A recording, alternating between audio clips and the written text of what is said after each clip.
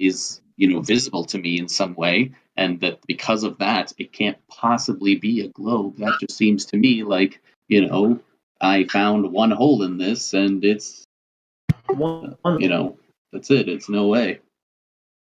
Well, I'm gonna let someone else take over, but the thing about it is that it's not one hole. Like, we can prove your gravity wrong by using tests designed to prove specific gravity, and these are scientific experiments, right? And all you got is conjecture. Wait a minute, I heard about space-time, and I'm willing to put my hand on the Bible and affirm the consequent right here in front of everybody that it has to do with space-time.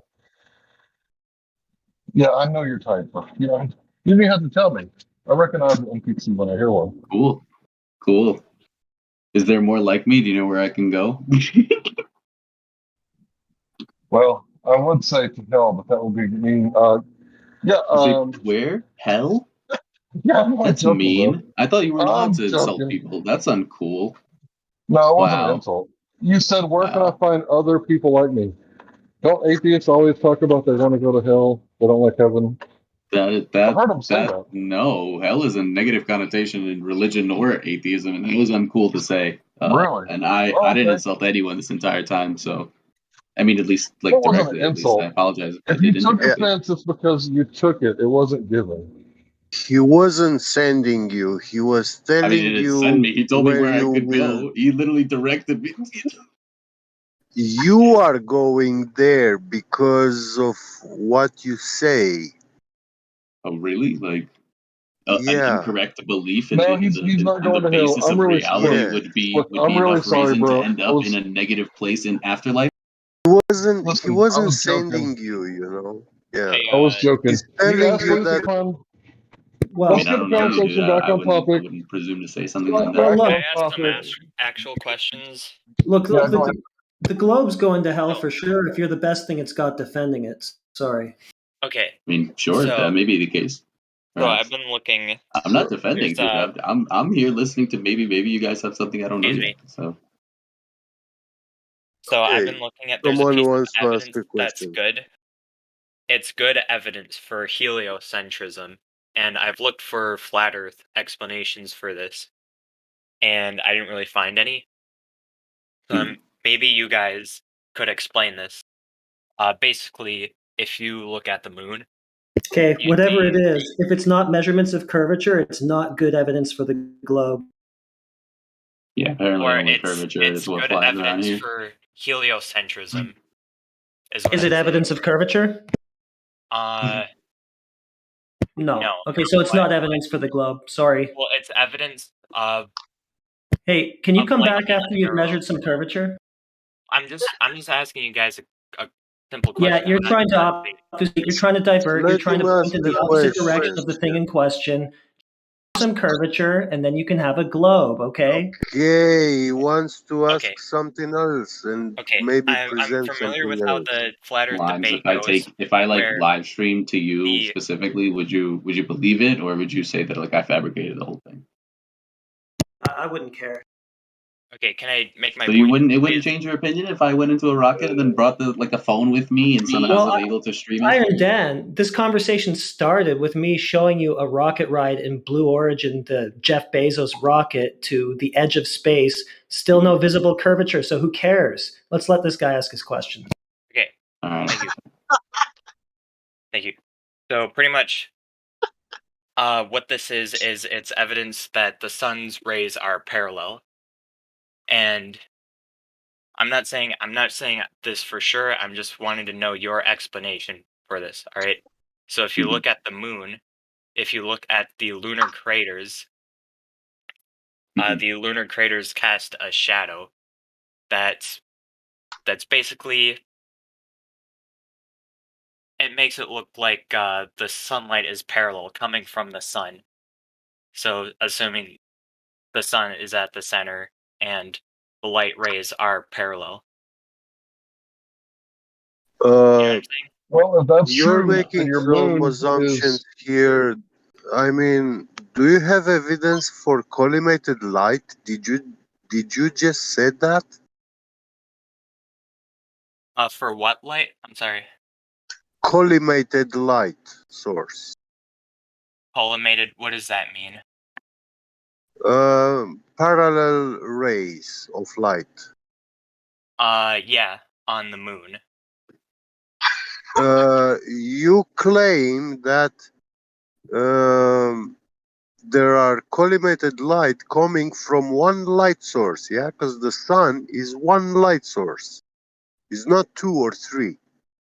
Correct? You can't see to the other side of every body of water, so you can't tell me that you know that there's no curvature in Wait, water. I didn't finish the point. Sorry, I'm responding to what someone's writing in the voice text. Yeah, I need him to answer. I need him to answer my question. Yeah, go ahead. Okay, I'm sorry. Can you ask that again?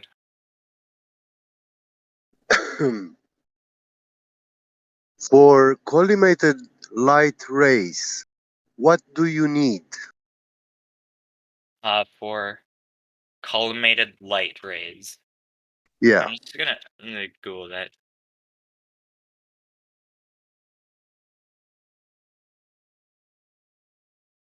Actually, really cool. I want to inform you that if you manage to achieve a collimated light source, a light source which emits parallel light rays, that will be the most astonishing discovery in mankind's history and science and everything. Because physically, physics forbids. There were so many assumptions built into his question that I forgot them all. All right. I'll see you guys another time. But have a good I night. can't seem to do it. I'm working on peace out, getting guys. I promise. Good night. Okay, we'll go one day. I'll take you guys with me. I will. Sweet. No, sorry, but there is no physician, no scientist ever to say that it is possible to achieve a collimated light source.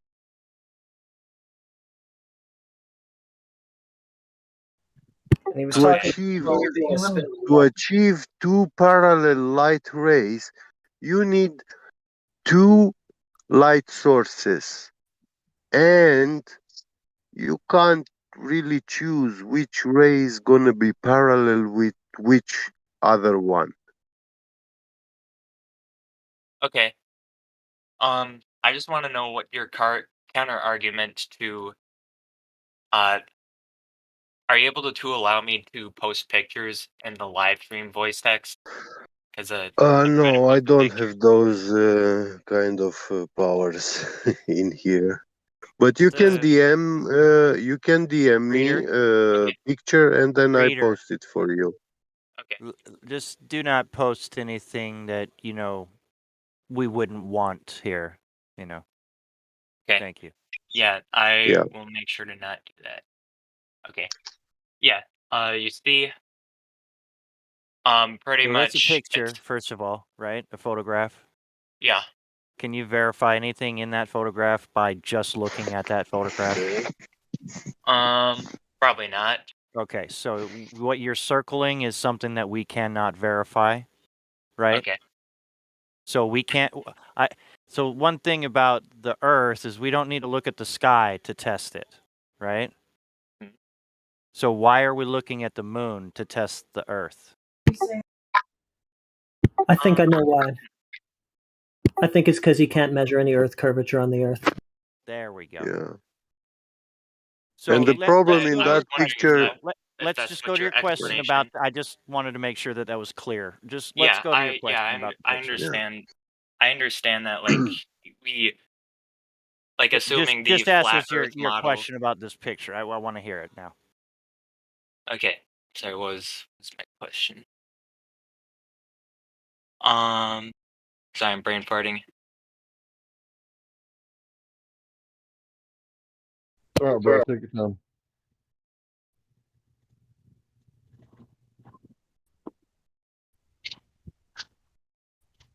It just looks like the sun is casting its light on the moon.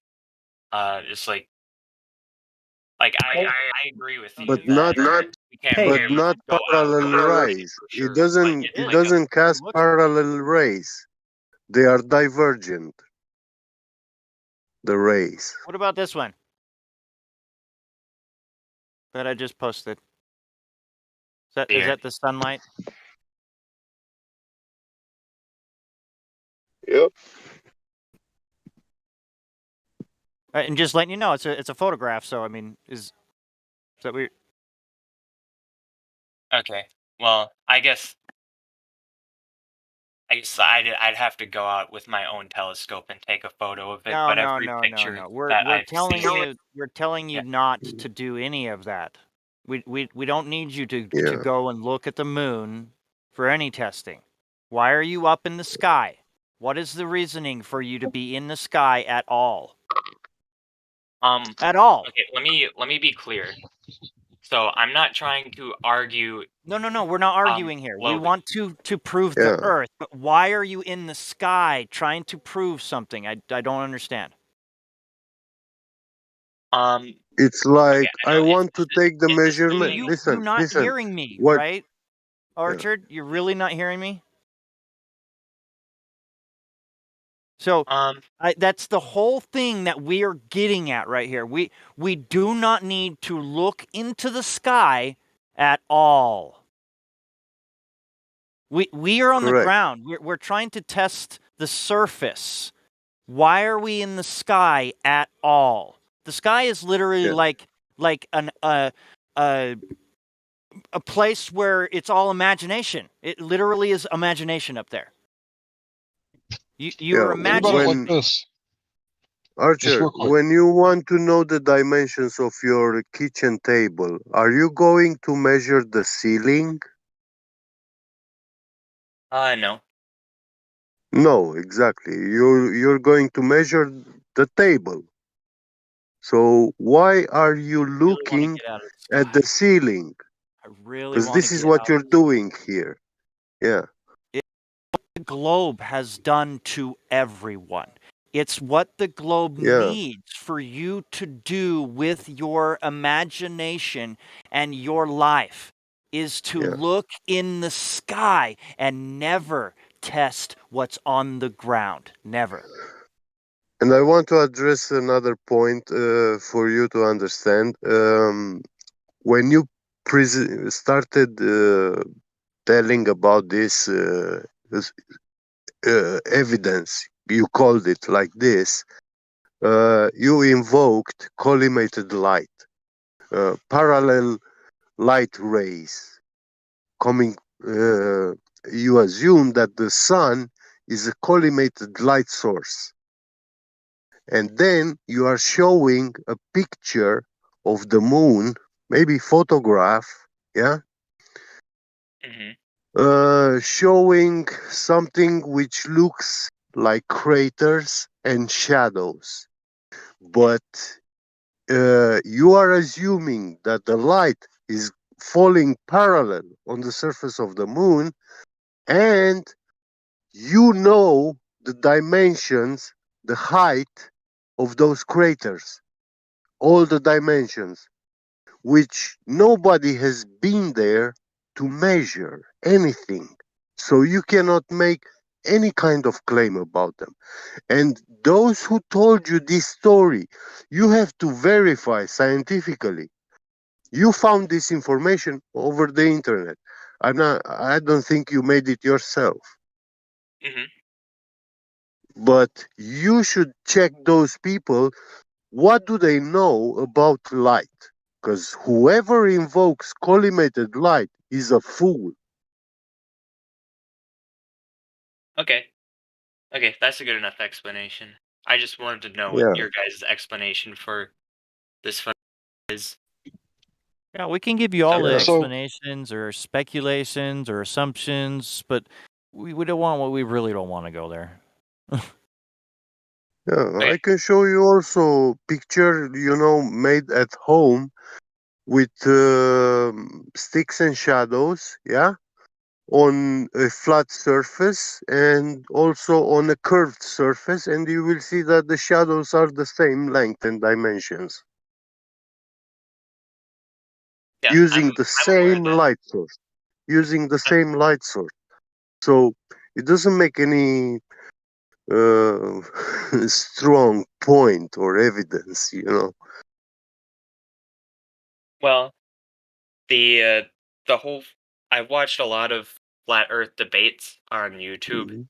and it Yeah. seems to go with the flat Earth presents the black swan, which gets into refraction, which assumes the radius of the Earth, which the radius is unfalsifiable, pretty much, and That's not true. Who told you that? So I believe it if was you're talking about digging a hole to the center of the earth, yeah, that's unfalsifiable, right?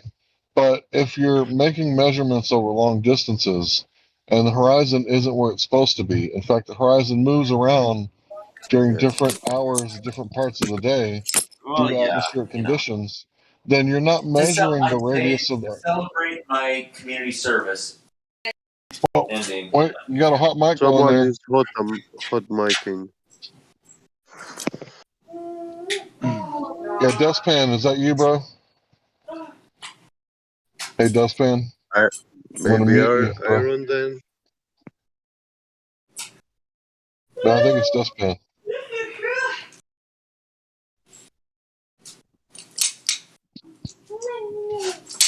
She looks great. okay. Yep. So what was I saying? Yeah, About the radius. we can falsify the radius, right? When we're measuring the horizon distance, we're not measuring the radius, right? We're measuring the distance to the horizon because it changes throughout the day.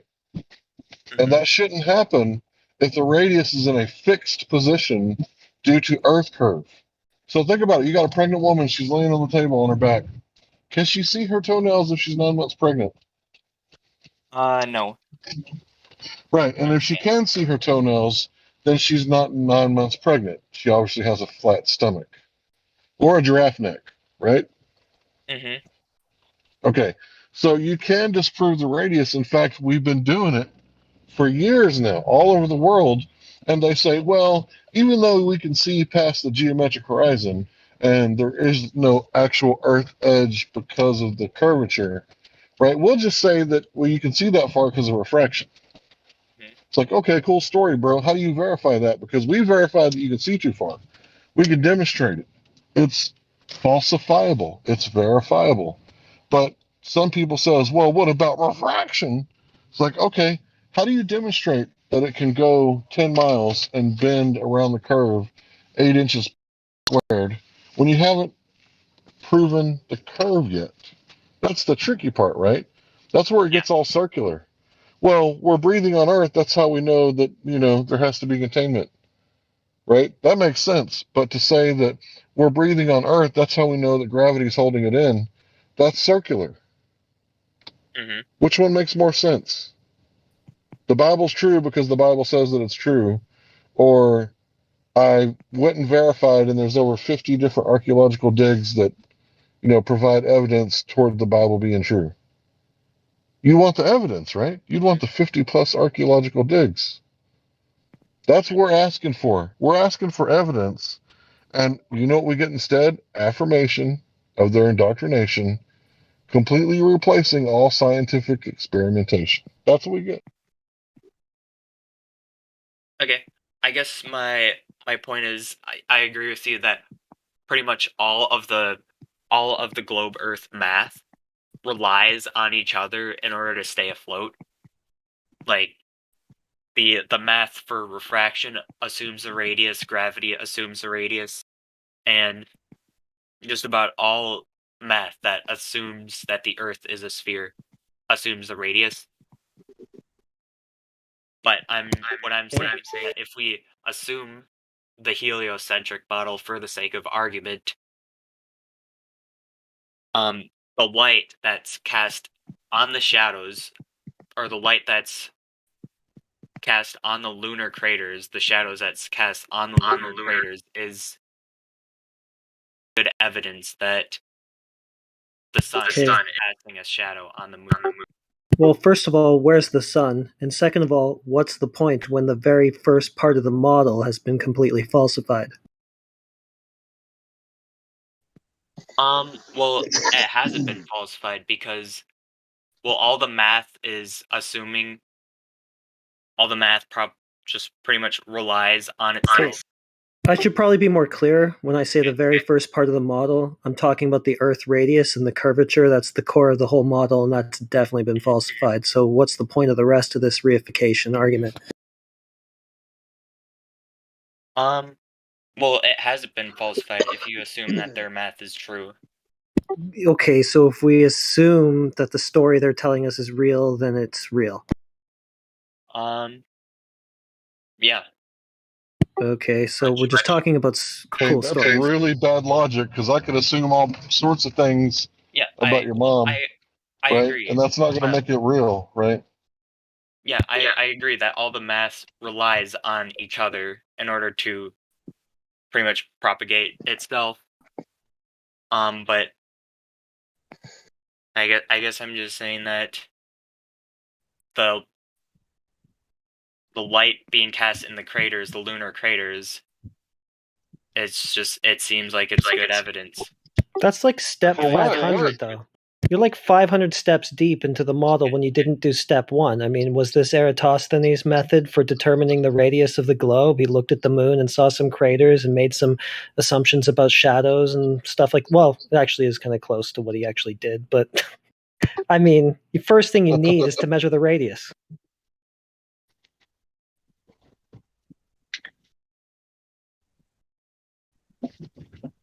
That's So the first it's really step. easy. It's really easy once you begin to understand that this whole model, right, is exactly what they're telling you that it is. It's a model, and what you're doing is called a reification fallacy, where you add concreteness to an abstract idea. Right? This model is abstract, and what you're doing is you're saying, "Look, Timmy, you live here." Like, no, Timmy, you don't live on a ball on the teacher's desk. That's just a model. Right? When you go outside and you look at the real earth outside, dirt, it's different than what they tell you on TV, much like everything else. Right? Like, if you watch TV recently, right, and the news is like, this message brought to you by Pfizer, right? This message brought to you by, and then what are they saying after that? Oh, get your Pfizer. You need Pfizer, right? So think about that. Yeah, think about that. Don't say anything about it, but just think about it. So do you want to listen to those guys? Because so there used to be this thing back in the day where if someone murdered the judge's son, he couldn't be the judge on trial, right? Conflict of interest. Well, apparently that's completely went away now, and we usually ignore conflict of interest unless a judge's son gets murdered. Then they probably take it into consideration. But for most everything else, right? So if NASA's telling you that this is what's going on, and the Earth is shaped like this, right? But they're getting $60 million a day to tell you this. I mean, think about it. It doesn't take a whole lot of common sense. Maybe I should go verify that. And the thing is that you don't have to go to space. You don't have to look at the craters on the moon.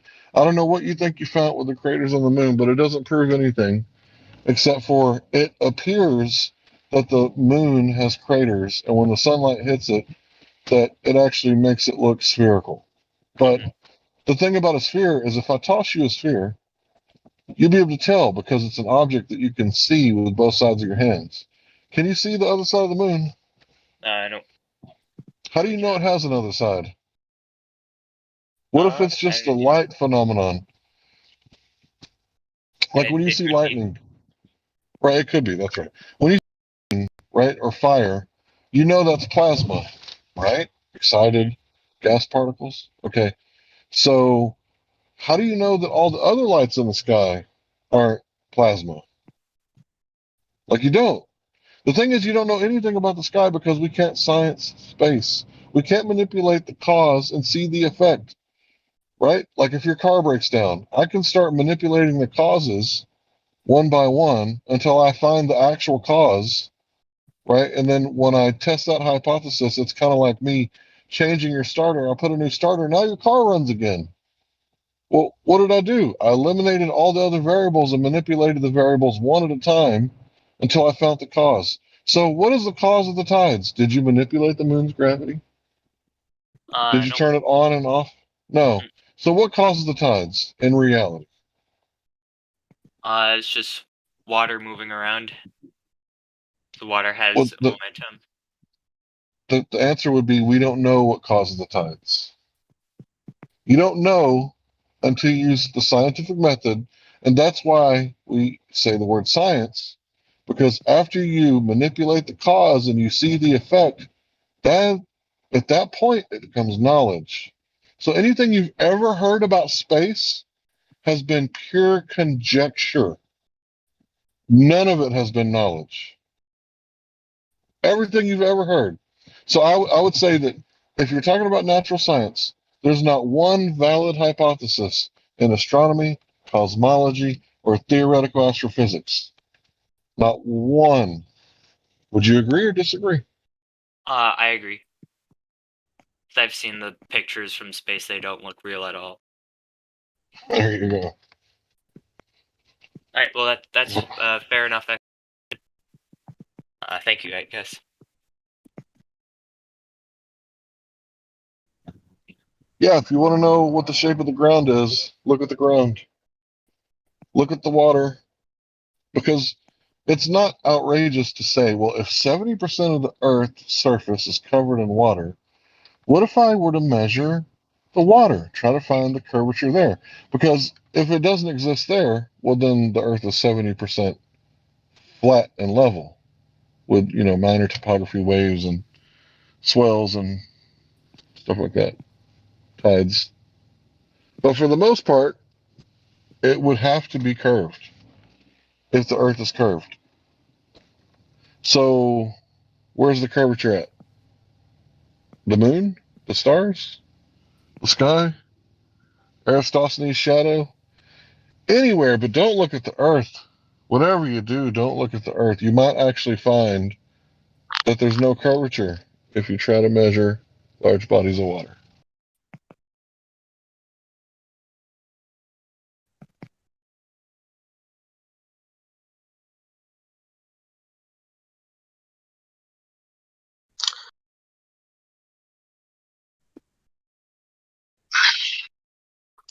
My boulder is saying the light rays can be parallel if the distance is far. I don't know why I don't understand what he's talking about his math.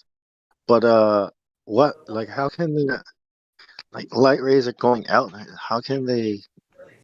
Anyways, It didn't make any sense. Hey, Dustpan, can you hear me, bro? the radius is way too small, man, and who knows why they made it that small? Oh, and yeah, and Jesus loves They me wrote all the more than stupid everybody books. else. I guess he's going to remain on mute.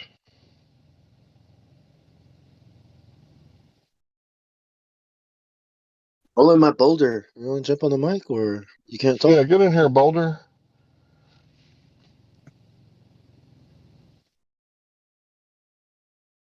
Is Boulder chat skanking? Yeah, it's Oh, Boulder, come on, bro. yeah.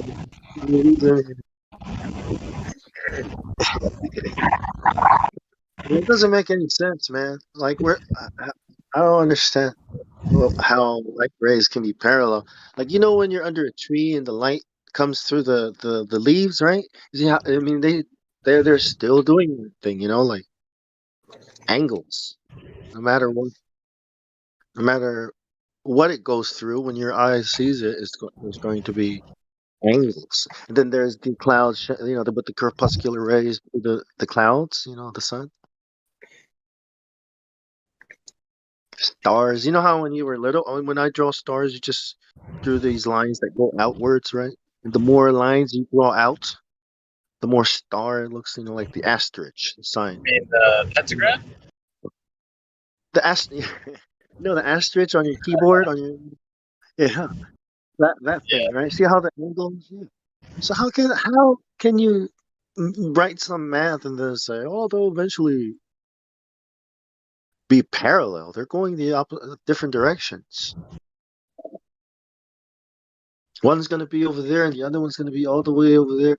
You know, of the globe. And that we don't understand light. Where's the curvature? Hey, Bong, you know how when you drink too much soda, like too fast, and maybe you had some candy or something in your stomach, and you really get the urge to burp, and you open your mouth and you let it out, but it doesn't come out? Yeah, That's what stars are like. Big gas clouds, like all pushed together, and for some reason the gas doesn't fill the available space. gaslit, smokeless fire. I'm gaslighting you, bro. I keep forgetting what gaslighting means. What does it mean again? So it's kind of like when someone says, the sky is never blue. You crazy mother. Why would you say something like that? You're crazy. You're a conspiracy theorist to say that the sky is sometimes blue. I don't get it. Sorry, man. Is that related to like apples aren't even red? It's just reflective. It's Yeah. like you see your girlfriend in the bed with another dude, and she said, it's not what it looks like. Well, what the fuck is it? It looks like you're getting. Oh, okay. Looks like you're Ah, getting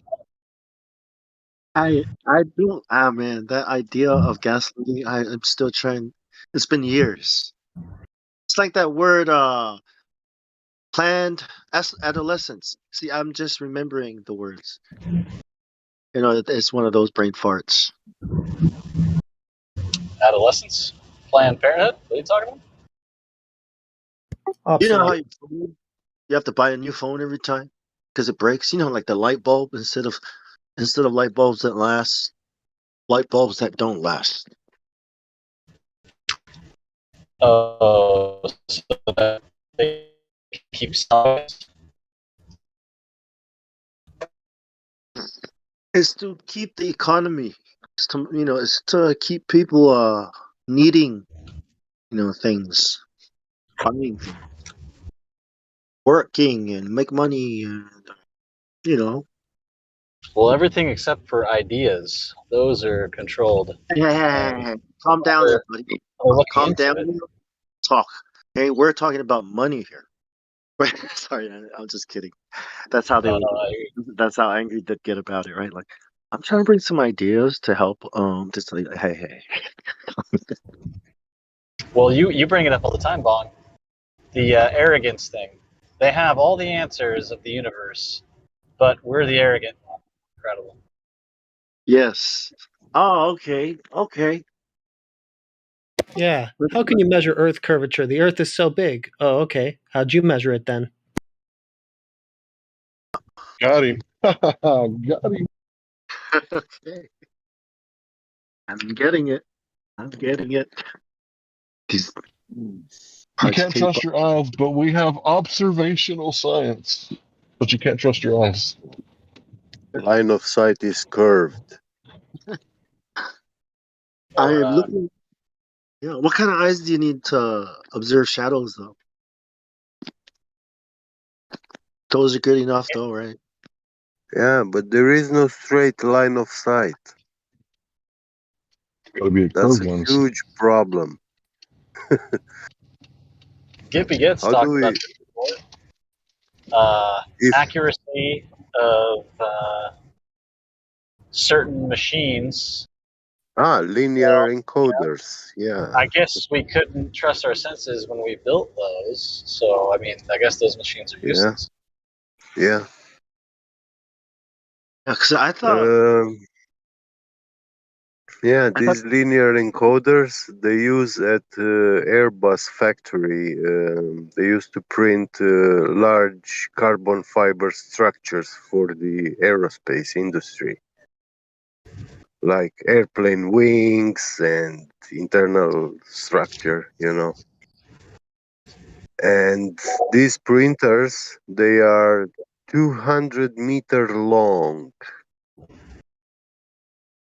That head is moving on a track, on a very slightly straight track, Did you call it a which printer? is, yeah, it's a printer, 3D printer, yes. Gotcha. and it has these tracks. They are not like train railways, and those are not precise. These are linear bearings, precision. Like the surface where those balls are rolling are polished. They are micron precision, and um, yeah, they use these linear encoders to accurately position the printing head because it's moving 200 meters from 0 to 200 meters. And they need to install a band strip with very, very thin lines, like a ruler has lines, yeah. And these lines are, if I'm not mistaken, in picometers size. So, in other words, And the absolute smallest amount that we can measure. yeah, that line, it's with laser engraved, and when you look at it, it looks like the surface of a CD. You can see rainbow in it, you know. But actually, you see it like that because those are very, very thin lines, one after another, you know. And yeah, this linear encoder reads that, and it's capable to move and position itself with a precision grade of 65 nanometers tolerance in 200 meters. Now, this magnitude of precision, it's mind-blowing. If there was like a divergency in the down vector, you could detect like the slightest angle, you know. And at both ends of this 3D printer, they How does use that work two with like plum. They seismic use activity? they use two plumb tools because the plumb tools at both ends are perfectly parallel. So they measure the distance between the plumb tools at the bottom and at the top.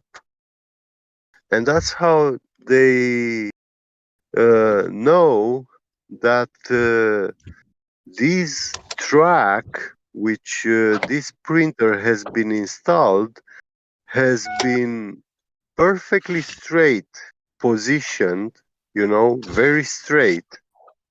And yeah, you don't want, I mean, when you print these large,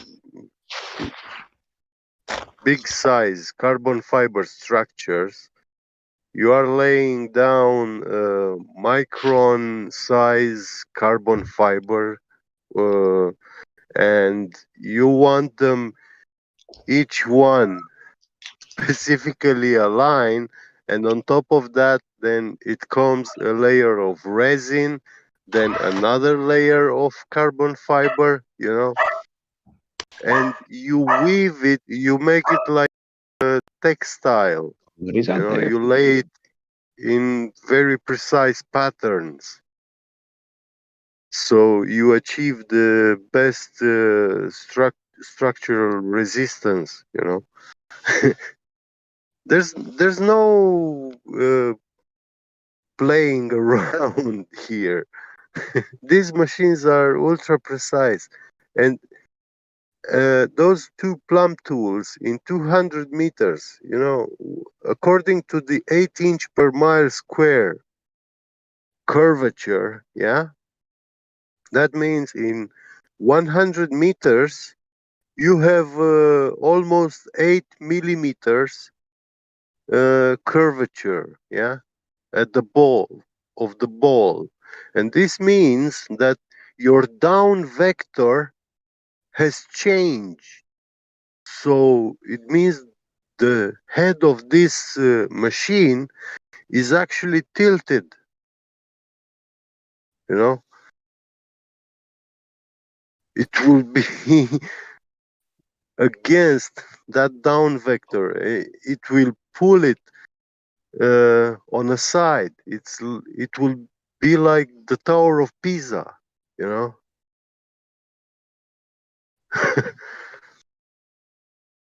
Mm-hmm.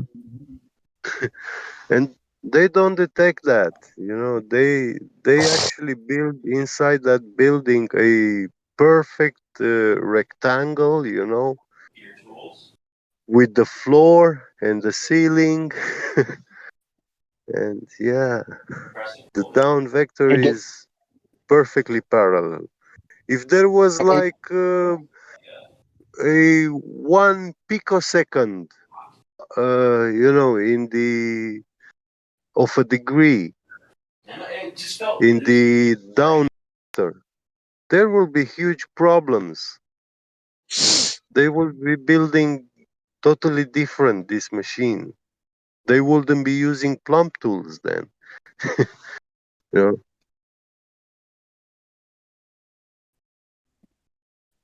hey, rolling my boulder, you there, bro? Oh, biblical. No, he's in there. He's in here. And guess what? The company that's Congrats producing as this well, Hank. linear. Congrats Hey, on crack. the why is the Jin muted? Is he hot micing? Yo, get. I just wanted to say, congratulations, Hank, on that forced onto you moderation. Yeah, No, it is ain't Hank a forced. mod It's too? He is Congratulations. yeah. now. Thank you. Yeah, it's Forced my on his pleasure to serve. You know, I really, you know, Congratulations, I'm man. sweating my ass over here, muting Dustpan because he's not paying attention.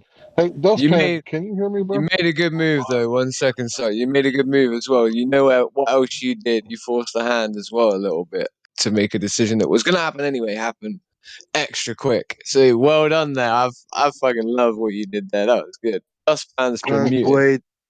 Can't wait to Dustpan's see you been self swing that muted. So hammer. Swing that hammer. did you want to? Dustpan's been muted. Do Maxwell you want me to Silverhand unmute came him? down on her head. Wow, I'll I unmute have such Dustpan a. quickly. Why does I'm nobody think having I'm funny such a anymore? beautiful sunrise. I didn't hear you. I Yo, have That's why. a. Dustpan. 1 second. Get. Dustpan. Hank Hill's trying to address you. Everybody else's meal is $8. Yeah. Yeah, Dustpan. that. Does you want something to drink? This is why he's been muted. Yeah. Mute it. And rolling my boulder, he's kind of shy. I don't think he likes to talk on the mic a lot, but he's worth talking to, in my opinion. He's a pretty solid dude. Well, if you would like to speak and maybe not so much in the live stream, it's probably maybe what the issue might be. Maybe he wants to go down to a different room, like FE beginners or something. I don't know. Yeah, he talks off air.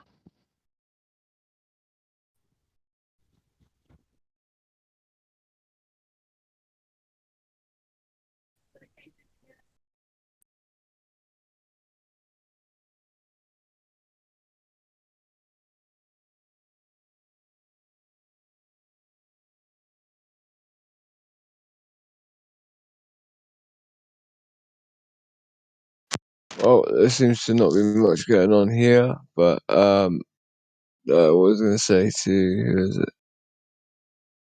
Rolling my boulder. If you did want to have a conversation about flat Earth, or if you was to go down to the FE beginners channel where it's not recorded in there, someone I'm sure will follow you down. then yeah, there'd probably be no problem with that. I wonder what I'd only Jin a second and see if he's okay. Yeah, man. Nice one, man. What's up? Yeah, Jin, I just thought I'd unmute you. I don't know why it was that you were muted. You may have had a hot mic or something. Yeah, nice one, man. Yeah, I think it was the other night. So I thought You I'd just guys check. know about flat Earth truth? Flat Earth truth, my man. So yeah, it seems like a pretty quiet Saturdays, well, Friday, but Saturday night. Yeah. I haven't seen that laser data, but the amount of air scatter in the light must be taken into account. Well, obviously, divergence of the ray and diffraction of the ray, the divergent ray beam coming out of it would have been taken into consideration if you read the actual FE core thing.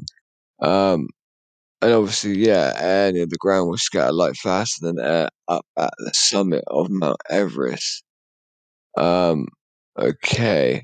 This is why I keep trying to tell everybody if we want to do an accurate laser test, the best way to do so would be to do a laser test over a ice, and I mean an ice lake, because then we'll have a frozen surface that is assumed by us as flat earthers and measured by us as being basically flat, right?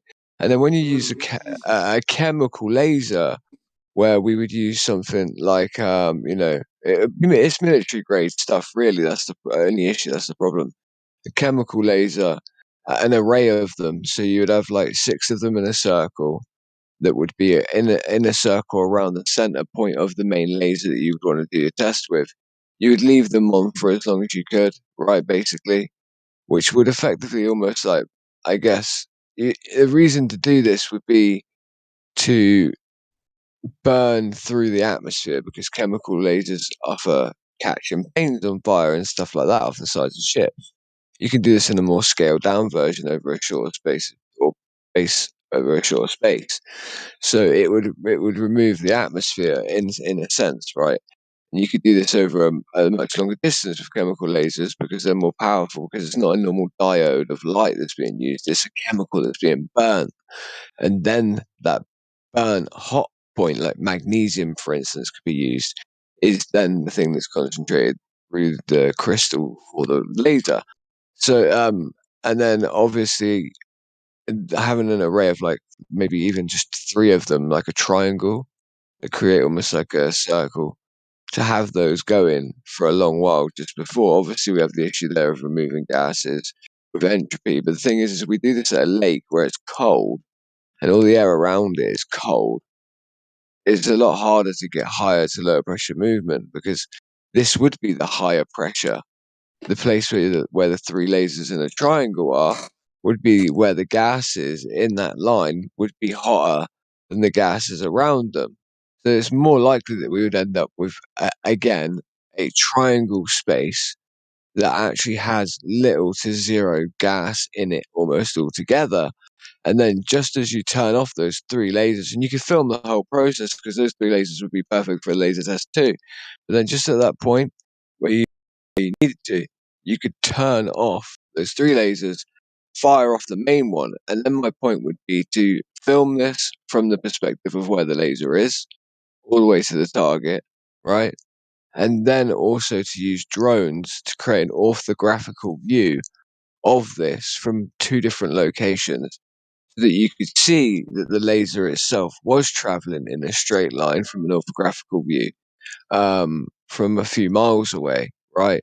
And you'd be able to see this from a few miles away also, with the backdrop of a white lake underneath it in the night sky especially. And it would be really a brilliant way of doing it for us guys. And I feel like some of these lasers, they hit things at, a very long distance, and you're going to get a laser test that would be over 100 miles doing something like this. It would just be difficult to do. But to set up, and if done correctly, I can't get into FE beginners. Sorry, man. You can be dragged into that, but rolling my body, Why are they so often used in these experiments? The reason why lasers are important is because it gives us the ability to have a straight line, right? And the point in which would be interesting for this one, the reason why I say use a chemical laser is because the target that we would have at the end of this chemical laser, basic test would be that the proof would be in the pudding of the fact that I would want the target to be destroyed by the chemical laser also. Because if you're talking about a divergent or diffracted laser beam that becomes too weak, that doesn't have a focal point, right? It wouldn't be able to do its job. So we could first show that it wouldn't be able to do its job. We could show that if it was a refracted laser beam that was refracted, let's say, through sugar water, it would start to maybe melt glass and then heat up the sugar water. But then where it exits out the back of the sugar water, it probably wouldn't set a piece of wood on fire, for instance, right? So we take that analogous idea of medium that you guys like to keep applying, right? And we show that it wouldn't. We would try and create an analogous thing to the idea of refracting a laser beam over great distances, and how that then would make the chemical laser not have a heat point hot enough to do its job as a chemical laser as a weapon. So thus, if we then did 100-mile laser test over a lake, but then our laser did still catch on fire a large piece of wood or burn a massive hole into a large piece of wood, for instance, it would then be very difficult seeing it from an orthographical position, not bending whatsoever or warping and completely firing straight, at the same time as it not hitting a hump of earth curve in between, which it would start to burn into. If it was refracted away from it, obviously that would be different. But then if it's refracted when it hits the target, then it's a refracted laser beam hitting the target. Well, this laser would no longer serve the purpose to destroy the thing, which would then again be something extremely, it'd be extremely good proof. And then I believe to wrap that up with it would be to get some form of a very powerful long distance rifle, something like a finished 20mm Lati or something along the lines of this, because then we would do the physical test of the laser, right? Or even a recoilless rifle, that like a 73mm recoilless rifle, something like this, so that we could do a straight line of sight shot at a target, and then do it with 3 or 4 different. The idea is that the bullet and the laser would follow the same straight line. Not necessarily, right? The bullet always will have an arcing path, right? But if you get the always a slight arcing path. If you do the test to where it would be so far for the bullet to land and hit its target that the Earth's curve would be in its way, no matter what, for it to hit this target or for it to even go anywhere near the target, for instance, you would have to then assert that it adhered, the drop rate of the bullet adhered to the Earth's curvature perfectly. So then we would then have to then do it with maybe about 5 or 6 different firearms, prove the straight line of sight shot that does hit the target, somehow different weighted shells, different speeds at the muzzle, and different, basically lots and lots and lots and lots of different aspects about the energy used and the amount of the energy used, to then suggest that every single one of these things adheres to the Earth's curvature due to gravity would be ridiculous. So you could show that physically refraction is not what is causing us to see the target, because it's physically hit, and it's being seen next to these lasers that are firing, because you would shoot this bullet basically in between these lasers, right, or next to these lasers. You would have a physical thing that shows that on that straight line of path, it does hit the thing, and it doesn't hit a lump of earth curve in the middle that is apparently no longer there because it's been refracted away from that site backwards, and it's just optical. Then we would have an orthographical view of the same thing, and it would just basically really nail down that there is no lump of earth curve or geometric horizon whatsoever. Yes, most people have already admitted to the fact that there is no geometric curve. Most people admit it's an apparent horizon, but still there needs to be a Sagittarius leading out of the sphere that adheres. We're talking about spherical trigonometry at this point. It needs to adhere to the formula of 1.225 times the square of the observer's height in feet. It has to. If it does not, then there is a problem with the ball. The ball has to either be bigger, right? Or if we're seeing it smaller, then it's smaller, but the ball needs to be bigger. If the ball is bigger, it does it. Well, remember, it is a hard shot to make, of course. It doesn't matter how hard the shot is to actually make, to be quite honest. It really wouldn't matter how hard, because the target would be, you'd make it bigger, the target, and more.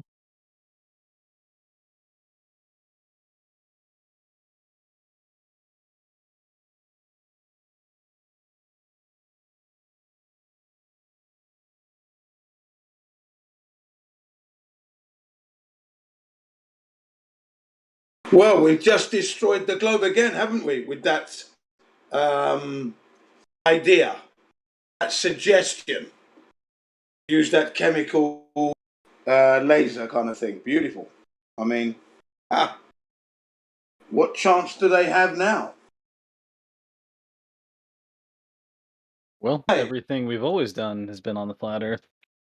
So imagine how hard it would be to come up with some ball ideas. Yeah. Totally. And then they say we mustn't use our senses because they're no good. Oh, really? You know? Everybody uses their senses every second they're awake. Yeah. Yeah. Absurd. Mm-hmm. You know, we use our senses by default. And yes, there are times when your senses can fail you, but that is such a rare thing that, you know, even though they fail you, you still use them to regain your senses. I mean, come on. It's amazing, isn't it? Oh, fuck. They really don't know what they're talking about.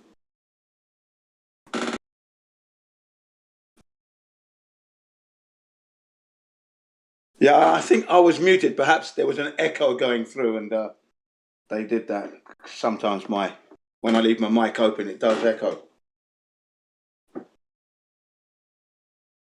Causes an echo for people sometimes.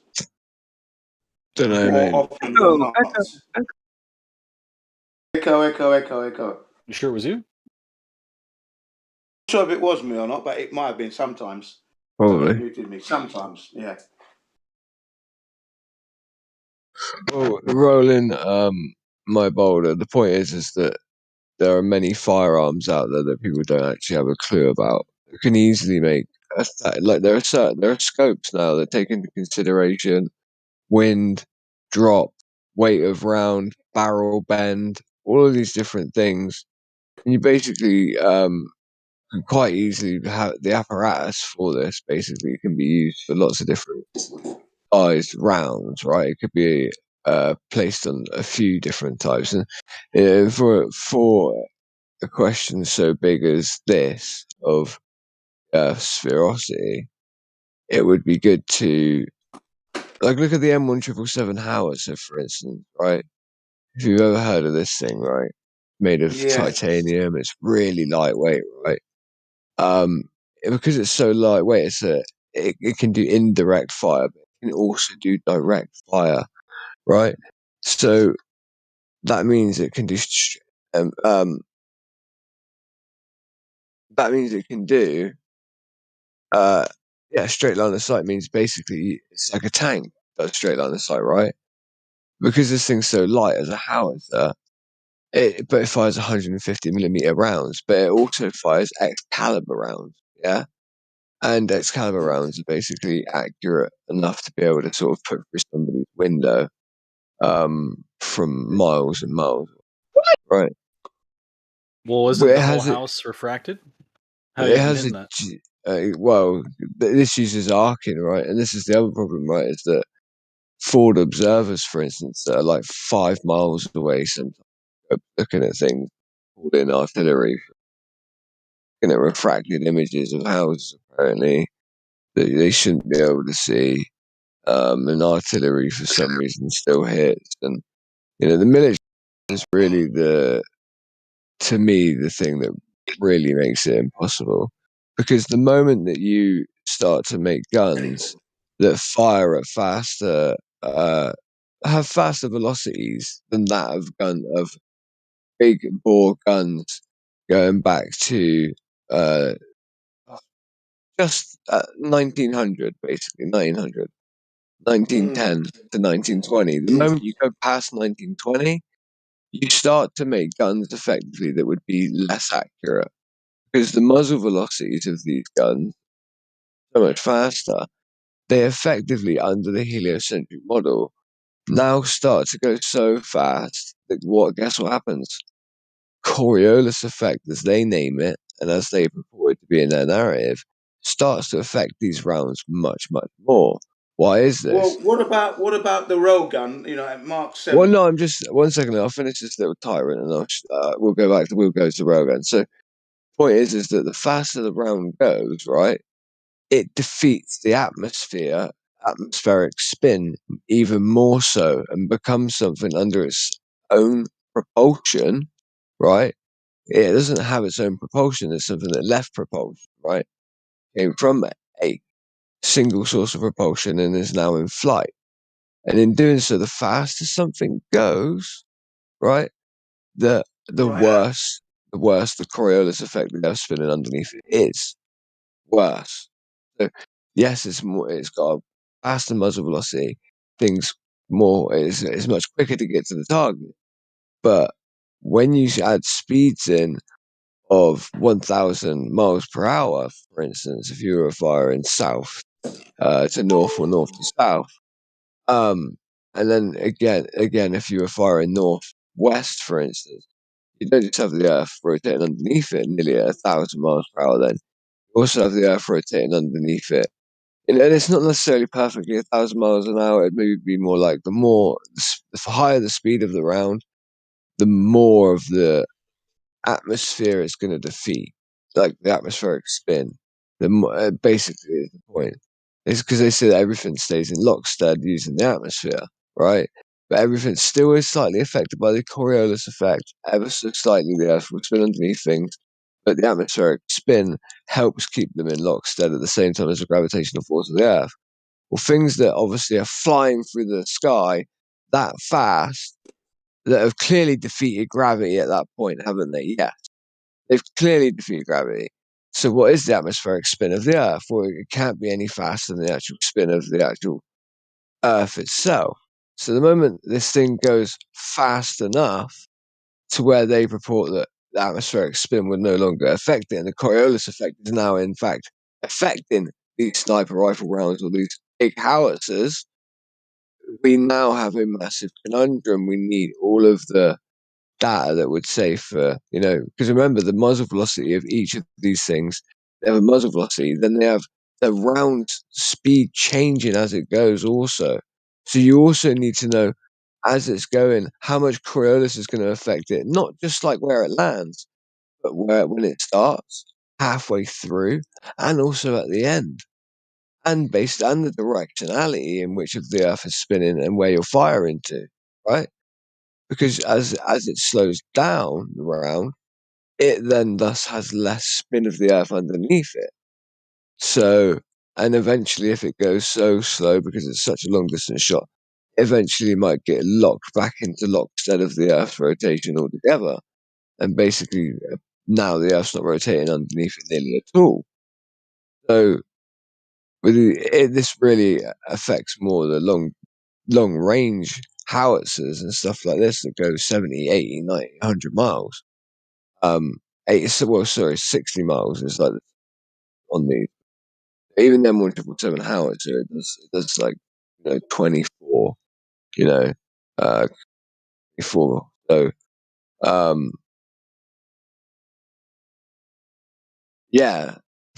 go back to the ray gun, for instance, and that does, what was it? The Mac. Did you say Mac 5? It is Mac 5, rockets are a little bit different because it's like a rocket could technically make sure it maintains its own straight path no matter what, because it has finials on it which control its ability to,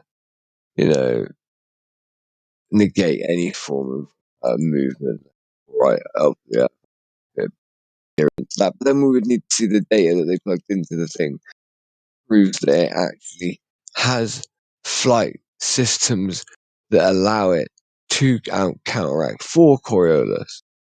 Otherwise, then we need to speak about some of these high speed, Mark 10 rockets, and stuff like that as well.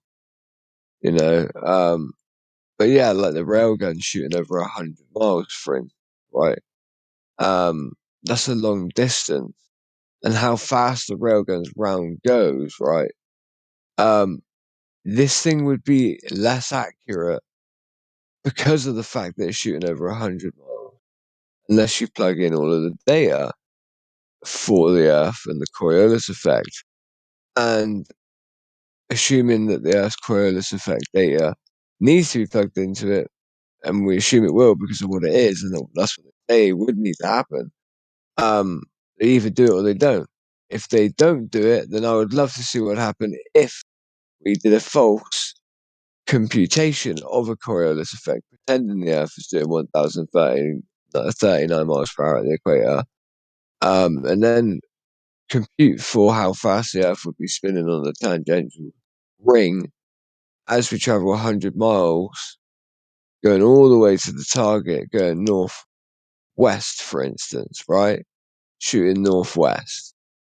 Because then, again, like I said before, we would have the Earth rotating underneath it, and we also have the actual bullet going over parts of the Earth's shape that are different, or bands of the ellipsoid that are effectively different in their width size if you do it on the equator, especially. So for it to travel northwest, and then for it to hit its target, first with how they do it traditionally, but then I'd love to see someone plug in all of the sort of stuff that you need to plug in for Coriolis, and then it exists, and see where it lands. I would love to see that. Because my point would be is that I think it would tell it to basically shoot. So if it was going northwest, with the Earth rotating east to west, so shooting north to west, I think it would tell it to shoot basically and hold over this thing a little bit, but make it shoot to the left of the target a lot more. You'd point at the target and you'd be told to aim to the left so that this thing can rotate into the path that it wants at its time and it got there. And you plug in all the other stuff to do with wind speed, everything like that. I just have a weird feeling that it would just shoot way far to the left every time. Go ahead, Jim. Yeah, no, I'm going to go to the shop now anyway, so I'll talk about the Rogan when I get back, all right? Yeah, mate. Yeah. Nice, man. Nice. I've got to go to the shop now, so I'll be back in about half an hour. Bye. Right, mate. I might not be here then, but... Good morning, all you beautiful flat earthers. All right, brother. You just watched me go a massive monologue. No one stopped me, so... Everyone's too tired, so... Little monologue. About how you would account for the Coriolis effect, how I'd love to see them plug the Coriolis effect into a railgun and shoot over 100 miles or 100 miles. And just if we were perceiving and pretending there is one, love to see it shoot northwest, and have it, compute how far because the faster a round goes, effectively more the Coriolis effect affects the faster rounds even more, because those faster rounds are effectively, not just defeating gravity in a much higher sense. The faster they're going, the less likely they are to drop. The ones that go longer distances, they're defeating gravity for longer, but at the same time, not only defeating gravity for longer, they're defeating the atmospheric spin of the Earth at the same time. They're completely becoming separate entities, and in their model, apparently the Earth's rotation underneath them would be far greater than that of a football. For instance, this is going to be almost as if the Earth's rotation underneath it would be able to go at speeds similar to what it actually rotates. It might only be about half or whatever, but maybe 500 miles per hour even, of something going left over 100 miles at a time, and at that you would have to time that. You'd be told to hold for the left to an equivalence of something basically 100 miles away. So that's 100 miles away that's traveling at a speed of like 500 miles an hour. The hold over to the left would be so great with a railgun, firing northwest. That I think it would miss every time. Just shooting far too left every time of the target. I don't think the target's ever going to rotate into it, so it'd be cool to go to test something like that. What do you think, Stola?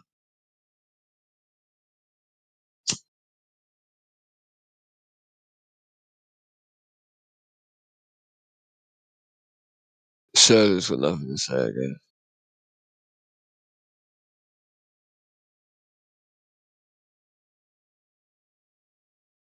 Anyway, Rookie, what are you trying to slag these tin cans off for? What happened? Well, I said, why are you slagging these tin cans off? Because they're so fun. They're so fun to play with. Look at them. They look like that last one you just posted. That looks like an Indian tree, mate. It looks like Godzilla. They actually, if you know, who always say it's not rocket science. Do you think that was to reify the idea that rocket science, obviously, is stupidly hard because they know it's not exactly that difficult a thing? Because it's not real. That's why it's so hard to understand, because it can't be understood. Well, it is real. Rockets are real.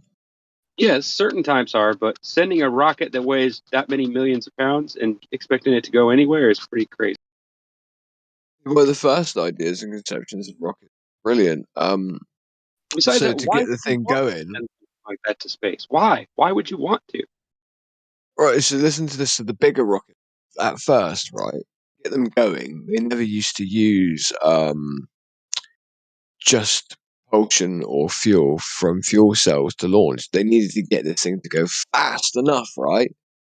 Before it started turning on its fuel. So they used to hold them on top of these gantries, and they would fire the rocket out of a hydrogen cannon first, just to get it to go fast. Right. Hmm? Yeah, I know what you're talking about. I've seen it Yeah. before. It's like And they inside would of a big ass when it fires out of it, so that way it gets going really fast before it takes off the ground. turns on its engines, exactly, right? Because And these how things were come heavy. the rockets take off to the west so that they would go against the Coriolis spin, so that they've already got 1,000 miles per hour acceleration to help the rocket reach its escape velocity to be able to break the Coriolis effect and all that bullshit? It's like they should be using that force all the time if it was there. Of course, they should instantly think that it would be the normative thing to do, wouldn't it? You would really utilize the army. In fact, in battles, would always set up their lines, right? So if you could have so every battle from World War One onwards, they would have been fights over being able to fight from a position using your cannons and everything like that. And even your snipers, your machine gun firers, you would have always wanted to shoot with the spin of the earth at your favor every time. That would have been something you would have sought out every time. And for some reason, we don't see it. And do you remember that wise saying that says, always position yourself eastward of your target to achieve Coriolis acceleration? Not get the high ground. It's always position yourself eastward. Do you remember? You remember that famous saying? Yeah, I remember that famous saying. Like, it's so famous. It's a military fact that's very well known, little spoken about, but it's something amongst the boys is very well known. Always, it goes like this. Always position oneself east of the target, so thus the quarry will be able to help you hit the quarry. That's how it goes in England. That's how we say it here. It's like yeah. Oh, glory hole effect. We see a rabbit in England, like running northwest, right? For instance, we just don't bother even shooting at it. There's no point. Waste of round. If a bear was stood still, for instance, and he effectively, was, and he was west, we wouldn't even bother to shoot at the bear. Let's say if he was north, sorry, that was wrong. I said that wrong. If he was north, we wouldn't even shoot him, or if he was south, we wouldn't shoot at him. Even if he was stood still in hunting season, or a moose, it's just a waste of round.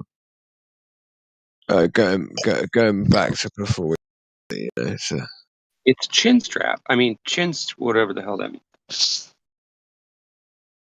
Rookie, you remember that time we went out hunting and we worked out the wind speed, everything like that, and we forgot the spin of the earth, and then eventually we realised we had to put that in, and basically, like, it was quite funny because I had shot around, and as I shot the round, I shot it like about 4 miles off to the left of the deer, because the deer, it was with a Barrett 50 cal, it's a long mile shot, and we couldn't figure out for the life of us why, and so I shot about 5 minutes to the left of the animal, right, and the animal proceeded to effectively rotate into the path of the bullet, right? It was brilliant. I thought we weren't supposed to tell anybody about that. We weren't going to tell anyone about it, but it was such a good day, dude. You're saying that a rabbit rotated into the target? No, spinning on its that'd be axis. crazy. A deer. Yeah. But you just don't understand, Crack. The Coriolis is real. You can only the only way you can see it is in the mathematics. Like a plane taking off backwards at 800 miles per hour. That's where the Coriolis effect is. It's in the maths, bro. 800? Wow. Well, they say conservation of motion based upon that's why I take it as far as they do with the rounds, because it makes it worse because you have more parameters and actually more things you have to account for. Right. So when it comes to the rounds, they say the reason why things don't just look, they appear to be in a sense of relativity, and they're in lockstep with the Earth, right? And the rotation of the Earth. Coriolis still affects them, but it's ever so slight, right?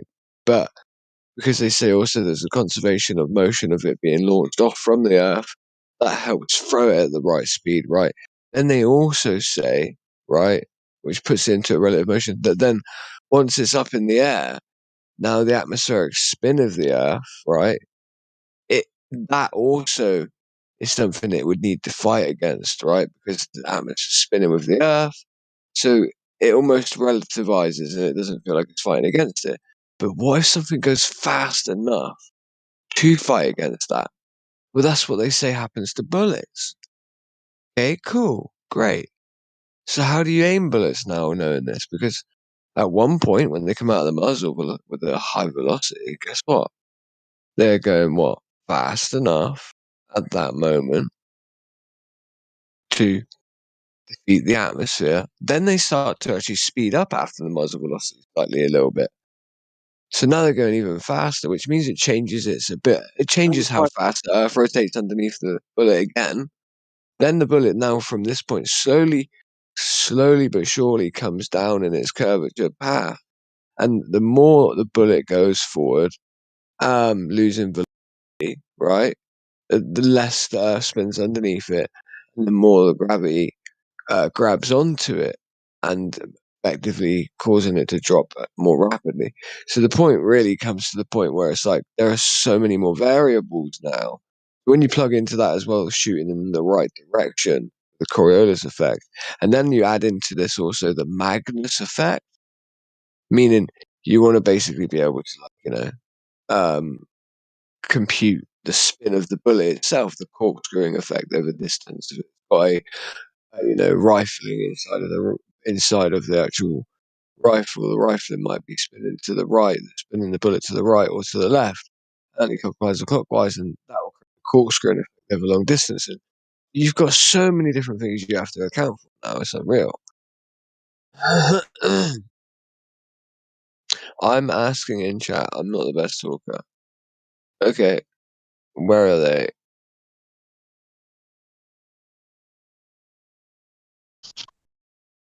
Chinster or whatever it is. He has a question, I guess. I told him to come in here and ask it. But technically, that bullet, if you fired westward, before it left the barrel of the gun, that bullet was, and then by shooting it westward, the bullet.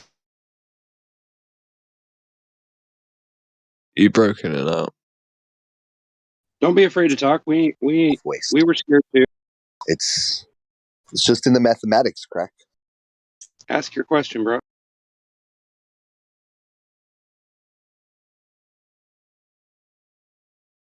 So easy to be a glober.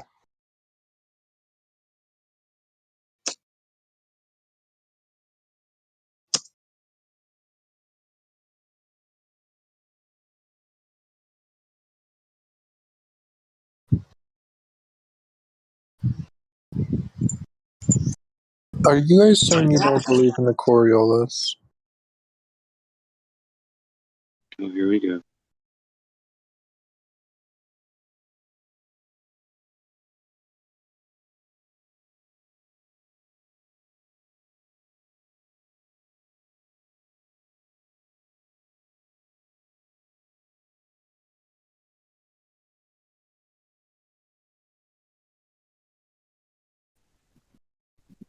What did you say, Sasha? Did you say, do we believe in the Coriolis?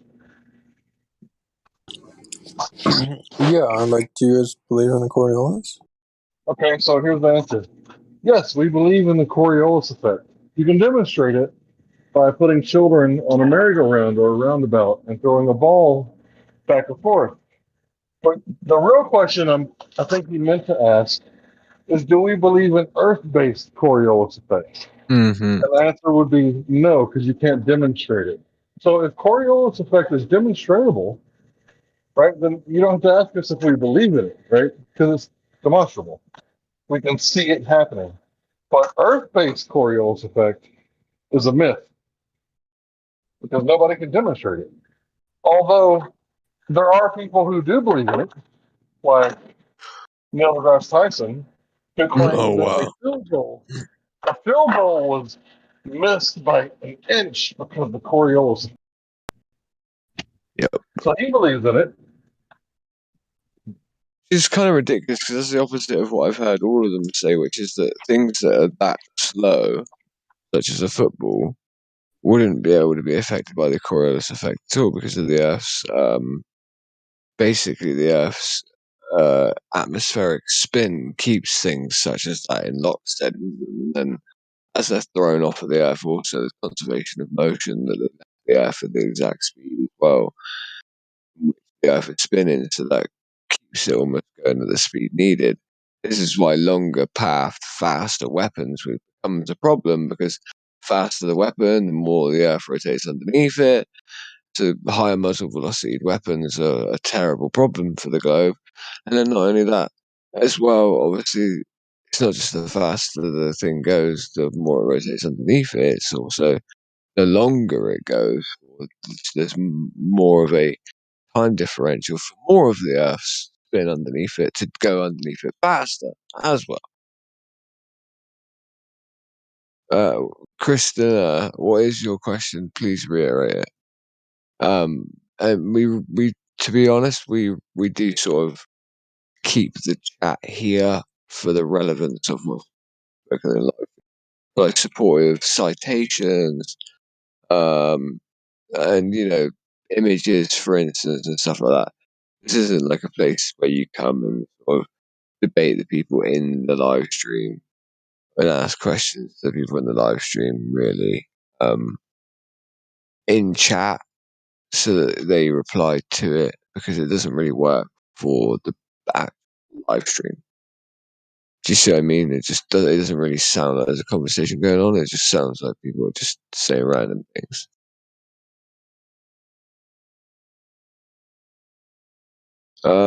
There's more than a diagram explaining the sun for the flat Earth, but not the model. And that in and of itself is a model, but we don't really believe in any models here. There is yet to be a model created. Well, you realize even saying that the Earth is flat, even though that's simple, it's still a model. It's not. It's a descriptor of the surface. A model. Well, I can it's model. a model. It's just I can model water being flat. I can model water being flat. Exactly. I can just pour water into a glass and then I've, what I'm claiming when I talk about flat Earth. What I'm saying, we know there's topography, land masses that basically somewhat could effectively not even adhere to this at all. So, yeah.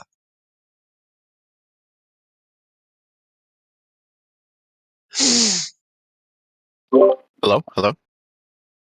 Hello. What's up, dude? All right. So you seem like a pretty level-headed dude, so I'll unmute my mic. Okay. My question is so I live in Alaska, so I'm pretty high up north. Oh, sweet. I'd love to live there. Dude, it's insane up here. I just moved up here. I But bet. in the summer, you get, 16 hours of daylight. In the winter, you get 16 hours of darkness. I'm just curious. I'm just curious how the sun works with your guys' beliefs. Like, how... Well, the how is sun that works the you know what exact I mean? same way. The sun works in the exact same manner. So it revolves around the floating plane? Well, we don't believe in a floating plane. That's flat Earth society. No one believes in a floating disk in space that rises up 9.8 meters per second, or 9.8 meters per second, whichever way you prefer to say that. No one believes in that here whatsoever. That's ridiculous. So is there a sunrise and a sunset then? Well, the sunrise and sunset basically works on a very simple system that's been understood for a long time, which is that things as they come toward you, effectively are able to be seen, and as they go away from you, you stop being able to see them. You can't just see forever, right? We see too far for us to live on a globe already. We know that, but everyone likes to always point upwards towards the things that we cannot empirically prove or test because they're all the way up there, and they're things that we can't really touch and understand. The celestial bodies above our heads in the sky just do what they do. But it is nice to point to those, I suppose, when we talk about the Earth, because it gets us away from the claims of the actual globe, which would be, things such as proportions should present themselves when thinking of an actual globe with a radius of 59 and 5,000 miles. There's certain things that we just shouldn't be able to see. There are certain things that should just be a certain way. For instance, if I'm looking out, from the south of England, I should never see France when I'm on the beaches of England. In France, from the south of England, I shouldn't be able to see it. I shouldn't be able to see Ireland 19.7 miles away from, a 1 foot observer height, because the Earth, if we do some basic spherical trigonometry, it's easy to work out that the higher you increase your angle to resolve things, obviously the further the leading edge of the sphere, the sagitta, a lump of Earth curve that should be blocking your vision would be technically. So there's a formula that you can Google. How can I how can I measure the distance to the horizon? And it will come up roughly with a formula that says 1.225 times the square root of the observed feet. This is based upon the spherical trigonometry formulas that are based on the numbers of the radius of 3959. And what that tells us then is that, okay, so if I'm at 1 foot, I should never basically see any further than 1.2 miles away. That's where the horizon, where the sky appears to me the ground should be. If I'm 8 feet off the ground, then it should never be any further than 3.48 miles away. We know that's not true. Everyone who's honest with themselves knows they've looked out to sea, they've looked across lots of pieces of land, and been, as 6-foot men, anywhere between 1 and 8 feet in between those distances. It should be no more than 3.48 at the highest, no more than 1.2 at the lowest. We all know that the horizon doesn't adhere to this idea, as men that are nearly 6 feet, just slightly above or slightly below. The horizon's 3 miles away when we're on the beach. It needs to be, and it needs to be a physical Sagittarius, a physical lump of Earth curve, block our vision from anything from behind that point, just based on our eye. So, again, that's really where we should be looking, right?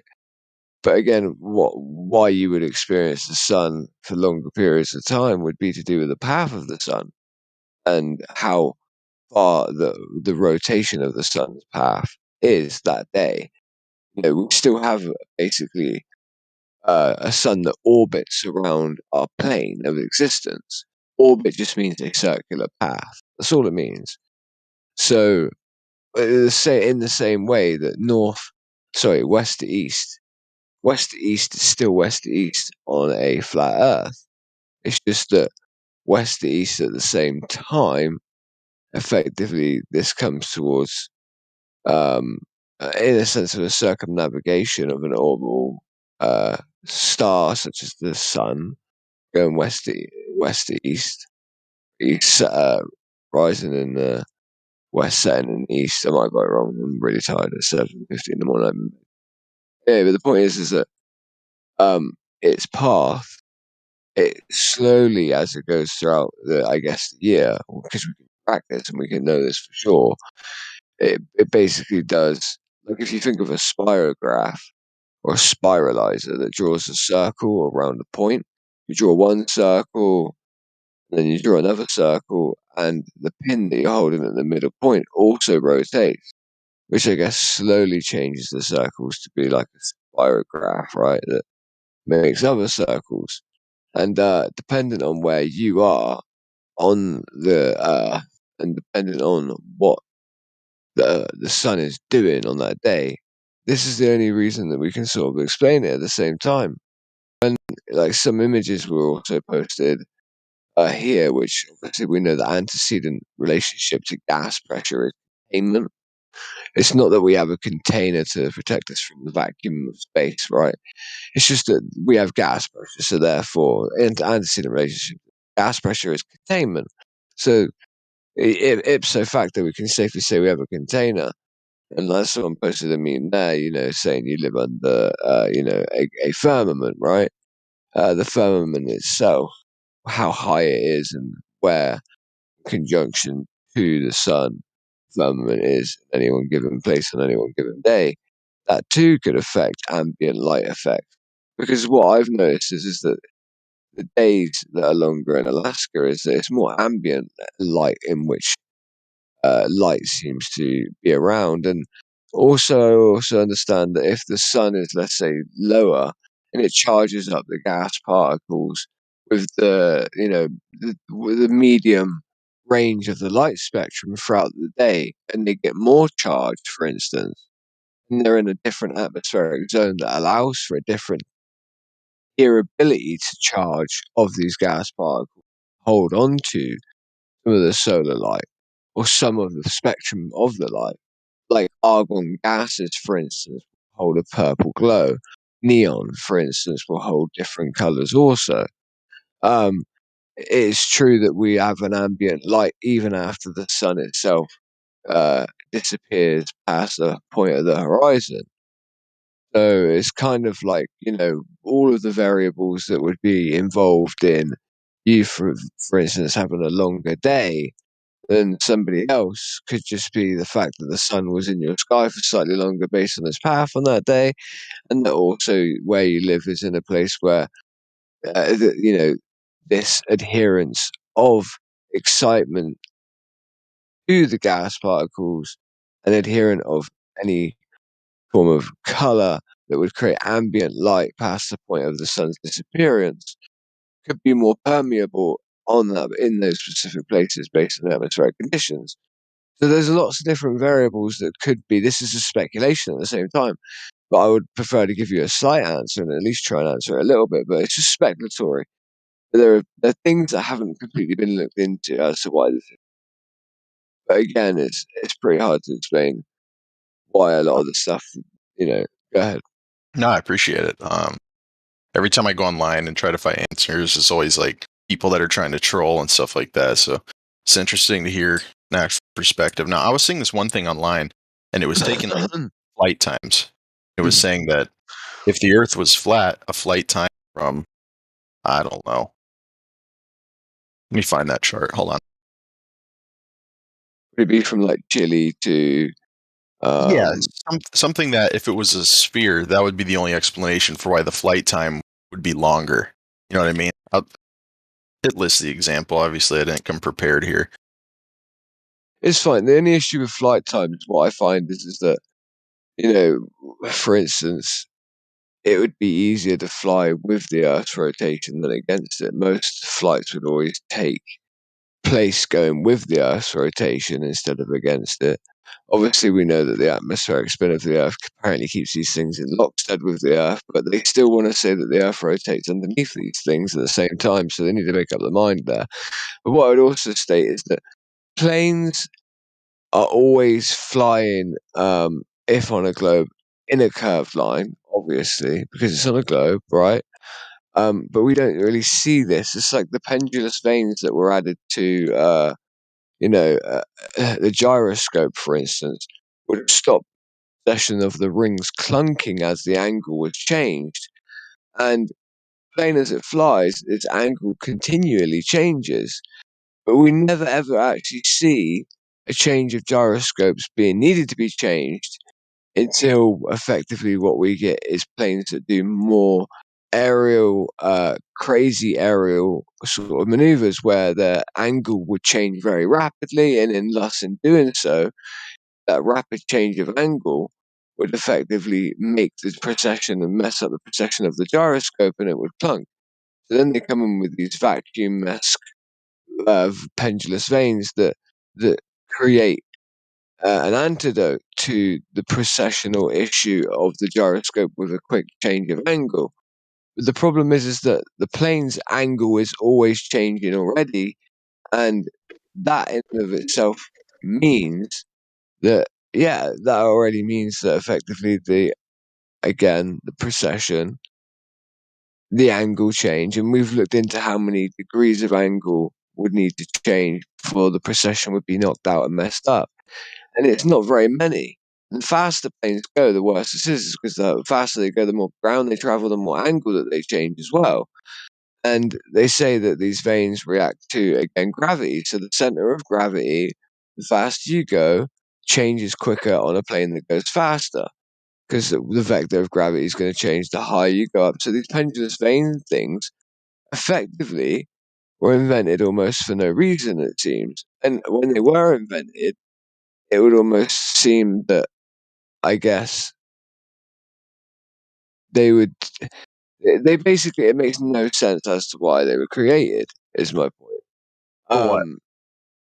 What? Pendulous veins for the gyroscope. They would have been needed before, basically, anyway.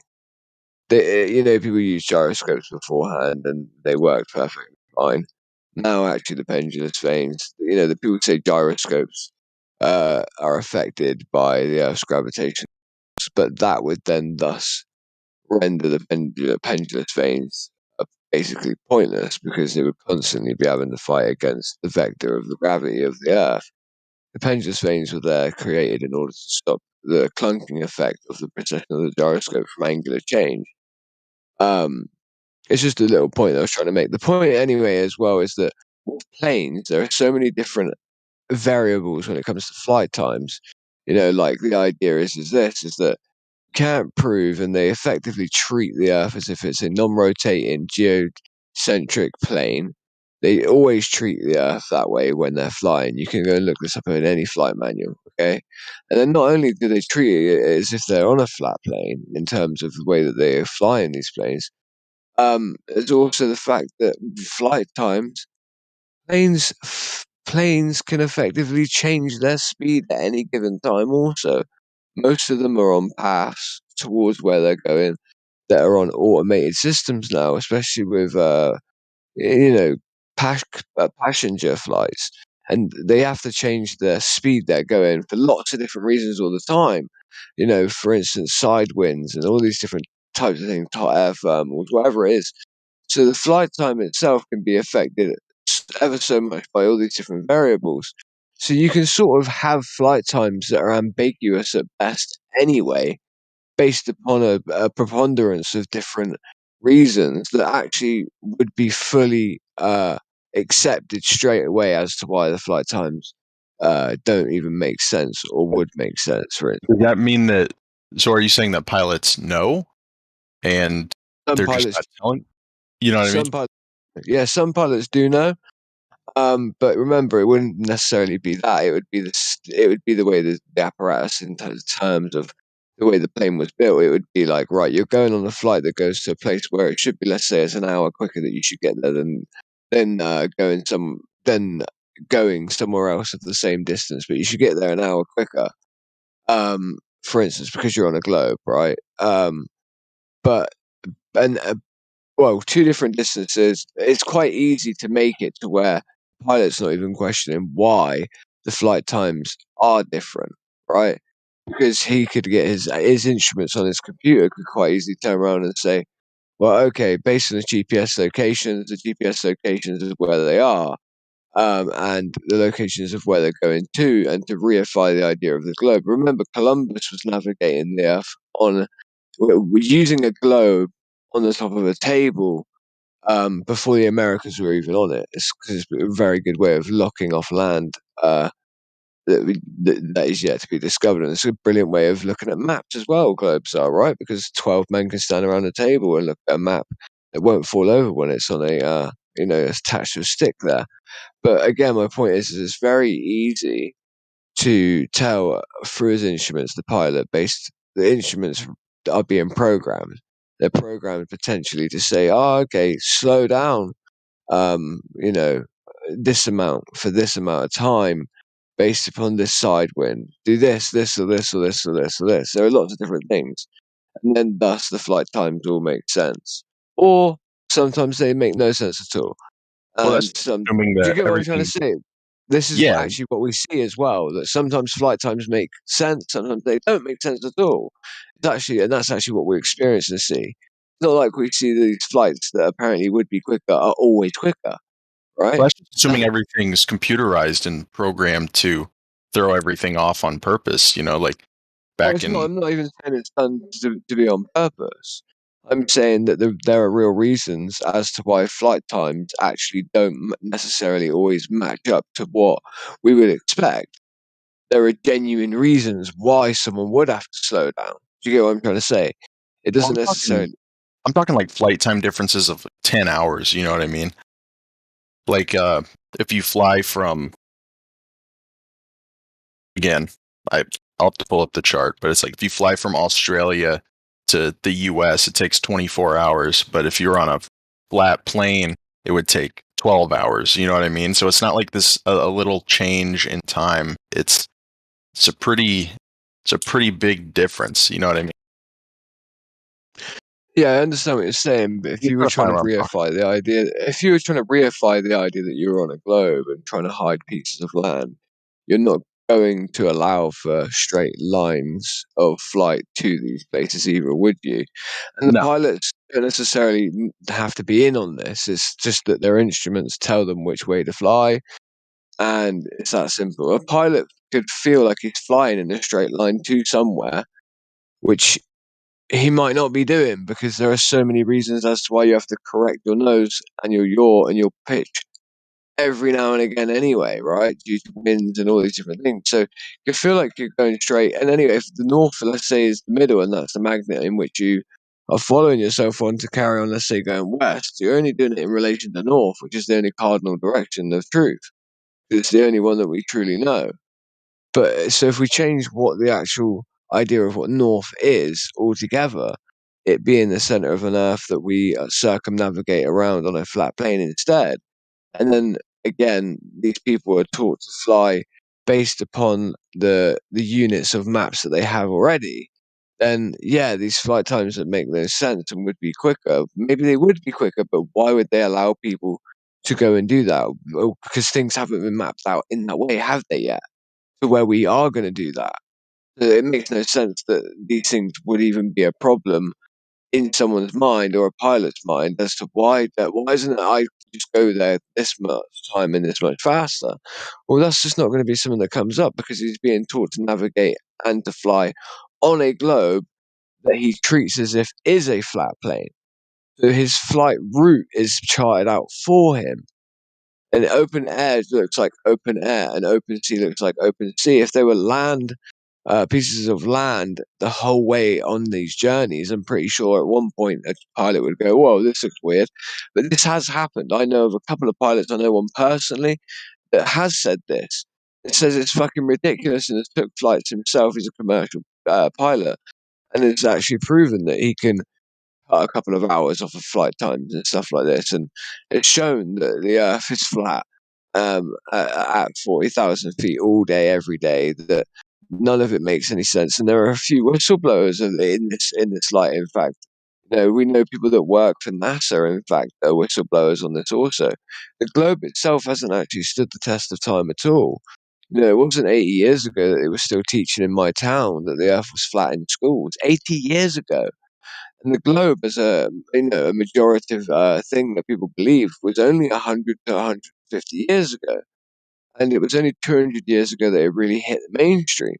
And now we have a mass amount of people that are blown on the heliocentric model as a whole, saying that, oh, yeah, something here doesn't quite make sense. Now, Right? I asked this earlier. Now, what do you think? What's the reason that this would be? Why would people try to cover up the flat Earth? You know what I mean? Because Well, I for heard me, it was government trying to control people, stuff like that. But I mean, there would have to be so many right. people to hide No, that. that's not entirely true. That's not entirely true. Remember, there were no Americas on the globes that Columbus navigated on. So people just might not have they could have kept that to themselves if they found it and kept the globes that Columbus used to the other rest of the Western world, kept showing those people those globes. No one would have ever knew about America at all. That's just not what happened. Do you get what I'm trying to say? Yeah. So because you can lock off land very easily that way. So we don't really, and when we look at the divergent paths of, let's say, the toroidal field of the Earth, they don't add up like they do the rest of them. The rest of them add up to the land masses that we have, but there's a huge gap missing at one certain point in these fields, and the divergent points in these fields, it appears there is missing land that we're yet to know of. So there are hints towards that, but the idea that lots of people would have to lie is completely ridiculous. There's something from departmentalization and compartmentalization. So are you saying there are parts of the map that we don't know, or are you saying we know every part of our world and there's a wall that is the Antarctic? No, I'm saying that we've been told what we've been told, right? Okay. Yeah. We've got mapped out what we've got mapped out currently. I'm saying the toroidal field, the electromagnetic field of the Earth, right, appears a certain way and makes sense with the land masses that they've told us. There's a portion of that toroidal field that has a divergence to it that makes no sense in its pattern. It's almost as if there is a piece of land missing due to that missing part of that toroidal field and the divergence therein of it. So I'm just saying that I'm not even claiming that there is an ice wall that goes all the way around the Earth, even, for instance. Because I don't know. We haven't mapped this all out. We haven't tested all of this. We haven't had the ability to do so. We've only just started whistleblowing on this stuff, really. Let's face it, right? Yeah. But what we can do is empirically test the surface of the Earth. When you say we, correct. When you say we, do you mean we the flat earthers, or you mean the powers that shouldn't be in that? I mean, because they may know the layout, but we just don't know. Yeah. Well, when I say we, I just mean the collective us lot of flat earthers. I don't necessarily mean people that know a lot more than us that have hidden this. There are people that have hidden this 100%.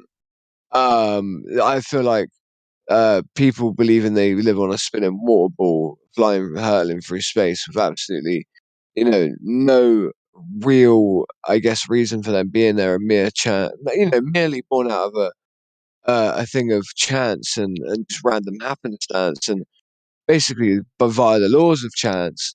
And the idea as well, there are lots of different things that are ridiculous about the heliocentric model.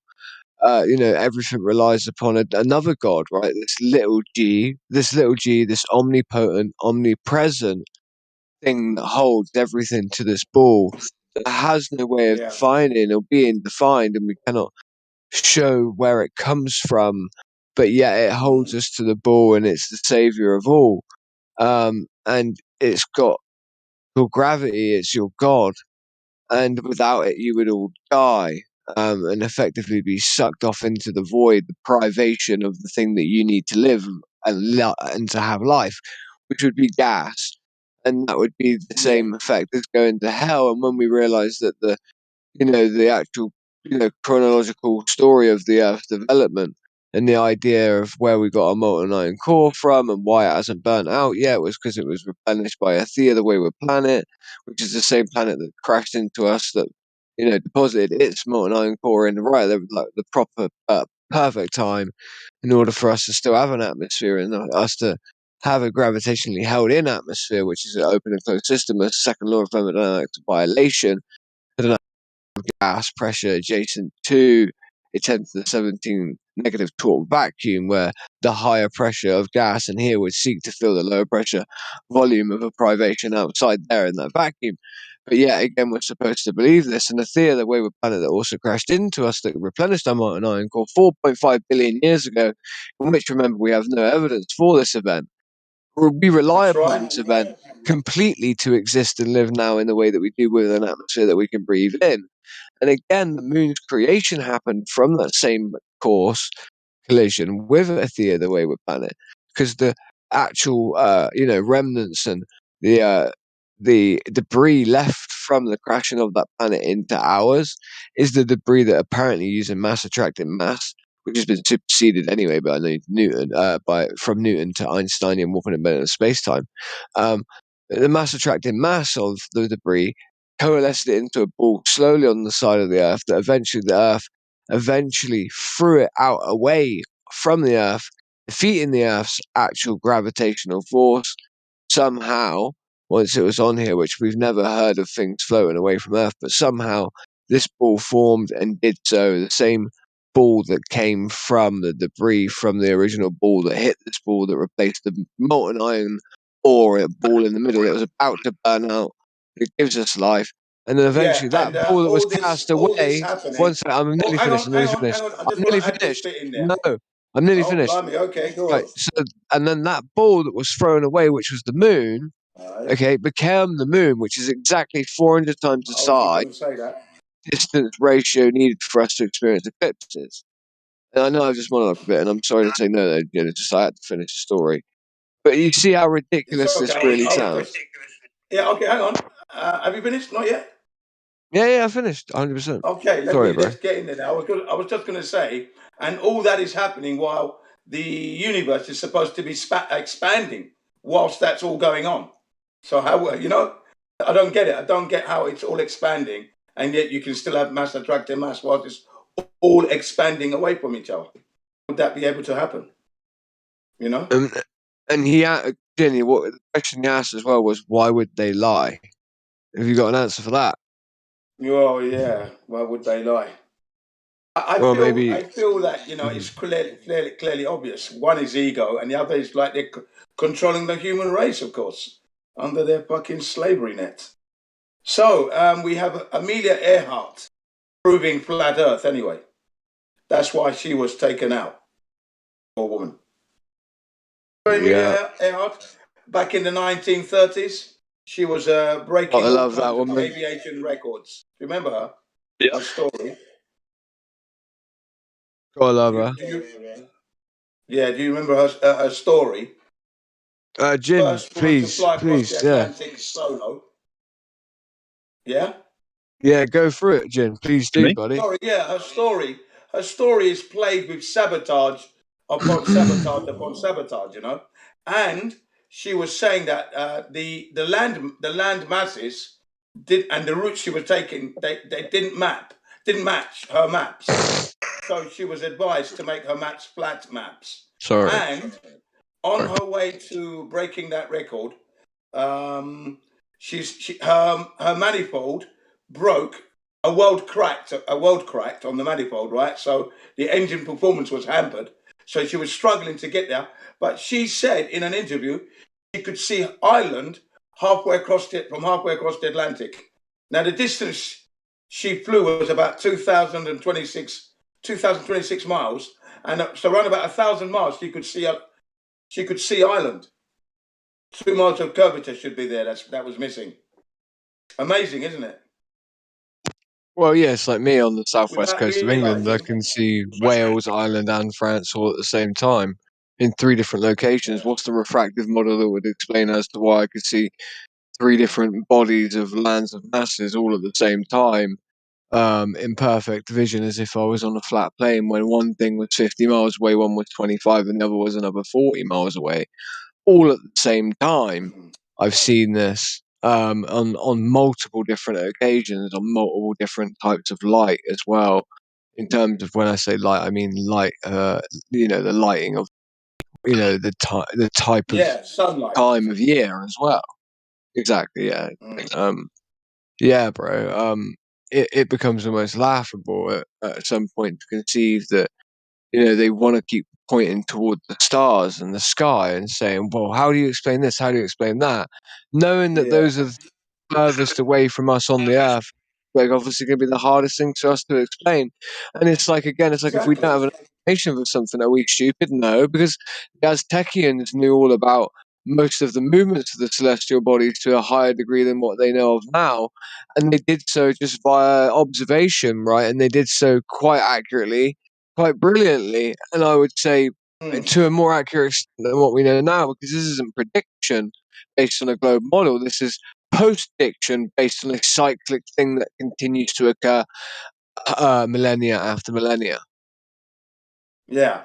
Talking of the globe and the circumnavigation of the globe, back in 1924, the Americans were first to circumnavigate the globe, right? And ever since then, it's always been east-west, or west-east even. But you never hear of the north-south circumnavigation of the Earth, Yeah, how come you, what's the guy's name we were speaking to? I'm glad that you come in this morning, because like you said, the only people you ever get to really speak to are probably trolls and stuff like that on the internet. You really have come to the one of the only places that has a big community, and we probably are all of the serious flat earthers in one place, because we've coalesced. We're the true mass attracting mass. We're the only form of gravity that really exists is servers like ourselves, where we've dealt with the bullshit fake flat earthers out there that want to add a huge burden to what we have to prove. And we're yet to really start moving, right? Like on our feet, truly at all. So, Chinster, just to ask very quickly, like, have you got any evidence for the globe and for the Earth, in fact, being a globe? No, I mean, it's one of those things, you're taught it growing up, so you just kind of regurgitate it. I haven't done any research on it, but you hear something like, "Oh, hey, the Earth is flat." Oh, like, I'm gonna hop in that Discord, see what that's all about. You know what I mean? So yeah, it's interesting.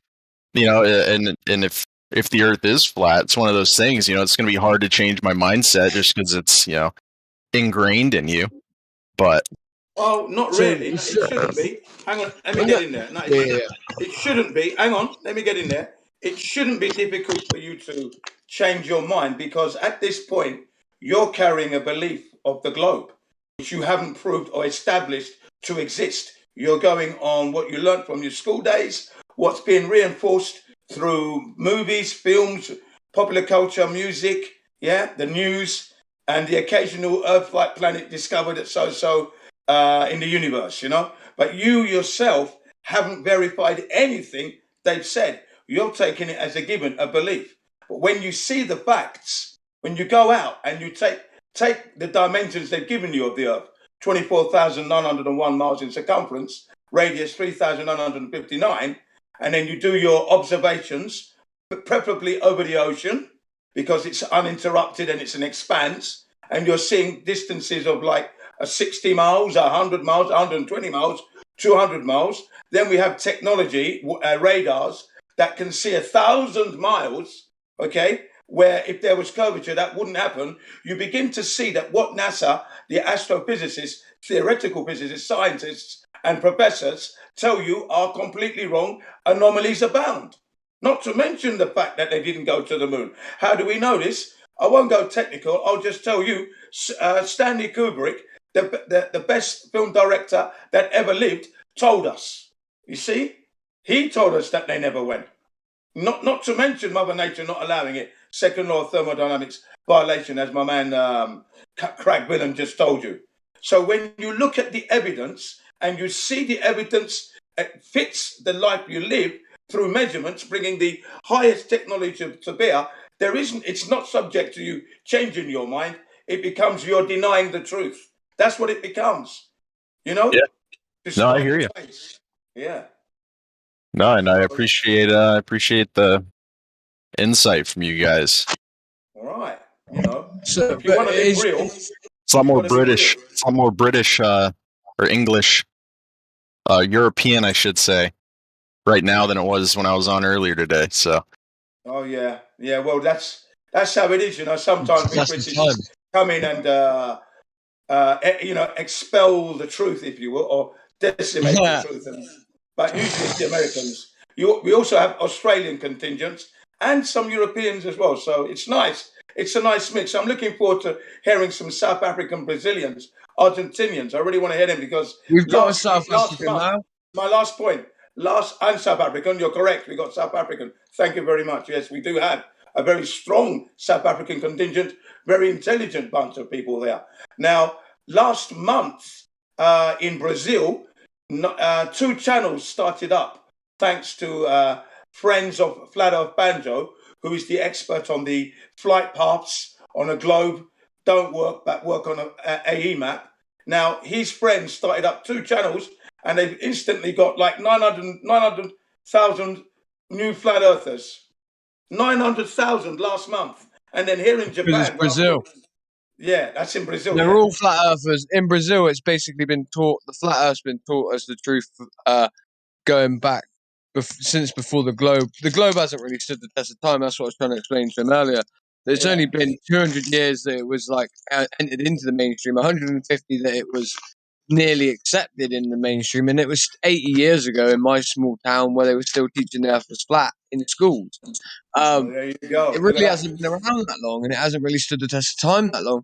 But the difference between an education and an indoctrination is what? Choice. It's the ability to choose in between those two things, right? And like I would say it's demonstration. Yeah, of course, but just to make the point, and what I'm saying is the difference between indoctrination, right, is that with indoctrination, it's the opposite of an education. Something that's suggested to you, it's something that's rammed down your throat. It's something that you will hold on to it eventually, like brainwashing. You will hold on to it as I guess, as a form of a truth, regardless if someone shows you evidence that says something to the contrary. So that's what he's admitted a second ago, that he would go into cognitive dissonance almost, even if we would have proved the Earth was flat, he would still struggle to accept it because of the conditioning from school that he received, which proves it wasn't an education, but more like an indoctrination. American education isn't much of an education. Sorry, yeah, carry on. I didn't realise you were going to get in there. I was just going to say, especially as you learn this at an age where you're unable to critically think at 6 years old. You're more into trusting your education because that's the default. You know, you're learning from your parents. Your parents have sent you to the school. So now the teachers become your parents and guiders until you go back home. So you're not thinking they're not teaching you the truth. Then it's being reinforced through your cartoons, your music, your films, posters, and news. So it becomes ingrained, okay, as you get older, because you are not checking it. That's the thing you've got to remember. You yourself are not checking it. It's when you begin to look at it properly and put it under the microscope, scrutinize it, that's when you see that nothing exists as in the way of an oblate spheroid spinning in the vacuum of space. We can't go there.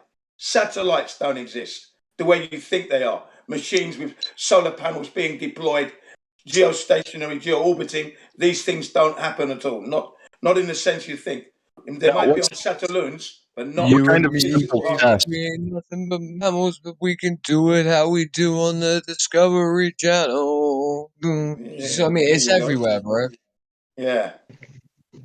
So you've got Getting horny now. to say to yourself, how do I discern? Because it is possible to know the Earth isn't a globe. What shape the Earth is, that's going to be very difficult because we need Earth to see it from a greater distance. We can't do that. We don't have that technology. We are Now, unable to do that. what So we kind can of simple test could I do from home to support a flat Earth? water. You know what I mean? Yeah. Water rise level, doesn't it? Water rise Yeah, level. so the one that I would do would be prove to yourself the wait, one sec. Just prove to yourself how perspective works first and do the research based on how things should appear based upon optical phenomena and how optics work all together and how optics reify the idea of a globe. And then go out and test versus that how things appear to be and how they should appear to be on the globe. So, how far away should the horizon be? If it isn't as far away as it should be from your altitude, then that's a problem. And you should start to look that because it's a globe and it's a solid object, it should have a very stagnant horizontal distance on based upon different heights. Each height it should be the same distance every time. If it isn't, then they would then say that would be atmospheric. If it's atmospheric and the horizon's 10 times farther away than what it's meant to be, 12 times, 5 times, 2 times, well, then there's a problem because the way they derive the geometry for the Earth in order for them to get the radius and the circumference of the Earth in the first place was by looking optically out at the horizon and using dip angles, using things like sextants, which sextants actually rely on a 90-degree angle also for it to be able to have an ability to measure dip angles so that they could compute for the dip angles to the horizon to measure the distance to it, to do a reverse calculation to find how far the center of the Earth was to establish the circumference and the radii. So the problem is again, even the apparatus they used in order to establish the so-called geometric horizon, the equipment requires a flat plane in order to do so. So then, at that point, when you say the horizon is not geometric, it's an optical phenomena. Well, then how did they measure it to be a geometric horizon 2,000 years ago when they claimed to do so? And before we left the Earth, before they say we did anyway, we wouldn't have had any sort of form of ability to measure it from the outside with lasers or anything of that such. That's also another problem. So if we don't have that possibility, because they would have needed the radius and the circumference before they did that, because they would need it to be plugged in to beat the atmosphere, to beat the gravitational force of the Earth in order to slingshot out away from it for fuel and for thrust and all of these calculations. It was needed. It was, if you look into the data, it was needed the radius and the circumference. It was vital to have it. So then that becomes a problem, right? And then sticks and shadows, people will say that gives you the ability to know that we're on a globe because, you know, the shadow Alexandria versus Cyan and the distance between, which I don't know how he managed to map out the distance between those two locations at such rudimentary time, Eratosthenes. Well, again, what you assume recommend him? what it assumed, I'll finish because I've monologue the fuck then. It assumes a distant sun at the same as assuming a curved surface in order that there are and assumes parallel light rays due to a distant sun, and then assumes that because there are different heights or lengths to the shadows with these sticks, it assumes that must be as a result of the Earth being a curved surface. When you can get the same result with a more localized light source, right? With a corpuscular form of light rays and the Earth's surface being flat. And corpuscular light rays definitely exist, and we've seen them exist, so they can't say the light rays are parallel as we experience them here on the atmosphere, because every form of light that hits our atmosphere diverges, changes its speed. This is explained in Snell's law, and not only that, as it hits through different layers of the atmosphere with different densities, does the same thing again, changing any form of parallel light that could come here anyway. So they've been debunked on the assumption of the parallel light rays. So it's more likely to be every form of way they've apparently just given us a circumference or anything like that is based either on an assumption, and they admit this themselves now. They admit it, and we can give you the citations for this. There is no measurement but of the Earth's Brax, sorry to interrupt you, but I'm done. I'm curious. Yeah, he asked something, and yeah, I kind of forgot his question. Can you repeat the question again, please? He wanted to know what experiments they could do at home to ascertain the Earth being flat. Good. So, I can tell you something which is very, very fun. It will be very fun to do. I'm Are you skeptical, but okay. interested? Sure, let's do it. Okay. Okay. Have you heard of heliographs communication? I have not. Let me look it up right now. Yeah. Search that. It's a tool, very easy. It's an instrument for long distance communication using light, sunlight, and a simple mirror with a hole in it. Okay. Is it going to You cost can him do any this money? with a friend. Hang Yeah. on, Biget. Is it going to cost him money? Is he going to need to spend money? Yeah, to buy one little mirror. Yeah. Okay. Or can he not use the mirror from the house? Yeah, why not? I mean, if your girlfriend has, Okay. those Or your makeup mother? mirrors, that's just good. It's perfect. Okay, good. So that's it. You don't. Yeah. So he doesn't have to spend any money then. Yeah. Will kill me if I steal the mirror to do flat Earth experiments. Yeah. And yeah, using this mirror, you can, with a friend together, yeah, you go far away one from another and try to shine that light towards each other so you can see. And yeah, you use Morse code for communication. Yeah, I know that. That's the sunlight signal. Those cosmetic Yeah. mirrors. Those cosmetic mirrors are magnifying too. Some of them, so you'll get a tighter beam. Yeah. Even better. Yeah, use a form of a magnifying glass is the best way to do so. Oh, Indio's here. Brilliant. This is awesome. We've just had, this is a new guy in here by the name of Chinster. Extremely good guy, cordial. We've fired pretty much flat earth, stuff at him. Bomb, bomb, bomb, bomb. Just really smacked him because he seems to have the ability to understand this stuff and take it in that quickly. So, any words of wisdom you've got for him to really drive the point home, India, if you're capable of doing so, would be great, because I've just done so for about an hour. Monologuing's my specialty, and obviously I just used it then. That was all. But my voice. Well, if I could just carry on If I hear where you anything, left I'll off. contribute. Oh, go ahead then. No, I was just going to say, if I hear anything, I'll put my 2 cents in. Okay, yeah. Well, I was. I mean, really, the gonna easiest mention... thing you can do. I was going to say, the easiest thing you can do is what he's doing. Like, go get a mirror, man, and find a friend, and just test it yourself. There's half a dozen curve calculators. You just do the calculation, get your elevation. And that's all you got to do. Yeah. And then I was going to mention the fact that it's come to light, and you can get these documents yourself, that the Navy, the Air Force, the military, the Army research labs, the KGB, CIA, NASA, they all have these documents where they're saying if they're flying rockets or firing projectiles, missiles, or flying aircrafts, they need, or doing maths calculations to targets, they need to consider Earth a flat stationary plane, or a flat Earth, or ideally a flat motionless Earth. These are all what's said in these documents.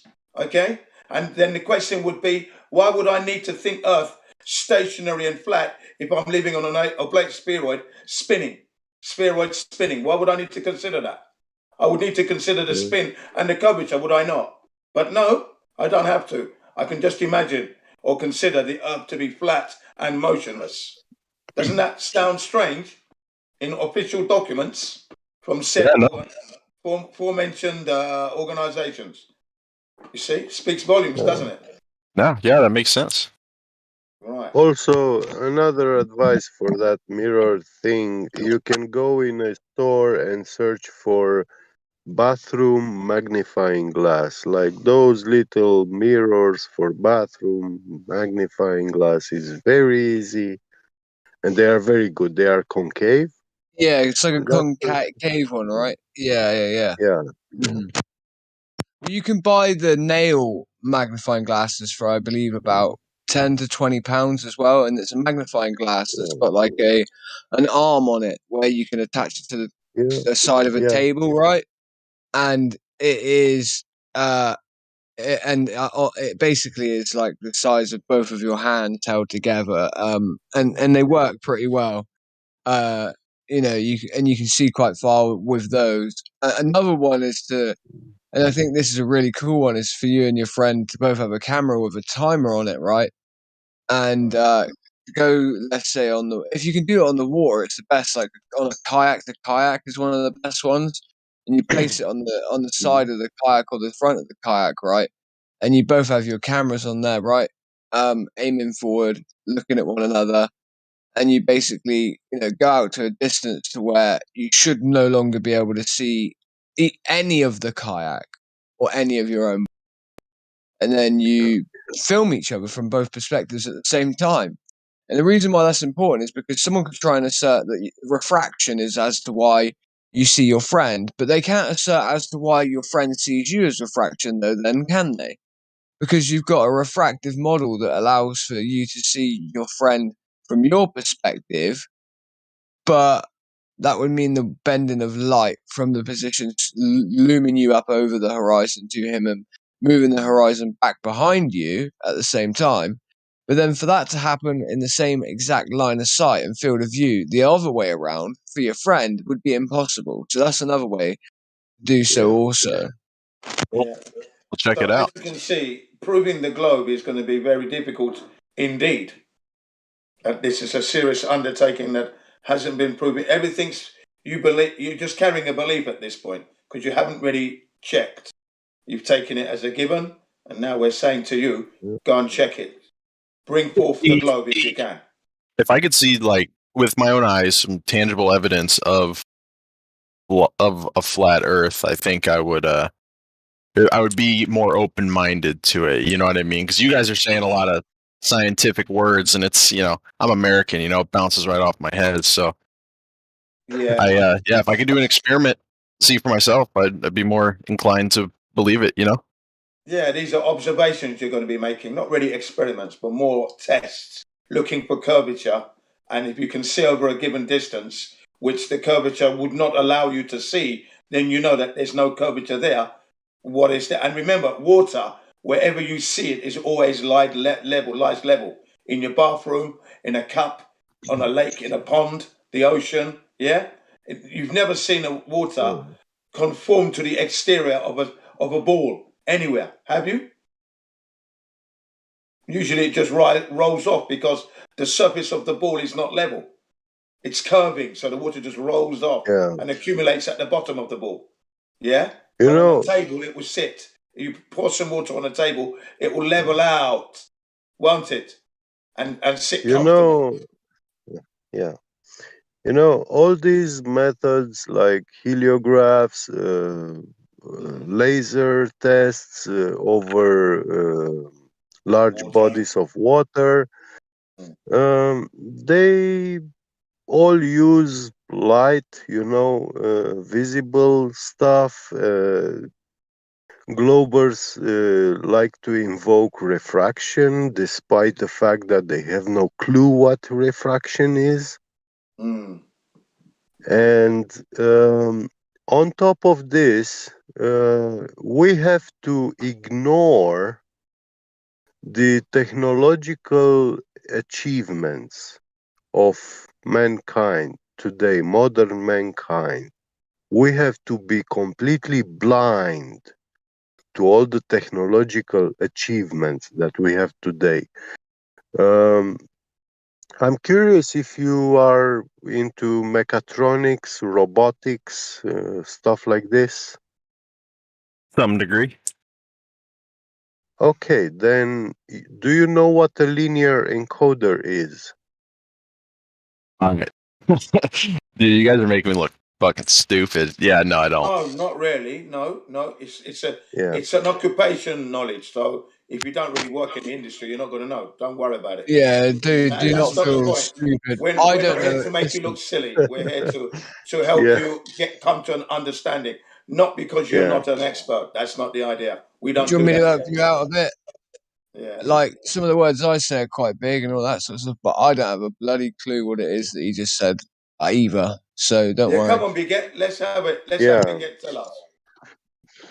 Well, um, you see, the company Airbus and also Boeing, most modern aerospace factories, brands, they are now using large scale 3D printers. If you have an basic understanding of 3D printing, then you know that you need to have a flat table and some special rail tracks, guides for that printing head to be moving. And uh, it has to be, everything has to be precisely positioned, aligned. So, because you want to build stuff which is symmetrical. Any wrong assembly of this machine and your end part will not be what you actually design on the computer. And yeah, Airbus is printing large carbon fiber structures which are uh, tens of meters long. Uh, they use this 3D printer. It's in a big warehouse, like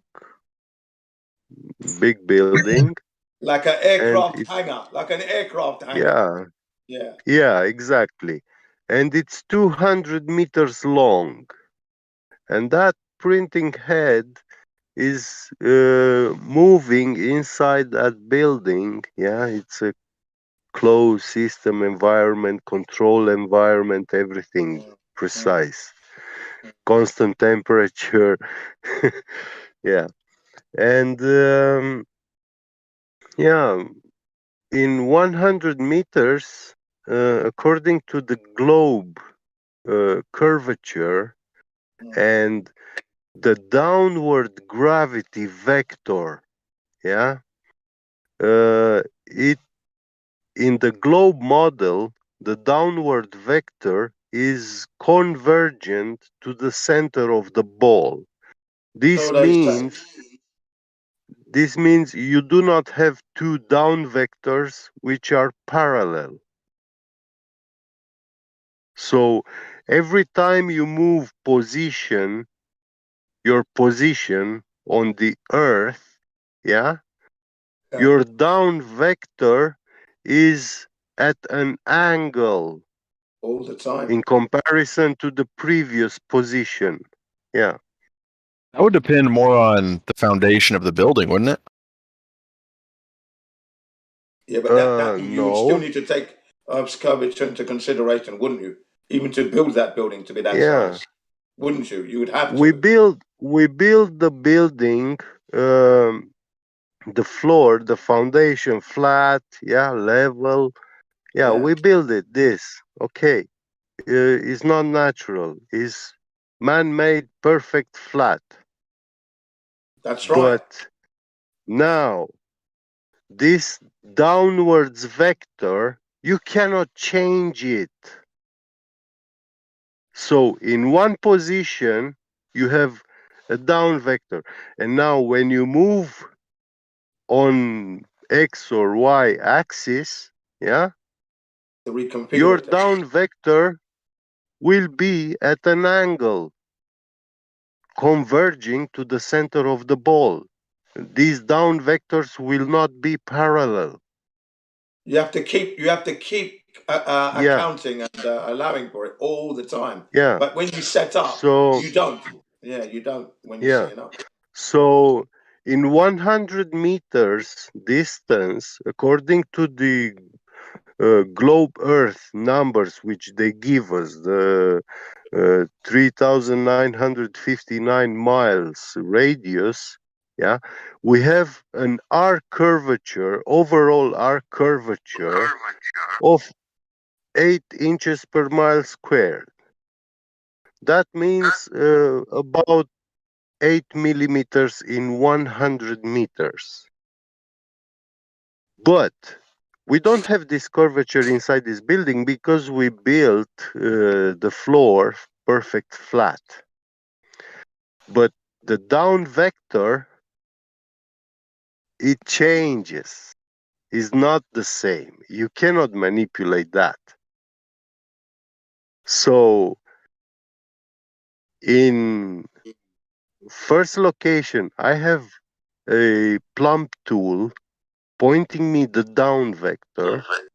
And at the end of this building, I have another plumb tool which is pointing me the down vector. And now with a 200-meter long linear encoder, which is measuring that distance with a precision of 65 nanometers. 1 nanometer, you have about 160 gold atoms in 1 nanometer. So 65 nanometers, you have a few thousands of gold atoms distance. So that's the margin of error you get. And 65 nanometers, if you buy a computer which was made before 2015 or 2010, most definitely the microchip inside had like 120, 140 nanometers technology. So it wasn't that precise, small. So Yeah, I again, got you. yeah. So again, And basically, what? yeah, and Basic. we are measuring the distance between the plumb tools at the bottom and then at the top, yeah, making a perfect rectangle with this precision grade of 65 nanometers in 200-meter distance. So whenever that printing head is moving, yeah, it's always perpendicular to that flat surface Yeah, that that we horizontal built. surface. Yeah. Yeah. If the down vector angle will change, yeah, as it goes to the other side of the building, yeah, that machine is about 4 meters tall, that printing head. And it's very heavy machine. It's designed to be used perfectly perpendicular. If you use it tilted, then all the components that make it, the z-axis, yeah, shafts and ball screw bearings, they will be the tension, yeah, stress, yeah, like bending. Yeah, exactly. Because of the mass of the thing, Yeah, and then having to take yeah, in the curvature, all right, and those yeah, angles would put a stress on the yeah, equipment, and performance would be hampered. And yeah, once again, it's another nightmare. So yeah, even these equipment that you're using yeah. proves it's required to work on a horizontal plane, Exactly. Yes. not on a Yes. globe. You see. Yeah. And we're And talking nano, but they even though we're use, talking nano, that's the level of yeah, precision yeah, that is required yeah. for his job. Exactly. Yeah. So it's laying down a carbon fiber wire fiber, which is probably less than a micron in thickness. That's to tell you how precise the machine is. Yeah. Dang, that's And nuts. yeah. Yeah. So we have to ignore all these technological achievements and blindly believe that it's a globe, and this imaginary gravity force exists everywhere, and it makes everything into a ball. Where is it? Because it's not in our Not in our nature, mate. It's not in our. in our We've never seen it. technology. Yeah. So are you saying that people that, architects and civil engineers, are you saying that they know and they're hiding it? Or are you No, saying that they just they're don't not think aware. about it? You know No, what I mean? they're not aware. They're not Gotcha. aware. I've spoken to such people who are doing like building roads, right, and laying foundations, and I've asked them whether they take the curvature of the Earth into consideration, and they don't, and they looked at me weird. Okay, like I asked a weird question, as if they say, "What are you talking about? We never do that," They looked That's at you been the weird because they haven't response. thought about it before. Right? I've, This I've was heard. like settled in kindergarten, You were Yeah, told in kindergarten that's how it was, right? And you believed it, just like the dinosaurs. Right? So you don't question Yeah. dinosaurs, do you? I don't. Okay, not yet, right? Should I? Because I mean, were there giant lizards in the past? Probably. Does that mean everything they say about them is Dragons. true? You might want to look into it. Dragons, yeah, that's another good. Did they exist? There was twice as much atmosphere back in the day when we get through the amber and test the atmosphere, right? So I think it's also the bubbles and the ice drillings they do too, right? It shows there's a lot more atmosphere. Well, if there was more fuel, couldn't you make larger beasts, right? It's kind of like how much diesel and oxygen you want to pump through this baby, You know what I'm saying? Yeah. Yeah, I gotcha. I've heard civil engineers, like I don't know, people that build bridges. I heard they had to take curvature into consideration. I'd be interested in Yeah, no, asking they one of them their didn't. No, take. they didn't. That those people were telling you lies just to account for the curvature, but they didn't, because when you look underneath Yeah. that bridge, the water is dead level. Yeah. But yet they've got these suspended bridge suspensions angled off, so it looks like they're taking the curvature, but underneath that bridge, the water is dead level. You could put a spirit level to it. You see what I mean? Yeah. Yeah. Nature doesn't lie, but man will. So that's all you got to do is look at the bridge, look at the surface of the water, and see if the bridge is following that it's dead level. And no degree of curvature there. Just a quick question: where are you from? Get I'm Romanian. Romanian? He's not. He's lying. He's not. He's lying. Yeah, it's so you say. No, your English is awesome, dude. Yeah, it is. Thank you. I've said that to him all the time. Yeah, I say that to him all the time. That his English is excellent for a Romanian. Yeah, definitely. And do you guys? I don't know if you're from England or what, but do you guys learn second languages over there? Yeah, in England, you have the opportunity. When I was at school, you could learn French, German, Spanish, Italian, Greek if you were lucky. Pretty Latin. Is it pretty common for you guys? And even Japanese as well now, because they do Japanese now Okay. in certain schools. Yeah, That's definitely. where Jin lives. That's where Jin lives, by the way. Jin lives in Japan. Yeah, I'm talking to you from Japan, so I can speak Japanese to you if you want. How'd you end up over there? Well, I married my wife. The She's Japanese. sunrise country. He accidentally woke up in a Japanese woman's bed. A Japanese woman woke up in my bed accidentally. Do you speak Japanese? Yeah, it was that way around. Yeah, he does speak. Yes, I can. Yeah. That's awesome. Here in America, it's like they teach you Spanish in school, and then just everyone forgets it. So I know that's a common diss on America. We don't know any languages. So Yeah, either though. We don't remember ours.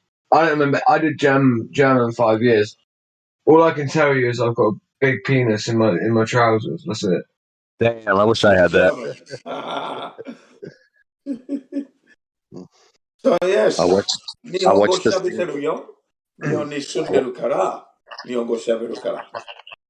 So I live in Japan, so I have to use Japanese, you see. So, what do you think? Sorry. If I can just add something up to the language thing. Who's the reverb coming from? Solar, mute yourself. Good lad. Guys, what are you So, what do you think? What do you think about flat Earth and flat earthers now? Yeah, Ginsta. What's your opinion now? I know we've said a lot. Take your time, and we give you. You can have a monologue for like 5 whole minutes or more. Dude, I can't hold a monologue for that long. Well, okay. Well, just explain yourself. Express yourself in as many words as you like. As far as what I think about you guys, no, I think you're very informed. You're a lot more informed than anyone else I've talked to on the matter. So it's interesting. I'll have to look more into it, do my own research. But yeah, I don't know. I was in here earlier. A lot of the people were pretty rude, but you guys seem normal about it. So it's off-putting when you come into this and you start asking questions, but then people they kind of push back and kind of get angry. It's like I'm just trying to see where you guys are coming from. You know what I mean? I'm not. If you can convince me and I can do my own research and come to the same conclusion, cool. But there's no reason to be hostile towards people. But you guys are super. Fine. The people that are probably rude to you, they've probably been asked the question so many times for so long, and they get a bit stressed out. A lot of the time, people feel like we're constantly being trolled. I don't take that tact. I wasn't invested in the globe model at all. I wasn't brought up a glober. I was brought up a geocentricist, right? So I'm not invested. I don't feel like I was really lied to, even though I was. Like I was lied to massively. I just don't feel like I was because I didn't buy into it that much, So I wasn't really invested. No cat. Get out of here. And but the difference is, seriously, you actually joking? I don't want to play with you right now, mate. You know what? All I was going to say was, all I was going to really say was, aside to because of the bloody cat, is that they were probably have maybe dealt with a couple of trolls already that night. Who knows? Yeah. And then again, that's some people's style. But I feel like it's better for us to be respectful to the people that we're talking to, because then when you're speaking to me 20 minutes later, like, you're going to trust what I say a little bit more anyway, because you're going to believe I've not got necessarily so much of an agenda behind what I'm saying to you. Guess why? Because I was cordial with you. Like, it's more likely that someone wants to deceive you that seemingly hates you. And it's like, you know, it's obvious that, like, the Nazis, for instance, would have been more likely to lie to the Jews. Why would that be? Because, well, they hated them, right? So it's, you know, it's just that, so they hid their hatred for them. So it's like sometimes we get the reverse of that, which is like brutal honesty. Then that tells the person that I'm not at least lying to them, because if I was going to lie to them, I would, you know, soften up to them and be real nice, you know. So maybe if I'm like, maybe that's a psychosomatic subconscious thing that people are doing. That, like, if I'm brutally honest, they'll believe me more in the long run, because, you know, that way they'll think that, you know, well, they weren't trying to indoctrinate me because they were being bloody nasty to me, type thing. At the same time, sometimes people are doing it because they only care about what the audience see, and they're not really doing it for you. They're doing it for the other flat earthers that are watching as entertainment for flat earthers. There are people and characters that are more in the game of bolstering, like making arguments that are good for us flat earthers to watch on YouTube channels, and that's more their game and their job. Whereas there's some people like myself, for instance, where I actually want to speak to people like you, get good information across to you, and then have you absorb it, and at the same time have mutual respect between us, so that my opinion comes across as something that actually is trustworthy, at least a little bit. But, like, you know, I want it to be cordial because that's the best way for it to be, you know, like this sort of just smacking people about and calling them fucking stupid for not knowing something that you yourself probably didn't know a few years ago anyway is ridiculous. How are these people supposed to ever want to actually understand what it is your point of view is anyway? You know, like, why would you want to? And then you're instantly pushing someone into the position of having to defend a position.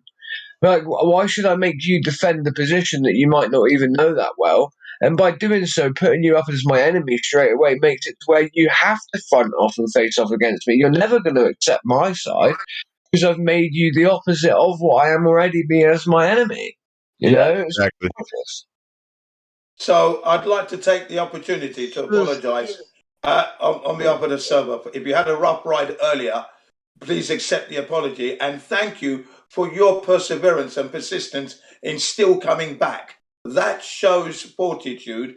Thank you very much indeed. Okay. Yeah. Indeed. All right? What can I say? Yeah. No, You I are just very welcome here. I keep getting notifications, and I'm like, I got to go back to that server. I want to talk to them. So This what are must the You are rolling notifications? my boat. This must all be my fault. I'm sorry, guys. I'm going to add some roles to you. Like, so space influenza, I'm going to get rid of, all right? Because that makes it seem like you're a troll. Anyway, so someone did that on purpose to be a dick. It would have been one of the mods. Bloody you naughty mods. Right, so seems sincere. You seem sincere to me, so To me too. Yeah. Yeah. Well But, done. the one thing I will say, Jinsta, is that you've got to be honest if you want to know where you're living. That's the one thing you owe yourself. To carry a belief in something you haven't proved, that's wrong when it's provable. Okay? It is. You don't need to be a scientist. You don't need to have a PhD, master's degree, a professorship. That's not what's required. Flat Earth is literally child's play, and I mean that very much so. It's child's play. Children can understand it. Okay. All right. I also want to say we like to speculate sometimes here. We talk open to each other, but most of the time, when we address to people who are new to the flat Earth paradigm, or if they are globe believers, we actually keep it very scientific. They have to distinguish between knowledge and belief. Science is not a system of beliefs. Yeah. Yeah. The word belief is like blasphemy for science, you know? Yeah. Yeah. We adhere to the scientific method. Yeah. So you'll often say Yeah. that what the Yeah. heliocentrists are displaying is cognitive dissonance with Yeah. pseudoscience on top of that. Or with my latest one is separation anxiety disorder.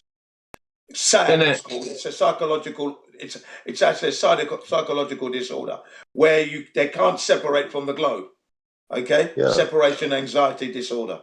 SAD. And many things get all the convoluted as well. sciences, you see, when you study this religion, the heliocentrism, they provide you with answers to all the questions out there in the world. But actually, when you go to real science, genetics, for example, is one of the hardest sciences in the world. But it's And repeatable. the It's most rigorously studied. And this science actually explains that mankind, we do not have all the answers in the study of life. So Yeah, if you a think you science do, you're very mistaken. admits that we can have questions that we do not have an answer, but to have a question, to have an answer to some questions which this answer you cannot question it, investigate it, test it, that is not science, you know. Because this is what they do in with the heliocentric thing. They tell us about the sun, they tell us about the stars, celestial bodies, all the celestial bodies. They tell us everything. They tell us even about the things that we do not see in the sky with our eyes or even with telescopes. We do not see black holes. We do not see dark matter. We do not see dark energy. Those are just wild speculation, guesses, fortune telling. They are stories, pure fiction, Yeah. and there is no empirical proof for them. There is no means to prove it that they exist. Okay. You Do you can have any make all questions? the fire in the world, you can boil all the water in the world. You will never get a black hole. You can Right. detonate whatever bomb you want. You can do whatever. You don't find them. Yeah. The black Yeah, hole is the space budget. That's the black hole. yeah, yeah. But Jinster, if you've got any questions, far away anyway, because really, we're here for you I to. just So fucking we've melt said this quite a thing. lot. Yeah. Well, we're still not getting any much from you, and I'd like Yeah. to hear what you've got to say. And that's all. Ridiculous. No, I'm just sorry. I'm playing New World, listening to what you guys are saying. No, I don't know. I'll just have to. I'll stick around in the Discord and listen along, and Yeah, try brilliant. to do some of my own research. My okay. I have a question. Is this a religious thing? Sure. Like, is there? It's Because not a I've heard religious thing. people refer to Christianity and stuff. Well, People. There are Christians are here. There are Muslims here.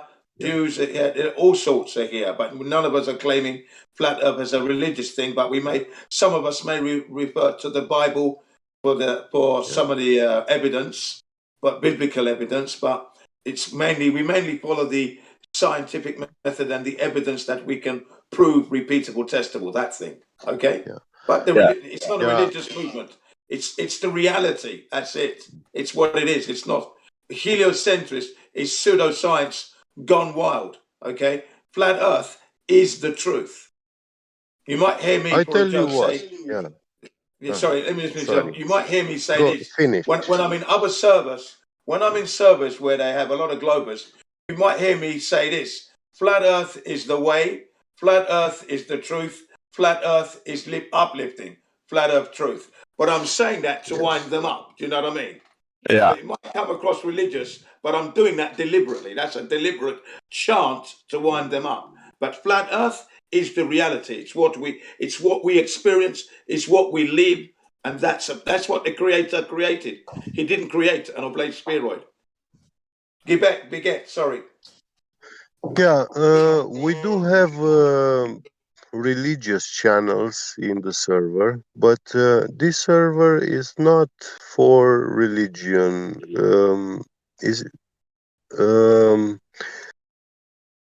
belief in a creator, God creator.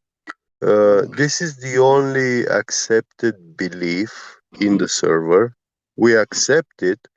We don't lie without, we accept it without empirical proof. This is the only belief that we accept from people. But if they say, oh, there is black holes in the sky, I want you to prove that, to demonstrate it. If you cannot, they say the space is infinite vacuum, 10 to the minus 17 Tor.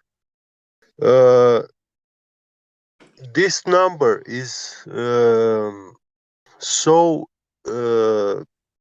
small that actually technologically we are not capable to measure that kind of low pressure. There are no physical sensor, pressure sensor, barometers, manometers, whatever you want. We don't have this kind of instruments to actually measure this kind of low pressure. 10 to the minus 17 Tor is much, much bigger than 10 to the minus 12. 10 to the minus 12 would be like a trillion part of 1 psi. No, of 1 Tor, I'm sorry. And this means that you add another 5 zeros. But to understand how much a trillion is, like a trillion seconds is 31,000 years. This number is incomprehensible for any kind of man. No man can count this number. Yeah. No man can truly quantify anything that is a trillion. You know, we don't have the time to do that.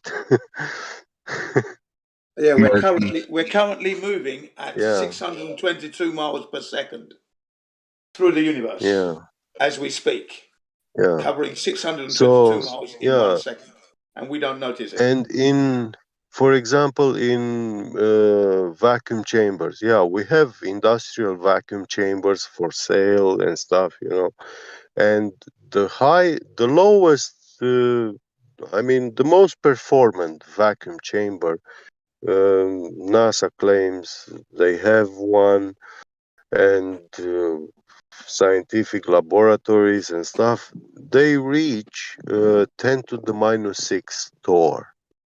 And that's like 1 millionth. But the It is construction is so big, isn't yeah, it? The construction, massive yeah. concrete block. Those vacuum pumps and installation, they are very expensive. They are the most performant devices we have. You know, they cost tens of thousands of dollars.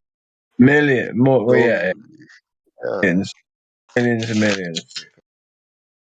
yeah.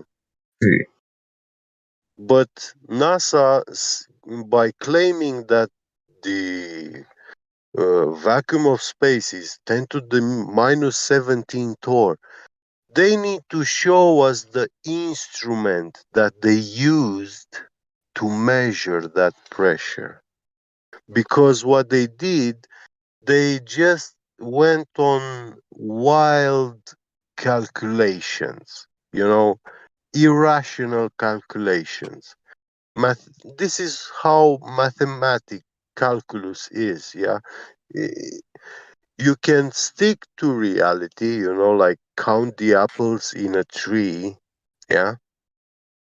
But then I can imagine that tree has, if I keep counting apples, they're not there, but I'm imagining they are there, I can make that tree have an infinite number of apples. And this is what NASA is doing. you know? True.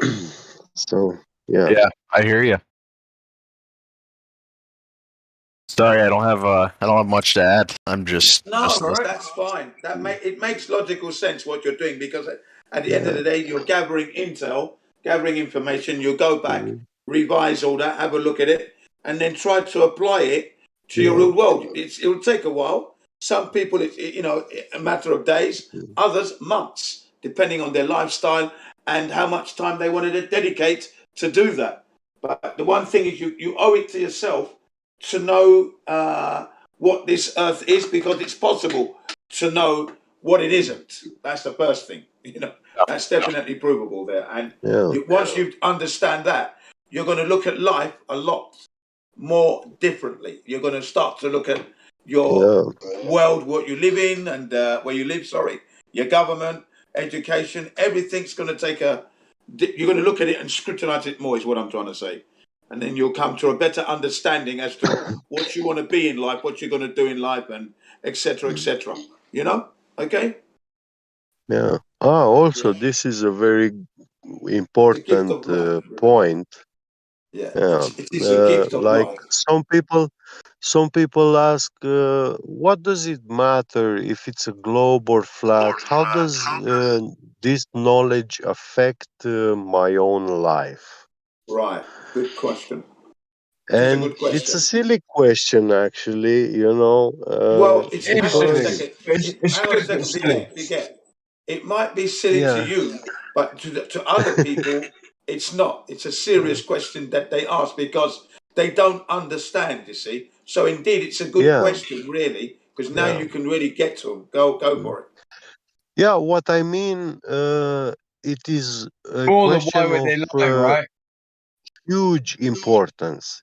Yeah, it it actually shows a very unpleasing reality by saying that, by believing that we live on a spinning ball, which they teach us. Yeah.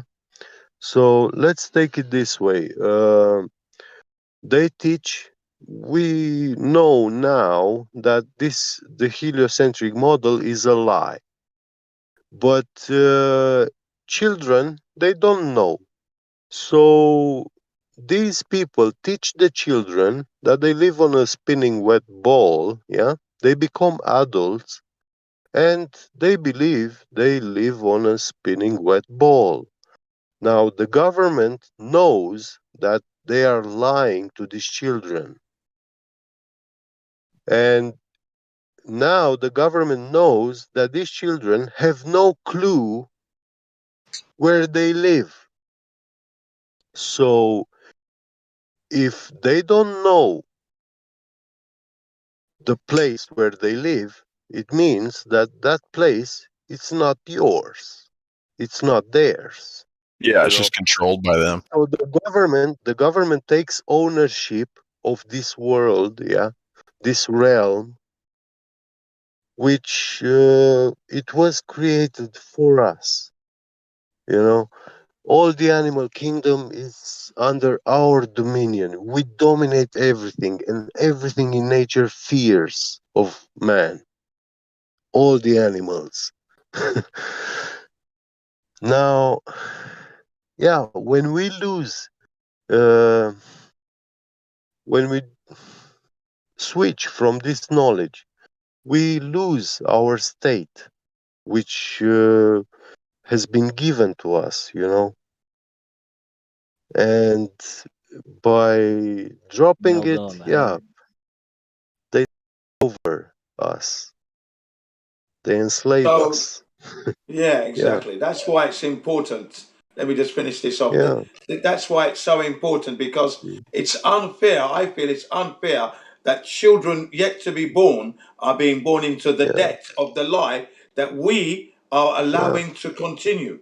So becoming a flat earther means that you stop buying into space. You don't take your children, if you've got yeah, kids, you don't take them to the space museums and that, because, you know, it's just rubbish. So the yeah, sooner that happens and the sooner people wake up, the quicker we can stop the space agencies taking 22 billion or 23 billion or 27 billion a year budget, you know, $67 million yeah, a day. That's a waste of money.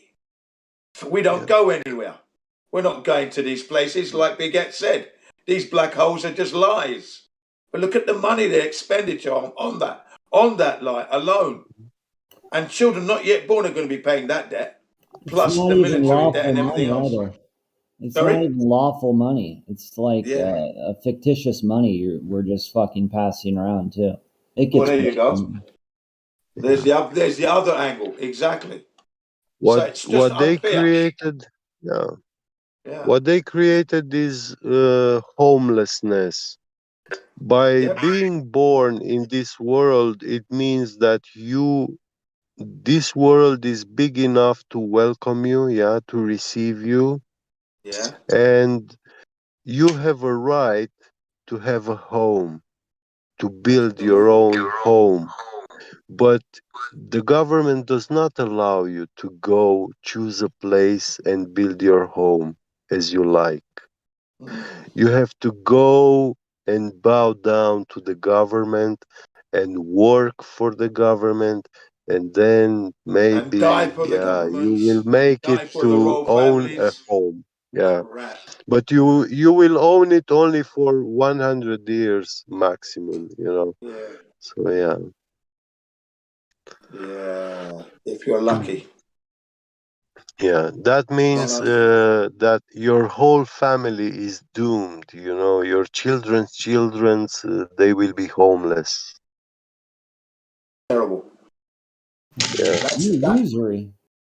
Yeah. Can you see how yeah, it's important now? usury. Now you know why Yeah, they lie to control the human race and enslave it yeah, for their ends, means to an end. And that's why we need to break this. Part of it is waking up to the fact that the earth is not a spinning ball. That's the number one key there. That yeah, opens the Pandora's box to all the other problems that are out there. yeah. You know, Look, I look, for example, at my Romanian ancient culture, This the guy's hacked. Dacians, and these guys, their money You shouldn't was even shoot at him. solid gold coins, the kosons. One of these coins today is worth $2,500, and I'm 100% that in United States there are many people who want to have a job which is paid $2,500 a month. there's no Yeah. doubt about it.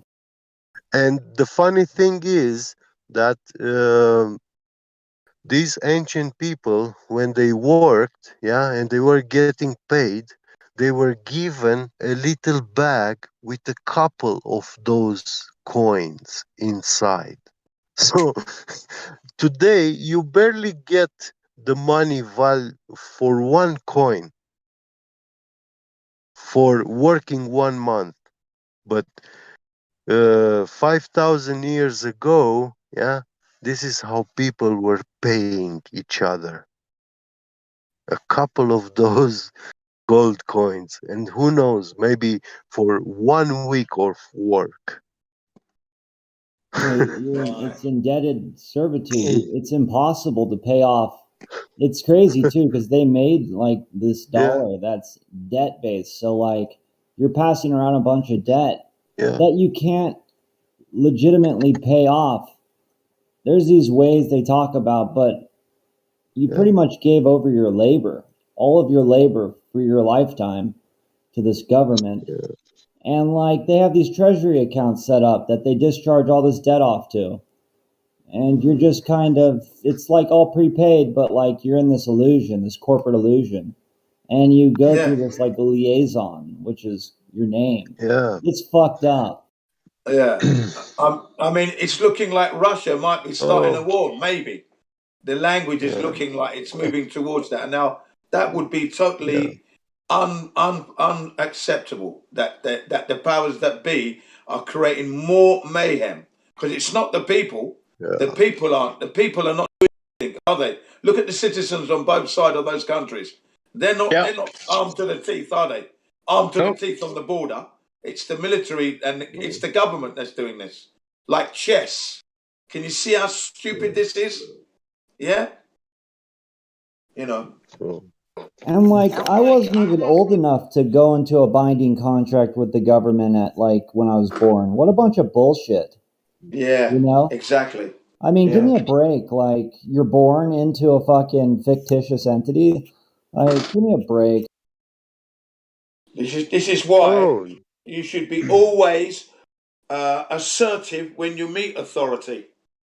Always. Let them know you know they're bastards, cunts and scum. Let them know. Let the police officers know that they work for you. They are beholding to you. You are their boss from the minute. Why have you stopped me? What do you want? Not, yes, sir, how can I help you? You ask them what they want with you. What do you want? Why have you stopped me? How can you help me? That's how it's always been. That's how. How can you help me? Well, we're supposed to be the beneficiaries of all this trash. I mean, the government's supposed to be like the settlers of debt, but they don't act like that, and they don't tell you about it. No, because you're a slave. That's why. So and Crack Villain got it right. How can you help me? Perfect. I'm going to use that one. I guess now would not be a good time to tell you guys I'm in the military. Yeah, No, that's fine. That's fine. Listen, municipalities are needed, all right? I have no problem with someone being in the military. You're following orders at the end of the day, yes. If you're ever given any tyrannical orders, I would strongly suggest that you do not follow the tyrannical orders. If they tell you to start shooting American people in the head, do not fucking do so. If they tell you to go and shoot people in the head in England, well, Englishmen come to America and shoot American civilians in the head, and it looks like a civilian swap war. Don't involve yourself. You know, there are certain things that need to exist. Municipalities, unfortunately, need to exist in some semblance of it, because if they do not, then if you do not have a strong enough army to stop an onslaught of men toward you that are armed to the teeth ready to fight you, then guess what? If you get rid of your military, the one that doesn't will take over the world. We understand this, like we get it. Yeah, what I'm trying to say is this though: whilst you're in the military, you don't give up your rights to think for yourself. You don't give up your right to have integrity and honor. So you've got to think about the orders you're given. Yeah, because you do have the right to say no. Do you know what I mean? Yeah. You don't just obey orders blindly to go and kill people innocently. Okay, because that's wrong. Yeah. Question those orders. That's your right. Otherwise, it's war crimes. You're committing a war crime not to do so. And have you realized everything you do is the government is all about collecting your signature, your autograph. That's what they're all about. That's all they want. You go to the bank, you need a loan. All they want in exchange is your signature. You go to the military, what do they want? Your signature. Very bizarre stuff. Yeah, it's because you got a birth certificate. That's about applying the first contract that they created. It's about you making sure you sign on the dotted line, mate. And that's how they do it. They get you in these promises and you contract with them, and that contract law takes precedence. So I understand that you're in the military. That's fine. Do your training. Do it well. You actually like the military guys, aren't you? Yeah, I was in the Royal Engineers and the Army Cadets. 3 years. Some of our 2 top years, moderators are respectively. all of our top mods are ex-mil. But that Reason it's like dandelion lady said she was in the military. Yeah, there you go. So she knows what she's talking about. And she would tell you, you know, think before you pull that trigger, because who are you? Why would you go to someone that's not threatening your country whatsoever? Well, they've Can made I it ask what where you're you're behind involved like in? a video game now. Trust You know, me, they made it comfortable to kill people now. You're like on a joystick behind a screen. it's the weirdest thing because, you know, I work for the government, but most of the people I work with are they hate the government. So it's like this weird. Yeah. That's the way it should be. That's the way it should be. The government is there to serve you, right? Okay? You're not there to worship them, right? Exactly, That's the yeah. way it should be. And no one there Everyone who does, I works for the guarantee it. government should be extremely questioning of it at all times. Yeah. Always. Yeah. So what's happening in Ukraine doesn't look pretty good at the moment. Thing is, these big bankers have rigged the entire, you know, lawful process. They've got all the judges in their pockets. You can't really go and fight a case that's legitimate because you're just going to get whipped by these lawyers. It's Yeah. fucked. Yeah, you're right. Unless you know your legalese. If you know Even it, if you then you know might your be able to play the legalese, game. even if you know it, the judge can just overrule. I mean, unless of course you somehow separate jurisdiction, but you have to somehow invoke that. And these guys are slippery. Like, Yeah, you got to know the language. You see, that's the problem. Knowing all the legal terms and Your pig's Latin and your Black's law. I'm going to go ahead and get off. It's pretty late here, so I'll talk to you guys later. Yeah, Later, brother. appreciate that, man. Good luck. see you, dude. Appreciate it. Thanks letting for us your run it, yeah? perseverance. All right, have a good night, guys. Thank you. Yeah. Yeah, brilliant. That was Right, nice. you didn't have much to say, but you all right.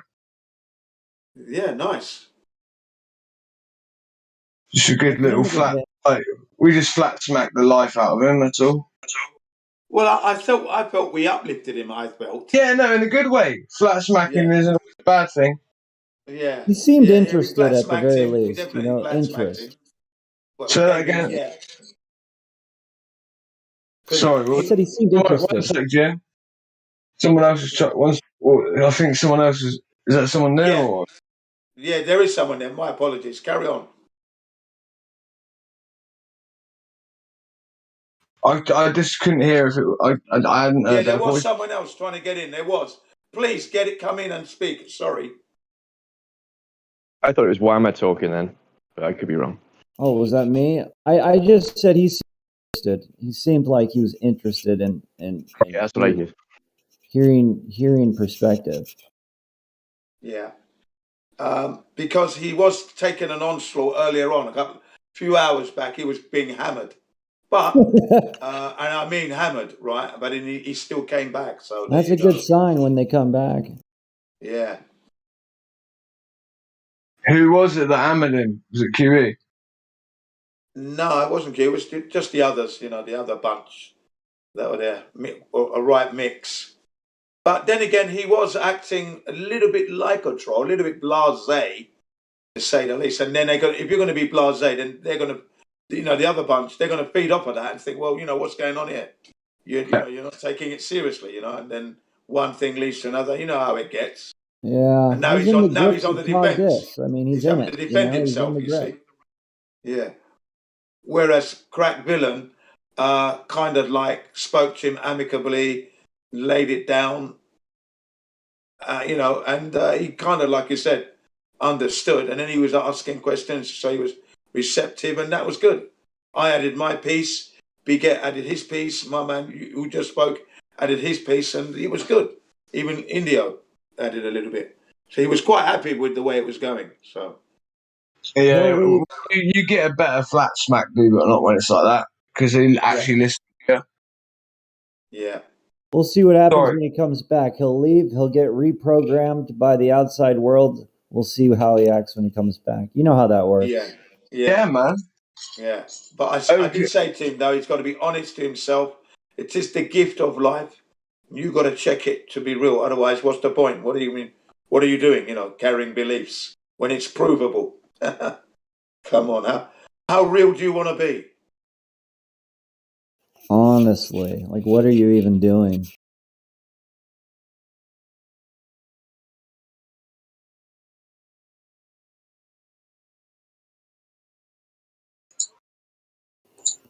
I enjoyed Like, Biget's it's pretty obvious. We're all what here does he call genuinely it? asking. Nanometer, man. That was good. That was with his. I didn't hear it. Yeah, that was brilliant. That was, you know.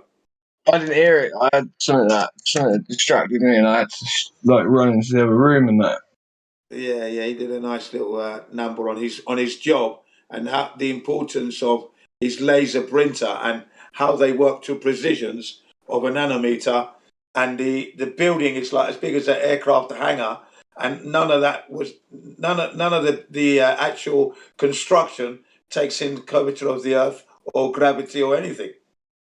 For if it were to do so, the machines would be stressed out because they'd have to count out every angle and everything. And, you know, bearings, rotors, everything's going to be stressed. It works on a horizontal plane only. Nice. Yeah. And there are no instruments that can measure the negative whatever it is torr. Like, I like that point. Yeah. Yeah, it's a good point.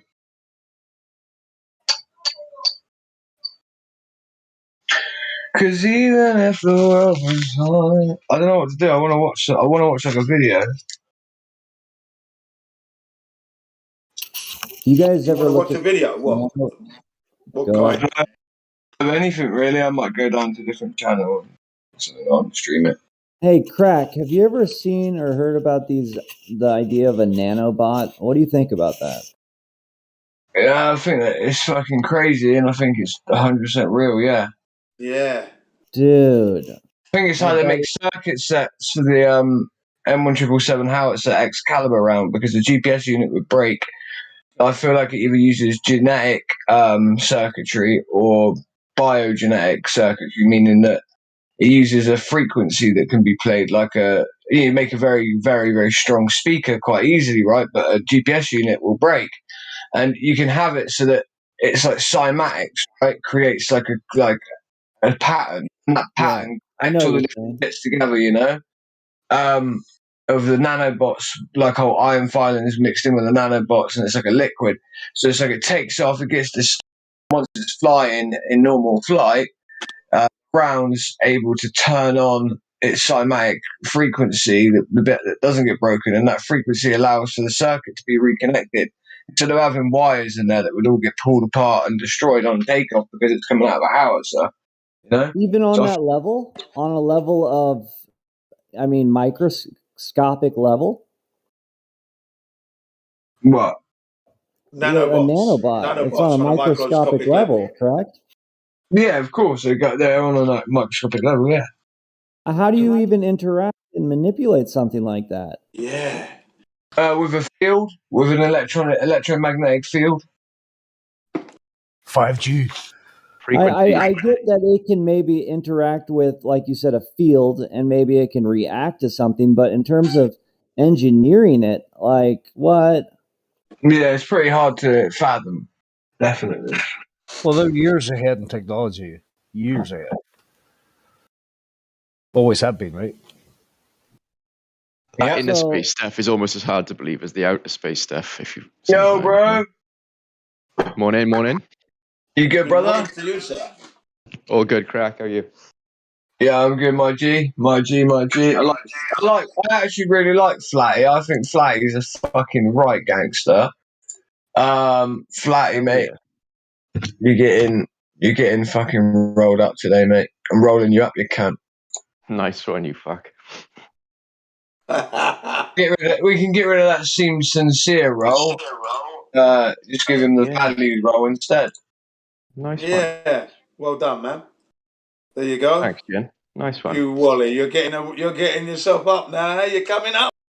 Oh, You on it's the up, getting man? Rolled up, mate. it's getting hard. Hey. Well done. You'll be valued for a year now. Don't worry about it. You know, Crack, what you said about cymatics, I actually think I got a theory that certain elements actually exist due to the frequency that is around them. So, like, if you pass through like a high voltage charge, like through water, and you pass through a charge through it, and you can, obviously make it, amplify it, and bring it down. Like, you can literally, I don't know, you can maybe change the state in which an element is in. Maybe it flips into a different. Mic check. Yes, I can hear you, man. Hi, Mike. I just wanted to say about the 10 to the negative 17 torr, that is still a positive number. It just means that it's a 0 followed by 17 zeros and then a 1. So even though the minus basically shows you which side of the decimal place you're adding the zeros, but it's still a positive number. Even 10 to the minus 17 torr is still a positive number. It's a positive number, but it's because it's a vacuum, isn't it? That's why they use that. They're not. It's sucking. So it's not measuring negative pressure. It's still measuring a positive pressure. It's just described as minus 17. Prove it.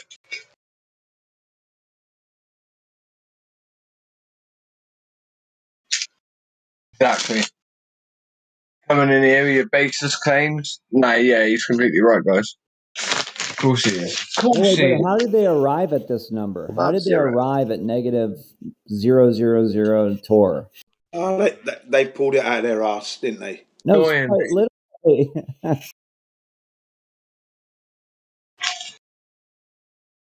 Part of the fantasy they created for us. They pulled out the globe. You pull out of anywhere, everything that they pull out of, out of our pocket. 100,000 feet. Right, the And that minds they of sort of perfect measured this thinning, and I think they might have just extrapolated where they think that thinning should go to. But I don't think they've measured 10 to the minus 17. No, they haven't. They can't. They haven't got the apparatus to even do it. Yeah, they can't. It's just some mathematics rounded off to, I guess they got there through math somehow. I don't even know how, because if the vacuum is expanding, then how could that measurement should be changing, shouldn't it? Shouldn't it? Mm-hmm. Yeah, it should be dropping.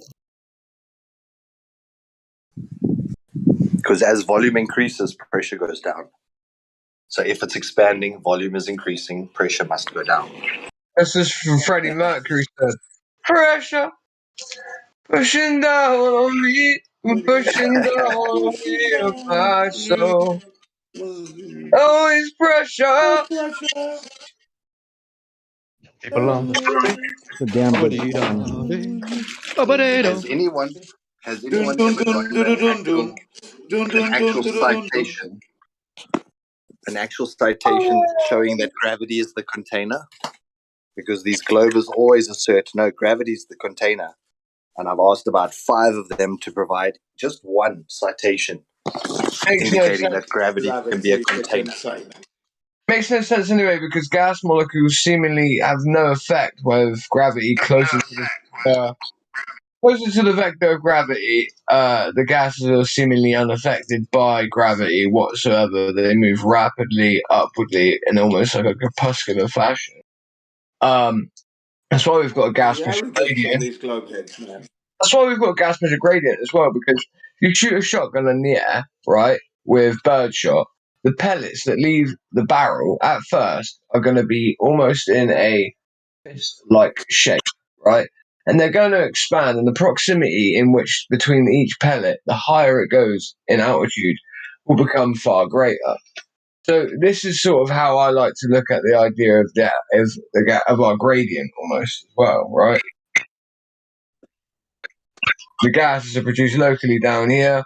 some of them recycled and siphoned off quicker, some microstates of entropy as well, energy input, sort of switching out and changing of the gases themselves based on either cooling areas that will allow the gases to become less excited, which makes them lower pressure, even though there's a similar amount of gas still there. And then the higher pressure gases that are heated by the sun rapidly expand into there, leaving a privation slightly of gas behind.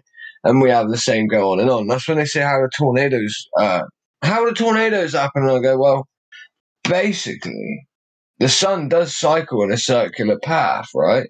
And every fucking bit of ice we seem to see is in a ring. And I don't just mean a ring, I mean even, the idea of the northern hemisphere and the north of the northern hemisphere, the icy hemisphere.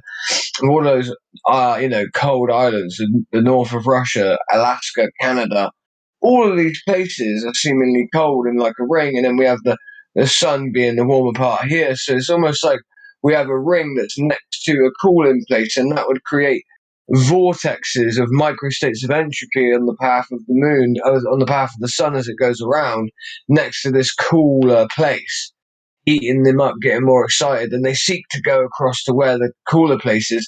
That place becomes slightly higher pressure, the place behind it becomes slightly lower pressure, and then we have a switching down as well and up because of the gradient of pressure down to the place that just left from the gases where from whence they came, the gases that left to go to the lower pressure place over there, the higher pressure gases that are slightly, warmer lower down go up to the lower pressure place up there, and then eventually it's like a column, and then it does this exact same reverse effect after the column's created going up.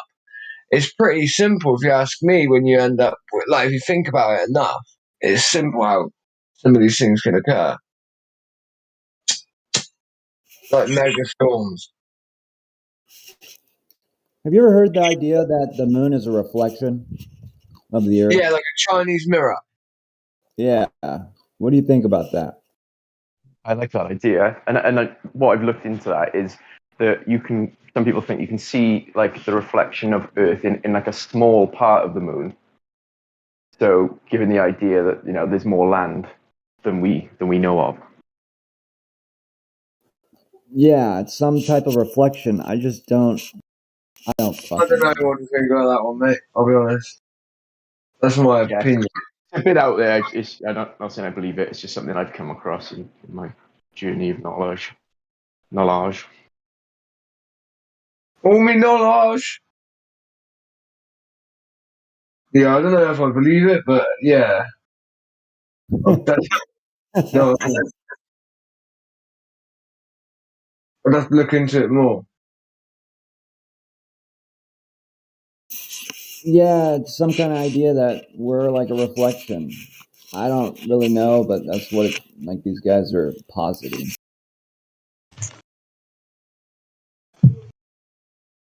Fuck off. Yeah. Been a long stick. Like I think as flat earthers, we've got to be very specific when we're speculating and when we're talking about something that's definitive.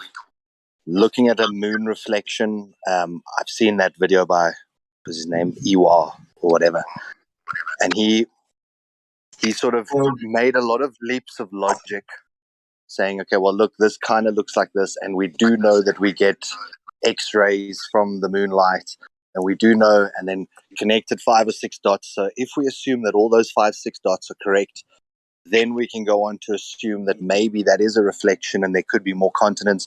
But then also just ignore that none of the continents on the moon actually look like the continents of Earth. And then you've just got to kind of adjust the continents a little bit and stretch it here and there to try and make it fit. That's what I thought, right? We're starting to fall into the global. Then we're starting to fall into the global logic of that we want this to be true, so therefore we're now trying to make evidence fit it. Whereas I think something that's always sat with me is the known world, that they talk about the known world. So what's the unknown world?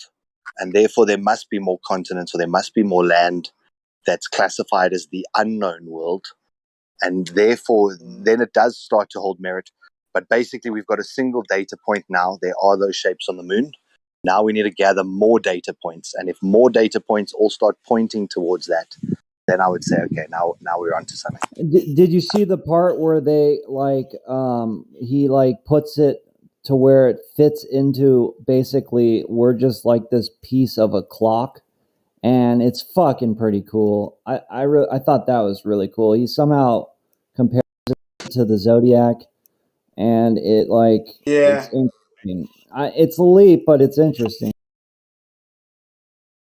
Yeah, that's the history of the flat Earth, and that's pretty good. That was, yeah.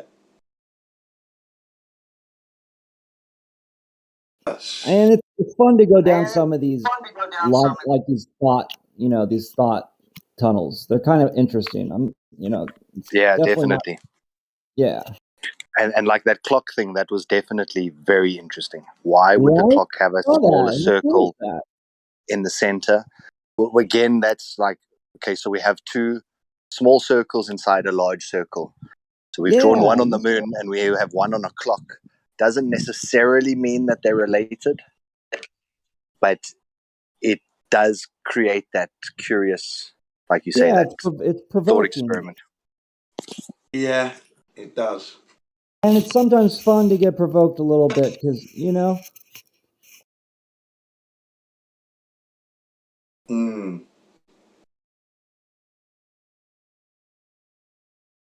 like at least there's people out there trying to come up with, they're trying to expand the idea out, and that's always kind of cool.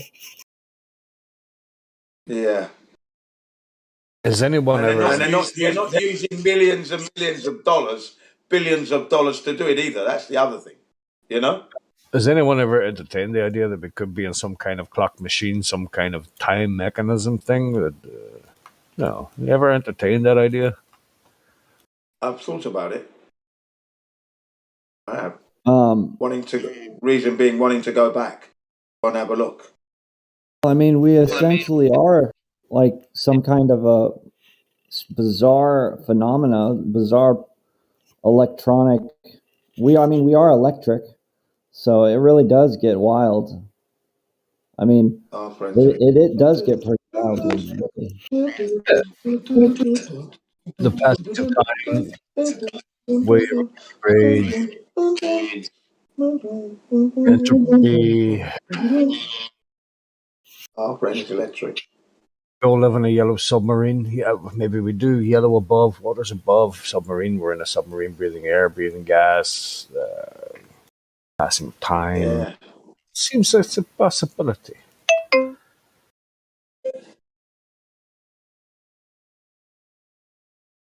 Hey, I like to listen to things that aren't. Never be too caught up in your beliefs. I mean, it's okay to have beliefs, of course, and faith and all that crack. That's brilliant. That's good. But never be so open-minded that you're closed-minded, or so closed-minded that you can't be open-minded or something. You've got to entertain every fucking idea. Because nobody knows for a fact what's going on here. If you do, let me... Totally. And this is the reason why people are so susceptible to being led by the ear, the nose. People like Jim Jones come out of the closets, and they make people go and drink Kool-Aids, and people just follow Heaven's Gate and all these cults, and maybe the Mormons. I don't know, but the world is rife with these people wanting to follow something, to believe in something, to feel like they belong to something. We're very, very easy to be led. Led, isn't it? Yeah, very easy to be led. It would seem. And we just have to look at the earth. It's not. We obviously. I made sense of that. I made sense of this idea of being here and not having the exact answers. I mean, if you think about it, if you were to be here and have all the answers, that takes away the mystery and the interest. If you see what I'm saying, it almost takes away from the mystery of what you're saying. It almost defeats the point if we were just handed the reason or the exactitudes of what you are. I don't know. How many people would accept that? So anyway, yeah, what was I gonna say? Yeah, the mystery. We might all be very, very brave beings. For so, who knows, ethereal region that we come from. When they go, listen, we're going to put you back in there, and you're going to have to go through this again and do something else, and maybe change something, or get out of there, or escape, or find a way, or truth, or whatever. Like, and you're like, okay, let's go, and you do it again. So you just don't know. There is a part of me that hopes there is an ascension process. Like, there is a part of me that hopes that that's kind of cracking. I mean, Yeah, me too. Or something along the lines. Like, just to be doing this every single time gets crazy. There's a reason for this madness. Because it is madness, if you look at it. It's almost like a place to like ponder for 70 years, and you better figure some shit out. Goes by in the blink of an eye. Like a timeout with it'd be a cool timeout if there wasn't this like machine mechanism that's holding us in debt slavery. It would be a pretty awesome little place to be if that was like Who's getting their nails done?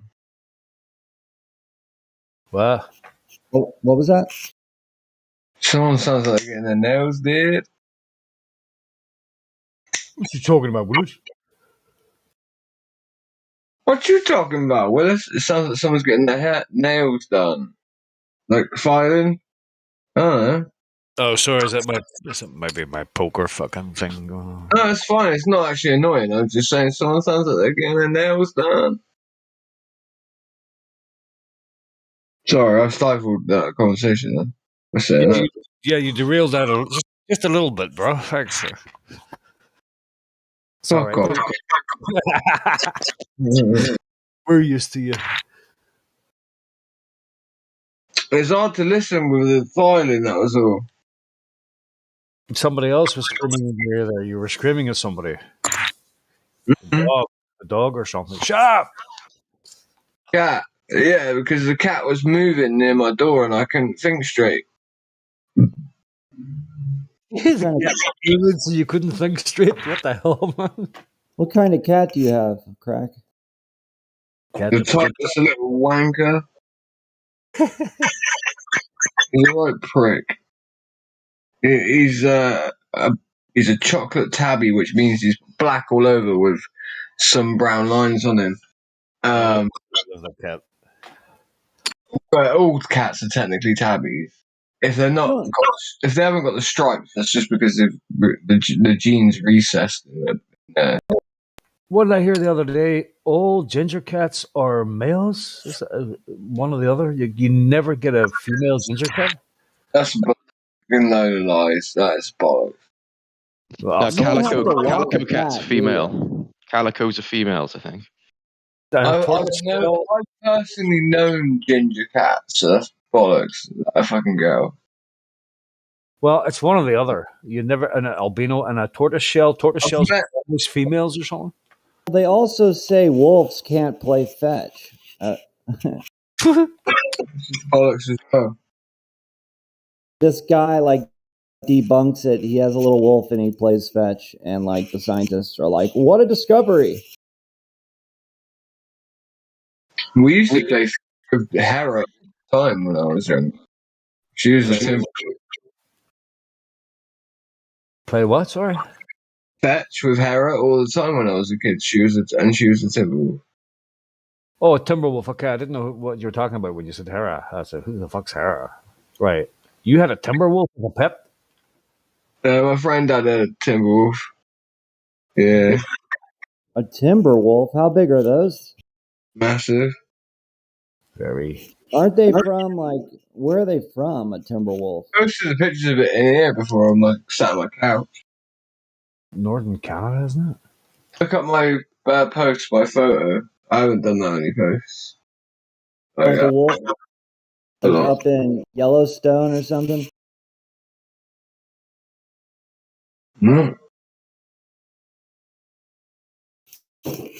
I don't know. There's some shenanigans going on with the this whole idea of domesticating animals. There's some serious shenanigans. Yeah. Ask Carol Baskin. Everybody, fucking Carol Baskin, bitch. Everybody's turning vegan. Somebody said we didn't climb up the evolutionary ladder to eat leaves. I thought that was funny.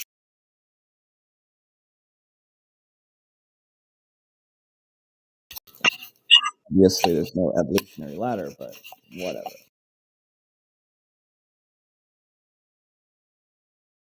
Lies, yeah.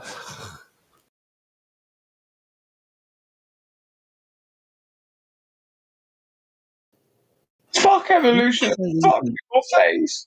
Let me ask you guys something. What is radiation? I heard it's the ionization. I get it. You know, that charges the ions. But they love to use that word radiation poisoning. Whereas, I mean, if you go into a microwave, that's just like another way of cooking something, right? But Radiation are waves that are extremely radio waves that are extremely penetrative to the body. Almost cook you from the inside out. When they do. Well, that's the mainstream narrative. But there's also some interesting sort of research that's coming to light where everyone's walking around with Geiger counters and trying to measure radioactivity of 5G towers and all these various other things in our lives. And what they've discovered now is that the amount of electrostatic also registers as radiation. So if you were wearing a gown and you were in your fluffy slippers and then you go to touch the doorknob, just before it shocks you, you would actually register as like radioactive. Dude, once I knew you've there was discharged, something to this. so the mainstream narrative, yes, microwaves, like Crack was saying, is spot on. Microwaves will destroy you. It does cause excitation of the molecules inside you. Same way your microwave heats up the food, it's going to heat you up as well on the inside. But what they're starting to realize now is that there is a static electricity relationship with it, that it's not as clean cut as here's a piece of uranium. I stand next to it for 10 minutes and I will die because of this much radiation exposure. That's what I wanted to hear. Very interesting.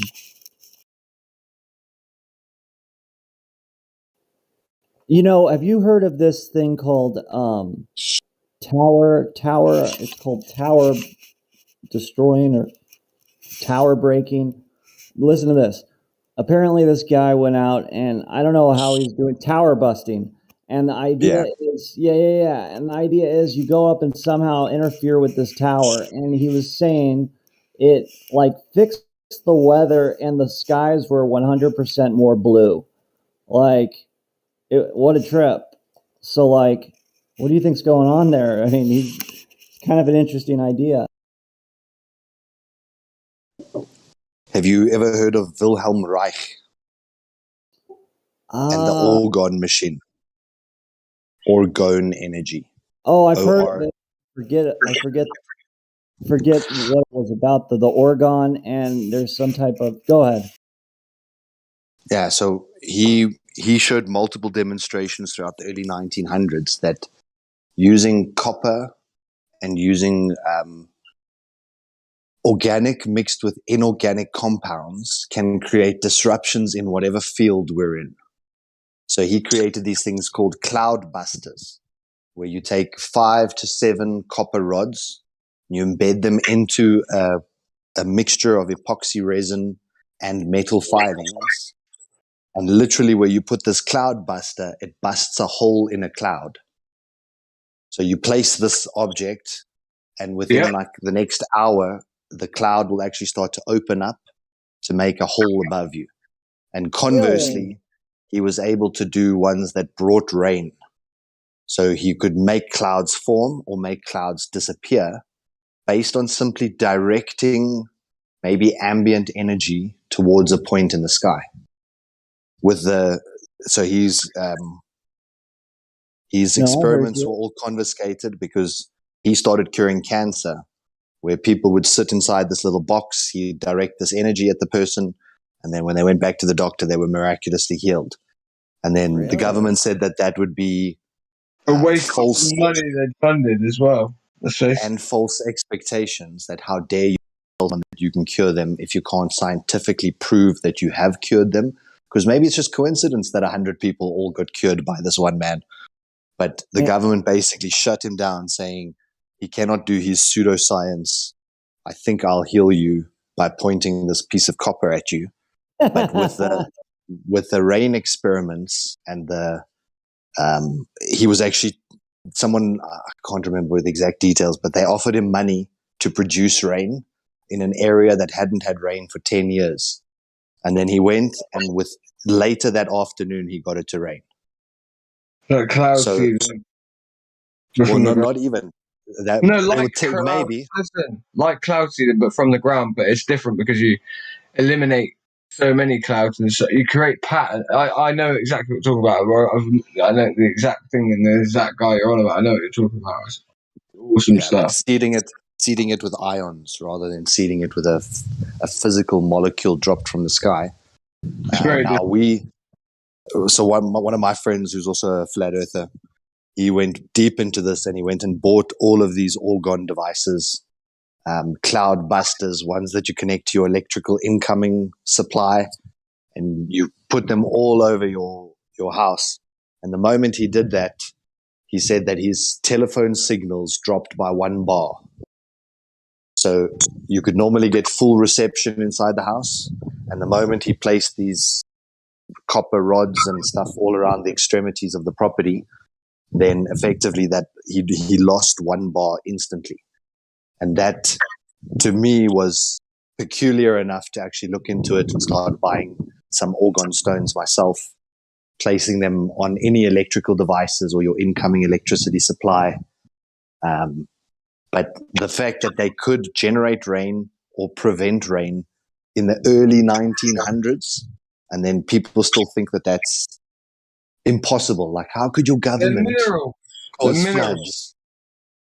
It's like saying gold can't conduct electricity or silver can't do things. They're minerals at the end of the day, let's face it. So wait, they've set up some type of web, like some type of web Wi-Fi type radio, some type of signals that are like encasing us. Is this the idea?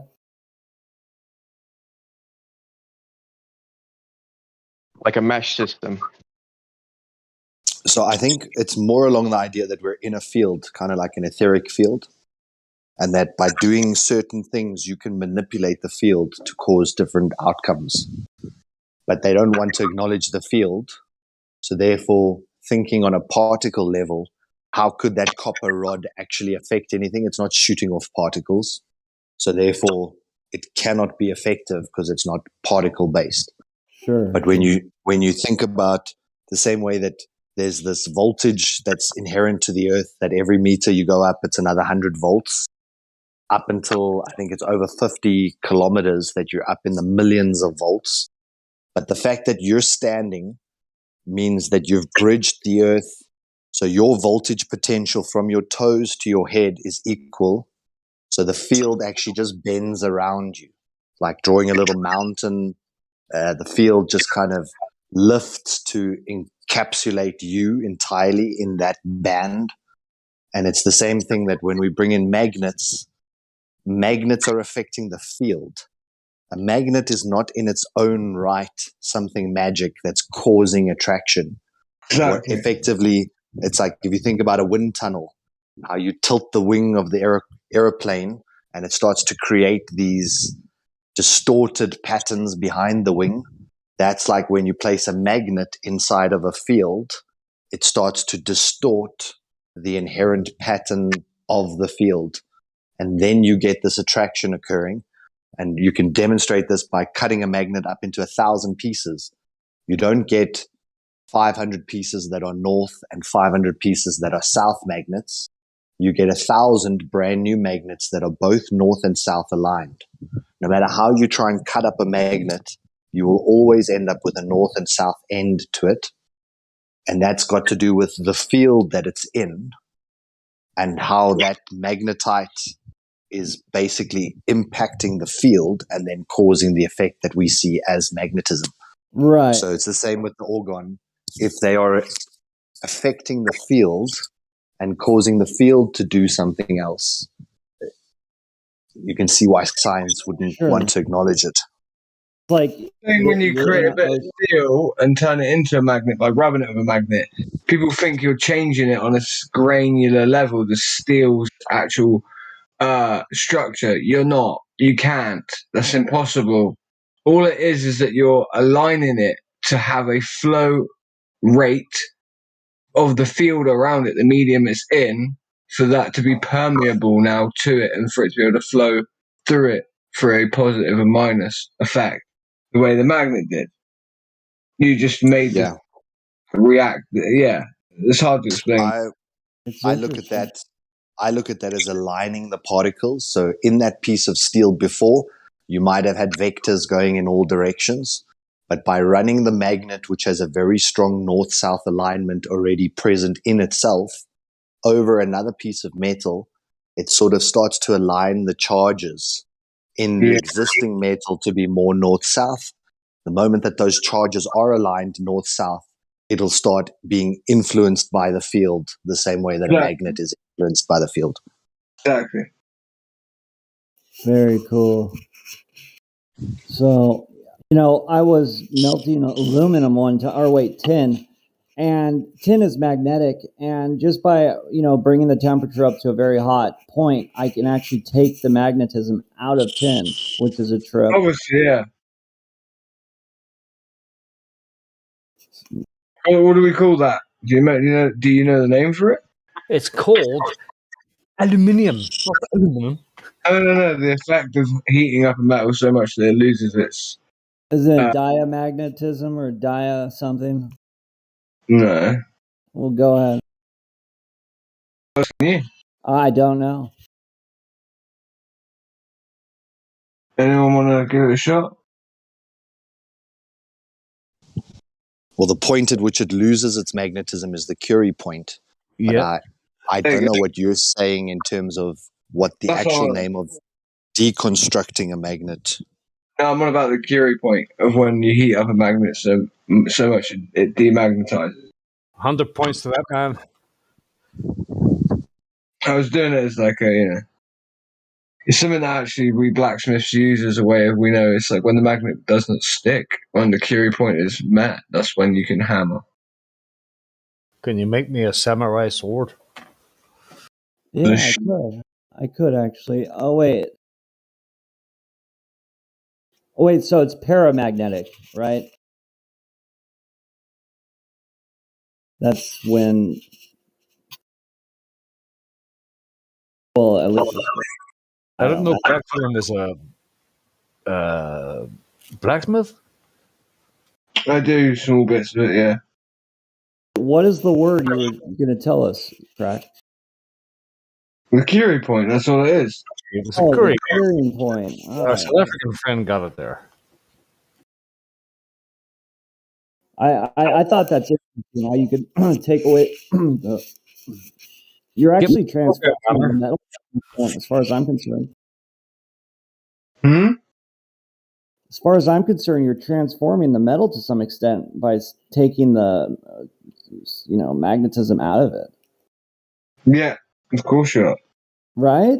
Like, they should act like you're not, like... That's the whole reason you heat it up to that point, to the way you take the magnetism out. Think about it. It takes the magnetism out, and that takes away the field. The field is now gone, and now the thing is now malleable. Wow. Is it because it's really hot, or is it because it's no longer magnetized why it's really, really malleable? Or is it a combination of both in tandem? These are questions we have to ask ourselves. When we quench a blade, if you quench the blade in warmed oil, facing with the tip of the blade facing magnetic north, with a strong electromagnet as well, rarely will you get a warp in a blade or a sword. You're gonna get a warped blade, you said? You rarely ever get a warped blade. Oh, really? Yeah, because I see what you're saying. You're aligning it, right? But it's not that you're taking magnetism out per se. There is no magnetism. It's the alignment of the molecules. So when that substance gets heated, those vectors are now fluctuating because there's energy imparted into the object. So if you think about all the vectors pointing north and south, as you start to heat it, they start to drift east and west. And then suddenly you no longer have a coherent north-south alignment in the object. So it shows very little magnetism. But then as the object starts to cool, it then realigns back to the north-south alignment. And then you'll see the magnetism appear to reoccur or to start to resurface. But it's not that the molecules actually have any inherent magnetism per se in inverted commas. It's just their field alignment. Right. And their field alignment is determined by the etheric field alignment. So if it's out of that alignment with the main field, the north-south field that we're dwelling in, then it'll have no effect like you see something that doesn't appear to be magnetic. Like it's the heating is not removing any magnetism. It's just changing all that north-south alignment. Yeah, exactly. That's fucking cool to think about it like Well, that. and the same thing when you heat it, that's what you do is you affect the grains as well in the actual steel. You're changing the grain. When you heat up steel, what you're really doing is changing the grains inside. Forge welding steel together, you're changing the size of the grains of the steel side of the steel, which makes sense with the alignment thing as well. That while they're so hot and to the point of where they're in change, how could they even have an alignment? That's actually a cool ass thought. I hadn't thought about that. It is pretty cool, bro. Nah, that's fucking awesome because I've been doing a lot of melting and stuff. So, like, you know, I've been trying to think about it, and the way you just said it makes perfect sense.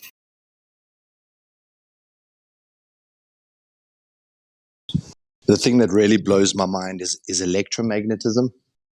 It was an experiment I did probably 2010. I was playing around with magnets because my friend and I were talking about over unity and trying to find this motor that can generate power indefinitely. And we were playing with ring magnets and bar magnets and anything that we could do to try and figure out how to get this thing to rotate indefinitely. And then I took a steel plate, a 5 mil steel plate, and I took another piece of steel that we bent into the shape of like a horseshoe, and then ran copper cable around the horseshoe part. So neither part of these things were magnetic.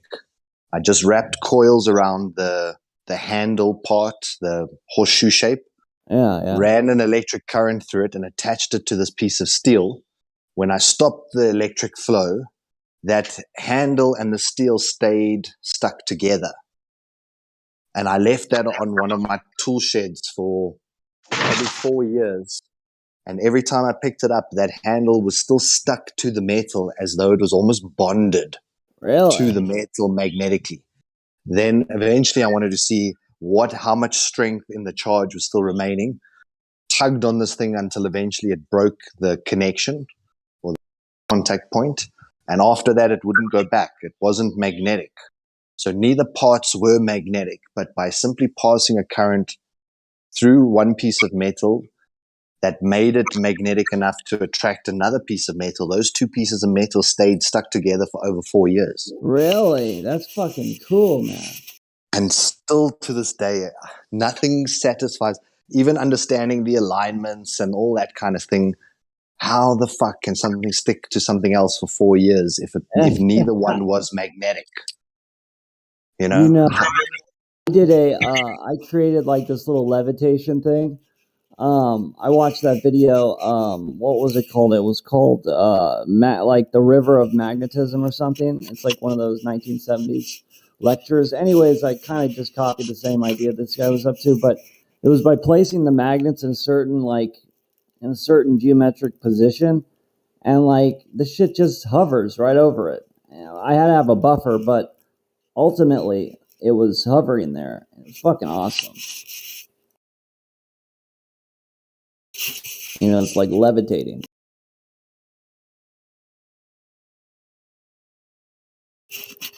And that was all based on where you positioned, I guess, and you can, I guess, amplify that based on whatever metal you stick in there. So when you're saying they bonded, that is fucking cool. Because I was looking at some stuff that you're talking about, the electromagnetism. That stuff is wild. And there's no doubt that you can get just, like, I was looking at a flywheel battery kind of incorporates some of these ideas. Yeah. Who's scratching on the mic? Yeah. I don't know. But it's like it appeared to be bonded, but wasn't bonded, because I could once I separated them, it was simple. So there wasn't actually any chemical bond that occurred, but yet this thing was stuck almost the same as one of my neodymium magnets, like one of my large. Neodymium magnets are badass, huh? That's what I used to make it levitate.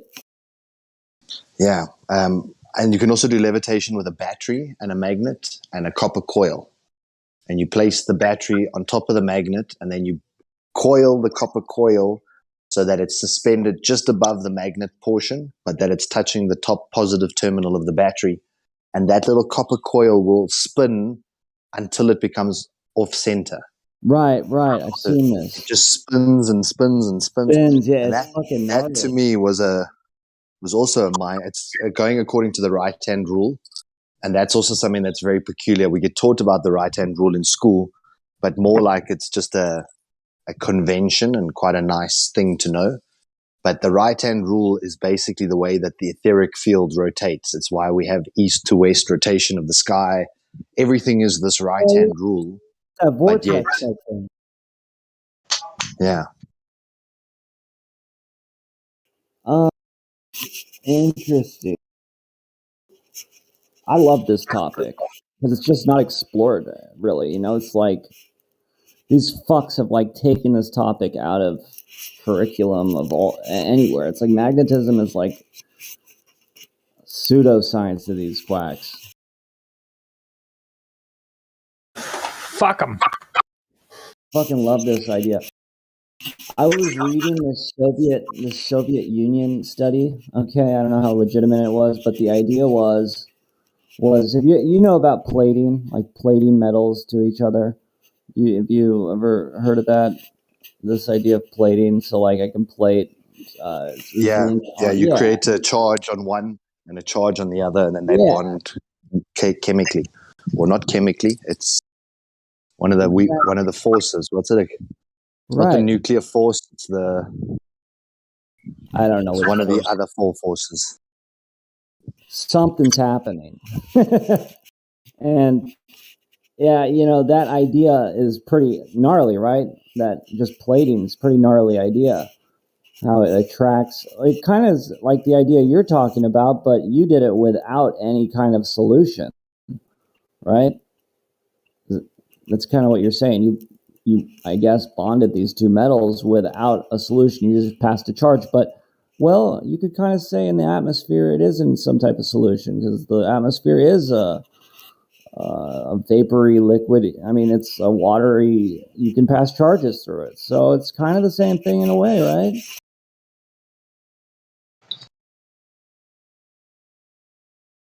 Yeah, actually, exactly the same. Right? Because it was like I was electroplating the one onto the other by changing the charge potential. Yeah. Swear to God. And okay, so I swear to God, it's the same thing. So, anyways, the Soviet Union study was saying as you amplify the current as it passes through, they said in their test that they were able to flip from one element into another. Like as they brought it up. Like I kind of forget the study, but it was something like that. where they up the amp, the amount of electricity that's passing through, and it does something to the metal, to the actual element.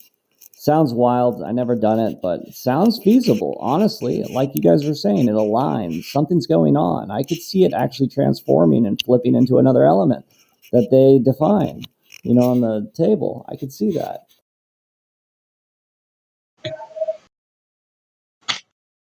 It's all really interesting, though, isn't it? It really is. And I really want to fucking do that. I really just want to get enough power to be able to pass through and be able to just control the amount of power that goes through the water and try that out. That'd be very interesting. I think you need some kind of DC.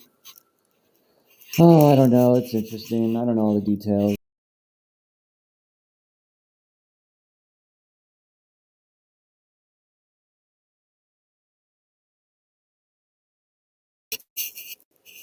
First thing they want you to believe, though, is you can't do anything. They want you to believe that you wouldn't be able to discover things. Say that again? They want us to believe that we wouldn't be able to discover things. I swear. Huh? I swear. That's what it is. They try to set us up where we can't discover anything. They want us to believe that we can as well, though. Right? Yeah. And they keep it on the back shelf. I'm pretty sure they've got all sorts of shit already figured out, and they just roll it out. And it's been figured out forever. Yeah. And they roll it out. Sorry, 1 second. And this is something that I often say to people is we think that wisdom is contained in books. Where do you think that wisdom that's written in a book came from in the first place? Somebody. Somebody's mind. Somebody. So, even with Adam and Eve, people often say, well, how did God communicate with them? Well, he spoke to them in their hearts. How is it that man discovered all these wonderful things that we have? Is that someone was curious, started investigating, and then discovered it and put it down in a book. And then later on, people get all upset, because we're going to burn the books, or they are burning the books. Well, that information came from a human in the first place. Do we still have humans? Yes. Okay, great. Well, then we haven't really lost the source of that creativity. And technically, it means then that you should entertain your thoughts. You should try and figure out things about your nature and your reality that you live in, because you might just be the guy who changes it for the next 100,000 years or next 100 years, blah, blah, blah. But people think, no, once it's in a book and you had a title, now all of a sudden it's credible. Whereas the person who discovered it had to discover it first. He obviously told people who all laughed at him. Then he put it in a book, and 100 years later it became the current understanding, say like Maxwell with magnetism, or Einstein with his special theory of general relativity. It's like those things were never anything before till a man thought about it, put it in a book, and suddenly it's considered wisdom. But yet when men think about things, everyone laughs and says, oh, you're just a conspiracy theorist. And why do you... It's peer reviewed by other fucking great people with great imaginations. They do try to say it's all conspiracy. If you just try to explore your environment, what you're in, just mess around and experiment. Just anything you're trying to do with magnetism, you're some quack conspiracy theorist. It's like, wow, dude. I'm just asking a question, bro. I'm just honestly asking why you why you want to kill me and my whole family? I'm just asking. As if they're upset that you're trying this and that you think that you're this genius. It's crazy how they've gotten people into this idea that it's such a narcissistic negative, you haven't gone to this technical school to know about this. What makes you think you can learn? It's like, wow, dude. Yeah. Yeah, I hear you. Like Brian Cox is sitting with a whole pile of glitter behind him, and he's talking about flat earthers, and he's talking about it's the most ridiculous thing he's ever heard. Blah blah blah blah. And then he comes on TV, and they ask him one reason. What is the one reason why you believe the Earth is a ball? And he talks about, honest to God, on mainstream TV, ships going over the horizon. That's their number one piece of evidence. It's been number one evidence. And even though people come on here and act like it isn't, that's still the one they cite the most I've seen. Like, I'm telling you. Easily disproven. Easily, with a hand Laughable. wave dismissal. And I don't even care if people call it a hand wave dismissal, because it fucking is. It's easily disprovable. And that's what he did.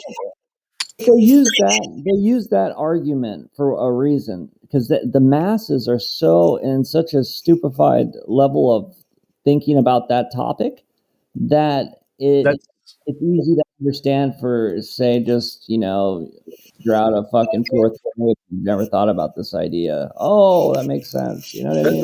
That's what I was going to say. My next thing I was going to say is because it is the amongst the brainwashing and the mind melding and everything else is going on, there's something must be underlying there that it triggers them to take great offense at a simple question. There's, do you know what I mean? The mind control is so deep that it's almost like, say, play Misty from, what do you call that, Rosebud. There's just a word that people use, and the mind control kicks in, and suddenly they lose their shit. That's what I think about when people hear the term flat earth. They actually are Yeah. being put into some type of linguistic hypnotism. Yeah. Linguistic hypnotism. I swear to God, that's the term. I just think that's I believe that. That is an actual term, linguistic hypnotism. Oh, it is? Yeah. Oh, yeah. Well, that's what's going on, because that's what it seems like. Yeah, you see it in everyday life. Like a trigger word that throws them into like a state of yeah, pure fucking zombification. Yeah, Rosebud. Very interesting how that has been orchestrated. Like, exactly. There has to be some like really smart secret society dudes out there that have mastered illusions and brainwashing to such a point where Nah. Yeah, because hold on. Nah, there's Go no ahead. secret societies. Nah, there's nobody. There's secret. Nobody's doing that. What are you talking about? So, to the point where people they watch it on TV, they watch Ancient Aliens, and they watch all this crap, this shit, to the point where they actually, they think that they're looking at people wearing tinfoil hats without realizing that they're actually in a fucking tinfoil hat society. They're actually themselves captivated by this, whatever it is they're fucking using on people. Do you know what I mean? Totally. And it's effective. I even was hearing about how even like Black's Law Dictionary, going into a court, you're being summoned into a court. It's like a literal, some type of witchery fucking words, bro. Like, like the whole thing's been some kind of spell type of ordeal that we're dealing with. Exactly. I had to jump in because you guys were talking about the magnets and free energy and some of these things. Yeah, and what you're talking about now with the way the spells work, and a lot of it's an asserted effort to put like a flat Earth society on a lot of these things, and put out people like with the free energy. Like, how many free energy videos are there out there that are purposely false, so that people get the idea that it's just impossible, right? Totally. Yeah. They pump them out. Right. There's one I wanted to ask, especially Flat Earth Solar or anybody else. There's a guy named Nigel Cooper that is being linked by a couple of respectable flat earthers. But he's talking about reversing the LED lights to be like solar panels and getting free energy from them. You guys seen his videos at all? Yeah. I have not. What's up with it? Not specific videos, but because I work in solar energy, this is something that they've been talking about since 2017. So light emitting diodes, LEDs, can also be light capturing diodes. So they are testing solar panels made out of just LEDs that can capture even low light levels. So which means you can produce power at night through starlight. Yeah, right. And not only needing sunlight or direct intensive light on the panel, but in terms of the research setting, they're still getting very comparable amounts. So if you're putting 10 newtons of power and you're getting 9 point something out, you're not quite getting to the point where it's justifying. It's not like you're using 10 newtons and getting 100. So therefore there's this massive increase or jump in power potential. But the LEDs are incredibly light sensitive, the same way that you can make an LED have like maybe 50 different power settings that an LED can light up with almost no current. And then at full current, you can get the LED to pop. It's the same way that the LED can receive light at various levels. But this is all, well, the way I understand it is that it's still very much in a testing laboratory type setting where they're trying to figure out either different types of LEDs or different amounts of light or other ways to create focal points. Something that I've been asking for years is that the solar panel generates power on direct light. So you want perpendicular rays to your panel. And that's why on the larger projects, you have things called axis trackers, where the panels actually move like a sunflower, that the solar panel is always perpendicular to wherever the sun is in the sky. And you get either single axis trackers or double axis trackers that can rotate on the x-axis and the y-axis to be able to position this panel always perpendicular to the sun. Then when it comes to prisms, a prism refracts light back to perpendicular. So if I have a triangular prism, it doesn't matter which way the light is entering the prism, out the bottom of the prism, it's always perpendicular. And then I went to a couple of manufacturers and started talking to them about how can we get a prismatic film put onto a solar panel so that it doesn't matter which orientation the panel's in. The light is always then redirected back to perpendicular. That's cool. Now they're creating a spray-on prismatic film, and they've created a prismatic film that can be layered on top of the panel. But it just comes with a question, you know. It starts where someone thinks about something like, and for me, the prism thing was more about when I got into flat Earth, and we were looking about refraction of light and all that kind of thing. Suddenly, one day, I'm thinking, why has no one ever implemented this? When light is what we're harvesting, we want No that doubt light they perpendicular. They have, but it's been whipped away, you know, for sure, right? Correct. It's always hidden. Then you go back, you look through the development of solar energy. The first factory that ever ran on solar power was in 1792. 1790. They boiled steam, so they used the sun to heat water, and they ran the entire factory on steam. And then for the next 100 years, all your Rockefellers and all your big oil magnates found a way to place an incredible tax on aluminium so that no one wanted to use aluminium anymore. And then they subsidized the oil with like the rise of Henry Ford and all of those things. So right from the 1790s, guys were already removing things that could make you run for free and trying to give you a low-cost alternative that you would have to pay for. And you know, and people fell for it. They say they found them in like the 1800s.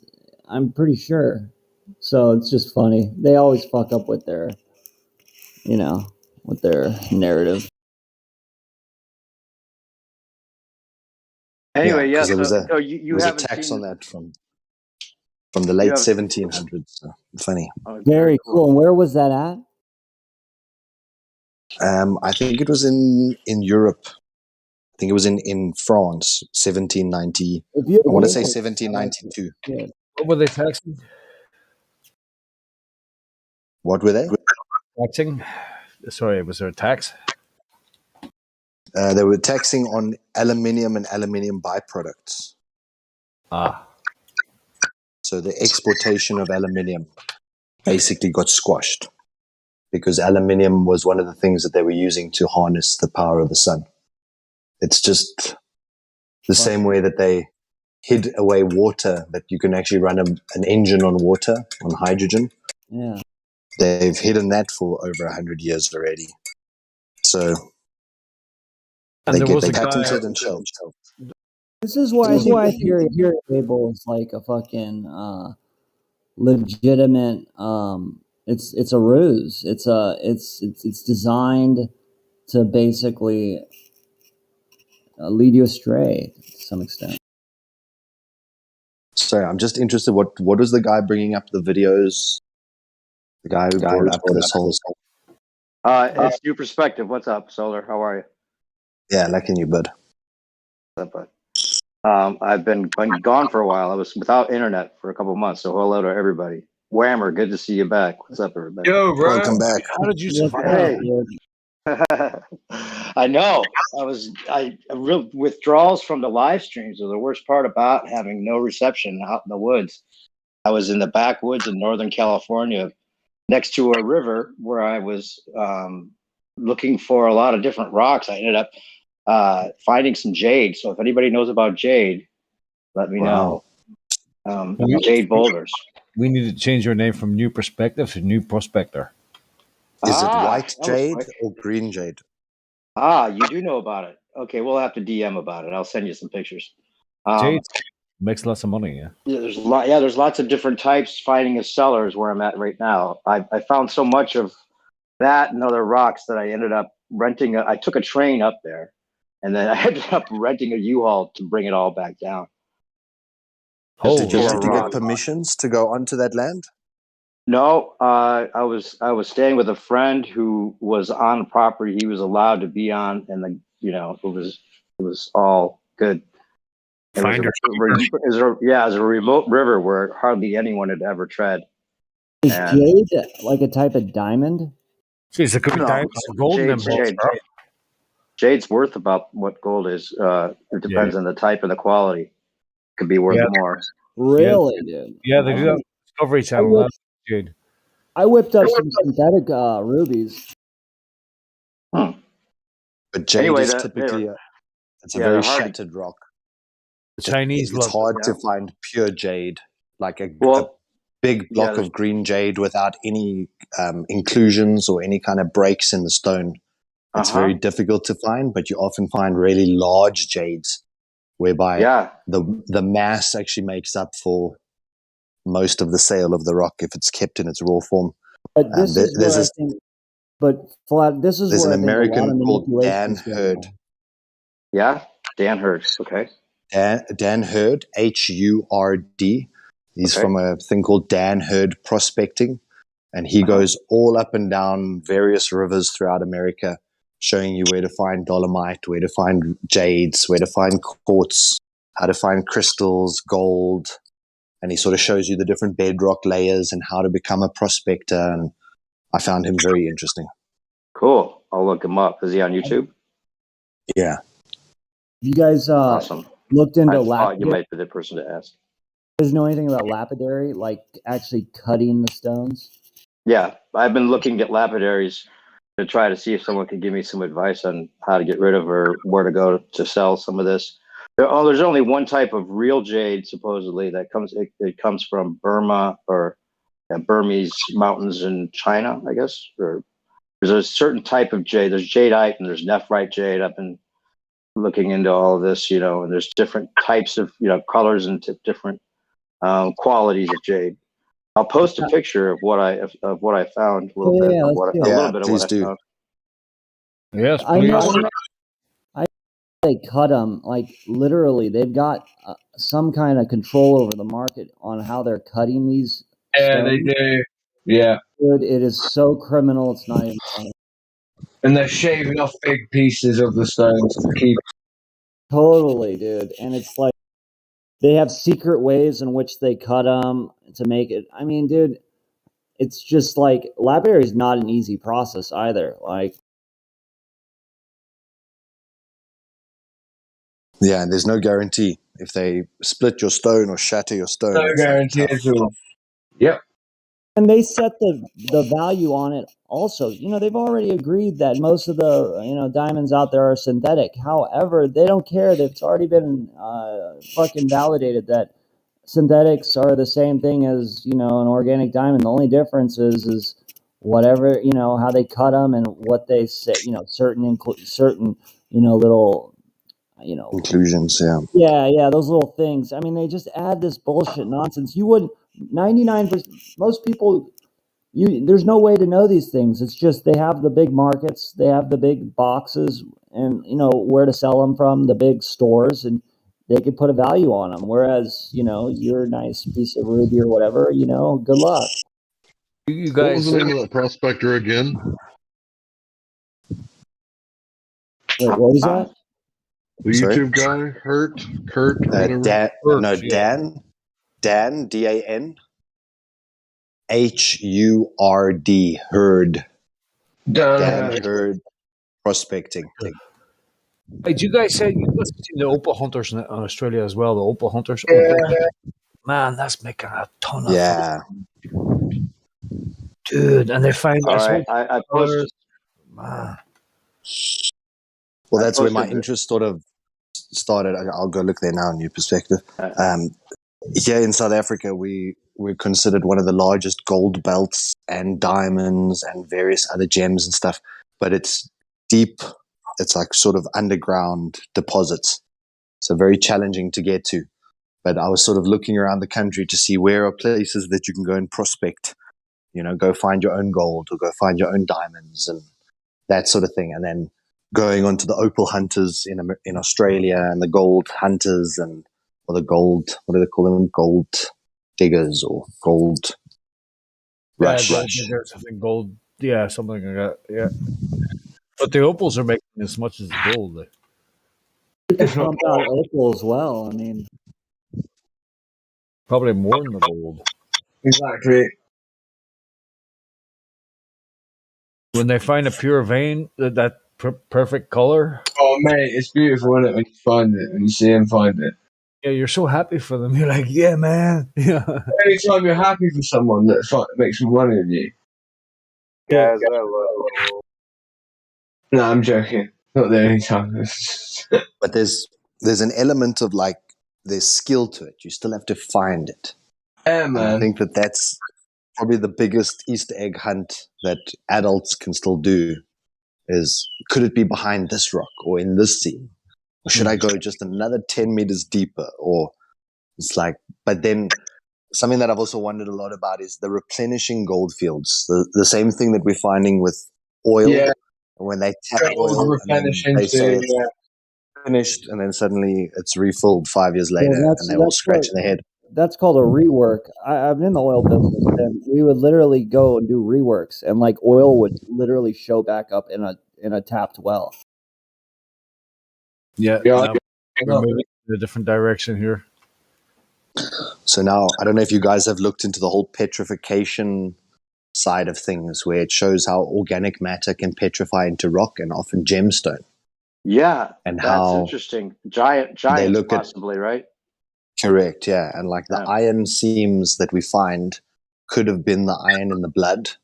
And when you start to look at an iron seam, it's like red, orange, and it's really rich in iron, and it kind of branches off like veins. We call them veins and seams. So what's peculiar is that the petrification process can be very, very quick, sometimes in a matter of a few short years. There's petrification wells in the UK where you can go hang a teddy bear under this well and you come back 6 months later and your teddy bear is turned to rock.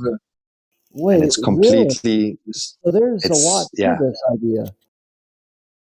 So when you start to look and when you take certain trees that were petrified, type in the gemstone petrified trees, and you'll see all all over America, there's these giant, I don't know if they're the redwoods or some other type of giant tree, but as they petrified, they turned into red gems and blue gems, and various parts of the trunk turned into different colors as it petrified.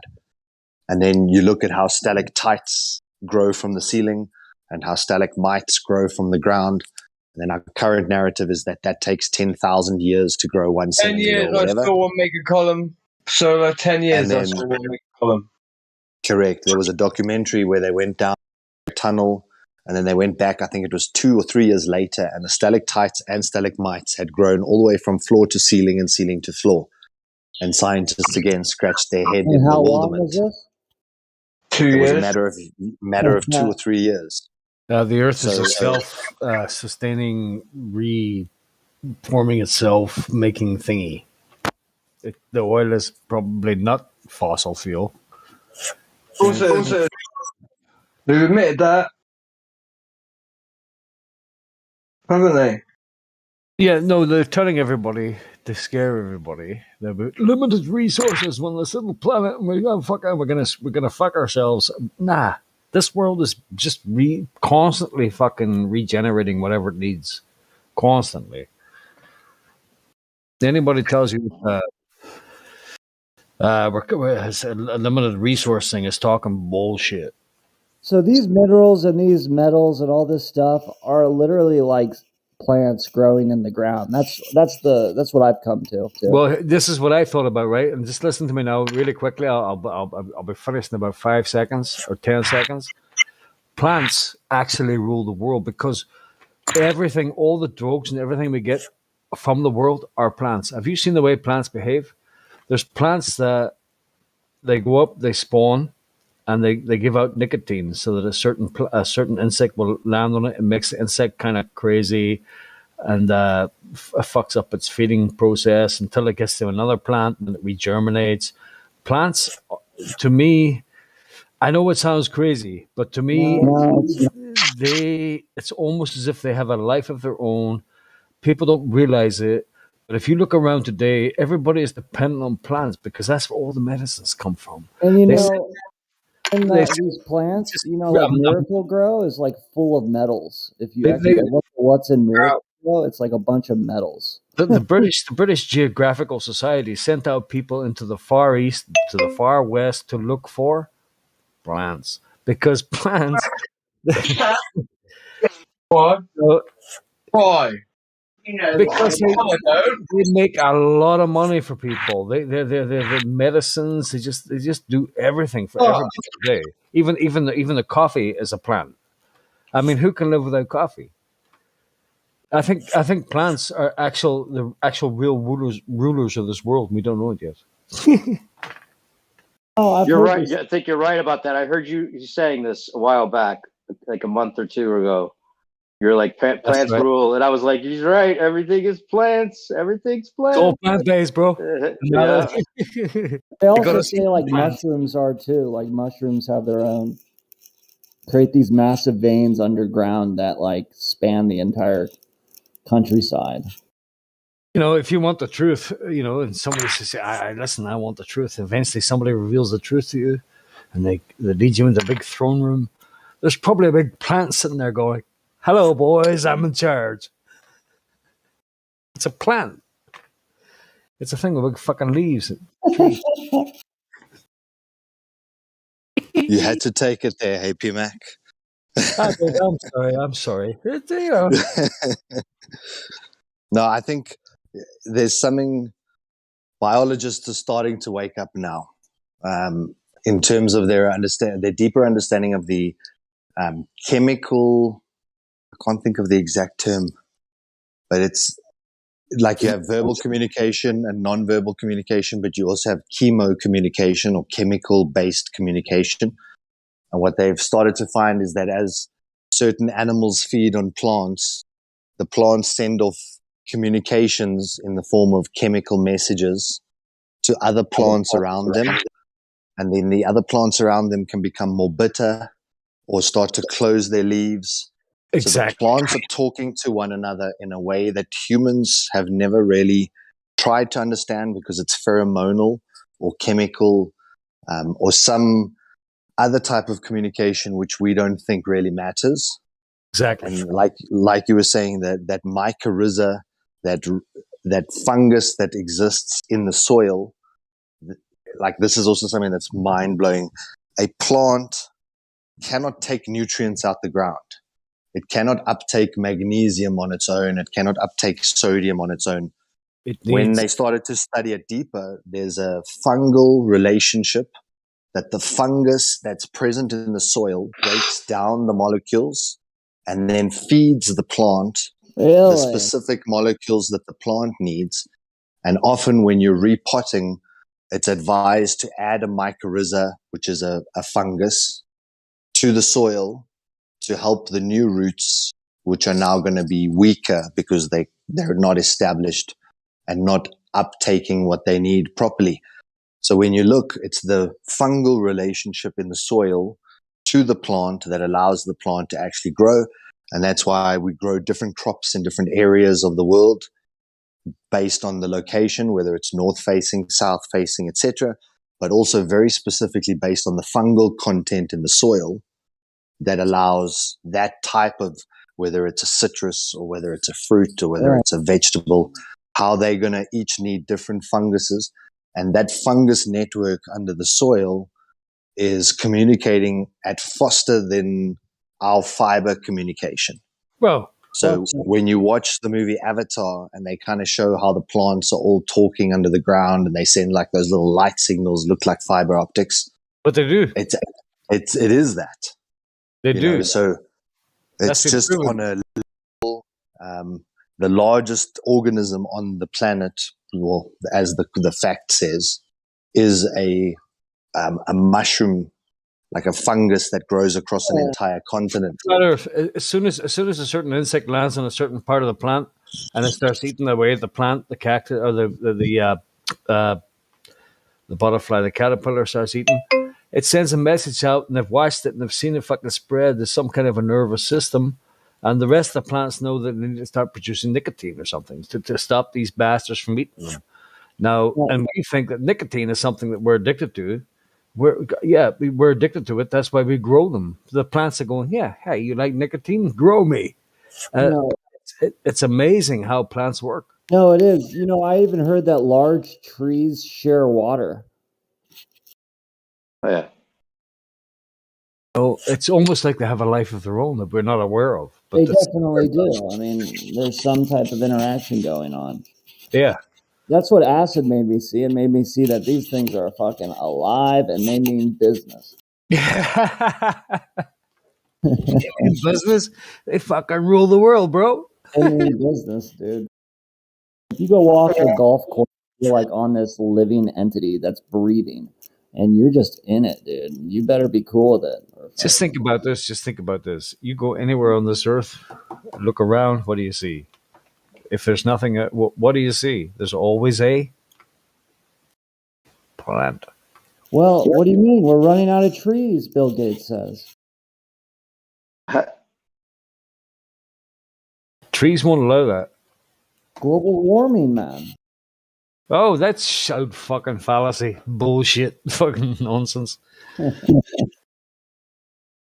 I don't think the infinite plane has to worry about that. No. Yeah, no, I don't think you can pollute this place either. I don't think you can actually. I don't think man can actually. I think it all gets filtered. There's some cycle, and I mean, yeah, you could pollute like a local area.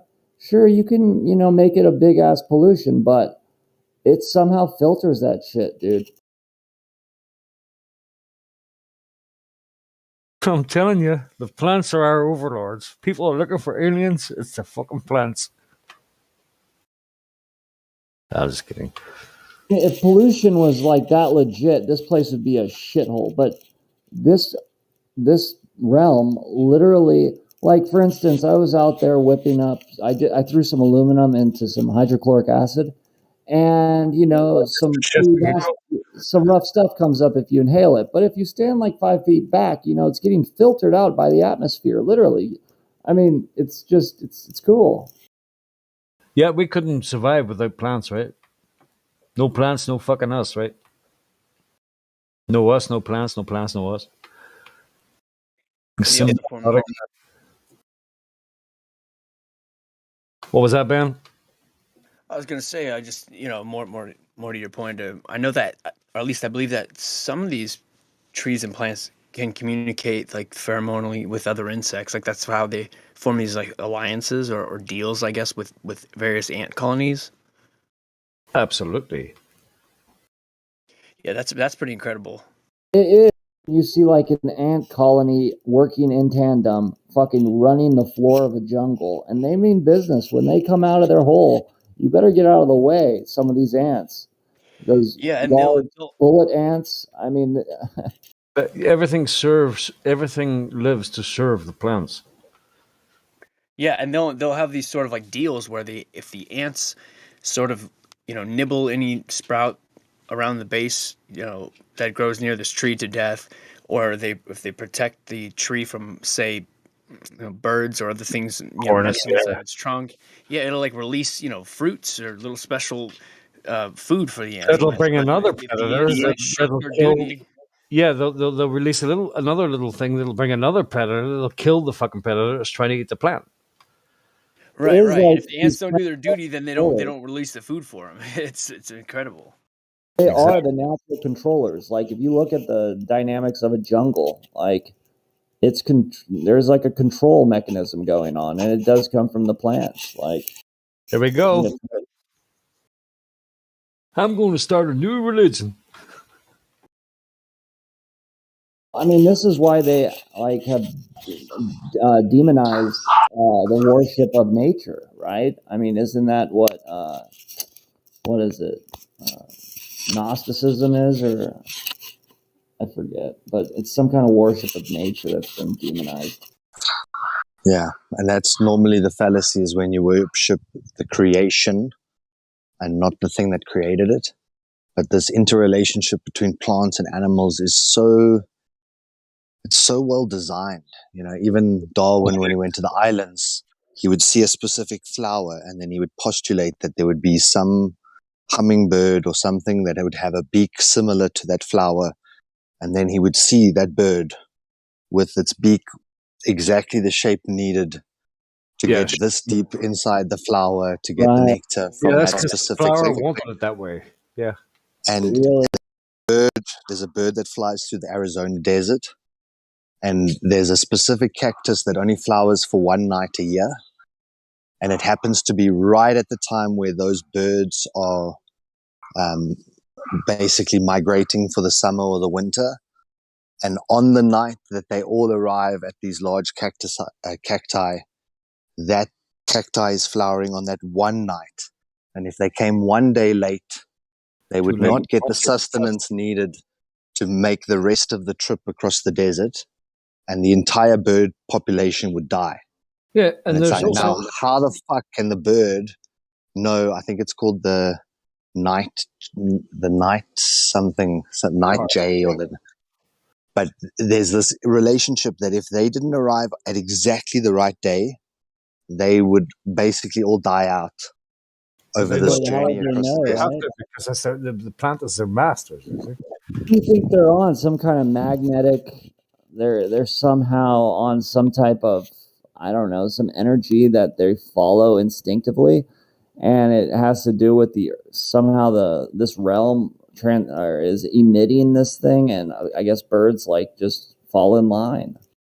What do most people like to do? Live forever. How long do fucking trees live? There's an actual cacti also in Arizona that lives for like 10,000 years, and it's very good at hibernating.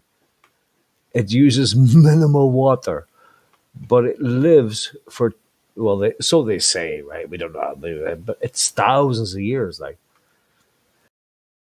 I'd rather be a plant, bro.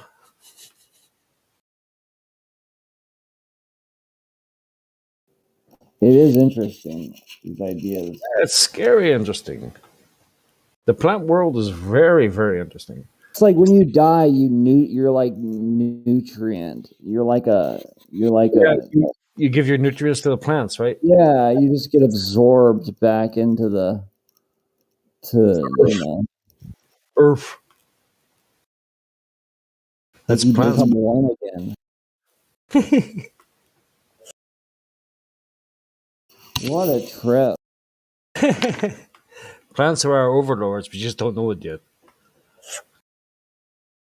So it's almost like we're experiencing this illusionary, independent, like, moment of existence. Yeah, why do you think they want everybody to eat plants so we can fucking colonize the bastards? Yeah, maybe they Well- created us so we could spread their seeds around globally or across the plane.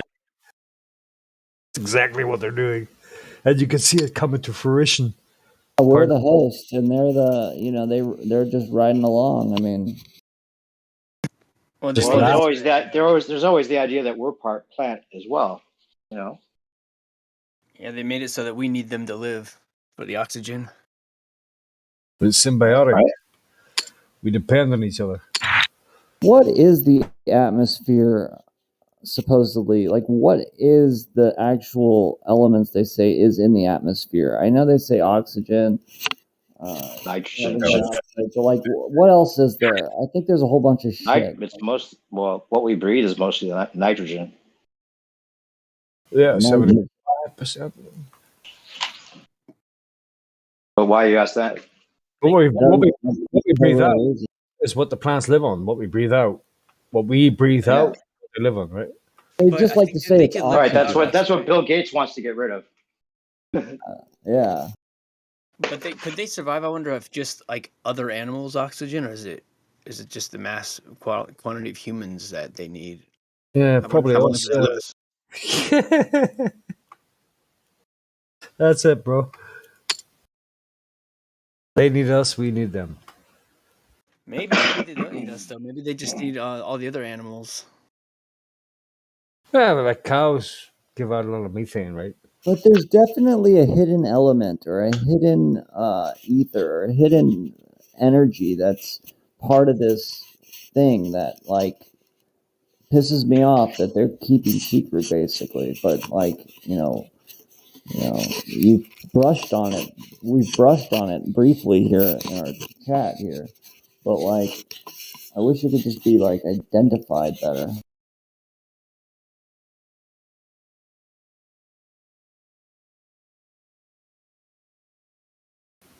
That was a bit of a tangent.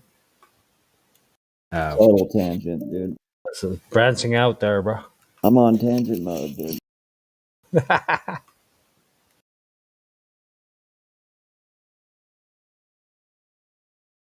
So aliens, bro. It's fucking aliens.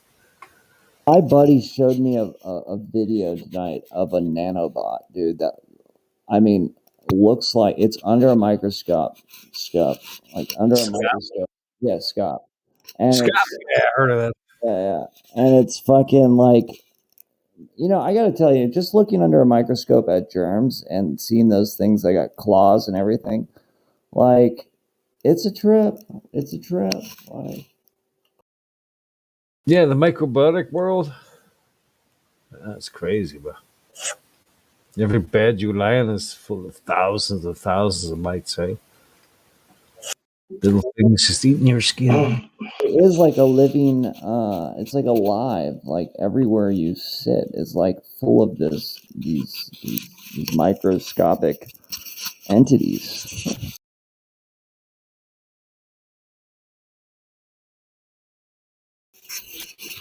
And what is the science to, soap, right? And this idea of soap. I mean, is soap like really that revolutionary? Is it, sometimes like I'm curious about did it really make that much of an impact toward, I mean, okay, hygiene, but like, is it really good to be like soaping up all the time and just like killing germs on your hands at all moments of your life? I mean, I don't think so. I think it's best to avoid all kinds of soap. Well, like there's natural just soap.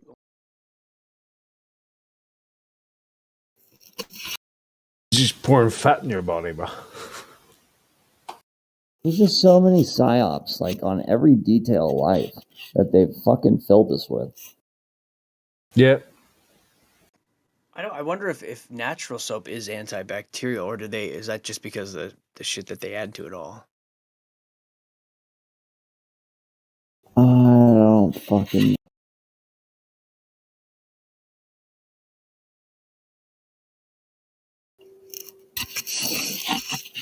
I don't know a lot of shit. I'm basically fucking dumb, deaf, and blind in this reality, trying to figure basic shit out. We got this psyop overlord that's just pounding us every day, trying to sell me Febreze or the fucking Verizon. It's like, dude, I'm already signed up. Like, how many more ads? Like, just stop. No, man, fuck off, bro. Ad after ad after ad. It's the same thing over and over again. It's like fucking Groundhog Day. So here's Halloween. Oh, next fucking Thanksgiving. Oh, it's Christmas again. Whoa, Jesus Christ! It feels like No, I swear to God, dude. These holidays are never ending. There's a holiday every fucking 2 weeks. It's amazing how it's just like a fucking holiday all the time. and it's so it's so what do they call it? Monodic. It's so fucking again monotonous. But not monodic. Listen to me. Yeah, monotonous. Thank you, Perspective. So it brings on these ideas of like, yeah, there's pressure involved in holidays, isn't there? And there's this whole thing going on. It's just never ending, dude. Yeah, all our holidays here are based on consumerism. And like we were talking earlier, like, are we caught in a time machine? And I think yes, we fucking are, because the fucking thing is it keeps repeating itself, doing the same old thing, saying the same old thing, year after year, month after month, day after fucking day. You know, can we not just like fucking do something else for a change? Like forget that Halloween exists or Thanksgiving or Christmas and just go out and fucking catch some fish or something and fucking eat a plant. No, you've got to live in this world that has been created and constructed for you that is like living Groundhog Day year after year after year. Well, yeah, that's the beauty of where we're at right now is we can disconnect from it and realize that that's just a psyop. You know, all of the holidays are. Well, that's it. Yeah, disconnect is correct. Yeah, good show. We're not going to get the majority there, though. I don't get you a present. Don't get bitter, you fuck. It's all rituals, man. All psyop rituals. Exactly. Yeah. Once you're in the majority, you know, you're fucking wrong, bro. We can't even get the people to listen to like basic information about the health of wearing a mask. You know, I mean, come on. We're not going to get them to stop celebrating Halloween and Christmas. That's for sure. All that snot and that nasty shit you breathe into that fucking. I can't believe it. I can't believe that there's not like more professionals out there going, wait, just, I mean, there are probably, but the fact that they're able to keep most people wearing and forcing kids to wear them. I mean, it's just unbelievable. It's enough to drive you crazy. Just that alone. And even wearing them when they're alone. Yeah, people are wearing them all over the place. Yeah, it's insane. It's just unbelievable. And it's just your old epitome. That's the epitome of mind control. They sit in their own car alone, and you're like, "What are you doing?" Dude, right. And they're breathing it in, they're fucking sneezing, and it's fucking green on the inside of their fucking cover. And kids can hardly keep their own clothes on at school, you know? They have to keep this snotty mask on all day long, and they're required to, and getting tested on a weekly basis.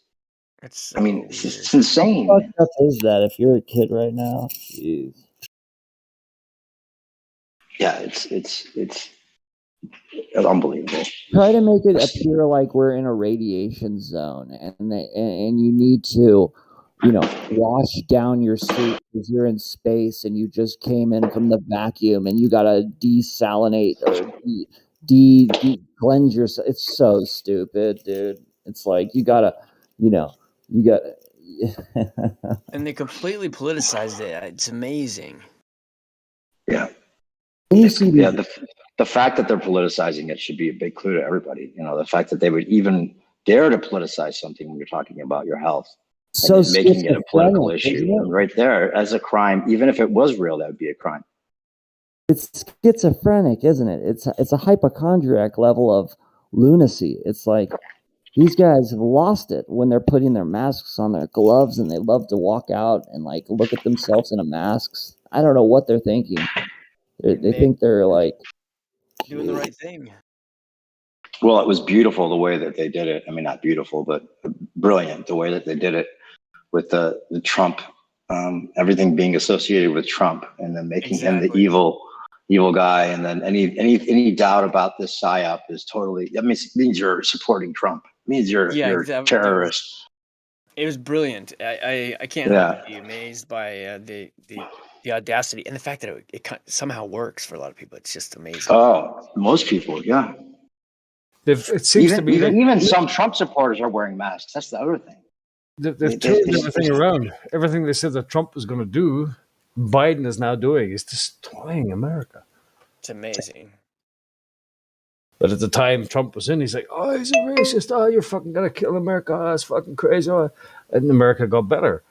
But now, since Biden, America is in a fucking mess, sir. We're dealing with outer space level crime, like top shelf crime. Like this is crime on such a level that you don't even know how to respond to. I mean, how does Hunter Biden get away with his laptop being discovered and him smoking crack and him? Wait a minute now. Put that off like willy nilly, no biggie. They do. His wife died. He slept with his wife's best friend. He went with her. He got married to her. Oh yeah, dude, smoking crack and Asian hand jobs or foot jobs. Dated his brother's widow. Right? Yeah, he slept with her. He put a baby in a prostitute. Oh, yeah. Around his knees nude all the time. Videos that guy was up to. Crazy. Biden all those showering with his granddaughter. Dude. Oh, sniffy Biden showing that 1970 something, telling people how much he was like top 3 in his class, and he had so many degrees, and the news just came out. It's a joke. It's a laughable. You finished bottom 3 and you just about made it. That's the president of the United States, and now he's talking about. Oh my God! If ever there's any doubt, that the illusion of choice, it has to be pretty much cemented now. I mean, there's no way. You would hope. This world is fucked. There it is, right there. If there's something fucking strange going on, something is not quite right.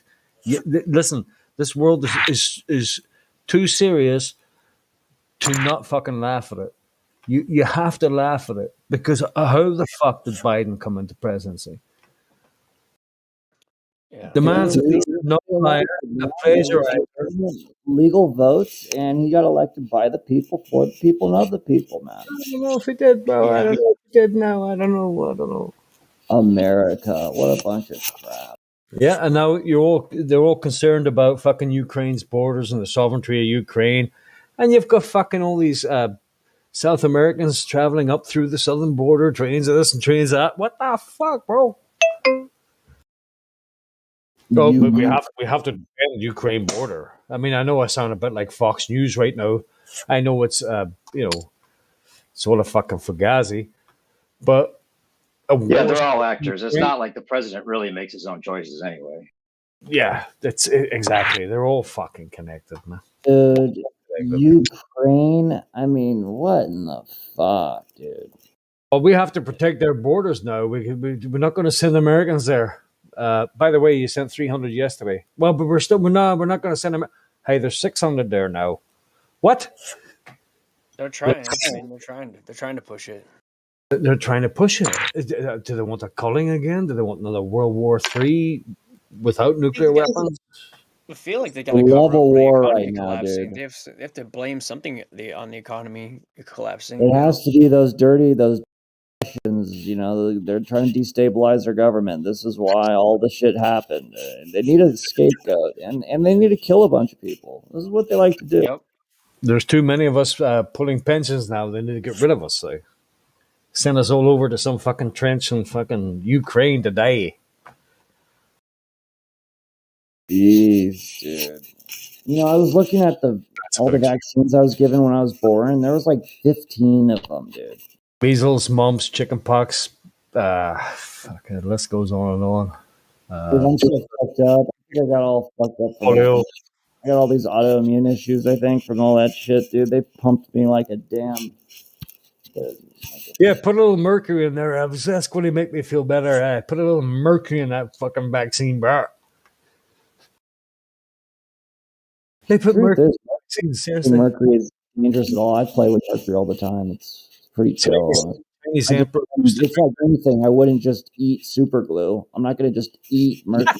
That's what they make it appear like, it's fucking poisonous, dangerous, dude. Shut the fuck. It's not like Yet they stick it in everyone's mouth and. Yeah. You know why I'm so glad I didn't take it? I have people telling me now they're double vaxxed. They're like, I'm actually sorry I did it.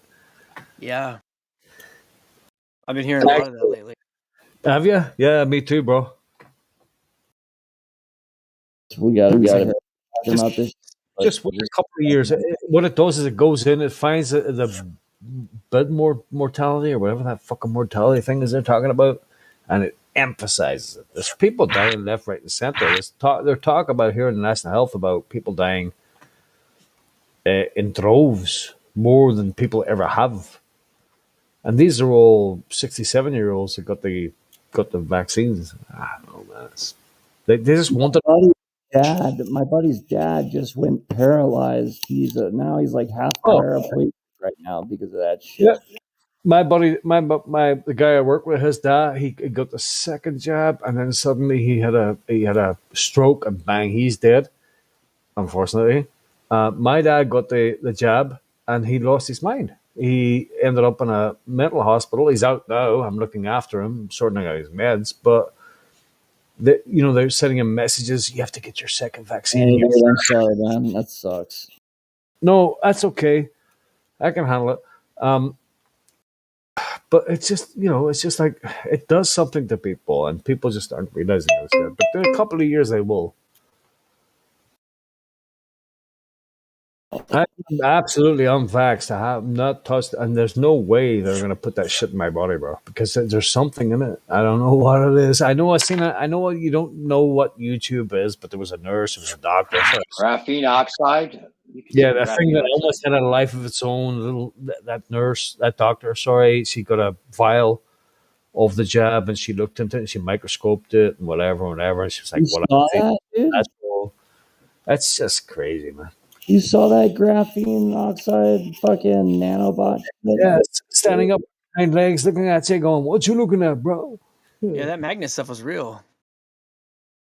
It's hard for me to believe that they have this stuff, that's microscopic and it could self. Well, that's hard to believe. They're years ahead of us, bro. It's fearful, right? They love the fear stuff. I'm not saying it's not real. I'm just saying it's hard to, it's so like a self-assembling microscopic fucking creature that lays eggs. I mean, dude, it germinates. Wow. I mean, there's a passage, if you remember, from Trump when he started off. He says something like, and this always stuck with me. He says, "We will find them because the technology we have today, you can't even imagine." That's all he said.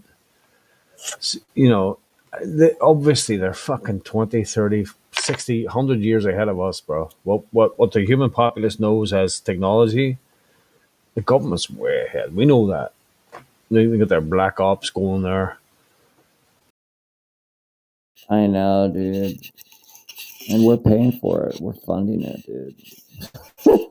Yeah, isn't that great? We're paying for our own demise. These guys are good. They fucking pulled the MacGyver on us, dude. We're funding all this shit. MacGyver. I mean, you've never heard of some shit. They're laughing their fucking asses off at us. Stupid. And you can't even pull your money or you go to jail for tax evasion. Yeah, but if you're rich, you pay a little fine and never spend jail. But if you do it, you're in jail the next day, bro, for 10 years. Money laundering, terrorism. Oh, plus you have to pay for the privilege of dying. The government's got their greedy little hands and everything. You can't just let such a limited time we're here to be alive. It's like, guys, just chill a little bit. I mean, you can't let my dad work for 60 years and leave us a little something. No, you have to put your grubby little hands in and take fucking 20%. oh, they got their dirty little mittens all in there, going right up your asshole. Your dirty little mittens. Jesus, blueberries are nice until you rub them across your asshole and they taste like shit. At least buy me dinner first. Or you fuck a rape me, you bastard. And they love pushing out that line. The only two things in life that are a matter of fact is death and taxes. They Now love. there's three, bro. Here's my line. There's only three things. There's only three things in life that are sure: death, taxes, and death taxes. What a And they I mean, tax Jesus everything. tells you to pay your taxes. Oh yeah, hallelujah. All I know is all the bank wants from you is your damn signature. Or your house if they can get it off you.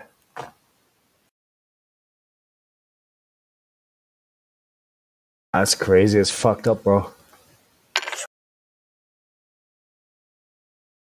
And they tax the drink, they tax the fags, they tax the food, they tax the petrol, they tax everything, and then they cry poverty. Can you separate yourself from this legal fiction?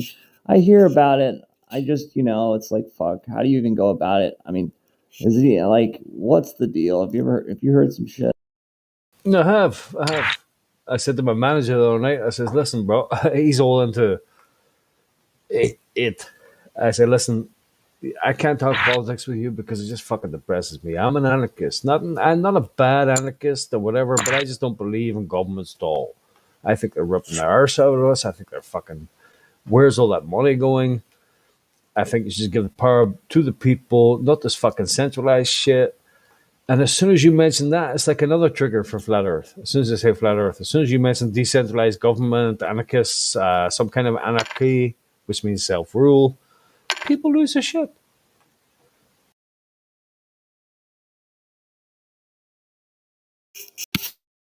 But, I think it can happen. I think it can happen. I mean, I don't believe in this fucking defund the police shit and people walking out with bags on their backs, just fucking stealing shit from places. I mean, what has happened? Well, if the cops weren't out there fucking acting like car salesmen and, hitting their quotas every second, I mean, I understand, but look, the cops themselves don't know what the fuck they're dealing with, what they're serving. What's going on? So, we're just like, we're just kind of in this thing, dude, and nobody they just are a cog and they accept it. I don't know. I have to hope, or at least think, that there is this route out of the economic, the fiscal, the financial matrix. Okay, there's a route out of the financial. Don't get me wrong; it's fraught with traps and God knows what. But like, there has to be some kind of route that liberates you from, and maybe there's not. That's the gag. You just are bonded up, and you're literally a bomb. That's but defeatist stuff. I don't agree with that. There has to be, bro. Don't be defeatist. Flat Earth is the route. Yeah, that's the one. There we go. Flat Earth is the route. There we go. They opens a whole other can of worms.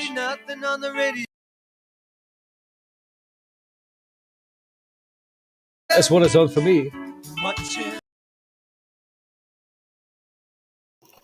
Isn't it amazing how music can change the whole reality? Like, just music itself is like a light in the middle of a bunch of dark room. It's like this state that can take you up and out of, it like mentally can transport you somewhere. It's very bizarre how vibrations, sound waves have such an impact. And it just goes to show you that there's so much that one man can do. I mean, there has to be, right? There's so much, there has to be a power that we have to overcome and outwit. Because at the same time, I guess we're whatever jail we're in, it's somehow self-created. Is that the idea? It's like an escape room.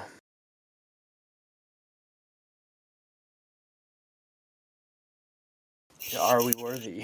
And it's all just focused around money, dude. Jesus Christ.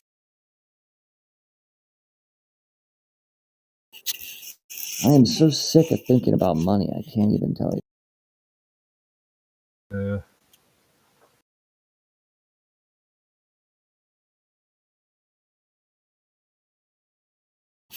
And like sitting in an office, working it off, even if you're doing a job you like, but like, you know, you have to show up and do it. Like there's something limiting to that.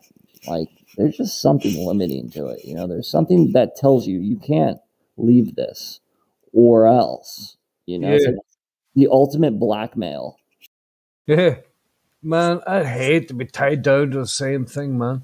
Year after year, time after time. Property. I don't understand it. I don't understand it, man. I mean, I understand that people want security and something to pass on to their children. But once you go down that road, that's you're fucked. You're there for the next 50 year or 25 year or however fucking long you live. That's you, bro. You're done. You can't go nowhere else. You have to do that job. You have to pay that mortgage. You're tied in. Fuck that, man. You need to live more free than that. Be like a plant. Just It's grow. almost like there's some big top dog, angry narcissist scumbag at the top of this whole thing that just hates us. People. Like, some low life epic scumbag like you, just greasing the wheels up there that just hates other people being happy. You see what you just said there? I have thought of that many times, bro. All those who's down in Whoville. They just don't like us, man. Yeah, guys like David Icke trying to tell us it's reptiles and trying to tell us it's some fucking dinosaur entity. I mean, maybe, but like, dude, it's a dude. All right. And he's up there just slurping the cream, and he's probably a killer. He's got kill teams out there. He's a scumbag, dude. And like, yeah, that's what he does. There's killers running this place. It's not like good, happy people. It's like killers running the place, you know, legitimate killers. Like the Grinch watching them all like singing and being happy, and he's just pissed about it. Shining happy people holding hands, eh? Not really. Just Social Security. What a fraud that is. You work your life and they give you that lousy $1,500 to live on as an old elder. You can't even pay your bills. I mean, it's amazing how they've swindled the entire population into it.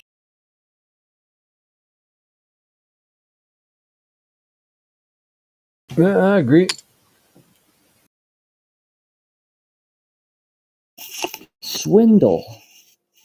To be taken, to be robbed. You know, we're actually, I'm pretty sure we've been deemed lost at sea. That's what I was reading. We've been deemed lost at sea.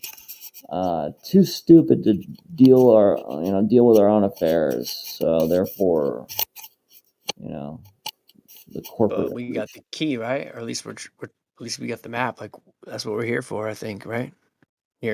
Us here. You would think, but you know these guys have prepared for, you know, truth slipping out, and they've got fail safes and fucking protocol, you know, and maybe we're just dealing with a protocol. Like on the Illuminati cards. Yeah, you do. Huh? You have to believe that we can win because it's kind of defeatist to believe that we can. Well, I've been here for 4 or 5 years hanging around in this Discord. You know, yeah, 4 or 5 years. And I gotta tell you, the world went into lock. Only 2 weeks, bro. 2 weeks. Wear your mask for 2 weeks. 2 fucking years now. Flatten this. Flatten the, whatever. Margarine. Boy, how blatant is it too once you get aware of just some of this basic shit and you see flatten the curve and then just the laughing at anyone who's awake. They're just laughing. I mean, they got Omicron fucking island up there in Antarctica. They got Delta Island. Give me a break, dude. That's what we're trying to do, right? Flatten the curve.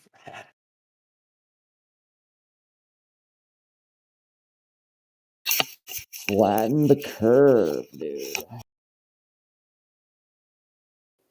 And talk about a set of circumstances that, like, they've capitalized on, where the sun appears to look like it's setting. It kind of looks like it's going over something. I mean, it's just what a Weasley are, you know what I mean? Like, really snakish. It's like, wow, it's so deceptive. It's beyond human. It may very well be beyond human. I've come to that idea. It has to be. There's no way. Yeah. Beyond human.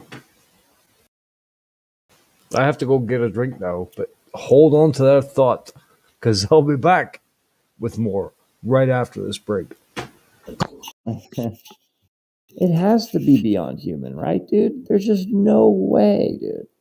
Yeah, the scope is too far. It's too well thought out. It's like right? It's too well thought out. It's too pumped out.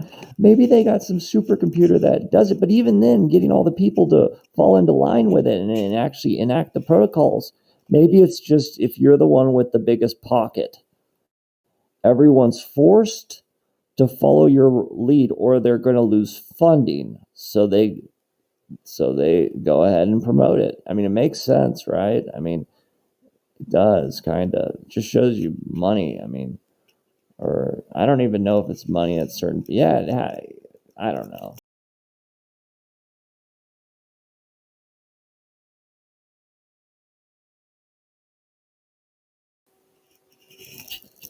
And these celebrities coming out and saying these things, it's like, wow, dude. Oh, fuck is wrong with them? It's like all these systems they weren't like infiltrated, like they were set up to do this from the beginning.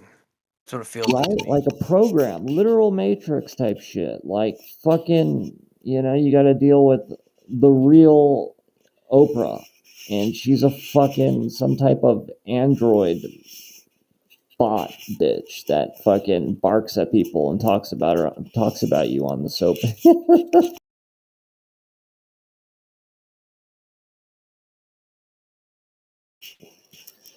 Right? There's like armies of layers. Like it is set up at such an extent to where it's like, Jesus. I mean, we need Jesus to cruise back and fucking wreck shop. We need a godly dude to show up and just handle business.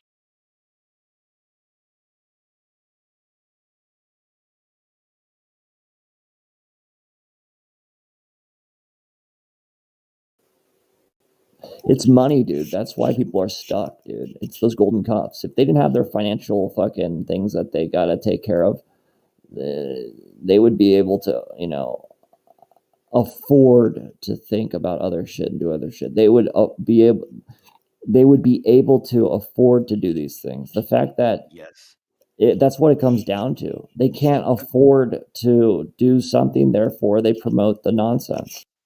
Yeah, that's the distraction. That's the distraction, really. Could say that again? I'm saying you're right. Like that's the distraction, is the occupation, the job. It's true, dude. It's true, and it just shows you how many people are tied down to something, even the celebrity. Like, they don't want to lose their position. That's their job. So guess what? They're going to bark out whatever marching orders they get.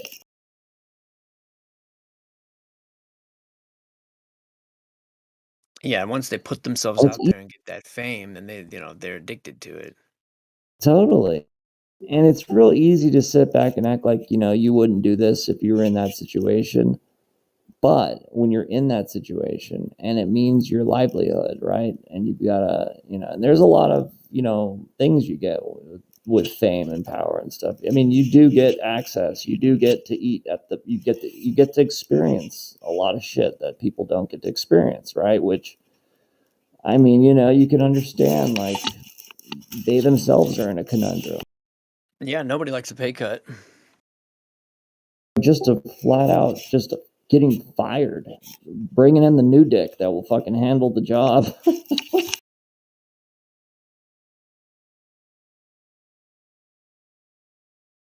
But it's very liberating when you no longer have any fear. I think fear is a very powerful word. When you have no more fear about the death of your body or where you make your next fucking income from or something, once you realize that the world is a fugazi, they're lying to you about everything. There's no such thing as fucking spinning balls in outer space and all this shit. And you know, when you lose a couple of people here and there, and you've got nothing to lose, and you're just kind of, well, all right. It's actually, hang on a minute, let me think about this in your consciousness. Life is actually a fucking piece of shit. Not really a piece of shit, but it's not something to be worried about. It's really not something to be worried about. And once you lose that worry and you lose that fear, you start to enjoy it, and you start to see the magic and the. You start losing your teeth and you need to go to the dentist. You think really quick, like, okay, I better go get some cash, or you know what, this is gonna hurt like a motherfucker. Bro, don't talk to me about fucking dentists. You know what you hear him saying? It's like these things that like unbelievable, but it's just what it is. It's like you're cuffed up by just physical hygiene, and money is the. I mean, I suppose what I'm saying is, if you put life into perspective and how long your life has been and how long it's gonna be, who knows? Is it really worth worrying about? If you spend your whole life worrying, or you spend your whole life just being fucking happy, of course. What's the difference? Well, the difference is that you fucking enjoyed your life, and the other person fucking. But hold on, enjoyment, right? How do you enjoy your life without being able to fund your life? So part of the enjoyment. You realize that it's not really life; it's just a experience, just something you're going through. It's not real. Right? Don't you want to have a decent experience though, like go on a trip and you know, I don't know, live by the beach, live on some water rather than some shithole with the thugs fucking running through your spot up your ass. I mean, dude. Yeah, I don't want to be stuck down to a. The cops got you and they're beating you back behind some cage. They toss you in. I mean, dude, this is rough stuff. Yeah, but if you put it in perspective, the amount of people who live on a beach. Oh, I get the idea. Go ahead. It's not really important, is it? I mean, ultimately, you're right, but in the moment, I don't know. You know, I don't know. I catch myself going after the cash, or it gets too crazy. Like, I'm not trying to live on the street, dude. Can't do it. I'm not doing it. Fuck that. Yeah, well, you know, I agree with you there.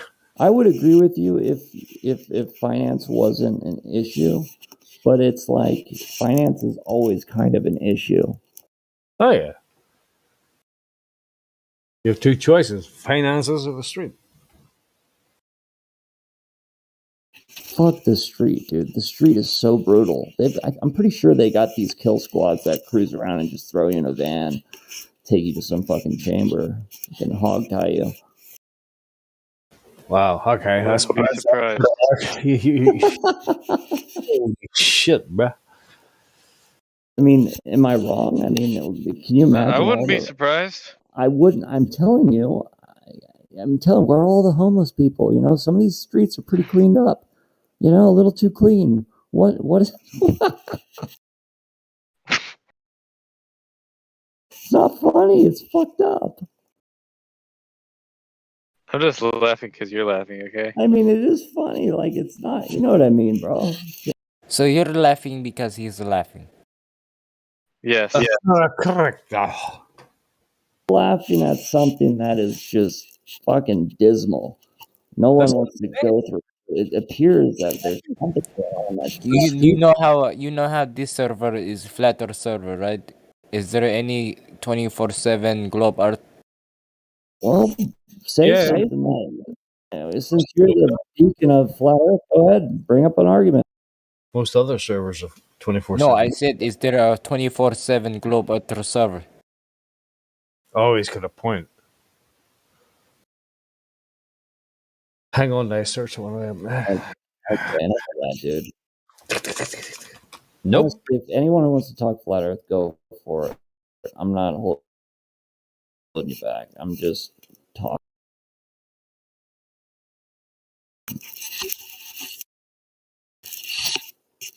Wait, somebody. So, you know, very globe was there because Agent Smith's space.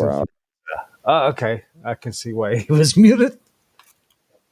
These people love to come in here and say, "Is there a 24-hour flat Earth server?" It's like, dude, give me a. It's right here, man.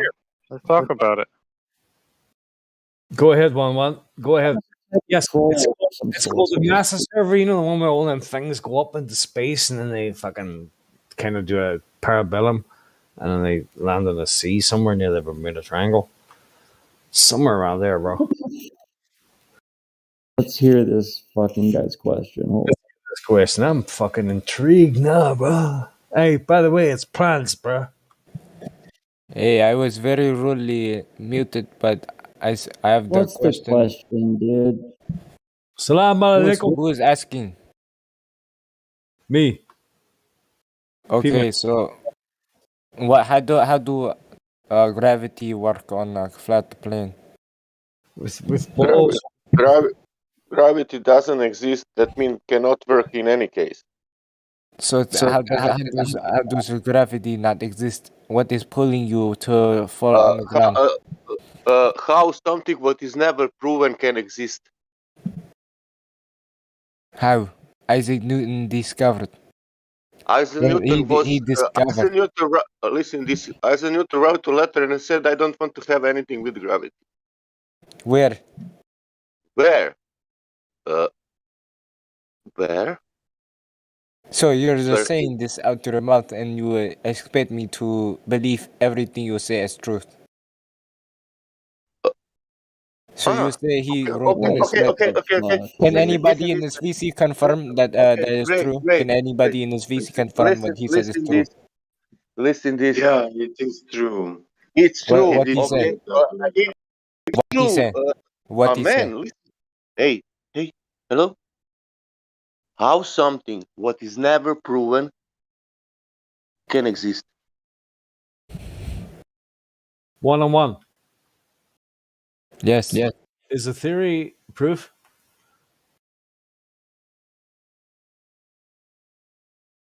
Hello? Is a theory? Yeah. Yes.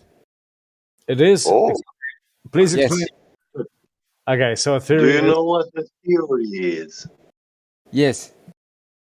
Okay. What is a theory? Define the word theory. Begin your sentence with hypothesis. It is not 100% proof, no, but it is proof. It is not even 1% proof.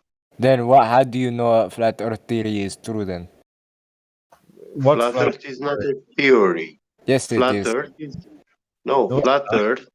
You came here and you do not know where you came. You think you know what Flat Earth is, but you have no clue Then about tell it. me. Tell me. Well, we will demonstrate you that you barely know the heliocentric model. Okay, and teach me now the you are basic trying because I am to- confused, okay?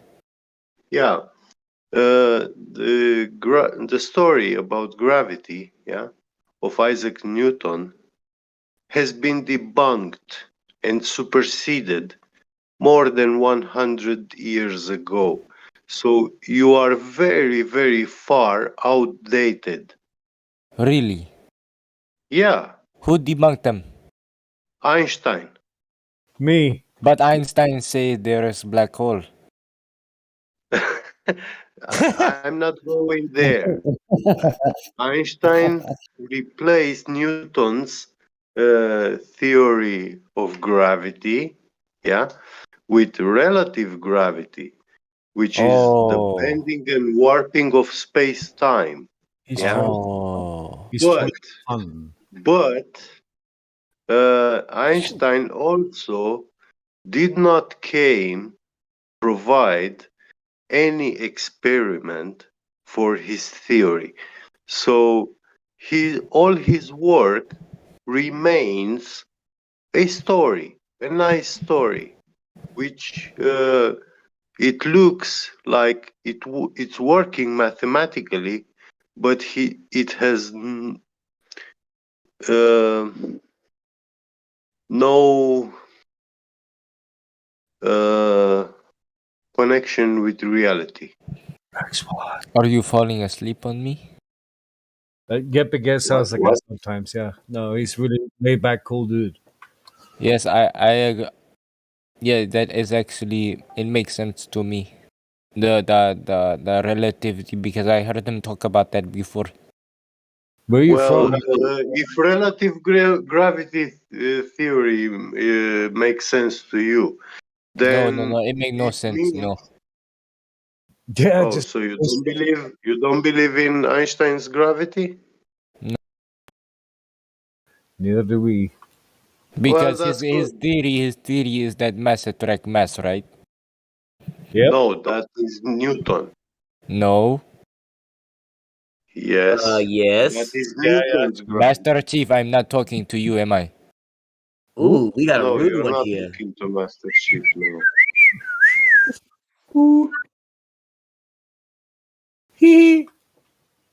Oh, you did that on But purpose. Biget, what did you say? To trigger my ticks. Give me a moment, please. Okay. So, Newton's theory of gravity is that mass. Enoch, you're hot micing. Ah. Yes, please, somebody mute PMAC. You can't mute PMAC. Why not? Because I'm Are you interested in muting people or you're interested in issues? I'm trying to hear what you're going to say, but you are not saying nothing. Take your time. So, listen. Einstein's theory, Newton's theory of gravity is that mass attracts mass. So is it And Einstein or Newton's theory? his theory of gravity and laws of motion, yeah, they are fallacious. Quantum mechanics shows that they are not true, valid. What? Yeah, quantum mechanics shows that Newton's laws of motion, that for every action there is an equal and opposite reaction, yeah, is a they are bullshit. not valid. For every reaction is And equal and opposite also, reaction. yeah, okay, the other way around. And also his laws of conservation. Right. Yeah, they are fallacious. They are not to be found. They cannot be proven that they exist. One equal one. Can I ask a question? Yes. How this conversation, let's say, about gravity, will form the shape of the Earth? What? How this gravity thing will form the shape of the Earth? I did not ask that. You are putting word in my mouth. I just asked how gravity works on a flat Earth. I'm just asking how it works on a flat Earth. Great. I'm asking you now, how that what will not work on flat Earth will shape the Earth? How that gravity what will not work on flat Earth shape the Earth? To be honest, guys, I think he's I- honestly trolling you, Sasha, and get just giving you heads up. Yeah. Yeah, he's a troll. Let's face the facts. Oh yeah, definitely. I think he's wasting your guys' time, bro. That's what I thought to He begin was with. very rude and disrespectful. Like, Just obvious with it. yeah, You know? definitely. Yeah. He's not. Hey, get that. You could tell that he was trying to get Sasha, bro. He was definitely trying to get Sasha off. Man, no. Listen, how gravity works on the globe? No, Einstein believes in black hole. Einstein believes in black hole. I believe in white hole. Black hole, Einstein. Einstein, black hole. Sasha white hole. This is his argument. Einstein, black hole. Sasha white hole. And then he's gonna tell us that's not Einstein's theory. That's not Newton's theory, bruh. That's not it. Okay, explain to me. Okay, if Einstein said that the black hole there, Earth is a globe. Earth is globe. Newton, right? Newton's right. Einstein is right. Earth is globe. Is that true? Earth is globe. He gonna come in here with trying to Einstein fake is his accent. Make fun of Newton Sasha. is right. Earth is globe. Is that? Is that just so moron? And he come in here and try to troll us, bruh, but Pretty odd too. Get that. Get that nano stuff. At least it is no. Get it on break. He's drinking coffee now. Oh. Yeah. I'm sleeping. That stuff is crazy that you're showing me, bro. Man, I need some coffee. It's good morning this morning. Was born by a nanobot. Hello, Sasha. Hello, okay. 100%. Yeah. Salud, come fate. Salud, Did that nano really? How water works on flat Earth? How water works on flat Earth? It flows, it evaporates, then it condensates and it rains, it goes into the ground, and it gets why water curving on flat Earth? Why water is curving on flat Earth? Water is not curving, no. But how? What is this gravity they talk about? The mass attract mass. But why water is not curving on flat Earth?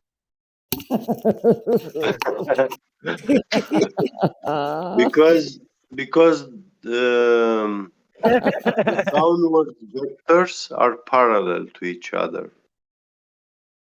In which case water is curving?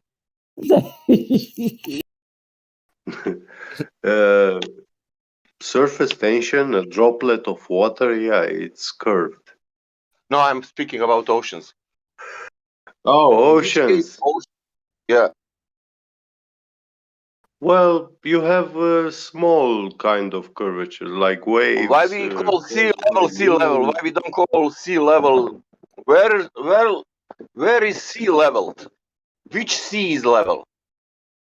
At the sea level. What sea? One sea or all seas? Why is it called sea level, right? Is the Adriatic Sea leveled, or how to say, Black Sea? It's leveled. Well, or the Black Sea is actually the lowest level. All other seas and oceans, they are higher than the Black Sea. I think the Dead Sea is the highest level of the seas. No. Yes, because you float. You float in the Dead Sea. I don't know. Maybe that's because of the salt, mineral content. But where say sea level? Wait. The Dead Sea actually does not have such a high salinity like, we have in Romania one of the most saline lakes in the world. And yeah, when you swim in that lake, it's very hard to dive in it, you know. When you go, you just float. I went to the Dead Sea once and I floated on it for. You can't dive. I It's mean, like a. The same thing with the Dead Sea. no, Yeah. Exactly. Yeah, you can't. it's these Which one? people, these people Which one? who don't know to swim. If they go in this lake, you know, they can still easily float. They will not sink below the lake, the Is it a water bunch of level. salt? Is it just Right. salt? Oh, I thought it was a mineral content in general. What is the salinity? Like what exactly is in And it? it's very high. I tasted it. That in the lake that's keeping them afloat. It's It 4.5 really How, makes miles. your guts how come you out. can have salty? How you can have salty oceans on the flat Earth? How can you have oceans and Yeah, salt in the flat Earth? don't ask Yeah. me that. I'm How not you God. can, why rivers are not salty on flat Earth? Right. You know, I Because can have you need to drink water. Yeah. but nobody why can answer my questions. That's the point. You, No, uh, Sasha, you're flat you earther. will You not cannot answer that simple listen, question. Sasha, you will not be alive if all the water in the world was salty. You would not live. why Nobody go will be alive. lower than flash Earth? Are So you saying that we salty need, water is not drinkable? yeah, living beings need water to live. Mammals and you know. Why waterfalls not flow uphill on flat Earth? But why oceans are salty and it's not raining salty water?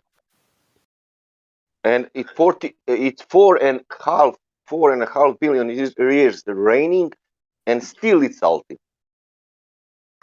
Well, it doesn't rain salty water, but it can rain acid. But that's acidic. That's acidic. It's just acidic, correct? Yeah, the Yeah. water is only added by the oceans. What level of acidity can it get to? Why not rain lava on flat Earth? Can it get to like a 2 or a 1? Can it get there? You cannot have volcanoes on flat Earth. That's possible. What, acid Hey, rain? Can it get there? volcanoes, therefore, ball Earth, bro. Can it rain like hydrochloric acid? Not on flat Earth. Not You guys are hydrochloric, stupid. sulfuric acid. What is it? Sulfuric acid. Did you know? Can it rain sulfuric Can I acid? just say something? Really? Yeah. Do you know? It can actually do that? Maybe not. When the whole thing started, there was people coming out going, "Listen, I've been on an airplane. I've seen the curvature of the Earth from an airplane." I'm like, "No, you didn't." Or maybe the windows are a little bit fucked. Oh, it actually is sulfuric acid. That's crazy.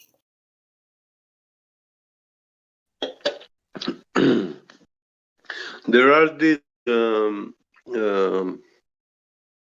hot geysers, which Geysers are old men. geysers. Raining Yeah. geysers. So yeah, and sometimes they shoot a lot of this vapor rich in sulfur. And yeah, they say in the atmosphere it turns into acid, and it can create acidic rains. Wow, it does sulfuric and nitric acid? I had no idea that it rains nitric acid. That No, is I didn't say incredible. nitric. I didn't say nitric. No, I'm just looked it Only up. Google. sulfuric. Google Yeah. says sulfuric and Oh, nitric yeah. acid. Okay. Yeah, with Can all you the read chemtrails. that? Nitric But acid only literally it literally melts, or not melts, but like disintegrates yeah, copper. but only the area in the vicinity of those Shit, geysers made of copper, are affected. So They don't reach us. Geezers prove globe.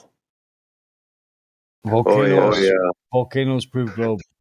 Dude, if you get caught in a nitric acid rainfall, you're gonna get burned to death. Do you know there's some plants that actually? Yeah, you're gonna. I'm scared. That sucks. You won't be burning to death. You gonna get some light skin burns, but yeah, if you expose yourself, you can get serious injuries and stuff. Did you hear they found water on Mars? Well, I mean, if you were to stay No, out but in the rain like come on, the guys. acid rain like that the entire time, I'm pretty sure it'll eventually like kill you. Oh, for How sure. to prove the globe? To prove the globe, listen. To prove the globe is the most simple.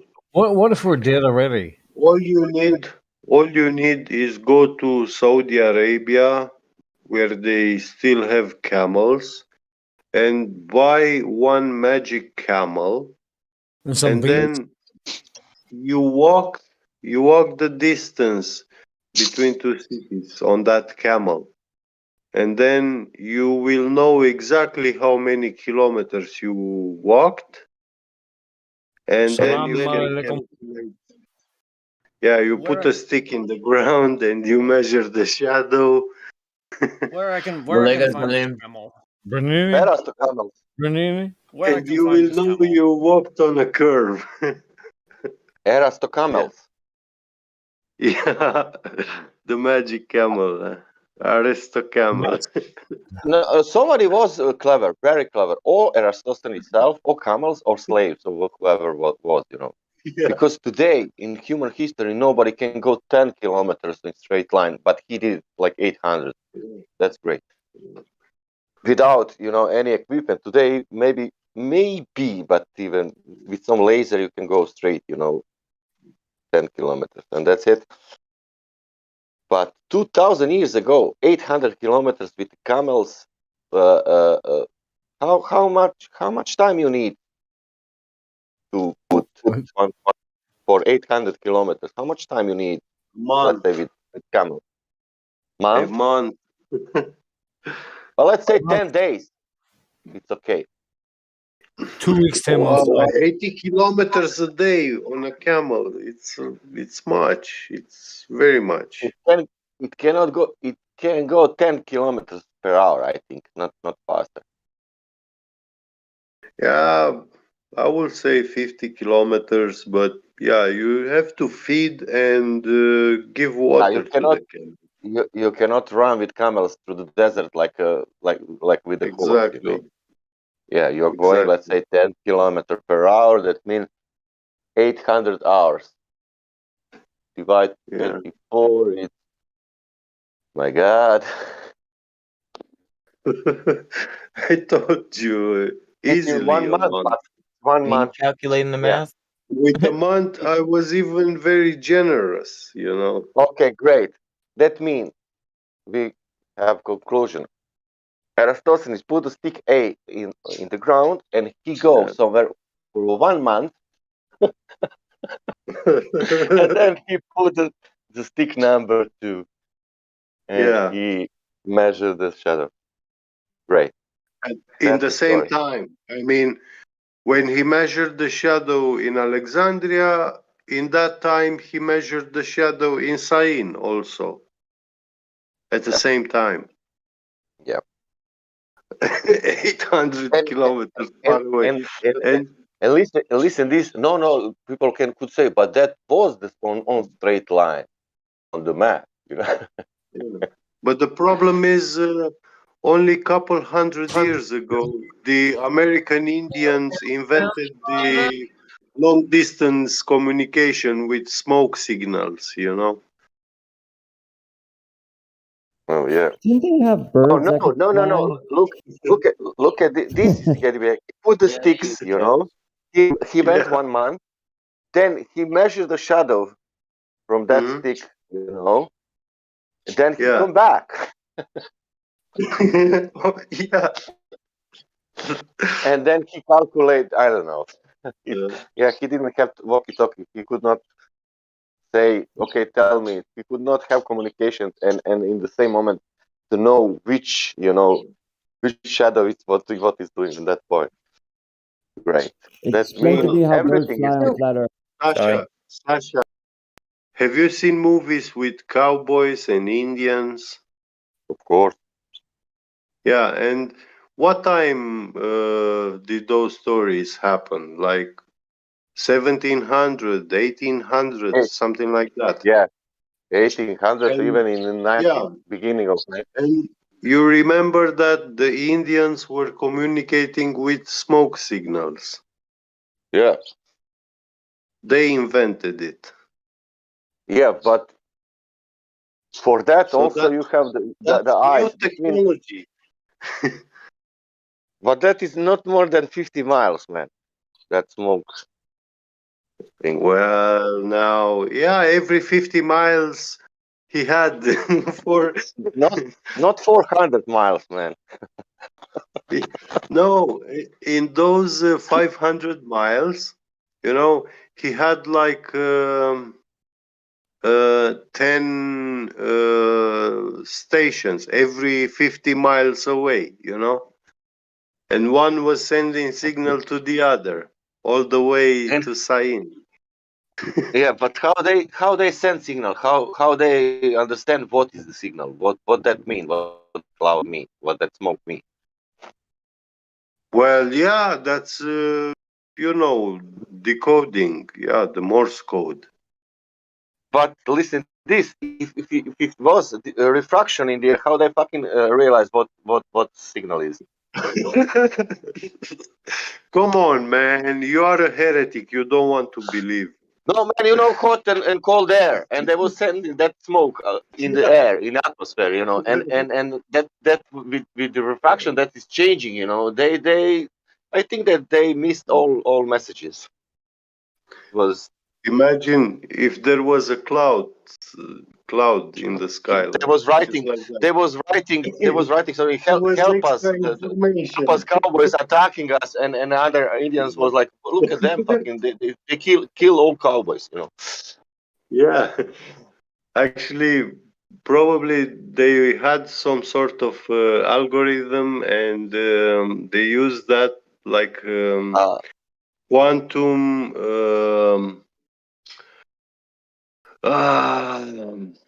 Is what this new British use? thing? Let's go Is this in new thing in the internet when you have loss of information? There is a process in quantum computers, so it remakes that information, that lost information. Words are hard, bro. Yeah. Anyway, I know story. I know story during the Second World War. Hitler decided to attack British, across the sea. Yeah. And that day it was summer, 1943, and it was so hot, man. It was incredibly. It was moisture, everything, And it was like 30 ships, German ships, and they started, And in one moment, Hitler calling and saying, "Come on, people, come back because the refraction is too big, too extreme. You will not shut anything. Let's go back because they cannot fight." And they didn't, and they decided, and they never attacked. After they tried again, but always was Fascinating. refraction, and they said, "Let's wait that all this refraction finish, and then we will make some battles on the sea." They knew they didn't had good visibility. Yeah. They didn't shut anything, man. Everything was Yeah. mirage. The guy was look at that ship. No, don't shoot. That is mirage. Shoot 10 miles behind that point, and then Yeah. you will get it.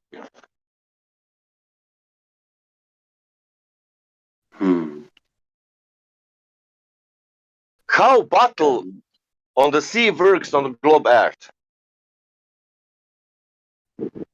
What? How the battle of ship, battle of Yeah, on the battleship. Yeah. yeah, how that works on the globe Earth? I'm not speaking about battleship pirates, and they are fighting 30 meters, against each other. Well, I'm, I would I'm saying say when you have submarine and you take it out, that how you call that optical fuck, how is the name when you take it out from the water that you see what is out. Periscope. Yeah. periscope. Yeah. Yeah. What the fuck you need periscope in? How tall is periscope? 200 meters? Oh, it can go like 128 feet. Wow. 128,000 feet, yeah. Or Like some the feet. weather balloons. Or Yeah. some feet, like maybe Mm. 20, 30, not more. And that's it. No, they don't get to 20. I would say like something like 2 meters at Above top. the, let's say, or even if it's 10 meters, that's, not No, enough. the periscope, those periscopes are not, they don't come out very much from the water. What they are doing? Well, they come what above the is water, but what is only purpose of 1, 2, periscope? 3, 4 feet, something like that. I don't think they stick them up to 2 meters from the sea I need level. to look. I need to look into Because and to see how much periscope can also see how much distance. yeah, you can detect them. I think they stick them up above the water level, um, just according to the height of the waves. So if there are no Oh, waves on the ocean, then they will stick it like couple of centimeters, if the water is calm. But if you have waves like half-meter waves or 1 meter waves, yeah, they will pull it up like 1 meter, above the water level.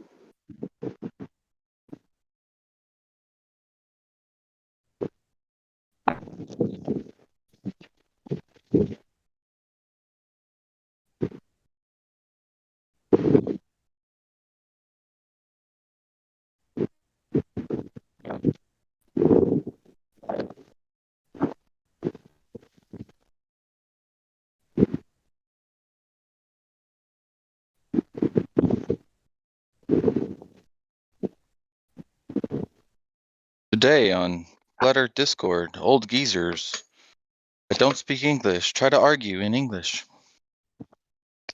Oh, have I missed a good flat smacking? What is that we can creepy change ass language. googly ear eyes? It's not really.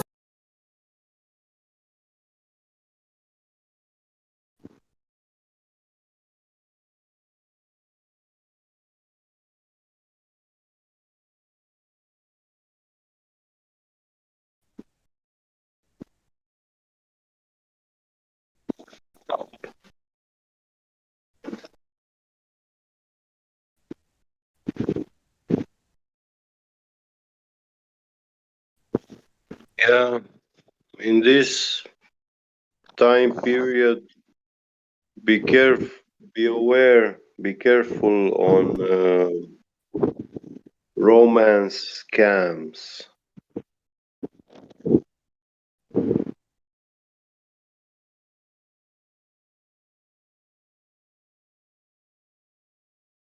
It's a common From practice. experience, huh?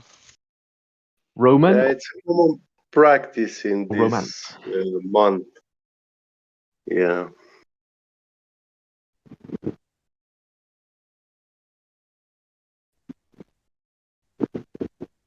Superstores will try to deceive you, seduce you to buy products which you don't need. Not even your beloved ones don't need them. Yeah, but they will push it to you. They will Push it say real good. yeah. They will push it peeled. Salt and pepper, salt and pepper.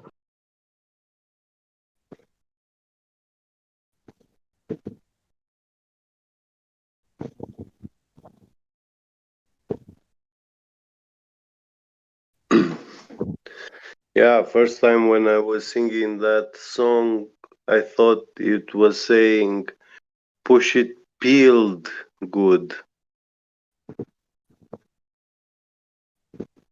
I'm now reading. Question is how far can a submarine periscope see about water? And Guy is answering this. This is pretty far if you surface. It is simple geometry. Listen to this. You have a right triangle, and the distance is short enough. You don't have to figure in the Earth's curvature. What that mean? Like you don't need to account on curvature if you are near. Near. Yeah, it's such a precise location distance. Yeah. And then others Near. answering something like with the globe math 1.2 times the square root of the height of the 80 feet answer in nautical miles, and this to distance from the other ship to the horizon. So if periscope is 4 feet above water and the ship is 100 feet high, the answer is 14.4 nautical miles. Yeah, you see, It's only the it's only periscope. explanation, you know, like a math, and that's it, you know. Yeah, the periscope comes like 1 meter and 30 centimeters. So yeah, that's what mostly the waves are on the ocean, like 1 meter height. And they only need like 1 foot above that. So that's why it will be very hard to see a periscope. On the globe. In the ocean, not the globe. There is no fucking globe. And Do you think you live on a lambada ball, Sasha? Lambada ball? Yeah.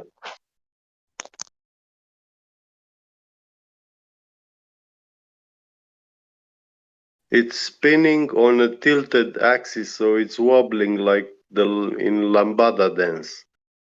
Oh yeah.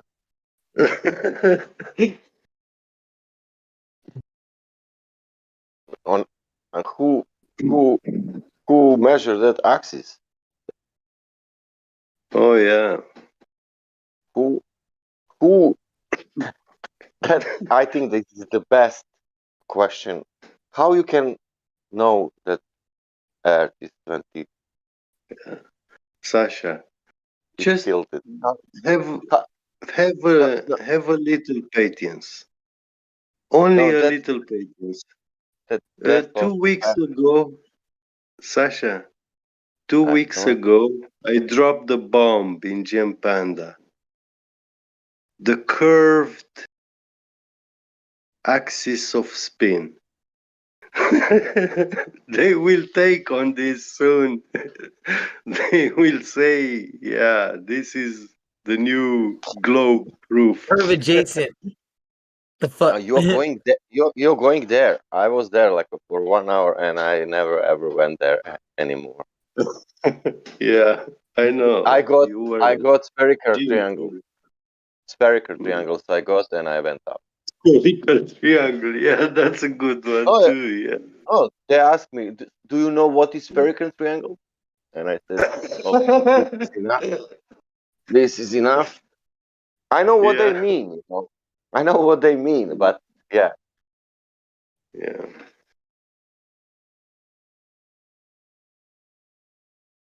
I think that is not the name, spherical triangle. That is something what you can make some parabolic, you know, but they're not straight lines. That we know It's a angles. Euclidean shape.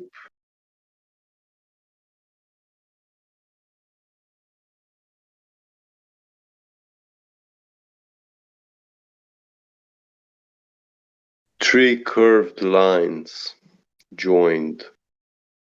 That's not a triangle. And the guy was Romanian there. There you have there one Romanian guy who is I also know military. that guy. Oh my God, that is Military in Kosovo, blah blah blah. He was accounting on Coriolis with his weapon and bullshit. blah blah blah. Yeah, He was accounting. yeah. I Accounting is told a you I job could not. for this business woman, you And know. then after they attacked me, they adcock on the chat everywhere. You know, look at this dump. Man, I was there. Yeah. Not even who was there. Kimo was there. That You know? counts money. And Kimo was asking questions, but I know Kimo, and they was attacking Kimo, and blah blah blah. And I said, "Right, this is enough. I cannot stay anymore here." But what? The fuck? Yeah. I know you. I know Jean, and another couple of guys from here that go over there. And when I see them, I recognize you. But when I go there, it's very hard for me to distinguish who's a glober, who's a flat earther. You know, Oh yeah. some of them, they are globers and they pretend to be like flat earthers. They approach you like they are flat earthers, you know, Because and they switch. Where's this? Yeah, anti-flat earthers, like full of them. They're not Yeah, even global. yeah, No. After Nathan's show, you know, yeah. man, for 3 years I was there. I didn't. You so many persons that you cannot. You don't want to. No, you don't want to spend 1 hour. But I yeah, I know. was listening. After them, I could say the best flat earth crew is listening to them, you know, Yeah, because what I heard from them, that was like I said so many times, Monty Python was not anymore interesting for me. I was starting to listen to these people because this was like, my God, why? How can this come out from the mouth? What is the common sense was like? I I lost in my mind. What is fucking common sense? What that mean? yeah. You know, I actually had that Romanian guy you said. That that one, he threatened me like last summer Oh my God! Yeah, in because Japan. And Jem Panda was there too, you know, and I just tried to tell him, man, what's this? I mean, it's a threat, you know, in a server. So, yeah, if I'm gonna apply to Discord and all this, I can cause problems to your server, you know. I mean, you have moderators, you have this stuff. There's no server on Discord where people can directly threaten someone, you know, and just be like that. What do you mean? You mean threaten the server? No, he threatened me. Uh, And then I asked him, is this a threat? Are you threatening me? And he confirmed in the live stream, in the debate chat box they have. So it was an official threat. man, that place is sick. I can tell you, Yeah, honestly. yeah, it is. And I didn't want, to ban him. I didn't want Gem Panda to ban him or whatever. But I asked him, dude, are you just going to let him mumbo jumbo speak here, mumbo jumbo in your server? I mean, mute him for 10, 15 minutes like a punishment or whatever, just so you show me that, yeah, you are people in here and you behave, civilized. And no, he didn't, and he said, oh, did you feel threatened? And, okay, I don't care. But yeah, this was officially done, committed.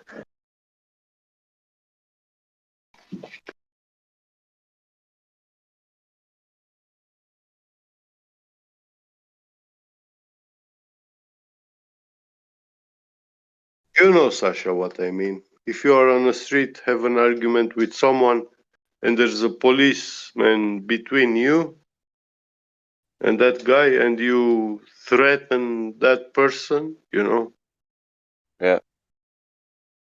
and the police hears you threatening him, he's not gonna just stay there and look at the two of you.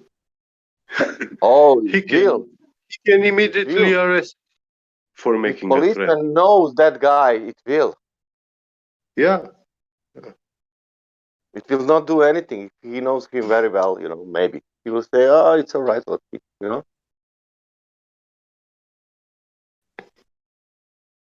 That guy, man, when he said I was in Kosovo, like, not, I knew it, everything. Okay, great. You don't need to continue. I was on another part, but I was not. I was also there, not on Kosovo. I was. I don't want to tell you. Yeah, no problem, no problem. But I know at which point is these guys who was also military or NATO, soldier or that or UN maybe he was UN soldier, blah blah blah. Yeah. From that perspective, I know them also. Yeah. UN soldiers was shooting on fucking in a war in a war. They was shooting, also, and they didn't have how to say right. They only would do that if they was attacked. They didn't was attacked. They did that for the fun. Some of them together. It depends on the part where they was. No, when Romania joined NATO, actually, we were fourth, but it was made to look like, wow, we have been so privileged, to be accepted in the NATO. But listen, I didn't want to.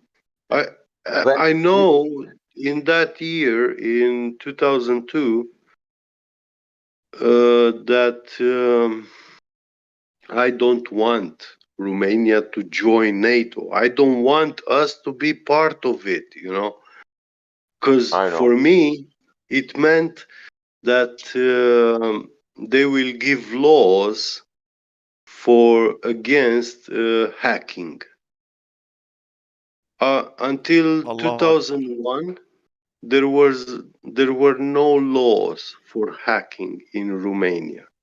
But in 2001, with the 9/11, they just rushed the process of integration, and it was planned for 2002 that we join, and they already had this pack of laws prepared in 2001.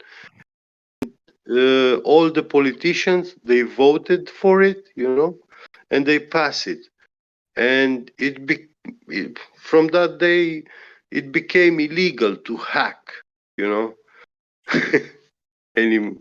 and I hated that shit. I didn't want it to happen. I only want to tell you something. Romania was in bad economical situation all that years. You know that very well. We And still are worse. yeah, yeah. And the opportunity for people, especially who went in the military, to go to the KFOR in Kosovo was Yeah. a fucking paradise, because I think they was paid so much that for people that was For like embargo, okay, yeah. yeah, Embargo. Yeah. let's go there because it's paid. Italians went, so many of them, you know. Yeah. But okay, that doesn't happen. The Serbians were not poor people, you know.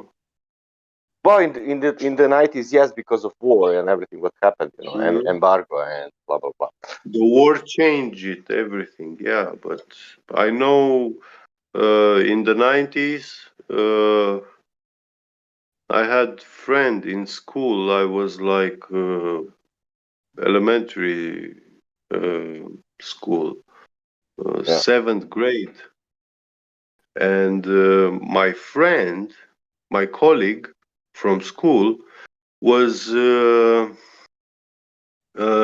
transporting gas over Danube River to to Serbia on a improvised boat, you know. And he told me, "Come on, Alex, come with me. I have these, you know, those tubes for oxyacetylene welding, the oxygen tube." Yeah. Yeah. He was putting one of those in the boat and smashing the end of it, you know, and it will just be like a rocket, you know. It propels you in 1 minute. You cross the Danube. Man, if Like I tell you the stories, 1992, my yeah, town didn't have. the police. In one moment, The didn't have police rules boat could not outside. catch you. Yeah. So, Right. what's going on, Right. fellas? How oceans can be so flat? Or not? Yeah. God made it. What's going on, guys? Yeah, we're talking about flat Earth, flat oceans, flat rivers, flat land. How something what is never proven is working somewhere. It's a lot of flat. And Flat being the discussed. higher mountain you climb, the more flat you see spread across around you. Now, yeah. problem is So fun. two mountains. You have one mountain here and one mountain on 50 miles. Yeah. And now, how you measure this mountain and how you measure that mountain 50 miles away? Well, you have to look at the sunlight falling on the moon, being reflected from the moon. It's coming parallel. Yeah, you get me? Yeah. That's and then it. you get high. That's it.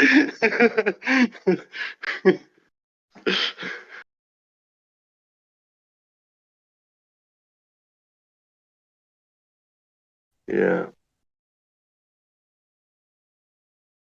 There's no other way to measure a mountain but to look for a black hole in the sky. And then you can measure the mountain, you know. Because That's how if I measure a mountain is like 2 miles high.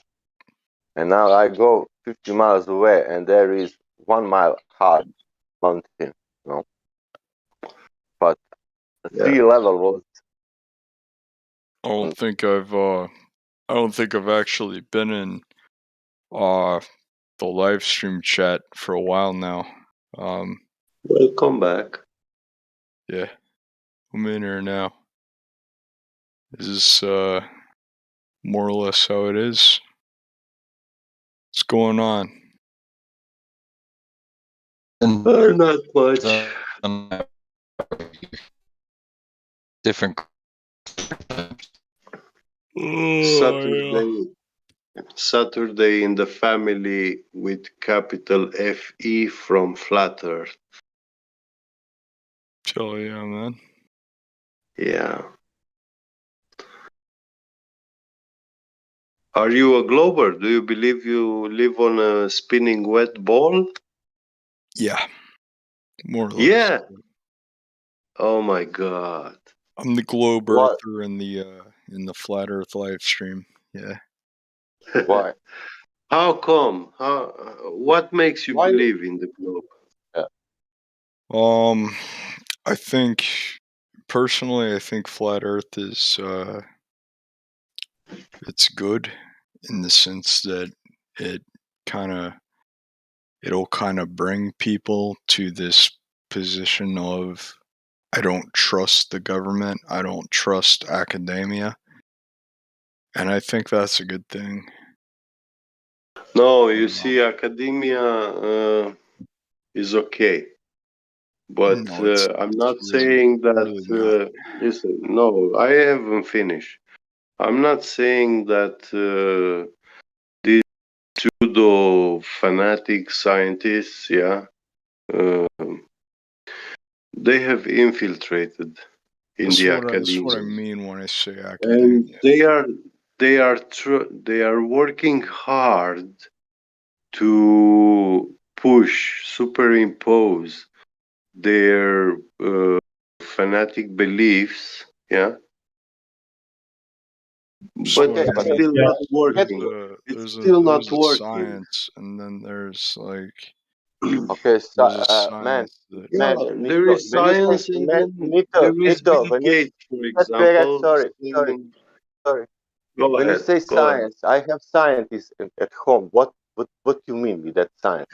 My wife is biochemist. She's scientist. I want to know what you mean with science. what I'm saying is it's easy to tell someone in academia that you can't talk about a certain topic, or unless you lose your fucking job. Oh, You that's know true. what I Also, mean? that's Yeah, also yeah. Because that's what happens. Like you will They lose have to protect the your job narrative. Yeah. if you talk about a certain topic in academia that they don't want you to talk about. Yeah, but you see, the academia which I'm referring is where the academicians are, not the school teachers. Those are not academicians. Well, Those I'm talking about the teachers. people that influence the youth of the world. People, Well, those are the I mean, teachers. you have Yeah. kids. You have kids Those. growing up in this world. it could be everyone get bigger. It could be really everyone. It could be some secretary. It could be secretary in office. Doesn't matter, you know. Yeah. Yeah. Because if secretary start to speak in office about flat earth, it maybe could happen that that secretary will not work anymore in that office. The science academia purpose was to fence, yeah, known facts, knowledge actually, knowledge itself, and not allow it to be infiltrated by anything that is unproven. Theories, nice stories, nice calculus. Yeah. This was the purpose of scientific academicians. But from, I would say, the First World War, these heliocentric priests started infiltrating in these science academia positions. They became academicians, you know, and then they pushed their own ideologies, kind of reinforced by using Yes, the that's the exact thing position. we disagree Yeah. upon. It's I don't. Yeah, but It has I been agree with you listen this, on science listen, itself. this is listen, listen this. Whatever what they do, for example, John Kennedy. Who killed for John Kennedy? It was 4 in a car. It was 6 in a car. It was in a past. That was John Kennedy. It was not John Kennedy. We have this story. We have that story. I cannot know. I don't care. I don't really know. But I know one thing. One thing what I really can really check, and this is like distance. I can check this, and this is not real, and it should be real. Whatever academic finishing, you know. But this Earth must curve, you know, and I can well, check that's that, the and it's not thing. Like, curving. I mean, this is the thing I don't agree on because we agree on like What you are not they agree that that fucking curve? Are they saying lie that? to you about this shit, but they're Okay, not. great. They No, don't man, need they don't need man, flat man, Earth to get man, this listen to me. across to you. Man, listen, I know they lied to me even before they when I found out about flat Earth, you know. Okay, And that's I'm all, fine. I'm just saying they yeah, don't and need I flat had more Earth for this. experience in life about evil than this evil. I didn't know that this is more evil than it is. But if it is like this, it is, you know, because you will know that it is. You know why we will know? Because Earth is not curving. That's the problem, you know. Whatever is happening, you know. What we have now, does we have freedom in this moment? Is it beautiful life of solidarity, and democracy, peace, and love in this moment? Yeah, man. No, we have chaos, okay, and we had all the all human history showing you where fucking we have all wars, we celebrating wars, we don't have all national holidays They are don't. They connected. don't like. They literally. They don't care. They don't need flat Earth for any of this. Yeah, but only think Is what you what can I'm prove saying. for yourself. Only Like think what they you don't can need it do. at all. No, they don't. The reason why they need flat Earth is because it distracts people from what really matters. What really matters? What To really bring peace, matters? where is the war? The fact that Is it people, that does the matter? fact that Listen, these is it people lie to you, is what no? really matters.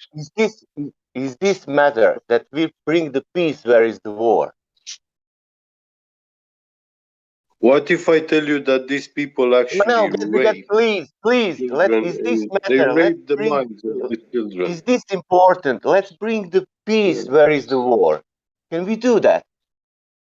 There's gonna be no peace. You have to kill, dude. Oh, There's really? going to be Oh, death. really? There's No, oh, going to really? be Man, violence. I was there, and I choose to not do that, and I'm still alive. I'm here, and I was there in that situation. Yeah. To kill and to be killed, and I was the same like I'm now. I Yeah, was but fighting for fucking you peace. understand these people will use you Of to course, but perform that violence, these right? people also will not use me. These people also will share something with me. These people. They'll use you like all they fucking Hey, want knock, to do knock, is knock, knock, fucking use knock, you, knock. dude. In what house you are now? Knock, knock. Are you somewhere with some other people or with these people? Because I'm with these people now. What? I'm with these people in this house now. And I feel very good and very safe. Yeah. Even if we are so small, and I was very small, even smaller than this, because it's nothing expelling from the, it's not nobody killing nobody. Nobody's dying around me. But I had that also. People was dying around me very fast and very killing, blah, blah, blah, blah, blah, doesn't matter. I'm telling you, this is okay. Why is okay? Because Earth is not curving, only that. Do you have any proof that Earth is curving? It doesn't Maybe matter. we are. It doesn't matter. Doesn't. What's matter? No. Okay, what matter then? What matters is that there are people who control the world Yeah. governance, and they fuck kids, and they fuck you personally. You personally, they do that. Yeah. Yeah. How are you not a That's flat what earther yet? You know what that's due to, right? How are you not a flat earther yet? Hold on, B-Man. My bad, my bad. You know why they can fuck us in our face? Because they fucking own you. That's exactly that's exactly what the fucking flat Earth, the entirety of the flat Earth is about. Because well, that's not. That's actually. I mean, they could flex their power and do it like by force, but that's not how they do it. So they do it by way of mental instability. What I mean by that is people's cognitive skills are very low. So when you have questions like, how can you have an Earth with no curve be a ball? People can't really answer that question. Things like that. Well, they do it. They also do it with the flat Earth thing because it's I've talked about this many times, and it's been a while since I've been. It's been a while since I've been in the flat Earth VC live stream shit, but there's this thing called limited hangouts. It's a term coined by the CIA, and it's when there's a truth that is you really can't keep from the population, and it's going to get leaked eventually somehow. So you take that truth and you put it in a group. Let's say maybe you make Livestream 2.0. Like you make Livestream 2.0 and you put the fucking truth in that group. So the truth in the group is associated with whatever else this group believes in. And in this case it's like flat earth, So it's Well, you are talking about beliefs. These are religious systems. Yeah, they are not science. what I'm saying is I'm fairly You certain are this talking is about religions, I'm and fairly here certain this is a we do CIA not. psyop. The whole thing? And Nito, what shall I do now? When you know all this stuff, what shall I do? What shall I do? Please tell me. Help me.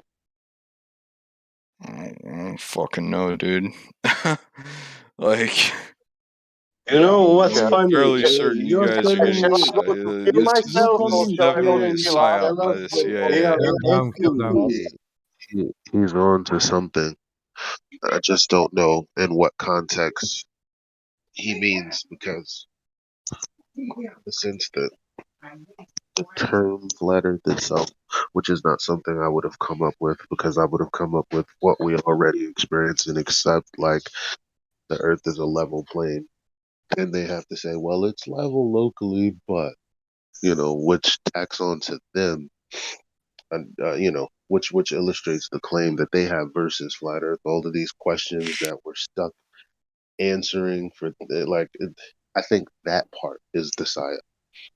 And yes, limited hangouts, that makes a lot of sense. How it just sounds like the same kinds of person comes in here, almost like we're being like babysat. in a sense, because I'm always asking, why haven't we gone to the professors? Why haven't we, just done something that's Put a camera on the moon. Why is it so not in camera? that way, No one went in to that the in moon. that way, No I one think. went to the moon. I'm just saying it's very likely that Do you flat agree Earth with? in and of itself is a CIA psyop. Do you agree with what I'm saying? Kind of lining up with what you're trying to say. I'm just saying, like, the entire flat Earth thing is probably a government psyop. Right. For Even what even purpose? though it is, For what even purpose? though it is, even though it is a plant. Yeah. Even As though far it as is a far plant. as as far as we can tell. What's the purpose? Why do they lie? Shut up. So why are Well, they? well, Where are millions of people starting? No, wait. Give me a You chance, said all story about All right. what government's doing and what they are doing bad, and now you are asking that question. This is for me. So, what is going on? Why did they lie, dude? I mean, me and you You said But they you lied to we're set trying you to up. discover the truth. They are you said lying to that Regardless you of they're to the killing. shit, set You you said we up. that have they're to, killing like, children, man. our fucking trouble is figuring out what is true and what is not. We have to dive through all this shit and figure out what's real and what's not. Deep dive. And Well, if you were some of it, listening to like, people here, you could learn flat to Earth, discern. Infowars, shit like that. Like, yeah, Oh man, what a some pile of it, shit. is gonna be government psyops. Of course. Yeah. So You sound like you don't sound like a fucking Glober to me, bro. yeah, a He's not. He's lot of not. people would agree with you. Yeah. You find that funny? What did I that's the say? thing. Am I a But clown? look, Am I a but clown to that's you? the thing. We already know the infrastructure was set up um for exactly what he's saying. It's called Flat Earth Society. They were already here, when a lot of us started questioning things. So, this is it's not It does sound far like somebody who's breaking through the conditioning, though.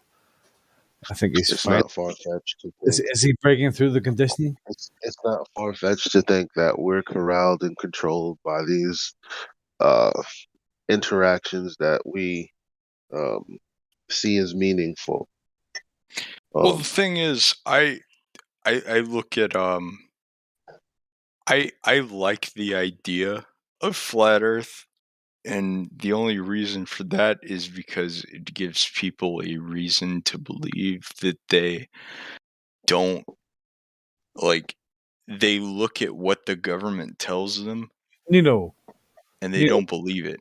Nino. We What? don't believe. We stick Hang on. with what we know for a fact. My God. What we do It's not not know facts. for a It's not fact. facts, What though. You can't I have haven't facts. You can't finished. have facts here. I haven't finished talking.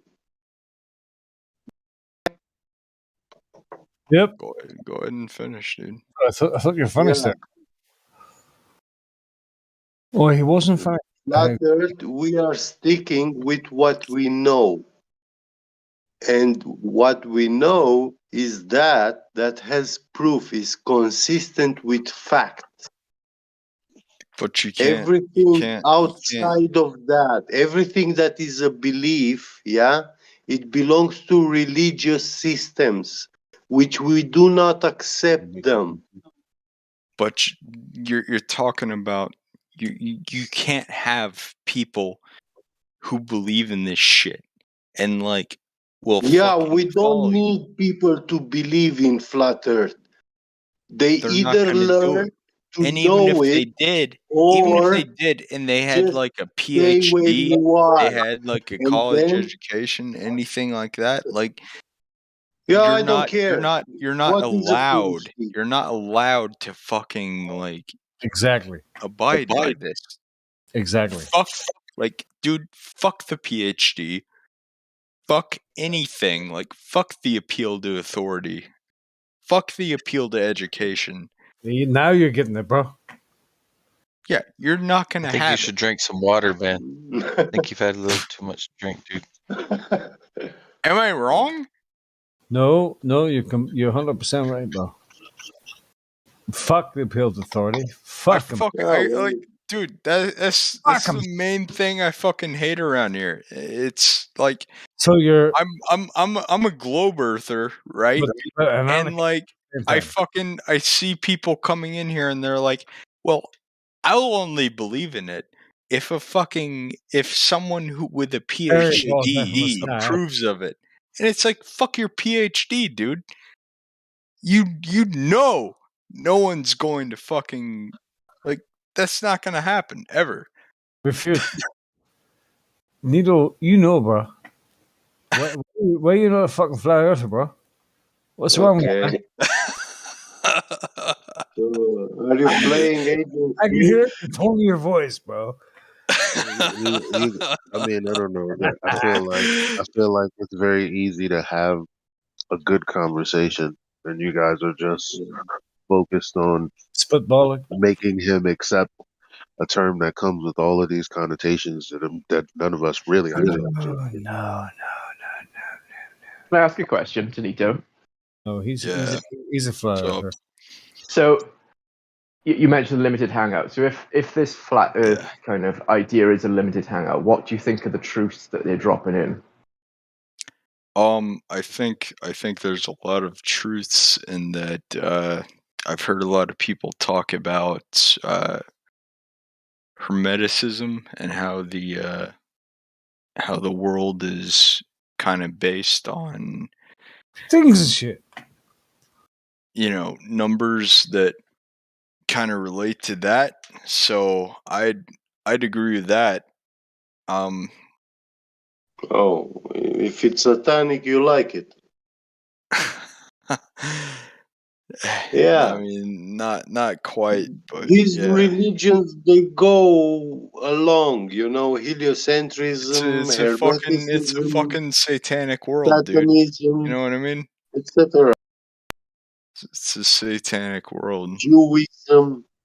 Is that a reason to perpetuate the satanic world? Is that a reason why? Because you find yourself in a satanic world, now suddenly you must fucking try with all of your being to make it so? That's great, bro. That's great. Make it so. Oh no! It so happens that a bunch of satanic pedophiles, rule the world around me. That's crazy, man. Hey, Well, it doesn't bother you. That sounds like a good place to be. Do you want your kids to grow up in a place like that? Fuck no, dude. Fuck no, right? You get the money. So you need to change that. 10 minutes ago, you were telling us how they are lying to us, and then you are asking why, and also how they are effing you. And then why would they lie? Oh, obviously, they lie to you to take your feelings away, to make you senseless, numb, so you don't feel anything, spiritually or physically.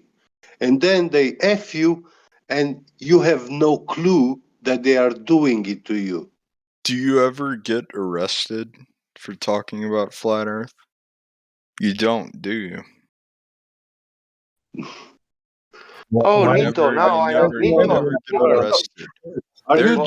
There's certain things you get arrested for. Sorry, Nito. You can't talk about like You don't like Joe Biden? Nito, are you scared? You don't like Joe Biden? I'll fucking arrest you, bro. No, I mean you can't talk about like you can't say Joe Biden is a president. Well, maybe what was the Holocaust really about? Like, yeah, if you fucking ask that, don't talk you're gonna get arrested. Yeah, this is not a hollow blah blah server. What's a Jewish question? Oh shit! It's not a hollow blah blah Oh, you're a server. white supremacist. Why Yeah. not? Okay. Because Conversation it's now. flat earth server. Because I can speak about my war, what's happened to me and my conflict, Serbs and Croats, and that's not the point. People get put in jail for this shit. Man, I was near to die every day almost, but that doesn't matter. This point is this server, it's flat earth. And if you're scared to speak about flat earth, that's your problem. That's all right. You're allowed to I'm say not whatever you talking want about as long me as you being scared to speak about flat earth. I'm talking about people being like you will literally get put in jail for Man, listen this. speaking about When you certain was topics. listen this, when you was living some life, I was young and people were dying around me, and I could not believe why everybody killing each other, around me. So, sorry, bro.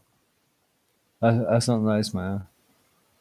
Sorry about that. It's all right, because it's speaking like that. It's No, but he's like not. everything is dangerous now.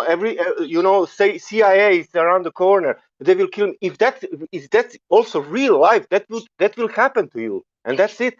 And you will die, and CIA will kill you, and that's it. Neighbor will turn against neighbor, and kinds of crazy shit will happen, right? Yeah, listen, bro. I'm sorry about that. But this is about flat Earth, right? I mean, it's literally just about which, like, how much what you fucking, what you fucking believe in. What's your most like deepest, darkest akin belief? to? Yeah, but neither. It's not about belief, is it? It's no longer about belief. We don't. We're not here. I'm not here because of belief. I mean, I like to believe in a lot of things, but I'm not here because of belief. I haven't been here for 6 years because I believe in something. I'm here for 6 years. I know something. Okay. You This is understand? not a religious server. But there's something. There's shit Why did you came to beyond. this server when you want to talk about religion, belief systems? There's shit beyond the flat Earth. Yeah. What's that? You can't stay stuck on one topic. I feel. You know what? That's the You know what? same. You know what? You're fucking 100% No. right, bro.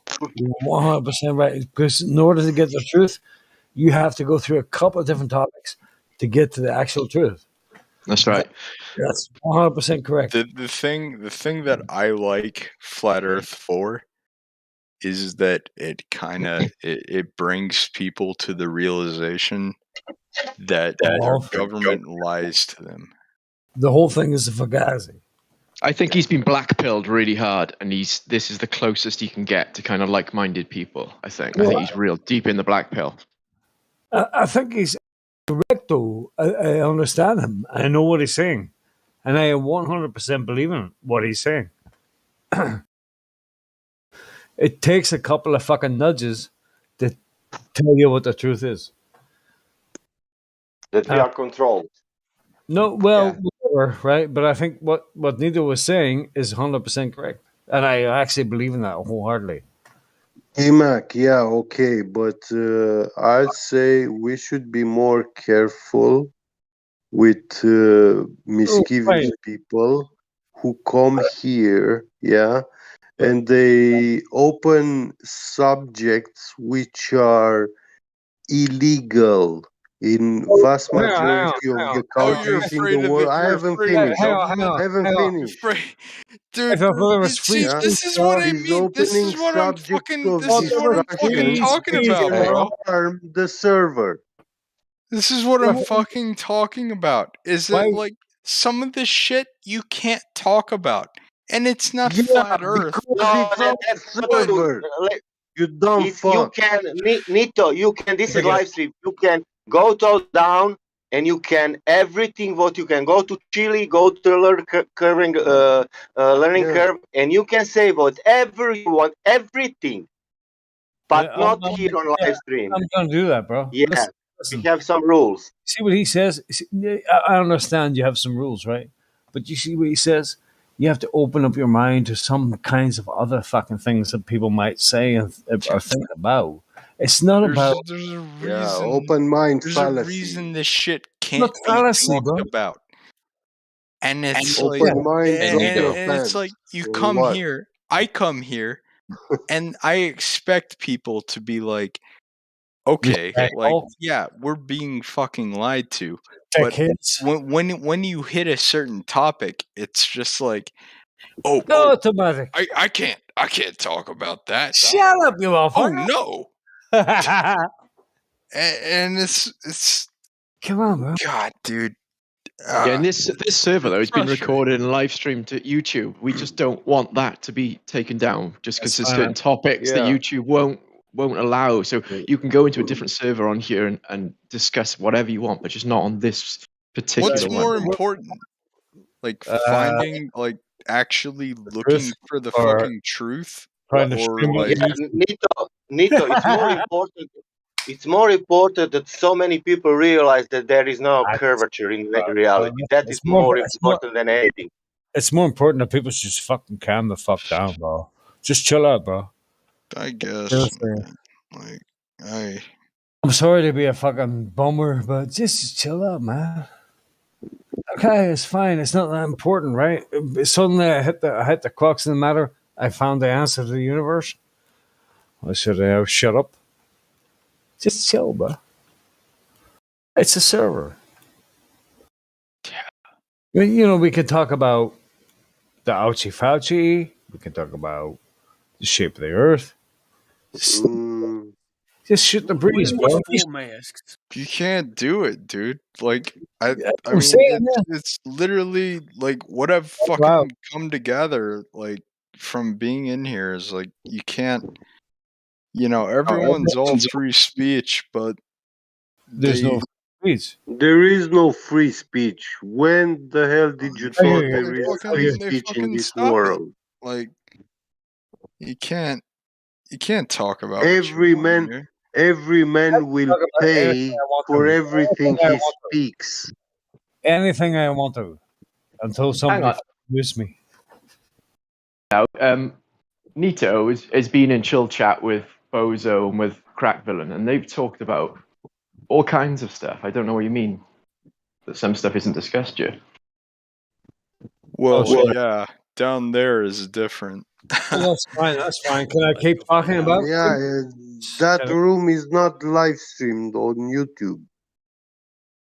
Like I get what you're saying. You want to maintain the live stream because it's it's governed by how YouTube operates. I get that. And the Discord server also. You can't talk anything you want on Discord servers. Yeah? Free speech. Yeah. What did you get? Baguette? Did you just say that? Let me see you go on Twitter and talk about subjects like this. Post Twitter? I don't tweets and stuff. And let's see what happens with your I'm not account. that fucking self-absorbed to have a Twitter account, bro. I don't have a Twitter account. That's useless. Facebook, MySpace, whatever. I do have a Facebook account. Looking rather handsome from time to time. Yeah, but not about Hollywood. Hollow Earth. Fucking Hollow Earth. I don't even want to pronounce that word. Hollow Earth? No. It's a word he said before. Yeah. What we're talking about here? I'll Related pronounce to gas chambers. Holocaust. Yeah. Holocaust. That's good. So there we go. Yeah, That's extremely sensitive subject, and it will leave us with no server in no time. Wow, I would never say anything stupid like that. Yeah. No, that's fine. Listen, it happened to 6 million Jews. Yeah. Yeah, let's not talk about that, PMAC. Don't push it. Push it. Real good. Feel good.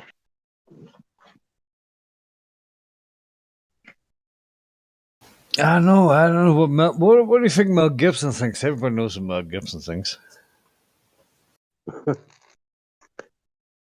Who's that? Mel Gibson? It's just Yeah. buddy. Is that guy? Ricky Gervais. The, Yeah. yeah, he had the Union flag on his face. Fought in a war, in a U.S. war. Huh? The American hero. The Ricky Gervais. The founding father of America. Oh, that was fucking George H. Washington bastard. Oh, he was. What you mean you had fucking slaves, you bastard? Yeah. Come on, man. Come on. The world is full of slaves even today. World is gassy. It's made up. It's pure full of fucking shit. The best thing you could do is not take it seriously. Trust me. But today, have a laugh. B-Mac. What? Today the slaves are so good and trained that they don't even dare to call themselves or even believe that they are slaves. It's a fucking ball, bro. What's wrong with you, man? It's a ball. Yeah. Highly trained. It's a fucking ball. Yeah. Ballistic. Ballistic. They have a ballistic approach to everything. The fucking ball bags. Right. Anyway. When I hear the word balls now, I think of those Chinese balls you spin them in your hand. Yeah, big ball baggy. Give me At the end of the day, the conversation about whether the earth is what you experience it as or whether it's not what you experience it as because of quote unquote science, but let's call it pseudoscience because it's trancing around as science and it's actually not. So I think I'm roboting right now. Am I? No, you're very good, Elijah. Go ahead. Trip some roundabouts. So the bottom line is this conversation, like I said, about your experience or it being something other than what you experience because some space priest tells you, well, this is this and this is this. Look at the numbers. This is the equation, this, that, and the third. That is a measure of how cognitively dissonant people are. That is a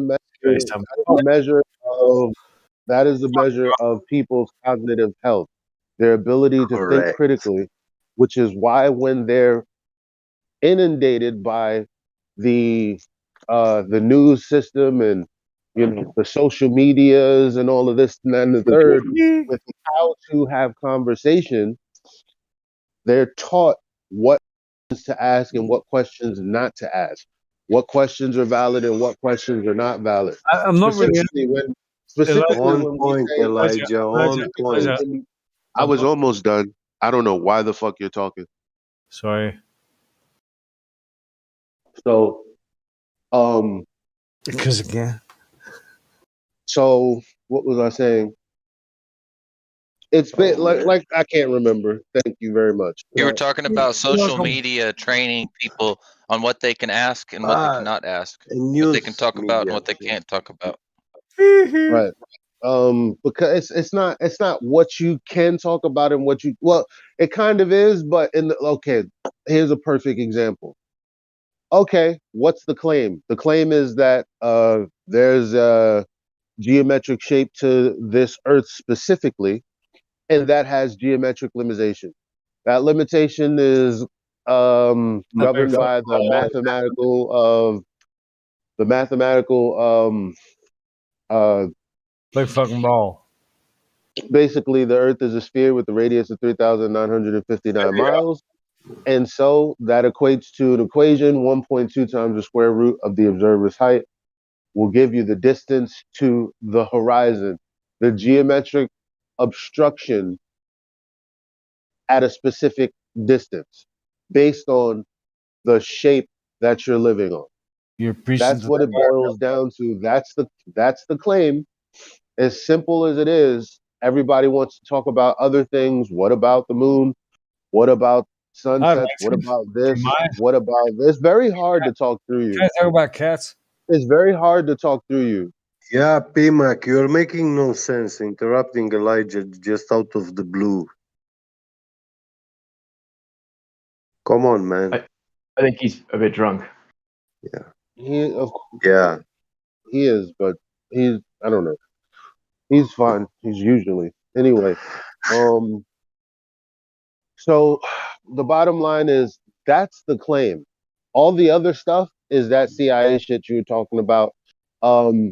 Red herrings that as babysat children we take on anyway, even though we really shouldn't have. Like, because we came out with reasonable questions. Hey, why don't I experience the movement of Earth? Because we're moving at different vectors, but mainly because we're rotating. That's an acceleration. Or if you can't accept that, fine. We're orbiting the sun. That is an acceleration, not a constant speed. So Constant acceleration, yes. So that being the case, when we ask, why don't we feel it? Or why don't we see the Coriolis, which they claim that you do see the Coriolis, except every time we bring up the topic, they say, well, you don't experience it. Why would you expect to experience it? So whenever we ask the right questions, there are people who just happen to be around saying, well, that's the wrong question. The right question is this one. And that would be the wrong question that they try to give you as the legitimate question. And it's so basically it's a measure of how cognitively broken people are. That's the point of what the shape of the earth conversation is about. So that's the true psyop. When actually you can just accept it as how you experience it. And if you have nothing else to go on, guess what? You have nothing else to go on. You can't get an answer to something, guess what? You don't have the resources to get an answer to something. If I don't have $1 million to utilize resources to get a specific detail or a specific thing done, guess what? I just don't have it. Now, if I wanted to model my life behind someone, I could say, okay, well, what has someone who's actually experienced and done this, what have they done so that I can do that and try to get the same outcome or somewhere Are we around actually about good? the same Are outcome? we actually good? Feedback. What? I'm just jumping in, bro. You said a few things. Okay, but I'm Please almost allow me done. to Like say more. I'm No? almost done though. All right. All right. So are we dead or are we alive? I'm almost done, feedback. Fair enough. Like your opportunity was the last time I took a break. No, my opportunity was before you said that. Are we dead or alive? You know what I'm saying? Are we dead or alive? Are we dead or alive? I What don't do you know. think? I'm giving you a warning though, PMAC, because I don't know what it is, and Just asking a question, bro. I might have to mute you. Yeah, because you're asking questions in the middle of when someone's speaking. Which is not okay. Okay, guess that. Fine. Go ahead. Well, I don't remember now because you've ruined it. But I'm just letting you know from this point on, say what you want. But if you do it again because I'm telling you that I'm gonna do it, I'm gonna mute you at some point. But you're good to go now. Well, I'm just stop interrupting. So can I ask a question? No, hell yes. No, okay, shut up. Go ahead, bring it out, PMAC now. So, at what point do you think that this whole life is? Are you actually alive or dead? Where do you think we are? Before we answer this What question, question is how is it? this? Before we answer the great question, before we answer the question, how is it relevant? Well, apparently to life's questions about life or death. Yeah, but we weren't discussing about we weren't life. having a All right, maybe not. conversation All about right, life and cheers. Thank you. Good night. Yeah, thank you. Yeah.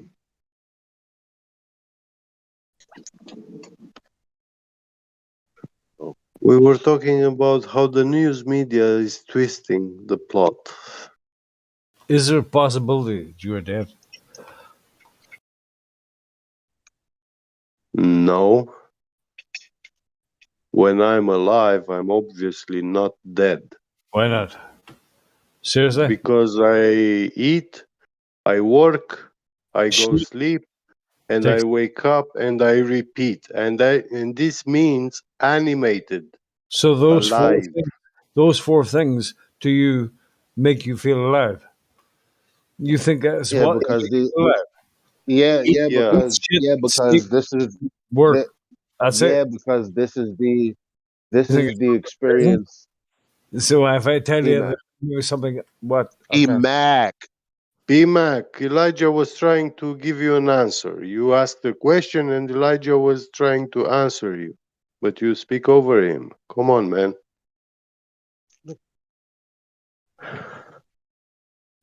So this is what we experience. We've labeled it alive. Yeah. What other experience do we have to go on to suggest something else? Why would we even suggest something else? Like it's just a description of what's going on right now. Because everything. It's not conjecture. It's not me making things up. It's I woke up today because that's what happened. I woke up today. True story. That's true story. Sorry. Did I say something? That's a true story. I woke up today. Bang! I woke up. Good luck with that. I'm just asking, what makes you think that you're alive? Yeah, I don't know. I might have to mute you, P-Back. You're making this an unproductive conversation. Shit. Really? Yeah, I'm just asking a question, bro. I answered it, and you can't understand the response I gave, and it's like if this is gonna keep happening, I don't know. You're gonna have to chill out because you're drunk. Well, drunk is You already know what it is. can do, yeah. Yeah, good. No hard feelings.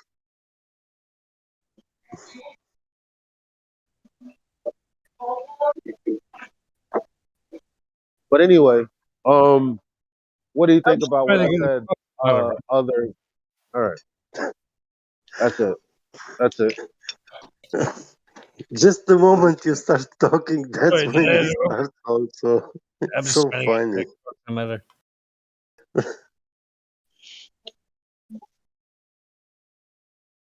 So anyway, other guy, do you remember what I even said before people? Mito.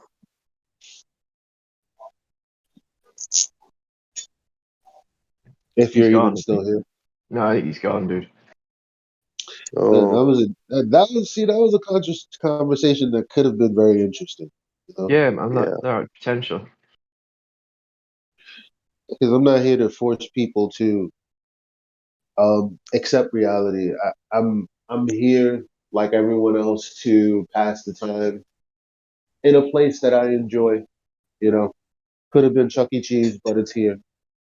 And my only purpose while I'm here is to figure out what people want from me so that I know whether I'm capable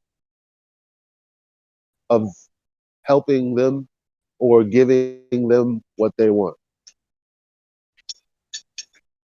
It's not to get them to admit, hey, I guess it must be a plane, or I guess it must be flat, or whatever the case. Because if they don't want to, they're not gonna anyway. You know. But if they ask me why am I here, I can tell them why I'm here. Just like last night, the other guy, when who was it? Was it Sasha? Asked the guy, you didn't ask anyone why they're here. Why do you think they're here? And he said, for religious reasons. This is the only answer he would come up with. For religious reasons. And it's like, guys like that are the reason that I'm here. Anybody coming in having any preconceived notions about what we're doing here and what the conversation actually is about, that's what we're here for. Because people obviously have the social media washed and mainstream media washed impression of who we are. And who are we? Well, we're people who found contradictions or lack of evidence for certain claims. So contradictions in the model or lack of evidence for right out claims. That's the only reason we're here. We're not here to point out that there's lack of evidence, therefore we must know more. I've said this before. Picture me telling someone, after telling them, well, I've been on a 6-month journey and I've been trying to get down to the mental nature of all of this information. Where does it come from? Where does it originate? Okay, where's the actual evidence that the Earth is a globe of these dimensions? What was the method for establishing this? And you get to the bottom of it and it's like, oh, there's no answer because it's bullshit. And then people go, well, then what's the sky then? What's a this? What's a that? And it's like, so I've told you about my story about how long I've researched to come to the conclusion that there is no answer and I didn't really find anything in my search because there was nothing to find. Your response to that is for me to give you more information from the standpoint of finding out that I actually don't have the information I believe to be there. That's silly.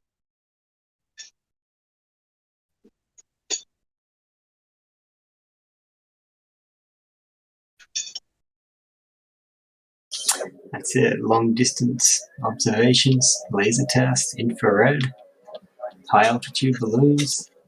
And this goes on. But sadly, I don't, most people just won't thoroughly examine all that stuff.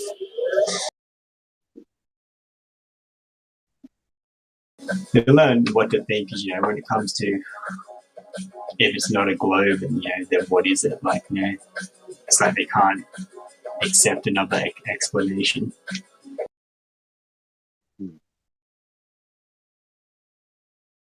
But whatever, it's their problem.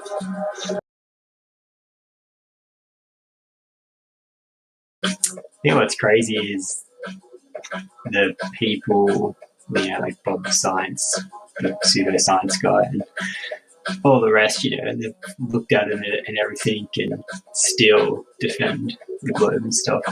I know, it's like not accepting either other. It's just, I guess, considering both options. Like they would even consider both options.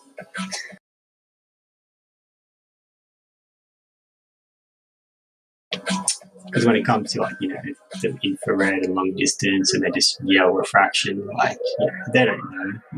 It's not like they know every detail of that observation, of the heat and the atmospheric density and all that. So.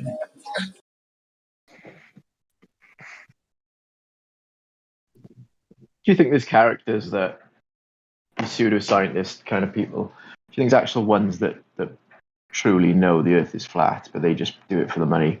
Their whole audience is like globe Earth things, or It's good. I always ask myself that. It's like, well, what are they doing it for? Do they know, or are they ignorant? Or, I don't know.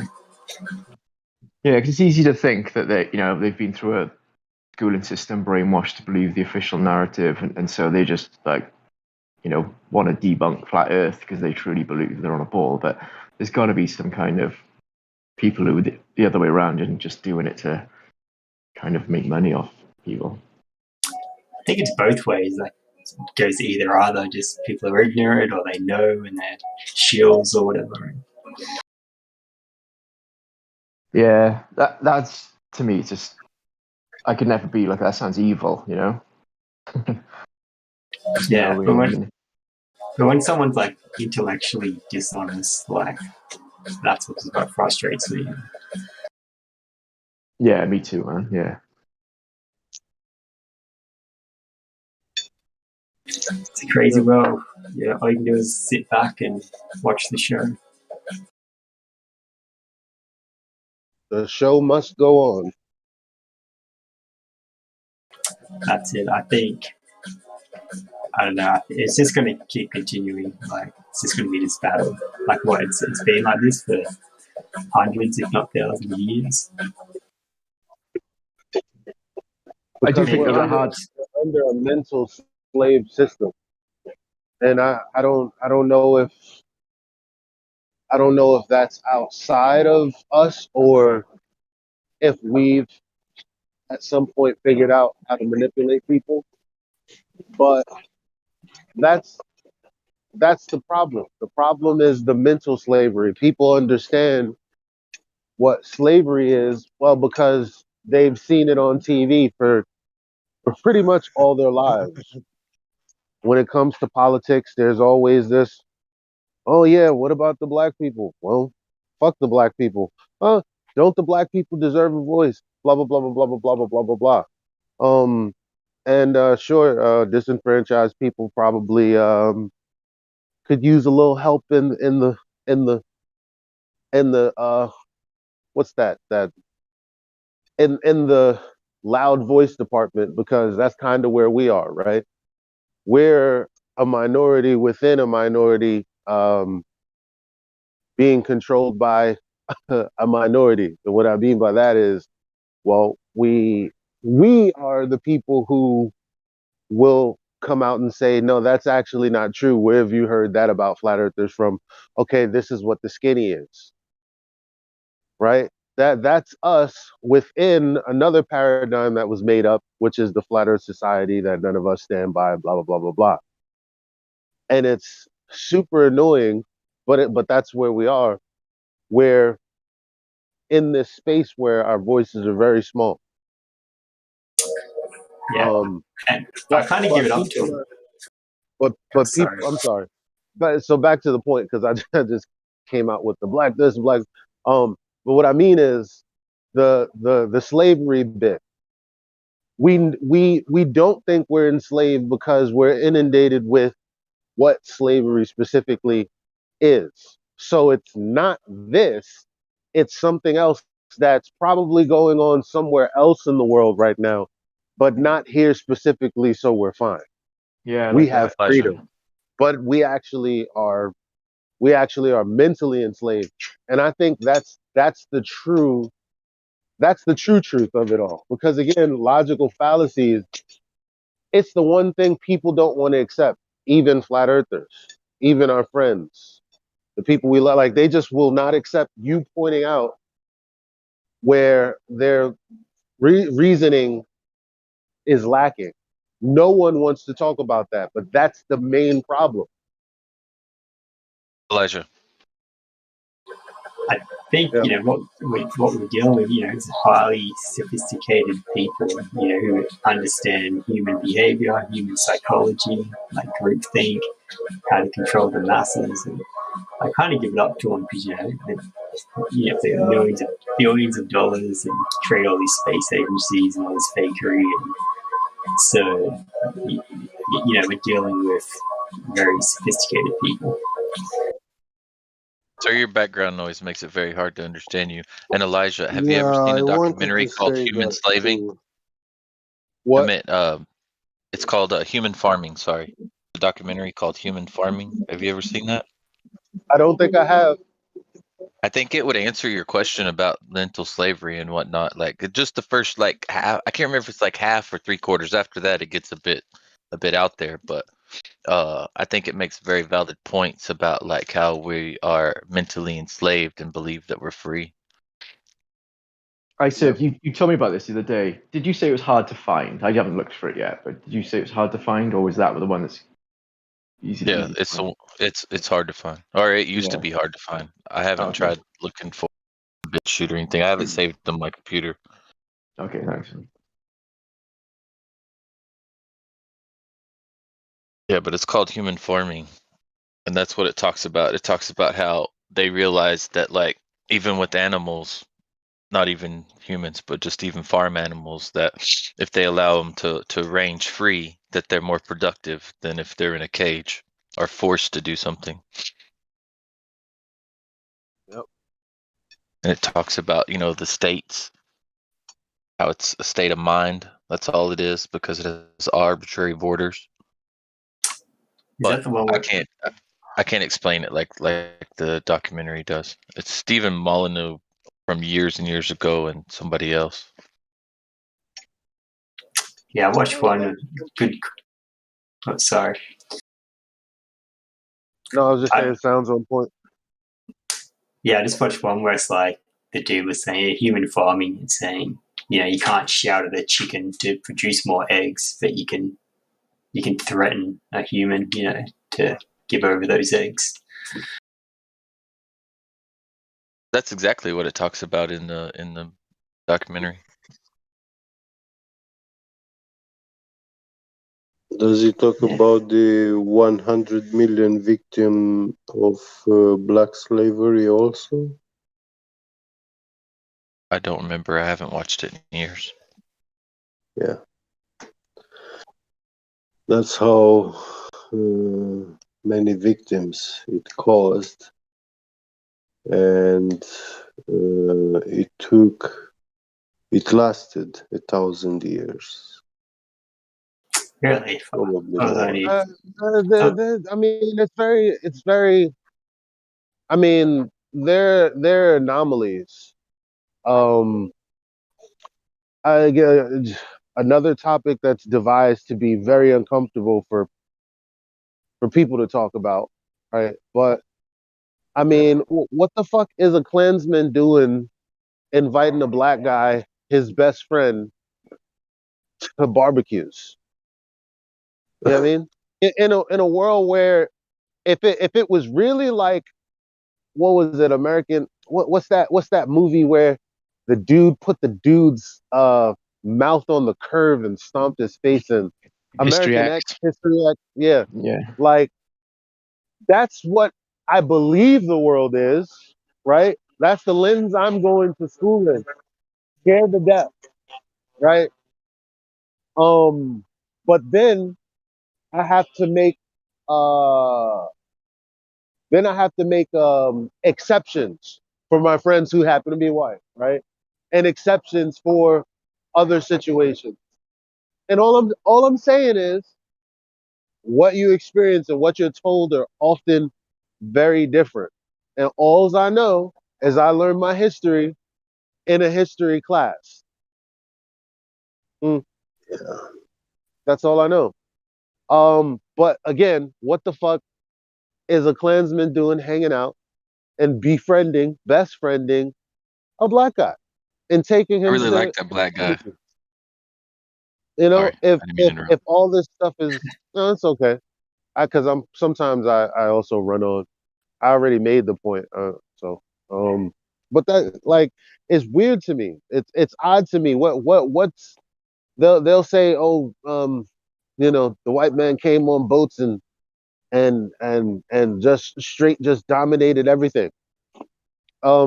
Instead of, yeah, there was royalty in these places, and they're like, yo, take these people, pay me this, you're good to go. Goodbye. Those were the vagabonds of society anyway. I don't care.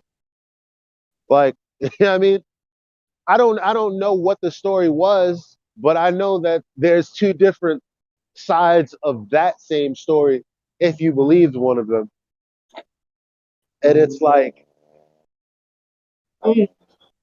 what were black kings doing in a world where black people are just less than all across the board?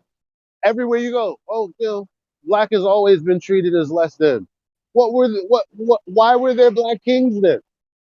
In worlds that were, and I'm not talking about black kings amongst just black people. I'm talking about black kings amongst different kinds of peoples from different nationalities, I'll say. Just like we have now. You know, New York City is a melting pot, quote unquote. Is it melting or smelting? I don't know. I'm not being a smartass. I'm truly asking. I really don't know. I think we're deviating from flat Earth a little bit. Yeah, we are.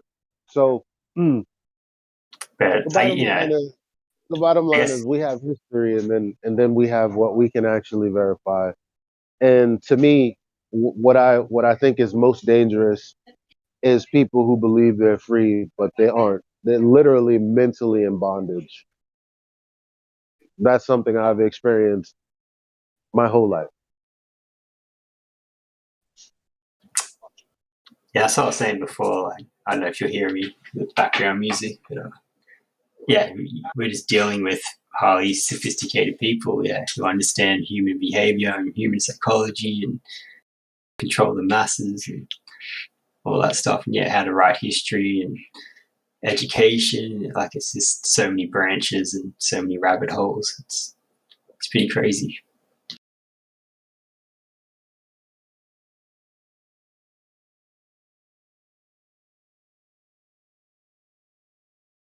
That black guy hanging out with the Klansmen. I watched a bunch of his videos. I can't remember his name, but I really like that dude. I like his attitude. You know what? It's akin to when I saw high altitude footage for the first time. Because for some people like myself, I was like, what the fuck is it doing looking like that when all I've seen is it look like fisheye or, ISS stuff? What the fuck is it doing looking like that? So I'm sitting there watching a Joe Rogan and I hear this guy talking and I'm like, what the fuck is he doing talking about that? Like you see a reality or at least from him, it's like his recounting of his life. And it's like, that's not supposed to exist in my mind, where I've learned all these things. And so I have expectations of how things are supposed to go. This is a hiccup. That shouldn't exist. Just like looking at the high altitude footage. Wait a minute. That shouldn't exist. I know it's not supposed to look like that. Not if we live on a vault. No, I don't. No. What are we talking about? That's the beauty of it. Like, the ordinary person can send up a camera to 120,000 feet and, see, not relying on government agencies or NASA or whatever, like that's the real raw stuff, just uninterrupted, unedited footage, and send it up and see what it looks like. And it's just amazing, I reckon. So good.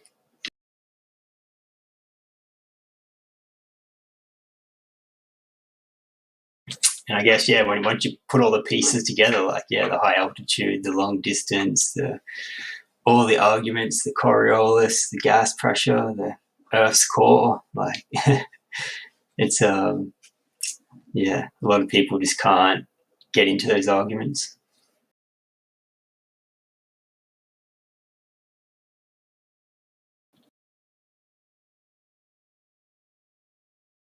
Which is why it's good to come here, because just like-minded people, everyone knows what's up, and I know it's good because it's hard. Like, I try to talk to friends about it, and just every one of my friends just, I don't know. It's just I need They to have show a them different pictures. way of looking at it. They have Yeah. a different perspective on, like, they have an opinion on what flat Earth is based on the information that is readily available to them. To us, that was a different thing when we were focused on. In 2015, the internet was a completely different place. I don't even know how people don't realize that. Like, and so, it sucks because people want to talk about what they've, again, been inundated to talk about. So they can only talk about the subject based on how they were taught to have the conversation by mimicking people that have, quote unquote, had the conversation. So when they come and talk to us, it's like, okay, well, you're asking this question and that question and all of this, and it's all riddled with fallacious logic. Well, the only thing I did was look into the actual claims, and they're like, yeah, we looked into it too, but you looked into flat Earth. What is flat Earth to be looked into? I didn't look into flat Earth. I seeked out getting valid answers for the questions that I had about what I already believed. I didn't start asking questions about flat. I never asked questions about flat Earth. What the fuck is that? It's can you verify what you've been told your whole life? And when the answer is no, well, what else is honestly, I don't know what people think is left other than their reality that they experience.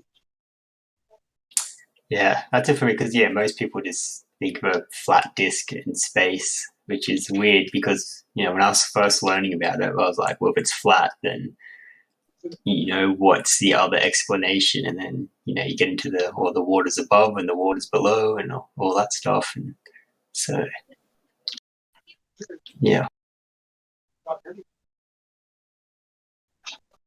So I think 99% of people, it's it's just all about the space photos. Like they never looked at measurements or anything. It's just like there's a photo of the world and that's proof enough, kind of. Right. And they kind of get tied into, we got satellites and we got navigation, and they think these things prove that the earth is a globe. And that's a hard subject because it takes a long time to actually point out how this system actually works and how it has nothing to do with the shape of the earth, so it's crazy how they just hijacked all of these subjects, perspective, navigating using the celestial bodies, like the moon itself and the phases of the moon. They've just like straight hijacked everything and said, well, this is how the globe, it will work a different way on the flat earth. Is it working differently? No, it works how we see it working, therefore it's a globe. Is basically what they're saying. Yeah, I remember just having so many epiphanies, like looking at the sun and realize it's the sun moving across the sky, and I'm like, holy shit. So yeah, definitely, it's definitely challenging. I guess that's I've always wanted. I'm easy at challenging my beliefs and that, and learning new information and new explanations. So, I know people are just happy, just living their lives, just don't really want to seek out the truth.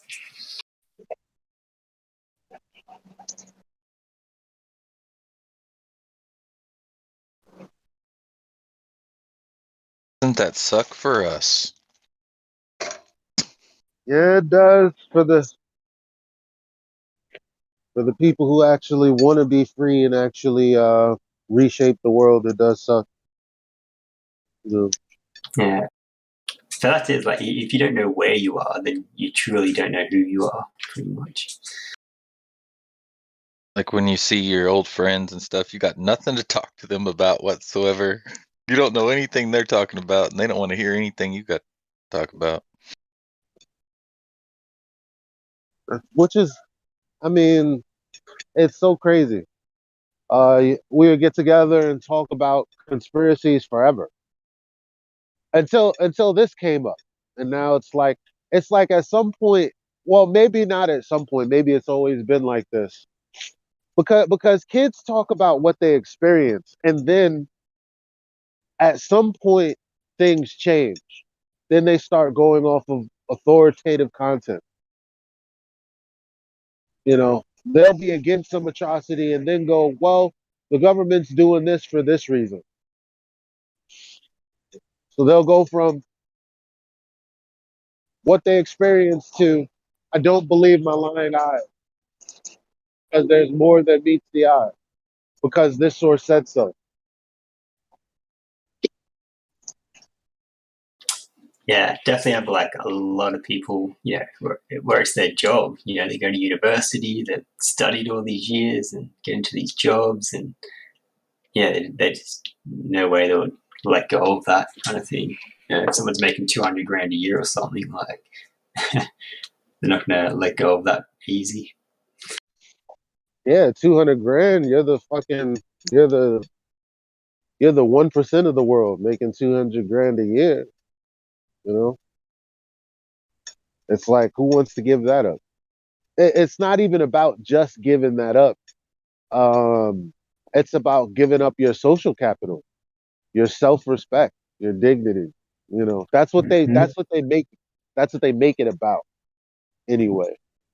Because it's not really, but based. Okay, look, this dude, what's his name? Pierre Robitaille, something something, right? He's been to college. He has his degrees and all that, and he's challenging the Copernican model or Copernican understanding, um, which pulls into question, pretty much everything. And somebody like Professor Dave, an authoritative source, comes out. Well, I don't know about authoritative source, but the people will, because of his numbers, they'll go, yeah, this is a guy who knows a lot. And he proceeded to attack this man in the way that globe earthers do. Now, mind you, it's not a globe earth thing because flat earthers have picked up these habits too. And again, it's the media teaching us to have these interactions. So this guy is like, oh, this dummy, and you can't have a degree in this and that and the third, and all of that kind of talk while trying to prove the person wrong, while disrespecting the hell out of them. And this guy comes, the Robitaille guy comes out and basically shows him what's what, demolishes him in a retort to the video that Professor Dave out of nowhere just made about him, all because he was questioning the model of the sun. And what are you doing questioning the model of the sun in the vacuum? How dare you question? What are you doing bringing up laws of thermodynamics being broken in this space religion that we've set everyone up to believe? See, that's what happens. And then people like even of his caliber get berated and belittled. Yeah. What's up, Santa? I know I was thinking of the little bit off topic, but I know the Jeranism thing, he does that, the two holes in the behind the curve, where I don't know, it's so weird. Like, has he given out information on his camera height and how high the holes were and how far the guy was shining the light. And, there's like no measurements, no nothing, just point a camera through two. Oh, sorry, just like, point a camera through two holes and, so what are you going to say? Are you talking about the old experiment that he did on Behind the Curve, right? Yeah. So, like a month or 2 months later, he went back out there in that same area, and he found there was this one spot where the land sort of went in, and the grass was like 6 feet tall. And yeah, sorry. He concluded that grass was in the way, and that's why they had to lift it up the extra 2 feet or whatever to be able to get the light. But it's just weird, like, what's his location? What's the height of the camera really? Like, you just don't show me an animation. Like, how far away were the two holes and everything? Like, there's just so many questions surrounding it. See what I'm saying? Like, your brain works. Like, ultimately, you came to the same conclusion I came to, because obviously, somewhere along my journey, someone shared that video with me of Jared, and they said, "Look at this." And my question to them was exactly what you talked about. Where's the camera height? Where was this done? Where's the information to? Yeah. Oh, all that matters is the conclusion that was said. No, that's not. I mean, you're not even trying. That's it. It's like, was the ground uneven? Was the dude standing in a hole or something? Like, so many variables. But I don't know. That's why I'm just a little bit sus on Jaren. Like, and same with what's the Bob dude? Like how the 15 degrees, but he never released the information or the data he was collecting. I think he did. I think somebody's got it. No, because I questioned Indigo or someone here, and they said he didn't release the data or the information he was getting. Well, yeah. Well, I can't speak for Bob. I don't like or dislike the guy. I don't know him at all, but I do like Jared. Yeah. Some of the things. Well, specifically, the thing with that ended up in the TikTok form with Jared. That kind of is whack. But at the same time, he's the one that brought me 100 quotes that tell us we've been lied to, and that was very valuable for me.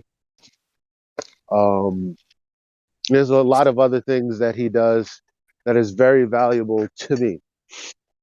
But I think that's it. It's like like a shield kind of thing. Is you kind of get trusted in the community, but then when you go on the big stage on a big production on a big movie on Netflix, and suddenly you're doing this, you look dodgy. So it's like, yeah, okay, he tells the truth, and yeah, he does say some good stuff, and that's to 100,000 people, but then goes on this big platform and then makes millions of people watch that. So the laser fucking burned out or whatever it was. Like what is going on? Like, why whenever we get a big stage, like something goes wrong? Yeah, I agree. That's very weird. He was a noob back then as well. I mean, I'm just saying, I'm not really taking up for him. I'm just saying he was a noob back then. He hadn't done a lot of experiments. He probably should have pointed them to someone else.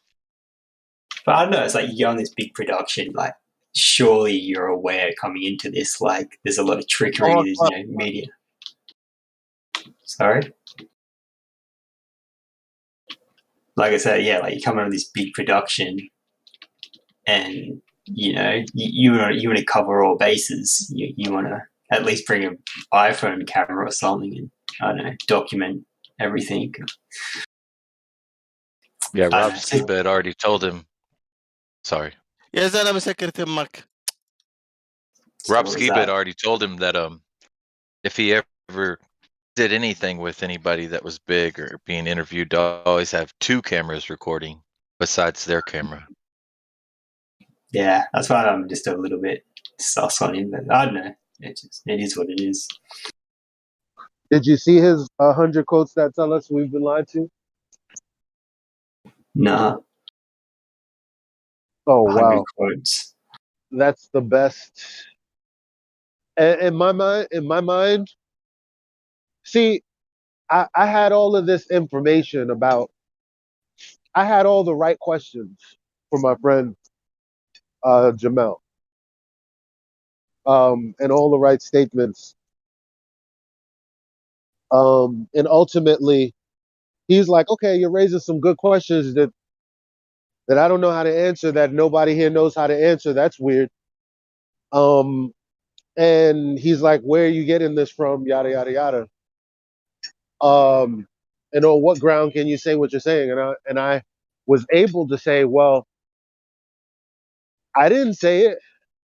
The people that we believe gave us the globe said it. You know,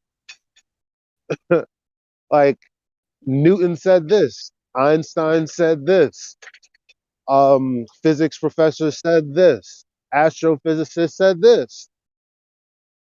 Never in a million years would I think that in a world where we lived on the globe, someone would be saying these things, but they're saying it. They're basically telling you that their position is philosophical. Their position is, well, the data would point to X being incorrect. However, there must be some explanation because we can't be at the center of the universe. Things like that. Like no basis for why we can't. It's just we can't. Things where they're like, many in academia have questioned the Copernican model, but none shall be the first to uh, step forward and openly admit this. I think Like Rob says that's all you hear is people saying, I'm afraid to question the paradigm because there's consequences. But you hear 100 quotes and know that there's thousands more out there. It's like, oh yeah. So I posted those. I'll be quick. I posted those quotes for people, and it was the quietest day on Facebook because they were like, I don't know where this motherfucker is getting this information, but if this shit is true, this crazy ass flat earther that I spent like 5 hours calling retarded doesn't look so retarded right now, and I'm scared. yeah, I think Rob said it best. It's just like the yeah, but it's like they have an argument, and then we're like, yeah, but this, and then they're like, yeah, but this, and it's this counter argument against counter argument, and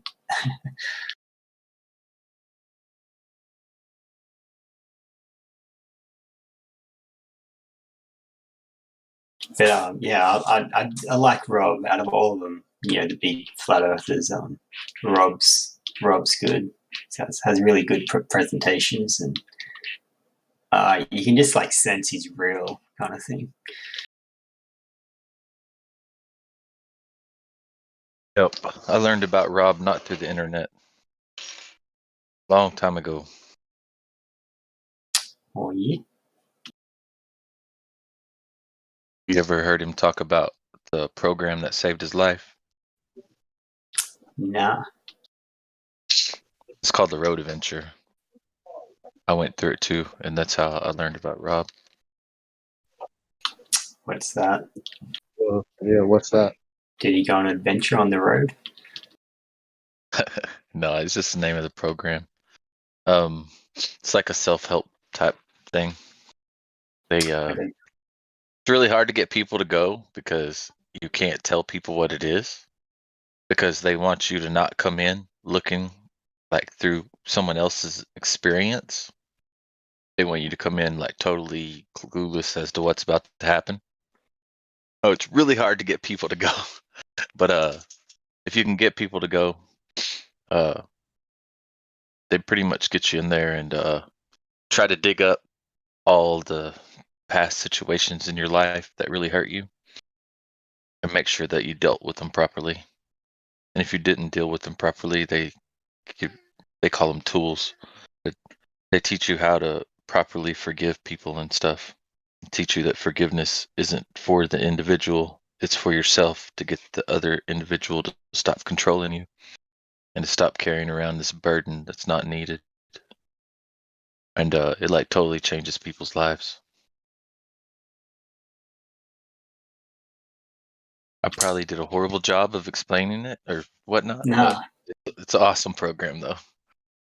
just makes me think of my friend like 10 years ago. We had like a falling out, and I don't know, yeah, that just made me think like, I should contact him and, meet up with him and kind of clear the air, so to speak.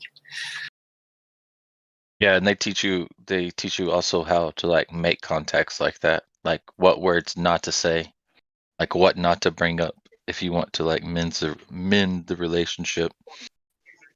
I'm gonna share with you this Jainism video because you haven't seen it. It's 3 hours long, and I know how Holy you feel shit. about Jainism. Like that feeling is enough for me not to watch or indulge anything that someone does if it was anybody else. But this was the first thing that I'd ever seen from Jainism, and I will stand by this body of work for probably forever because this single-handedly equips you with enough quotes that you can actually go look up the source, read through it and its full context, and learn so much. And all of a sudden, you have answers. Well, you have like retorts to people saying certain things like only one model works. Well, not according to this guy, not according to these people that have cited this paper's work. There are 1,200 unique users using this guy's words here. And what's the source for this information? What is he saying in full context? Oh, turns out that I'm on point. What he's saying is exactly his sentiment throughout. What I quoted was exactly his sentiment throughout his entire paper. Like this is this so this ultimately this video is something that can equip you to go on and do many things. And I'm not sending you this to change your mind about Jones, but I, I, I probably would defend him. Like I don't know how far I'd go, but this is good work, man. I can't say nothing bad about this. Yeah, that's the thing. Like, does have a lot of good stuff to say, and you listen and you take the good bits and all that. So, yeah, I don't know. It's a crazy world.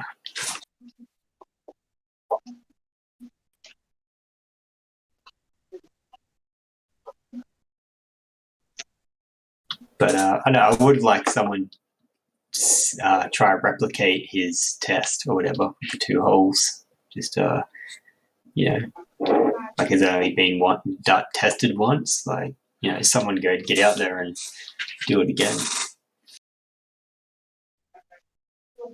Yeah, I mean, I don't know.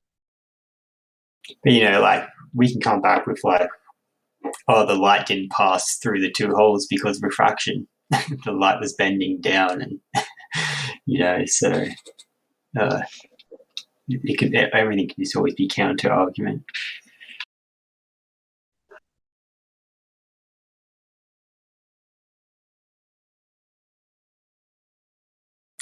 But I like David Weiss. He's he's got good presentations and actual like photo. You know, as he's talking, he brings up photos and everything, and so he's pretty good. Elijah, you had to put that link to that 3-hour thing in the text chat. Okay, no problem. Nice one, fella. I just want to say good morning, everybody. Hey, what's up? Hi, What's up, Elijah. man?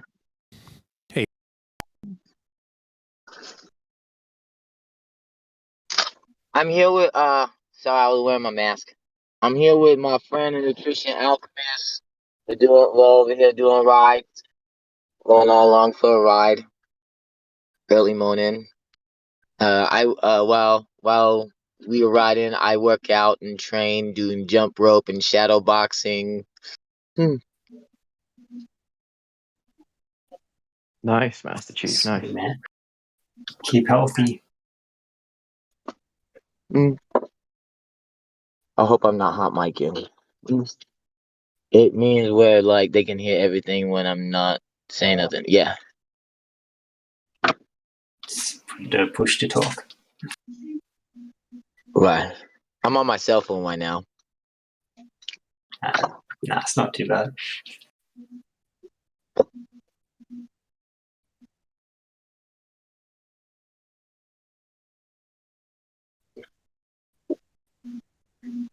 I was here. So how was I mean, I was there yesterday, but I was wondering if how you guys thought about ladies' night the other day or last night. Well, it was good until that particular situation. Overall, it was good. Yeah. I only caught the first kind of Glober that came in. He was quite arrogant guy. I think we worked out he'd been there a few times before, and I fell asleep after that. He was dismissing everything that's being Yeah. forwarded to him. He Not only almost that, sounded like a broken record player. Like, you know what I mean? Yeah. It was quiet, Soundboard. then someone just pause the button, then play the button, and pause the button, and then play the button. I was like, is this guy even listening? He's not even addressing any of the. Oh yeah, I remember now. He didn't listen at all, did he? He didn't address any of whatever they said to him. Anything at all. He kept just pausing and playing the recording. Basically. Yeah, it was. Rude. He was very rude to the ladies, and he was very cocky. And he just wasn't wanting to hear what they had to say. It was like they would give him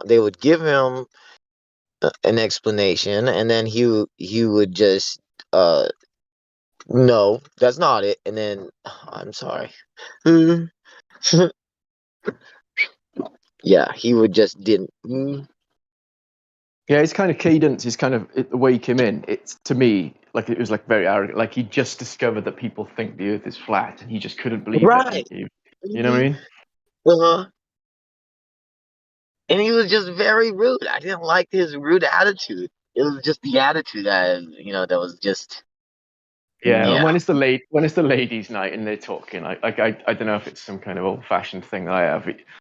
If I feel more defensive for them, even though they could take care of themselves and they could take care of me, no worries. But I know exactly. I got that gentleman instinct kind of thing going, man. yeah, man. When you're rude to a lady, man, I'm gonna step up. And then you're lucky that the lady's present, because if she wasn't present, you would have been knocked out on the ground. I'm for that those kind for those ladies need no protection, man. They handle anything, don't they? So it's all good. But I just couldn't help thinking, shut up, you prick. Right. No, I mean, it's very good to have a lady who can hold on, babe, I got this. You know what I mean? And then, okay, babe, now handle it. Bam, you know what I mean? So that's man. Tag her in. Boom. right, exactly. It's like tag teaming, you know what I mean? So I know I definitely have that with my fiance. She's yeah. Every time I think about it, it's just I can't stop it. I get too excited. Sorry, what happened later then? Is it worth me going having a listen back on the on the video, or did something go down later on? I think the ladies pretty much like handled and schooled like every Glober that was going in there trying to straw man them and try to uh be a like a they try to show their assertiveness. But I think uh Dandelion was really getting at him and really making like I know she doesn't like making a guy. She doesn't like taking a guy's manhood, but I feel like Demasculating. yeah, I feel like she'll have them up curled up in the corner, bro. Watch out, you know. What I mean? She'll have that dominance, for sure. But you know, like I think she was really very like she was very kind. And then when it came down to the rudeness, that's when she took like, all right, we're not having it. And yeah. Yeah, I noticed he because he wasn't talking to Dan at first. He was talking to, I forget her name, something medic. Her name is. Oh yeah, that's right. And she was in a shop, so she had to go, and he was just like, "What? You can't carry on talking to me because you're in a shop." He'd like that. He got really put out by that. Right. Was it Danzamedic? I don't know how to pronounce. I Yeah, don't want. yeah. I'm still new, so I'm still like trying to learn everyone's names and things. Yeah, I know we say medic for short, but I've seen her coming in a different name before. Yeah, it's damsel medic. Yeah, Okay, that's it. Nice, Elijah. Like, Yeah. she's really good at talking about the topic, and she's insightful. Yeah. Yeah, she really handled herself.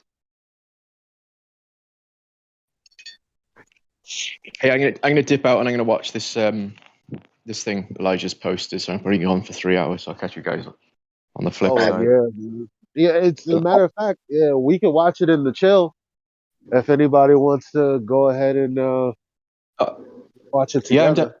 I'm down for going there. Yeah. All right. After this, I'd like to. Okay, for anyone who is confused about light propagation, um, because there's always with the black swan, refraction. Check this out. Light travels in a straight line. How do we know this? Because we can see people where they are, not where they appear to be, but they're actually physically somewhere else, right? So when we're talking about the geometric horizon blocking things, that means we can't see the light from beyond it, from objects bounced to our eye, because we don't have a straight line of sight. The reason I can see a building in my distance, or the reason I can see any of these things, is because the light is traveling from this anyway, is what they say. Light is traveling from, like, for instance, the water tower I'm looking at. It's traveling from there to my eye, right? In a straight line. If you look up, um, does light travel in a straight path or a straight line? There's tons of videos about it. And it's intuitive because it's like, oh yeah, this is exactly what I experienced. And then you have the ad hoc explanation as to why the geometry doesn't pan out for the globe. Oh, you wouldn't expect to see the geometric horizon. So I wouldn't expect to see something physically obstructing things at 1.2 miles. That's what you're telling me. At 1.2 miles, I can no longer see things as they appear. That makes no sense. Not only does it not make any sense, but again, if you YouTube, does light travel in a straight line? That's the real answer. Hell yeah. That's how we have line of sight. That's how snipers snipe. All of this, it's very simple. And it goes direct contradiction to what they claim. And also, if you Google distance to the horizon, there's a lot of videos about that, talking about the horizon that is physically at a location blocking things beyond it. until you talk about the black swan. Then it's, oh well, see, something else is happening there. But anyway, I don't. Anyway, so look up this light travel in a straight line videos. They're pretty interesting. Um, anyway, so anybody who's gonna follow us down and chill to watch this, you're more than welcome. I'll see you down there All now. right.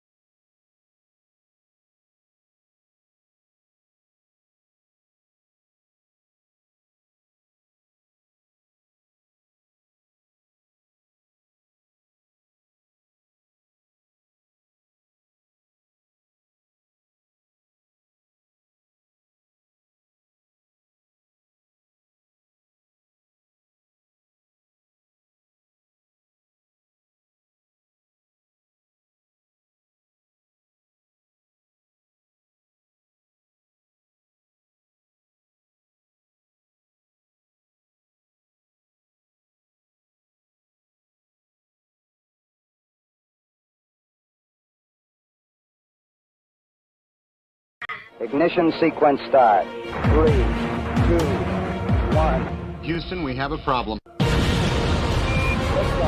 We have a liftoff. We copy you on the ground. You got a bunch of guys about to turn blue. What you're seeing here is a mirage. What's going on, everyone? It is Jaren from Jarenism, back with a live video for you. Thank you for joining me. I do appreciate it. Shout out first to all my patrons for making this channel possible. I do appreciate it so much. You guys are awesome. I've decided to call this video Quotes That Tell Us We've All Been Lied To. So, pretty simple little title. I was in the middle of making slides for each and every quote and sourcing each quote, and eventually I just realized it was simply taking too long. And it would be easier just to read all the quotes that I have gathered straight from OneNote and then maybe make some short comments on those quotes as I read them. So that will be what this live stream is all about. It won't be pretty or attractive like my normal videos because basically I'm just using a window capture, the OneNote application, and then reading from there. So no normally gorgeous text slides as I sometimes make, so my apologies for that. Also, just to address some comments on a recent video that I did where I included several quotes, the criticism was that in the middle of the quote, I would begin making comments and then continue to quote as if this, left, I guess, it left the listener confused as to which words I was actually quoting and which words were mine. And so I went back to watch the video and wow. My apologies for sure because they were exactly right.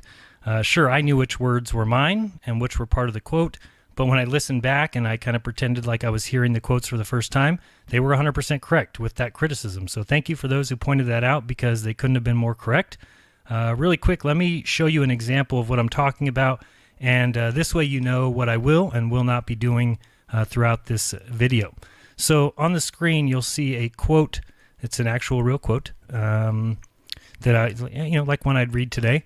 And it's like the ones I've read in my recent videos, but let's pretend like I was reading this quote and I'll kind of read it like what everybody said I was doing that was wrong, and they're correct because I said, quote, "I've already known for a long time that we do not have proof for the system of Copernicus." Oops, 1 second. All right, super chats, great. I'll be right back with those. Thank you guys so much for that. So anyway, if I was reading this quote, I would say, quote, "I've already known for a long time that we do not yet have proof for the system of Copernicus, which at the time was one of a 3 million mile distant sun and so much more fantasy nonsense that it's practically a joke. But I shall not take the risk of being the first one attacking it. Alexander von Humboldt." So you can see what I did there? Yeah, bad Jaren. And so my critics could not have been more correct in this regard. I did it on 10 different occasions. So I totally stand corrected. I apologize, and I promise not to do that again, as to everyone but me, I guess that can be quite confusing, and I now realize that. So throughout this video, I will just simply read the quote in full without commentary until I end the quote. So this quote and commentary will now be easily separated. For example, we can have the quote from Alexander von Humboldt. Quote, "I have already known for a long time that we do not yet have proof for a system of Copernicus, but I shall not take the risk of being the first one to attack it." End quote. Alexander von Humboldt. Now, at the time of Copernicus, he had a 3 million mile distant sun and so much more fantasy nonsense, it feels like some sort of joke, etc., or something similar. So I'm just making an example case here. So anyway, thank you for that feedback. I stand corrected. I shall be severely punished for my transgressions. So now you know what to expect and how you'll know when I'm reading a quote and when I'm commenting on one. I'll try and keep my comments limited, but if anybody knows me, they know that I can't really say how successful I'll be at doing so. So you'll just have to bear with me. I'll also be creating a page on my website which will have all these quotes in a single post under this video when it finally posts to my jarenism.com website.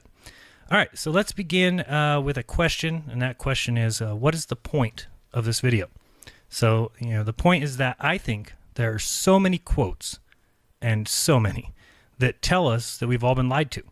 Now, despite the current debate over the shape of the Earth, the first step to waking someone up is showing them that we've all been lied to.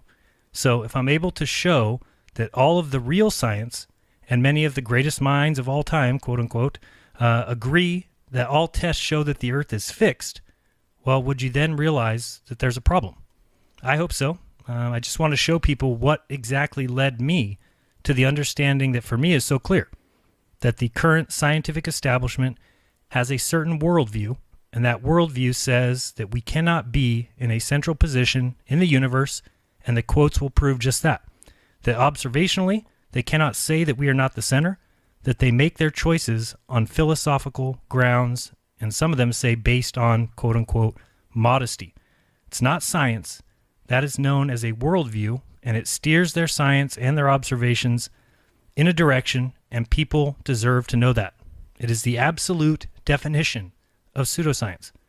It's being taught as actual science, and it's absolutely far from it. So, because in my opinion, it should show you what is going on and what we're dealing with, but really it's up to you. You've got to decide what to believe. So, in my opinion, the entirety of astronomy and cosmology is actually built upon this mediocrity assumption, this worldview that Earth cannot be central, it cannot be important, we must be no different than the lights in the sky. It's full of presuppositions, assumptions, begging the question, and in actuality, it's all just pseudoscience. But my hope is simple here. By the end of this video, you can realize that we are not taught everything, but we're just taught a one-sided, convoluted, concocted model that's built on assumptions and philosophical beliefs, and that any and all observations that show otherwise get buried or explained away using, of course, mathematics, metaphysical theories that allow them to keep this worldview and to maintain their status as the heliocentric, quote-unquote, geniuses that they are. And the choice is yours, to see them that way or to see them as I do, as priests of a religion who have devised clever explanations and basically mathematical, formulas to hide the truth from you, me, and the entire world. So just imagine for a second, maybe close your eyes if you want to get in touch with your inner self, and think for a second, if you realized today that the Earth was in fact still, that it was in fact fixed and of prime importance, if it was the apple of God's eye per se, would that change your worldview? Well, it absolutely did mine. It changed my entire life and my world profoundly. So my hope is that you hear these quotes and decide for yourself if you'd like to continue the belief centered around these forced explanations of these men to explain these anomalies, or if by chance, maybe you now realize, like I do, what's actually going on. And maybe you open your mind for possibly the first time to what is a myriad of other possibilities and various conceptions and ideas that better explain the world that we live in. So the choice will truly become your own, and you aren't cornered into a belief system that is taught to children before they can even understand or possibly question the worldview that is about to become part of their belief system. I think not important as where you live, right? If the Earth is central and of the utmost importance, then I believe all humans deserve to know that and to operate their lives within that enormously important understanding. So let's get to the quotes. There are many more than I've assembled here today, so many more. I just tried to maybe touch a little bit of everything and tried to corral them, but I'm only pointing to quotes about this particular worldview and subject, so I won't be reading quotes today about the Earth being flat. You won't hear any quotes like that. You won't hear any evolution quotes. You won't hear quotes about the age of dinosaurs or those kind of things. No, today is just going to be about the Earth. We're going to be looking at the Earth, its location in the cosmos, its centrality, its fixed position, and the tests and opinions regarding relativity and why it is that all tests, at least all tests that I've been able to find, prove that the Earth does not move. So in the end, when you hear the quotes and contrast them with what you were taught and what's being taught to our children and your grandchildren, perhaps then maybe you will see the issue and understand why so many of us are absolutely against what's going on and what's being taught. So the truth is that it is not science, it's pseudoscience, it's not reality, it's a mathematical conception, and it's not fact, but simply it's theory. And if, it's not the correct view of the world, but rather it's like a worldview pushed onto everyone through public and also, social indoctrination, as we've seen of recent. So I've got my OneNote opened here where I keep all my notes, and we can start to go through some of them. And I'm sure that there are many, many more, like I said. So if I've missed some, or maybe you find a quote that I have missourced or something's wrong with it, please leave a quote in the comment or leave a comment saying that I did so, or if you have any other quotes that maybe I didn't include that you want other people to see, you can leave those as a comment as well, and this way more people can see it. My quotes are kind of arranged in a way that makes it easy for me to kind of tell a story, so I'm going to get to those in a second. But before I start, I want to cover one thing that seems to me that all heliocentric religious zealots want to try and tell me when I say that the Earth does not move and that there's no tests that prove it. What do they always say? They say Foucault's pendulum. Well, you should notice that all of these quotes by Einstein and many others, not all the quotes because some are by Copernicus and people that were before Foucault, but I'm talking about all the quotes that I read that are after Foucault. Why would it be that Einstein would say that there's no experiment that can prove the Earth moves if he knew about the Foucault's pendulum, which he absolutely did. He knew about the Foucault's pendulum. So that's one thing I think people miss or that they don't really quite understand about Foucault's pendulum. And if you don't know about it, we'll talk about it real quick just because it is the one answer that I get. Where, this Foucault's pendulum proves that the Earth spins. Okay, let's talk about it real quick. So we have these pendulums everywhere, right? And these pendulums are basically attached to this presupposed spherical spinning Earth, which supposedly rotates once every 24 hours. But the Earth also goes around the sun once yearly, and the sun goes around the galaxy, and the galaxy goes around the universe at 2.2 million miles per hour. And these are all local motions. So somehow the Foucault pendulum ignores all the local motions but one. It only recognizes the spin of the Earth. Well, the Foucault pendulum miraculously stays lined up with the rest of the universe. And some try and say that it's inertia, but what exactly is inertia? Nobody even knows. I'll get back to that real quick, but I do want to show you, if I can get this up here, 1 second. I do want to show you a live stream of a Foucault pendulum. Let's go over there. All right. So this is a live stream of the Foucault pendulum. I don't know where it's at, but where is this at? Ludwig University, something, Geophysics, Department of Earth, Environmental Sciences. The web address is geophysics. I'll actually copy this and put it in the description, so if anybody wants to see this. But here you can see, and they've got these 24-hour snapshots, so you can see that the pendulum actually moves around this little thing. But here's the thing that people don't really recognize. Remember, how often does the Earth spin? Spins once a day, right? But no, you've got to do all these mathematical equations again. The definition of pseudoscience. Bring in these mathematical equations so that you can actually be correct, because if you look here, the direction of the plane of oscillation of a pendulum with respect to the Earth rotates with an angular speed proportional to the sine of its latitude. Thus, one at 45 degrees rotates every 1.4 days, and one at 30 degrees, which is about where I'm at, thereabouts, every 2 days. So it takes 2 days to rotate all the way around, but the Earth takes 1 day. You can read a little bit further here. It says, so many people have found that the sine factor difficult to understand, which prompted Foucault to conceive the gyroscope in 1852. The gyroscope spinning rotor tracks. Oh, good. I was hoping that I didn't accidentally not bring you over. I did. Continuing what I was reading. We're here. A Foucault pendulum is tricky to set up because imprecise construction can cause additional veering, which masks the terrestrial effect. Air resistance damps the oscillation. So Foucault pendulums in museums usually incorporate an electromagnetic or other drive to keep the bob swinging. This is an absolute lie because it says usually. So what, is there a museum somewhere where the Foucault pendulum swings by itself forever? No, sorry. You need an electromagnetic drive to keep the bob swinging. You have to have a magnet underneath it to keep it going. That's how things work. You can't just spin a pendulum and it go forever. That's against the laws of motion. So anyway, this is just, I wanted to show you this nonsense here, and we'll talk further about it. But like I said, a lot of people will tell you that it's inertia that causes this to happen, but nobody even knows what inertia is. All explanations about inertia involve circular reasoning. Usually it'll sound something like this, like a body keeps doing what it's doing because it has inertia. Okay, so what is inertia? Well, inertia is the tendency of a body to keep moving. Okay, that's great. But why does it keep doing what it's doing? Well, because it has inertia. What? But what is inertia? Well, it's the tendency of a body to keep doing whatever it's doing. Okay, but why does it keep doing whatever it's doing? And so on and so forth. It's just circular reasoning. You'll never get an answer. So perhaps inertia is a universal property. That's possible. And if so, then the ether or the firmament could be the very source causing the Foucault pendulum and the Coriolis effect. And this is why people like Einstein and others can't use Foucault's pendulum as proof that the Earth spins. Hopefully you understand what I'm saying here.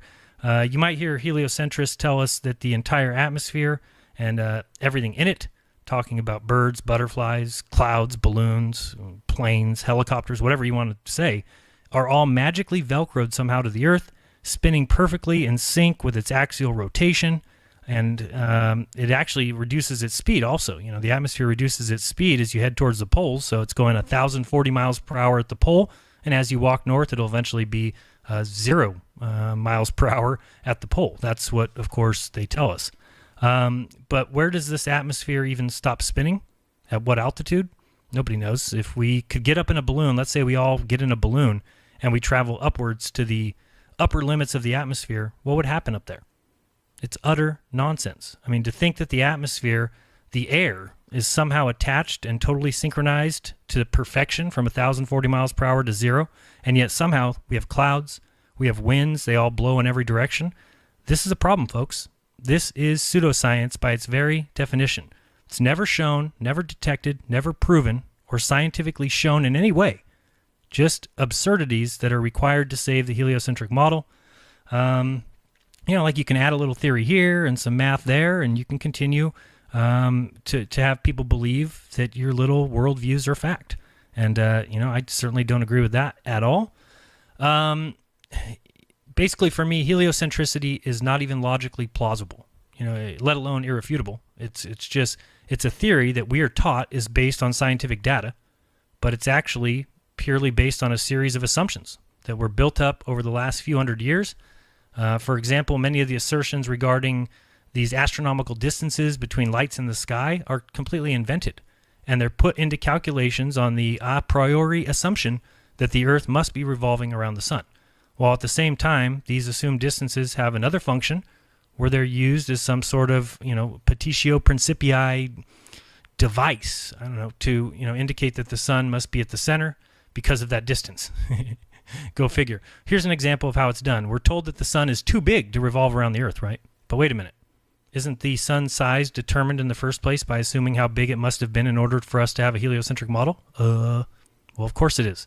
Go figure.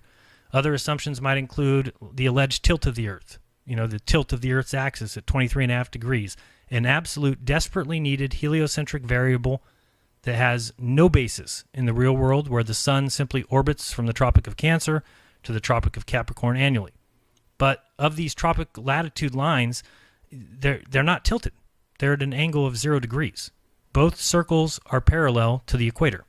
In fact, the very word tropic itself comes from the Greek term tropos, which means to turn, referring to the fact that the sun turns back at these lines, and they aren't tilted in any way at all. Or the Earth supposedly darting around the sun at various speeds.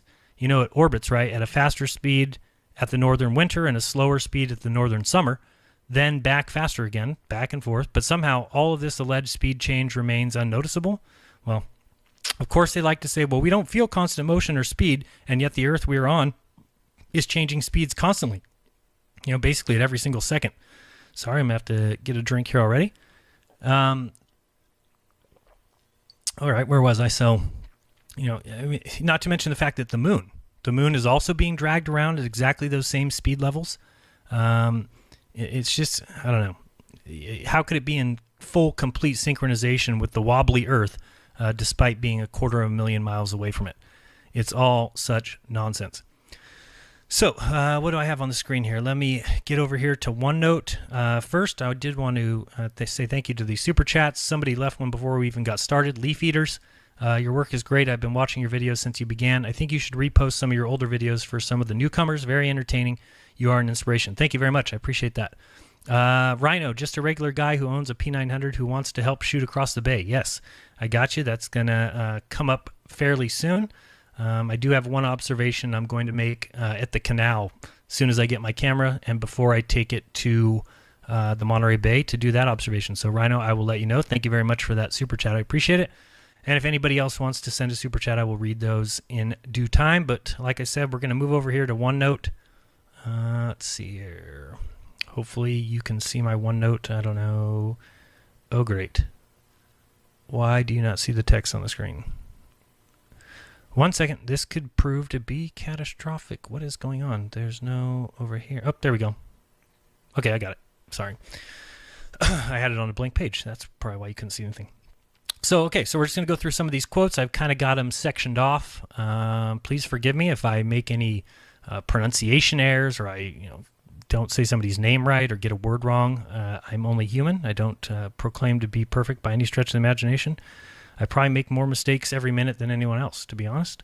But let's go ahead and just start out with something simple. This is theoretical physicist Michio Kaku telling us about cosmology. Hopefully you can hear this, and I'm not sure you will be able to, but we'll go ahead and try it. Usually in science, if we're off by a factor of 2 or a factor of 10, we call that horrible. We say something's wrong with the theory. We're off by a factor of 10. However, in cosmology, we're off by a factor of 10 to the 120. That is 1 with 120 zeros after it. This is the largest mismatch between theory and experiment in the history of science. Okay, so thank you, Michio Kaku, and hopefully you heard that. I think it might have been a little on the quiet side, but yeah, he basically tells you right there that they're off by a factor of 10, 120th power in regards, and he says it's the largest mismatch in the history of science. Hopefully people get the importance of that quote and understand what we're dealing with, and then you can decide if these are really the people that you want telling you where you live. When they just admitted to be off by the largest factor in the history of science when you're looking at experiments versus theory. That's because the experiments do not show at all what these theories are that they've been telling us about the universe forever. And I described it last night, but I thought I just mentioned it again real quick before we get to some of these other ones, that to me science is like a tightrope walker. Because the goal when you're a tightrope walker is to never look at your feet, because as soon as you do, you realize how high up you are, you realize you're in midair and that you may fall a long way down. But as long as you look straight forward, if you're walking a tightrope, you usually can walk safely across. And the reason for that is because you don't want to look down. You need to just keep looking forward, keep plugging ahead, and that's what science is doing. Science does not want to look at its foundations.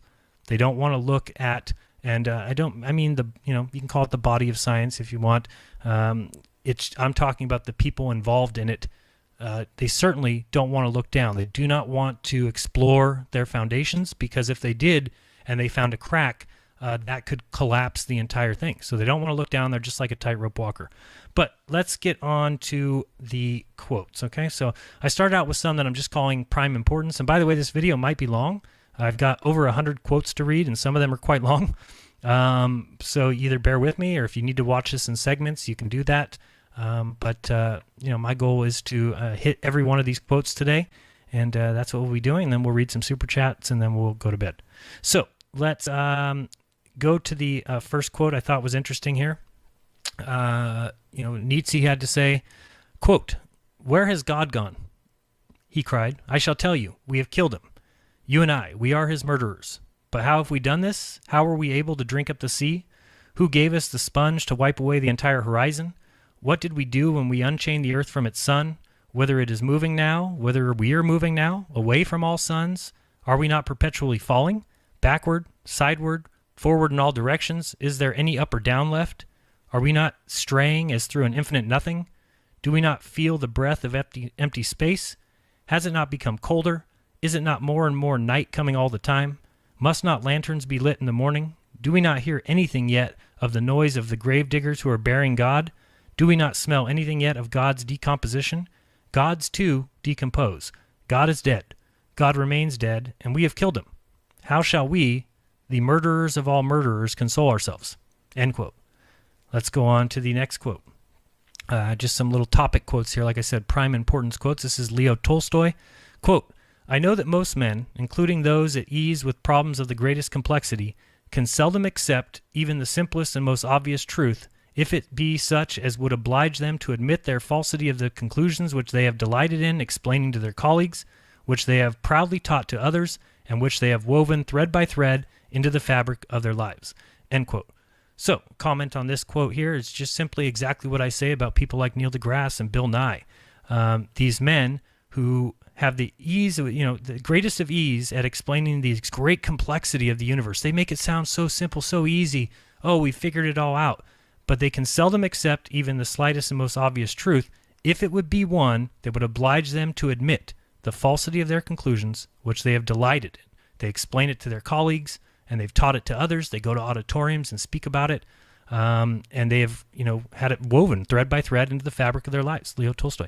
So, again, hopefully you understand why that quote is there. Let's get into a little more detailed ones. We got Fred Hoyle here, who said, the history of science shows that each generation finds the universe to be stranger than the preceding generation ever conceived it to be.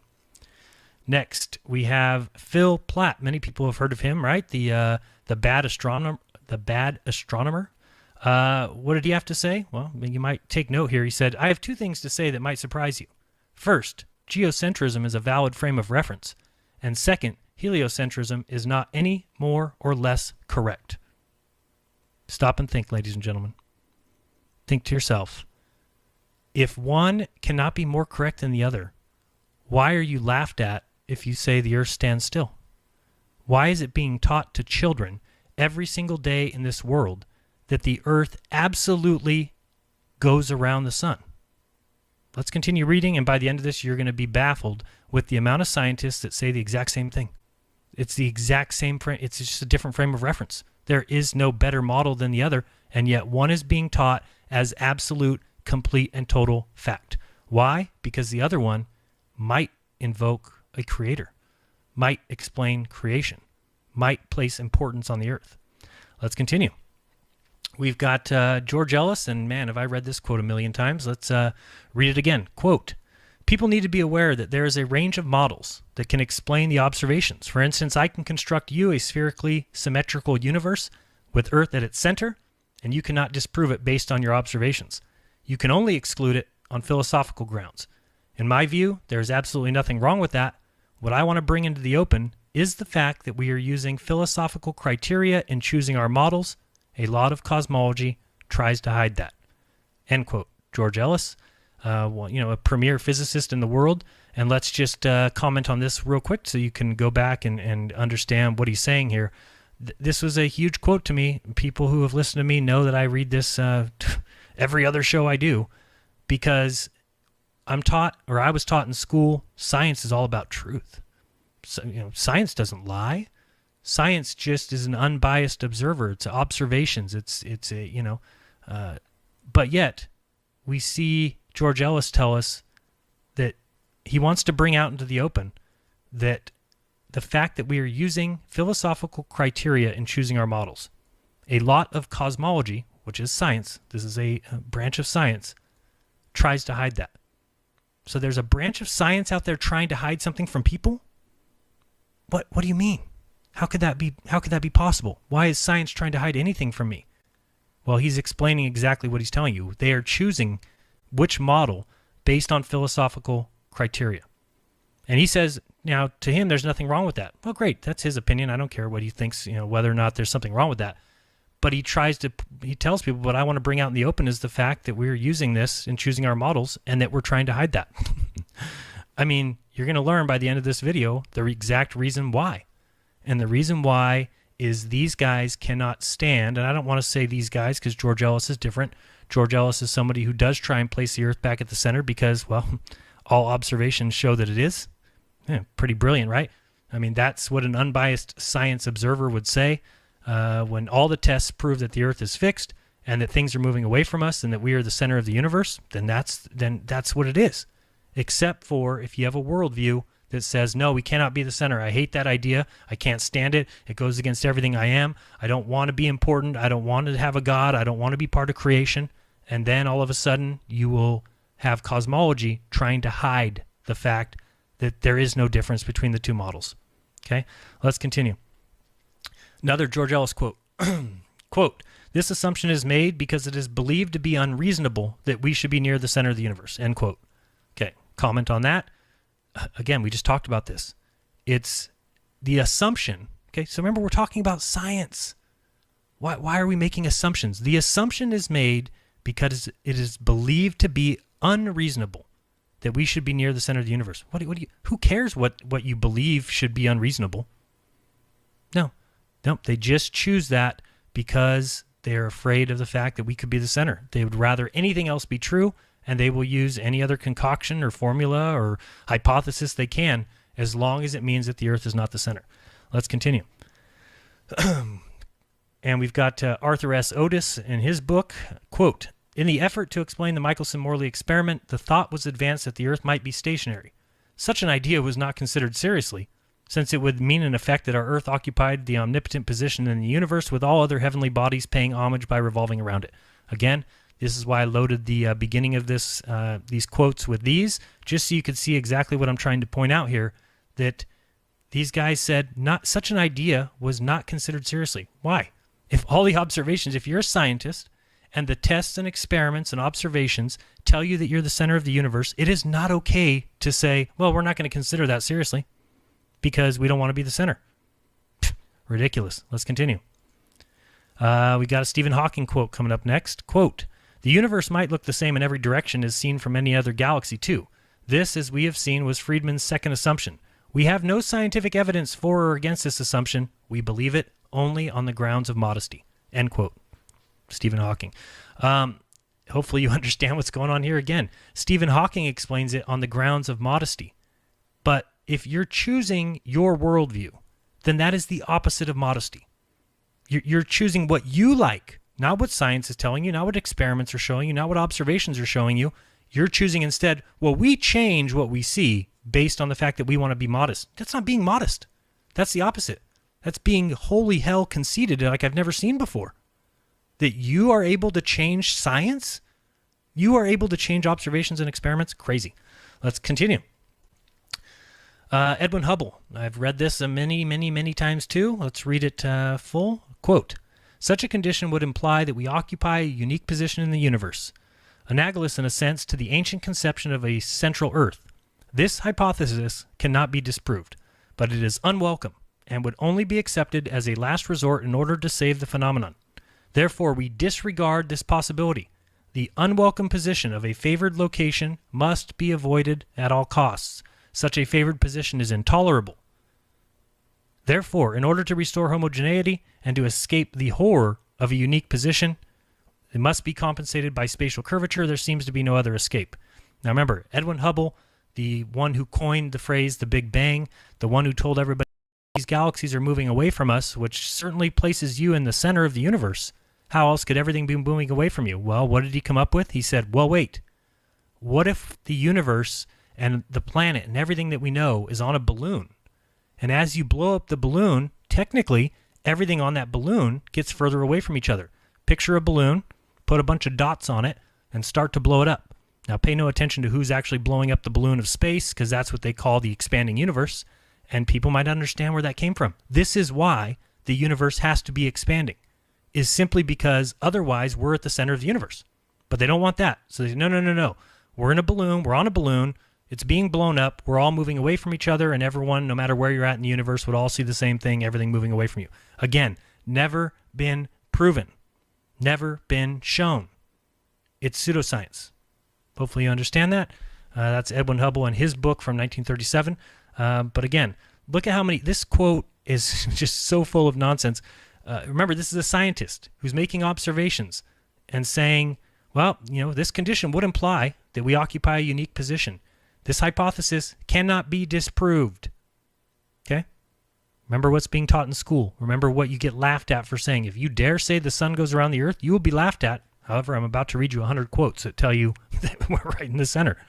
Okay, so this hypothesis cannot be disproved. Okay, so why is it laughed at? Well, because it's unwelcome. Okay, good for you. What the difference does that make? Therefore, we disregard this possibility. What do you mean you're disregarding?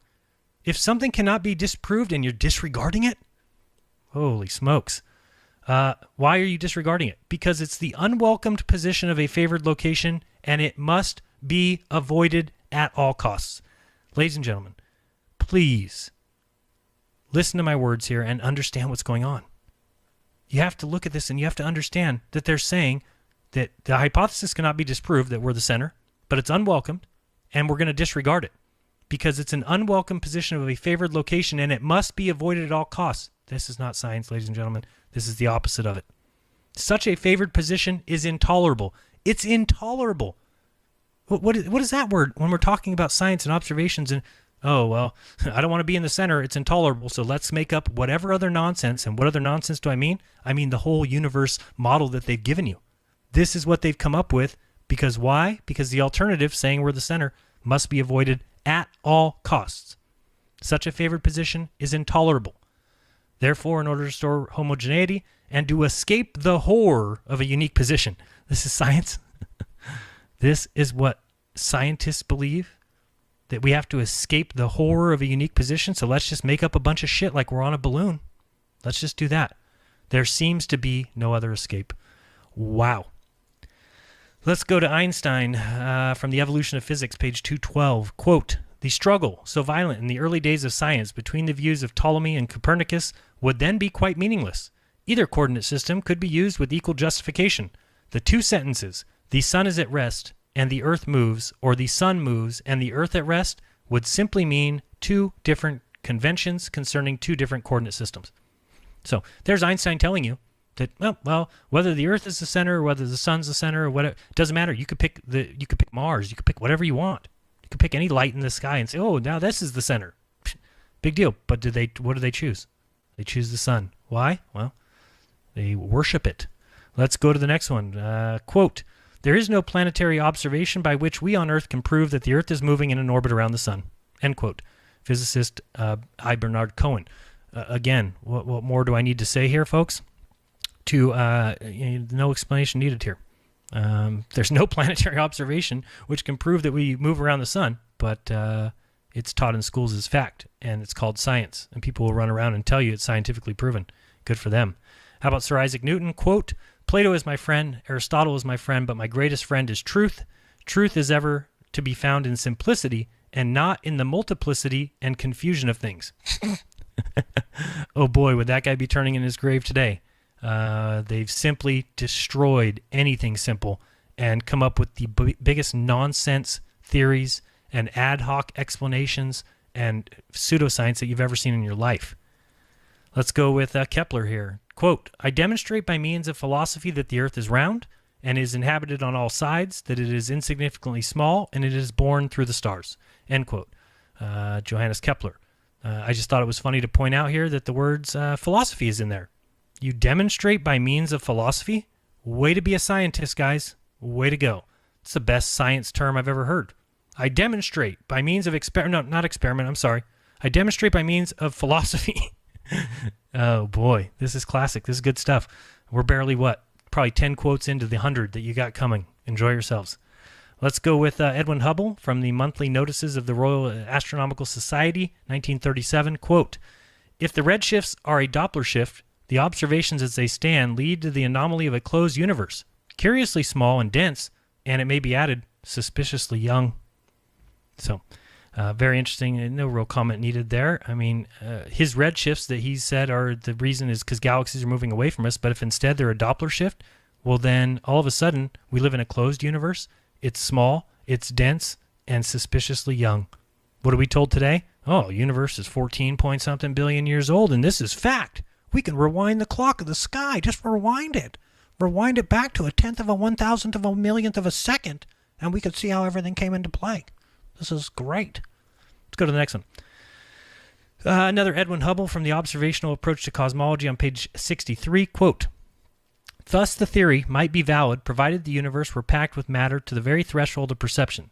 Nevertheless, the ever-expanding model of the first kind seems rather dubious. It cannot be ruled out by the observations, but it suggests a forced interpretation of the data. The disturbing features are all introduced by the recession factors, by the assumption that redshifts are velocity shifts. The departure from a linear law of redshifts, the departure from uniform distribution, the curvature necessary to restore homogeneity, the excess material demanded by the curvature, each of these is merely the recession factor in another form. If the recession factor is dropped, if redshifts are not primarily velocity shifts, the picture is simple and plausible. There is no evidence of expansion and no restriction of the timescale, no trace of spatial curvature, and no limitation of spatial dimensions. Moreover, there is no problem of internebular material, and for those who don't know, internebular material is considered today's dark energy, dark matter. So if you understand this quote, you basically will understand that he's saying that, yeah, if we drop these recession factors and we don't consider these red shifts to be velocity shifts, then all of a sudden there is no evidence of expansion. There is no restriction of the timescale. There's no spatial curvature. There's no limitation of spatial dimensions, and there is no dark matter or dark energy. But all those things are included in the current model because they have to be if you want to believe what you're told about the universe. Crazy. Absolutely crazy. Again, I love to read things like this. The disturbing features are all introduced by the recession factors by the assumption. So again, all of their science is based on assumptions. And if they're faulty, then what? Well, we'll find out as more quotes come along. How about physicist James Coleman? Quote, "The easiest explanation was that the Earth was fixed in the ether and that everything else in the universe moved with respect to the Earth and the ether. Such an idea was not considered seriously, since it would mean, in effect, that our Earth occupied the omnipotent position in the universe with all other heavenly bodies paying homage by moving around it." Again, it's telling you what the easiest explanation is for the data, for the observations, for the real science, for the tests, for the experiments. However, such an idea was not considered seriously, since it might mean that we're the center. We might mean we're important. When guys look around the universe, even if you believe like the heliocentrists believe and all these other, there's no life anywhere. There's nothing going on anywhere, and yet he says it's not considered seriously because it would mean in effect that our Earth occupied the omnipotent position in the universe. Well, what's wrong with that? What? It's your worldview. It's their worldview. Let's go on to the next one by Ernst Mach.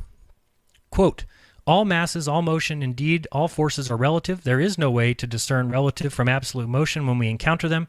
Whenever modern writers infer an imaginary distinction between relative and absolute motion from a Newtonian framework, they do not stop to think that the Ptolemaic and the Copernican are both equally true." End quote. I don't know what else I need to tell you besides they're teaching one in school.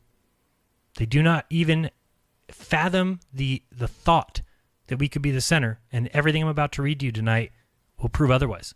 It will tell you that it's an equally true position to place yourself in, but look at the nature of our world. Look at what's happened to our world, and then think, well, what if everybody knew that we were the center? What if everybody knew how important Earth is? Would that change their perspective? No, people just care. I'm going to go with Elon Musk to Mars. It's going to be great. They can't put a camera on the moon for God knows what reason. But again, let's just continue on. Here we go. This is, we'll just read the whole quote. Quote, "It is shown that the cosmological interpretation of redshift and the spectra of quasars leads to yet another paradoxical result, namely that the Earth is the center of the universe." End quote. Got another quote from the same person. "The Earth is indeed the center of the universe. The arrangement of quasars on certain spherical shells is only with respect to the Earth. These shells would disappear if viewed from another galaxy or quasar. This means that the cosmological principle will have to go. Also, it implies that a coordinate system fixed to the Earth will be the preferred frame of reference in the universe. Consequently, both the special theory and general theory of relativity must be abandoned for cosmological purposes." End quote. Y.P. Varshny. Give you the book here. You need to read this quote again. I'll be here all night if I go through each quote word for word, but you just need to understand what he's saying here, that based on the observations now all of a sudden, it means that the cosmological principle will have to go. And we're about 2 quotes away from getting to the cosmological principle and the Copernican principle. I'll be reading those for you. And, it just tells you right here. "And consequently, all the theories of relativity must be abandoned, but yet today it's being taught as fact." Let's go to the next one. Physicist Richard Wolfson, quote, "If the Earth, isn't moving relative to the ether, then Earth alone among the cosmos is at rest relative to the ether. Now, that may be an absurd possibility, but maybe it's true. I think you can see that this is not going to be very philosophically satisfying, and it isn't satisfying physically either. But it violates the Copernican principle that the Earth isn't special. It is particularly absurd in light of what we know from modern cosmology, namely that there are places in the universe, distant galaxies in particular, that are moving away from us at speeds very close to the speed of light. It's absurd to imagine that everything in the universe is pinned to Earth when there are such a wide range of speeds relative to Earth throughout the universe, but it suffices to rule it out on this philosophical ground." End quote. So again, this is a very important quote, and we're going to be talking about the Copernican principle here shortly. And again, this is just funny what they say. I think you can see that this is not going to be very philosophically satisfying, And again, now this may be an absurd possibility. Why is it absurd? Because of the worldview of these scientists. Again, if you want to believe in them and their worldview, be my guest. I choose not to. One more quote of prime importance here. This is Albert Einstein in his Kyoto address, How I Created the Theory of Relativity. He says, I have come to believe that the motion of, quote, I have come to believe that the motion of the earth cannot be detected by any optical experiment, though the earth is revolving around the sun, end quote. There's no more definition of pseudoscience than this right here. Okay? There's no experiment. However, my belief. That's what he's saying. Yeah, well, I've come to believe that there is no motion, there is no experiment that can prove that the earth moves. However, the earth revolves around the sun. Oh boy, it's pseudoscience. That's all it is. All right, let's move on to the Copernican principle. And I'm going to be reading this from Wikipedia. The Copernican principle. In physical cosmology, the Copernican principle is an alternative name for the principle of relativity, stating that humans on Earth or in the solar system are not privileged observers of the universe.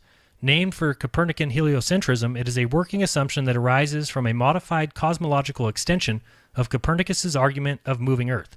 In some sense, it's equivalent to the mediocrity principle. Let's read what the mediocrity principle is. The mediocrity principle is the philosophical notion that if an item is drawn at random from one of several sets or categories, it's likelier to come from the most numerous category than from any of the less numerous categories. The principle has been taken to suggest that there is nothing very unusual about the evolution of the solar system, Earth's history, the evolution of biological complexity, human evolution, or any one nation. It is a heuristic in the vein of the Copernican principle and is sometimes used as a philosophical statement about the place of humanity. The idea is to assume mediocrity rather than starting with the assumption that a phenomenon is special, privileged, exceptional, or even superior. But again, as I just stated, look at the universe around you, look everywhere, and where do you see life? Where do you see importance? Where do you see nature? Where do you see growth? Where do you see all these things happen here on Earth? So when someone says there's nothing very unusual about the evolution of the solar system, Earth's history, the evolution of it is what is it? What are you talking about? It's extremely unusual. It's of prime importance. Let's continue. This is the back to the Copernican principle from Wiki. Hermann Bondi named the principle after Copernicus in the mid-20th century, although the principle itself dates back to the 16th and 17th century paradigm shift away from the Ptolemaic system, which placed the Earth at the center of the universe. Copernicus proposed that the motion of the planets can be explained by reference to an assumption that the Sun and not the Earth is centrally located and stationary. He argued that the apparent retrograde motion of the planets is an illusion caused by Earth's movement around the Sun, which the Copernican model placed at the center of the universe. Copernicus himself was mainly motivated by technical dissatisfaction with the earlier system and not by support for any mediocrity principle.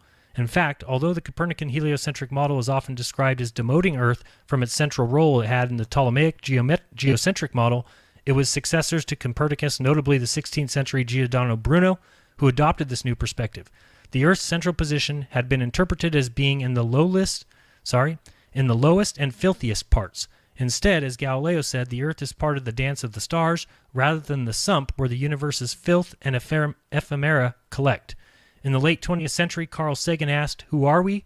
We find that we live on an insignificant planet of a humdrum star, lost in a galaxy tucked away in some forgotten corner of the universe, in which there are far more galaxies than people. I'm going to end that quote there.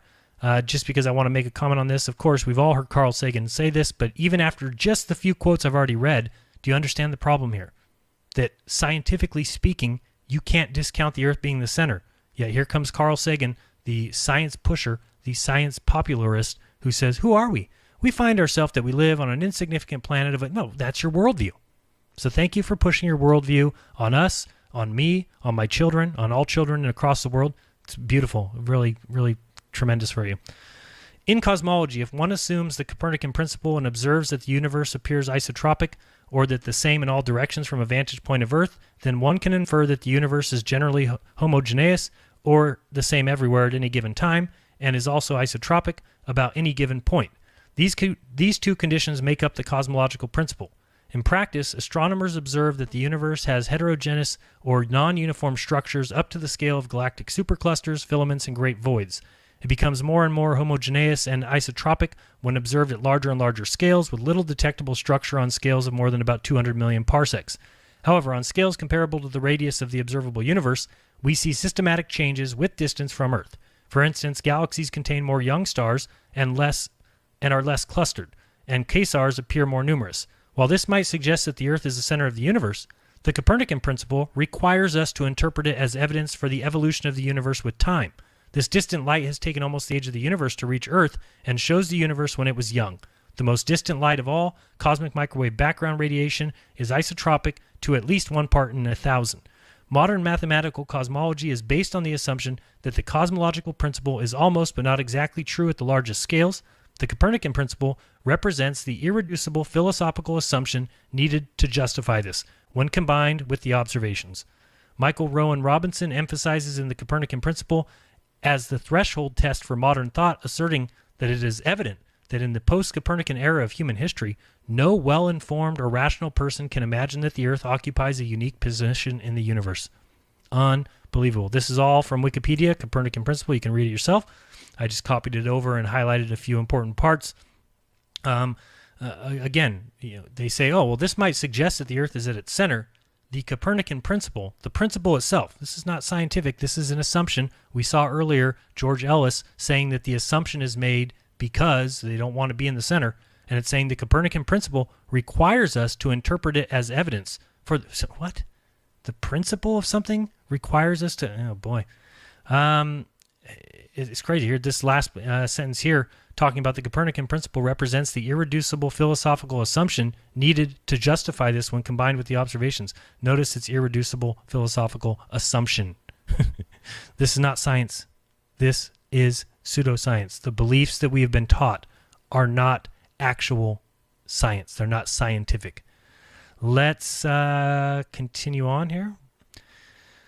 This is just no particular quote. I think I wrote it, or no, I had a, so I said, what is the basis of the modern science and technology? Because according to science establishment historians, heliocentrism is of course the cause.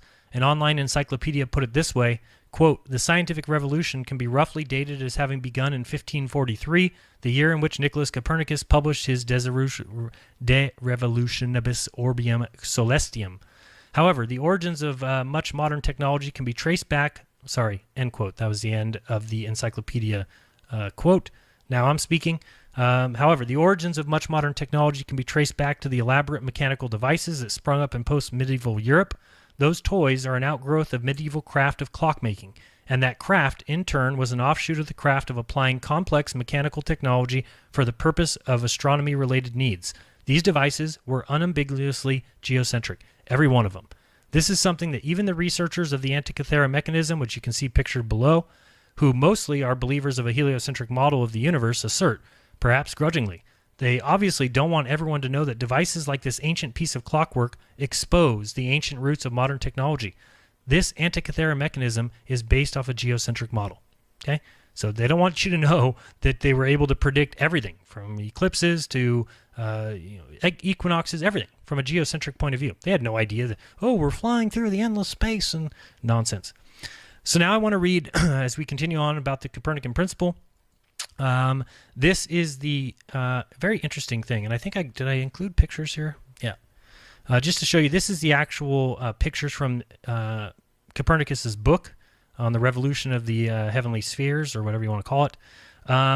But there's a very interesting passage at the beginning of this book, and you'll see here it says ad lectorum de hypo, which means basically to the reader of this hypothesis, I believe is probably the correct translation.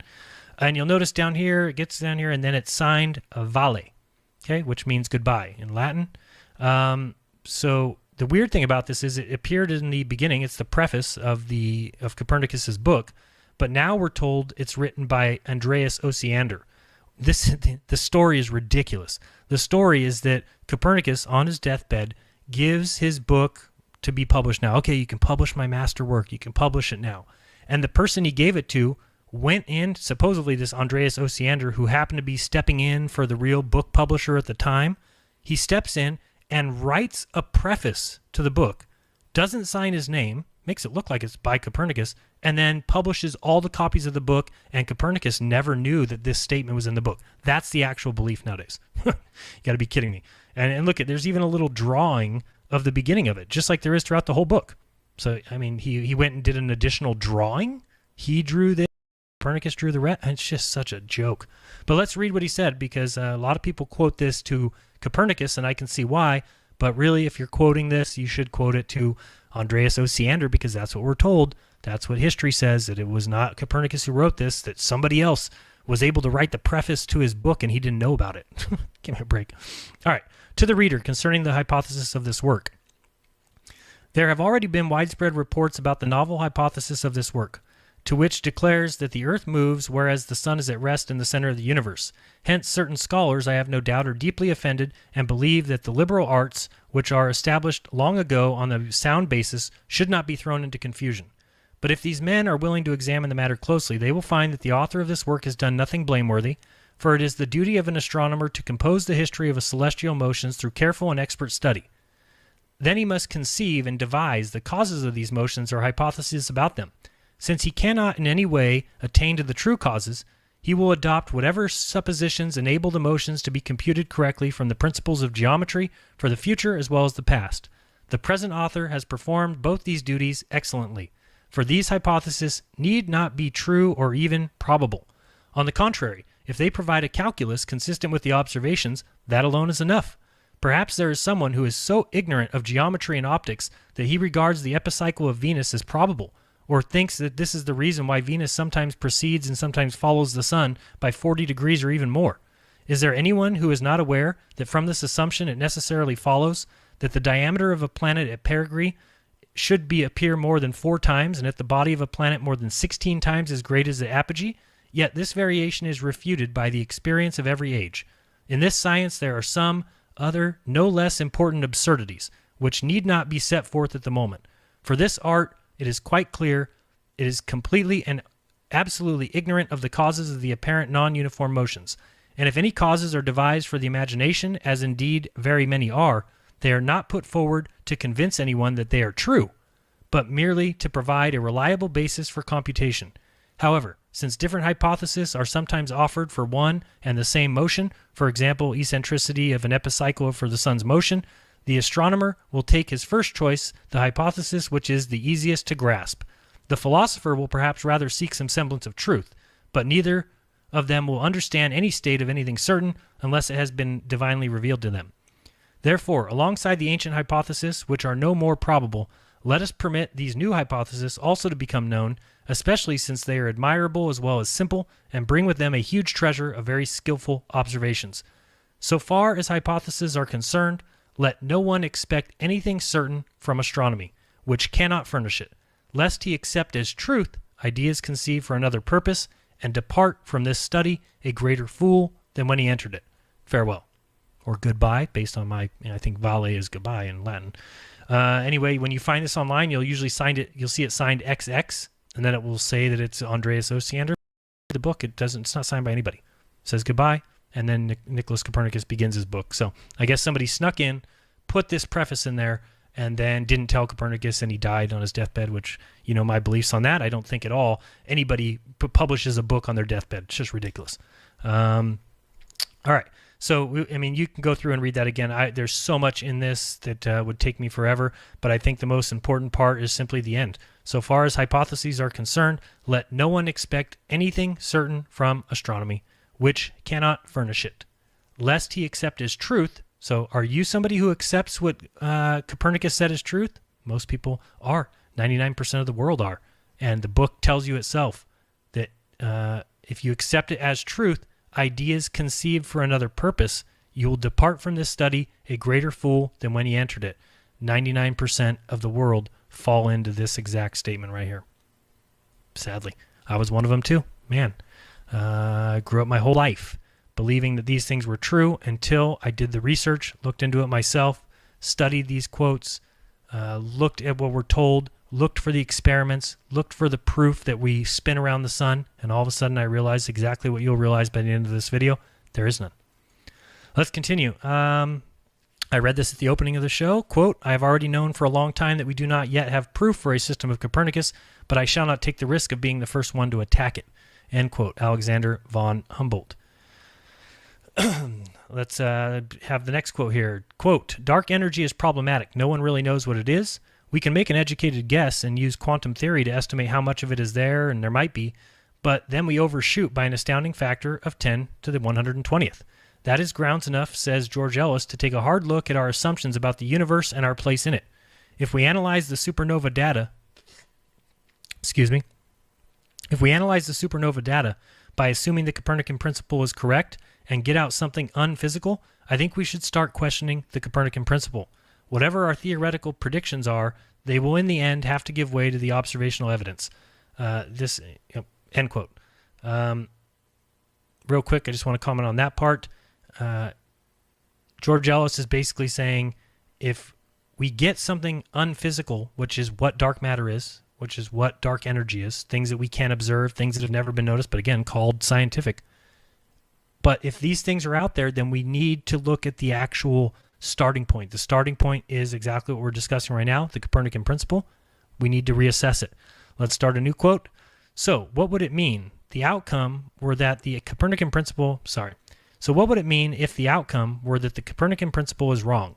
It would certainly require a seismic reassessment of what we know about the universe. If the Copernican principle fails, all that goes with that, the Big Bang, goes out the window too. Cosmology would be back at the drawing board.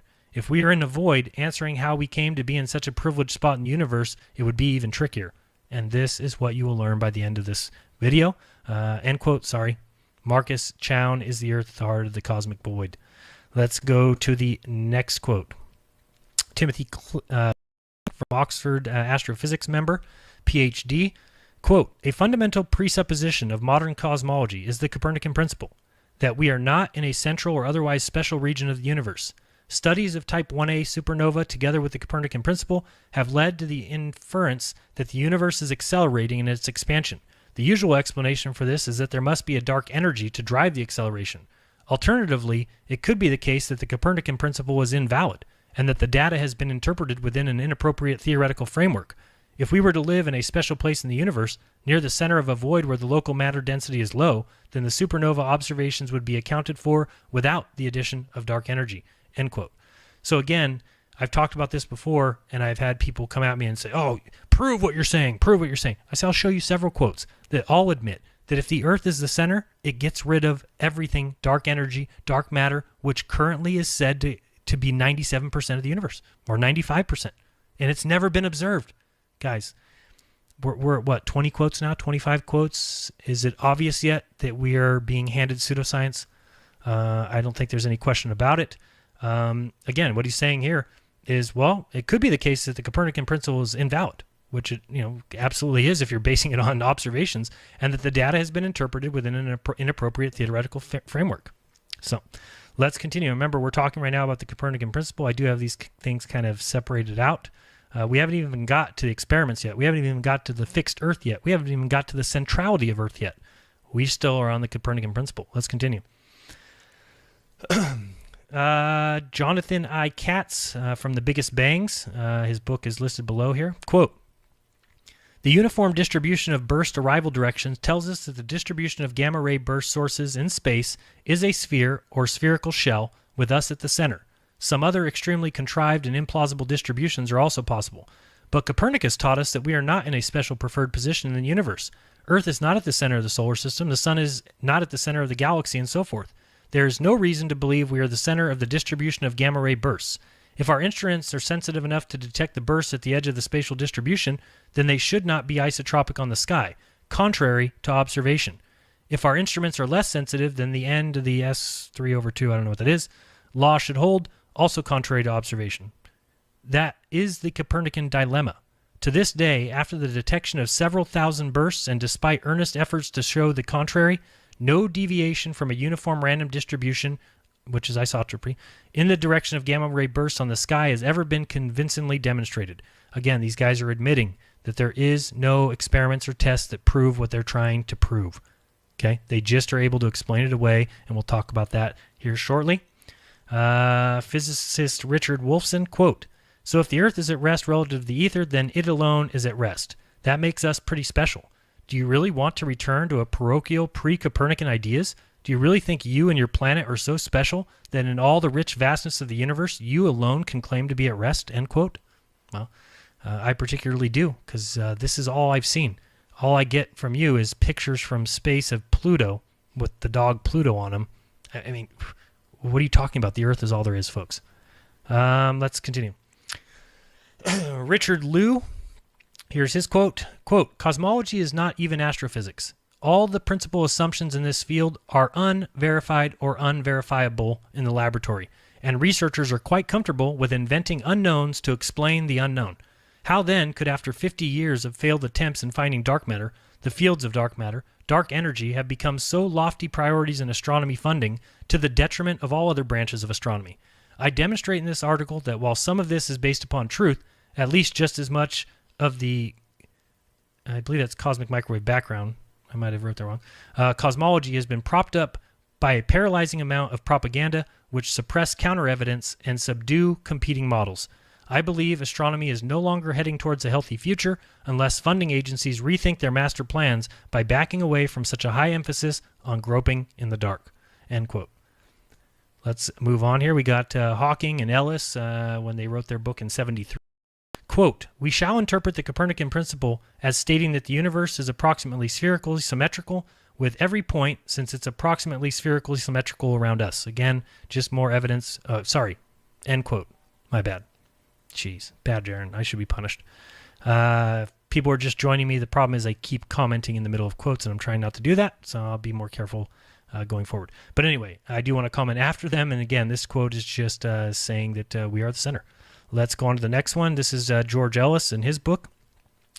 Quote, additionally, we must take seriously the idea that the acceleration apparently indicated by supernova data could be due to large-scale inhomogeneity with no dark energy. Observational tests of the latter possibly are as important as pursuing the dark energy exotic physics option in a homogeneous universe. Theoretical prejudices as to the universe's geometry and our place in it must bow to such observational tests. Precisely because of the foundational nature of the Copernican principle for standard cosmology, we need to fully check this foundation, and one must emphasize here that the standard cosmic microwave background anisotropy studies do not prove the Copernican principle, they assume it at the start. End quote.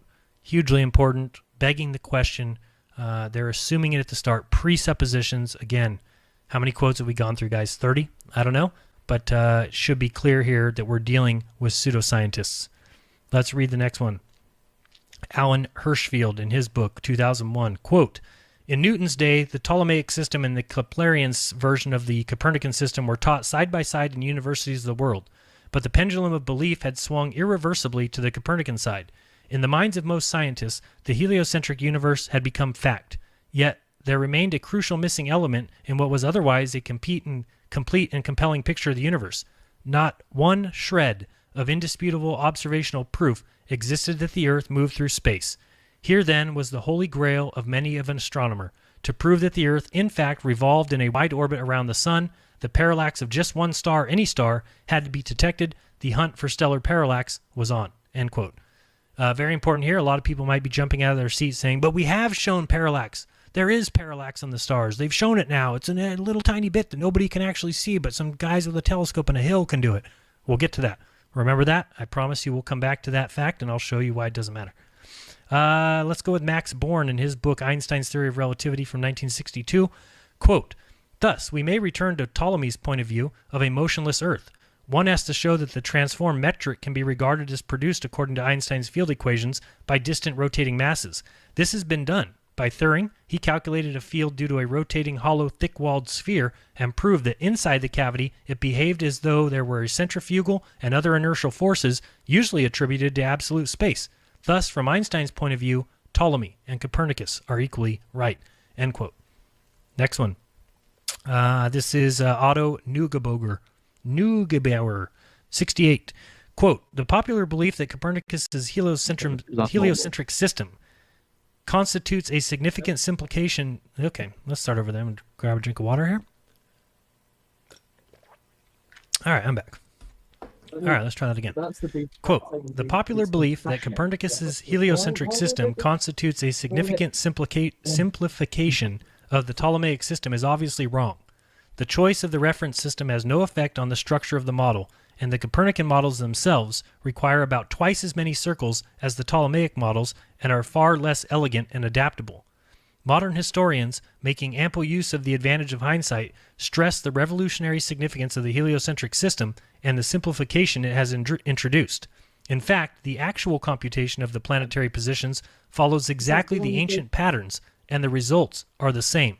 The Copernican solar theory is definitely a step in the wrong direction for the actual computation as well as the underlying kinematic concepts.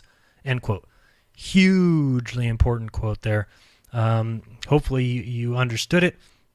But again, if you understand that we're talking about a worldview, then these quotes start to make sense. You know, then you understand, well, wait a second, if the actual computation of planetary positions follows the ancient patterns and the results are the same, then why go look at all the heliocentric globies out there that will go around and tell everybody that that science has already proven it. That science, you know, well, how do we know when the eclipses are? Where's your flat Earth or your geocentric proof that the eclipses work that way? By the way, you may not know this, but all of NASA's computations for eclipses are done by a man named Fred Esperneck, and Fred Esperneck uses geocentrism as his base. But yet the heliocentric model is true, even though you can't use it as a basis to figure out when the eclipses are. Oh boy. Let us continue. We've got 3 more quotes within the Copernican principle. So here we got Wessel Valkenburg.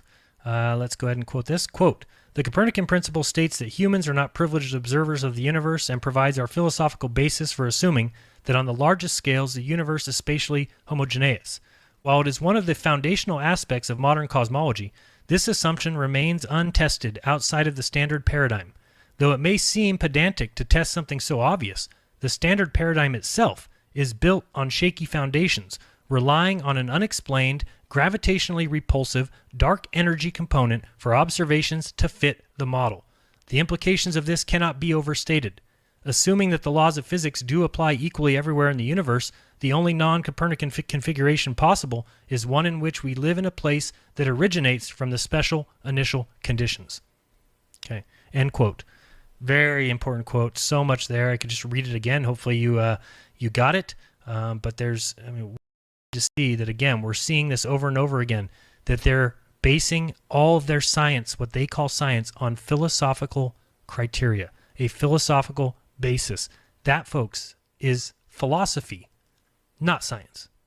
Okay? And I don't mind if they want to philosophize. I do all the time.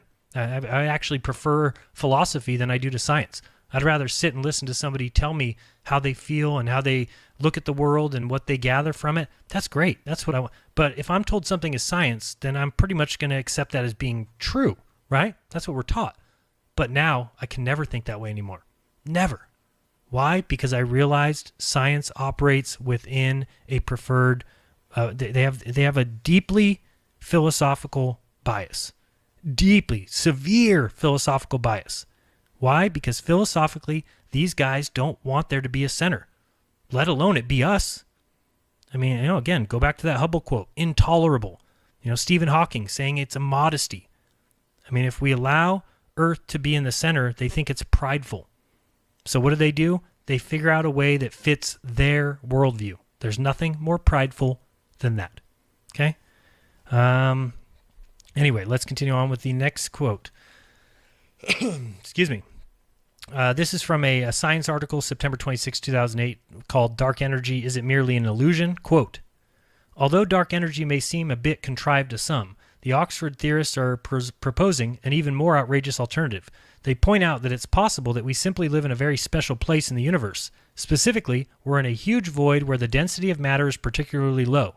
The suggestion flies in the face of the Copernican principle, which is one of the most useful and widely held tenets in physics.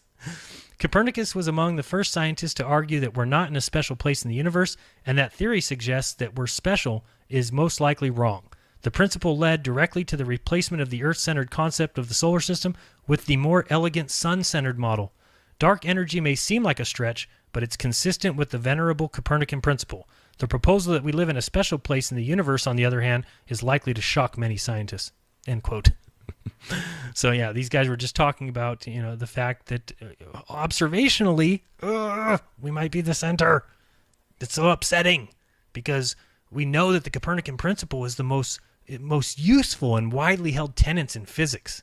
No, it's not. Give me a break. That's what they teach you. That's what they want you to believe, that this belief that we travel around the sun is the greatest thing since sliced bread. Give me a break. Got one more quote for the Copernican principle. Here we go. It's by physicist Hans Reichenbach, and this is 1970. Quote, "It is very important to acknowledge that the Copernican theory offers a very exact calculation of the apparent movements of the planets, even though it must be conceded that from the modern standpoint, practically identical results could be obtained by means of a somewhat revised Ptolemaic system. It makes no sense, accordingly, to speak of a difference in truth between Copernicus and Ptolemy. Both conceptions are equally permissible descriptions. What has to be considered as the greatest discovery of Occidental wisdom, as opposed to that of antiquity, is questioned as to its truth value." End quote. Sorry. Unbelievable. Unbelievable that they come out and say these things. And, that's why, some of them are actually out there really trying to do science. But it's pseudoscience. They have a worldview. We've already gone through this many times over. But again, this is a great sentence here at the end of it. What has been considered as the greatest discovery of Occidental wisdom, which is that we go around the sun, as opposed to that of antiquity, which was a flat, motionless, geocentric Earth, is questioned as to its truth value. But yet it's the greatest truth that's ever come to mankind. Let's go on. All right, so now we're on to experiments. And I just have a couple quotes about that. And most people know about the Michelson-Morley experiment, right? That it failed to detect any movement of the Earth around the sun. This had to be overcome, so they invented the Fitzgerald-Lorentz shortening of the apparatus. This is what was proposed. And eventually the paradoxical relativity invented by Einstein to overcome the problem. However, there are 3 other experiments that have been deliberately ignored by universities because they support a central and a non-moving Earth. Just again, if you don't realize what's going on here, they've done tests, Michelson-Morley, because they can send lights around, bounce them off mirrors, and they said, hey, if the Earth is moving, then these light beams will arrive at different times when they get back, because if you're moving in the direction of the Earth's spin or moving against it, and we're about to find out that they could never find any change. So what did they do? They say that the reason that we see that is because of the Fitzgerald shortening of the device. So the apparatus actually shortens, and that's because, the apparatus shortens when it's going in the motion of the Earth. Absolute and total nonsense that has never been proven. Again, the very definition of pseudoscience. So the first experiment is the Michelson gale. You may not know about this one. This one detected that the ether passing the surface of the Earth with an accuracy of 2% of the speed of the daily rotation of the Earth. Thus, the Michelson-Morley experiment detected no movement of the Earth around the sun. The test after that was Airy's failure. Telescopes have to be very slightly tilted to get the starlight going down the axis of the tube because of the Earth's speed around the sun. Airy tried this test. He filled a telescope with water that greatly slowed down the speed of light inside the telescope and found that he did not have to change the angle of the telescope. This showed us that the starlight was already coming in at the correct angle so that no change was needed. This demonstrated that it was actually the stars moving relative to a stationary Earth and not the fast orbiting Earth moving relative to the stationary stars. If it was the telescope moving, he would have had to change the angle of his telescope. That was experiment number 2. Let's talk about experiment number 3, the Sagnac experiment. Sagnac rotated a table complete with light and mirrors, with the light being passed in opposite directions around the table between the mirrors. He detected the movement of the table by the movement of the interference fringes on the target where they were recombined. This proved that there is an ether and that the light has to pass through this completely destroys Einstein's theory of relativity that says that there is no ether.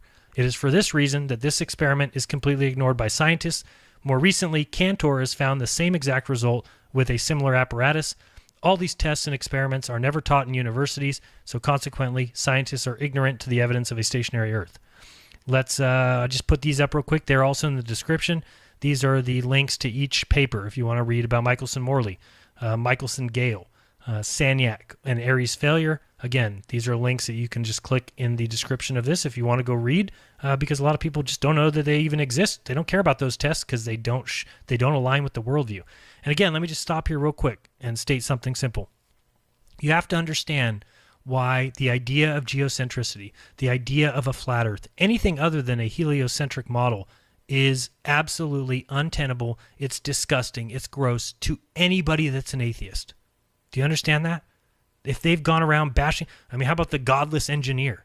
Like that joke. If that guy goes around bashing, do you think he'll ever look into flat Earth or understand it or even try to? No, because the guy's gone around bashing God forever. I'm a godless engineer. Well, congratulations. I guess you're accidental. You came from, an amoeba. Yeah, right. The whole world is evidence of creation. All of it. Everything that you see. The sun, the moon, the fact that we have eclipses, life, trees, plants, the complexity of the human body. Everything. Evidence of design. And yet, we've got atheists out there. You think they'll ever look into this? You think they'll ever accept any of the words I'm telling them? They don't care. They are the ones just like these scientists. It's the absolute core of being in a unique position. It must be avoided at all costs. If you're Red's rhetoric, it must be avoided at all costs. You can't look at this stuff. You must go against it because of your worldview. Do you guys see what's going on here? I certainly do. Let's look at some quotes around these experiments. And we're probably more than halfway done, maybe. I don't know. Like I said, we still haven't got to centrality, fixed Earth, axis of evil. We haven't got to dark energy and dark matter. We haven't gotten to Newtonian physics. We haven't gotten to relativity. We haven't gotten to ether. Got a lot of way to go. Let's go to, these are quotes about the experiments. So Bernard Jaffe, quote, "The data were almost unbelievable. There was only one other possible conclusion to draw, that the Earth was at rest. This, of course, was preposterous." End quote. I don't need to even comment on that. You should start to see a pattern here. You should start to recognize what I'm trying to show you. And again, the choice is up to you. I'm certainly not saying you have to believe what I do, because that's what I hate about what's being done in schools. That's what I hate about what's being done and what's being called science. Okay? I don't have to believe what you say just because that's your religious belief. I don't care. And that's the same for you. You do not have to believe what I would never tell you to believe what I do. My goal is that all these things were so eye-opening to me, they changed my life so profoundly that I want to offer them to you, and it's up to you. If they don't change your life, if you spit on me and call me a moron, go ahead. See if it bothers me. It doesn't. It doesn't even change a thing for my life. Okay? But these quotes did, and the stuff that I put in my videos did. And so my hope is by sharing them with the world that at least you have the opportunity to consider for yourself, because it makes a big difference if we're the center of the earth. If we're the center of the universe versus if we're some random speck in the endless vacuum of space. It's so totally ridiculous. Let's go to the next one. This is scientific historian Lincoln Barnett. Quote, "The Michelson-Morley experiment confronted scientists with an embarrassing alternative. On the one hand, they could scrap the ether theory, which had explained so many things about electricity, magnetism, and light. Or if they insisted on retaining the ether, they had to abandon still more venerable Copernican theory that the Earth is in motion. To many physicists, it seemed almost easier to believe that the Earth stood still than that waves, light waves, electromagnetic waves, could exist without a medium to sustain them. It was a serious dilemma and one that split scientific thought for a quarter century. Many new hypotheses were advanced and rejected. The experiment was tried again by Morley and many others with the same conclusion. The apparent velocity of the Earth through the ether was 0. End quote. Again, I shouldn't have to read more of that. We'll just move on. The experiment was tried again by Morley and others. So if we're talking about science, which is based on experimentation, hypothesis-based experimentation, and they keep coming to the conclusion that the velocity of the Earth through space is 0, but what do they teach in schools? What did you grow up believing? Hopefully you see that this is the reason why, the name of this video is very simple. Quotes that tell us that we have all been lied to. Let us jump back over here. Let's continue. We've got Wolfgang Pauli. Quote, "The failure of many attempts to measure terrestrially any effects of the Earth's motion on physical phenomenon allows us to," and then he goes on, and thank you very much for the super chat. I'll read those at the end here, 1 second. At this point, Wolfgang, he stops talking about the experimental evidence and then goes on talking about all the theories of Einstein, which are mathematics and formulas and Lorentz contractions, and it becomes pseudoscience. But he starts out by saying that, we couldn't measure the effects of any motion of the Earth, but based on these formulas and these mathematics that Einstein gave us in relativity, we can say that it does move. But again, tests don't show that, and that is the definition of pseudoscience.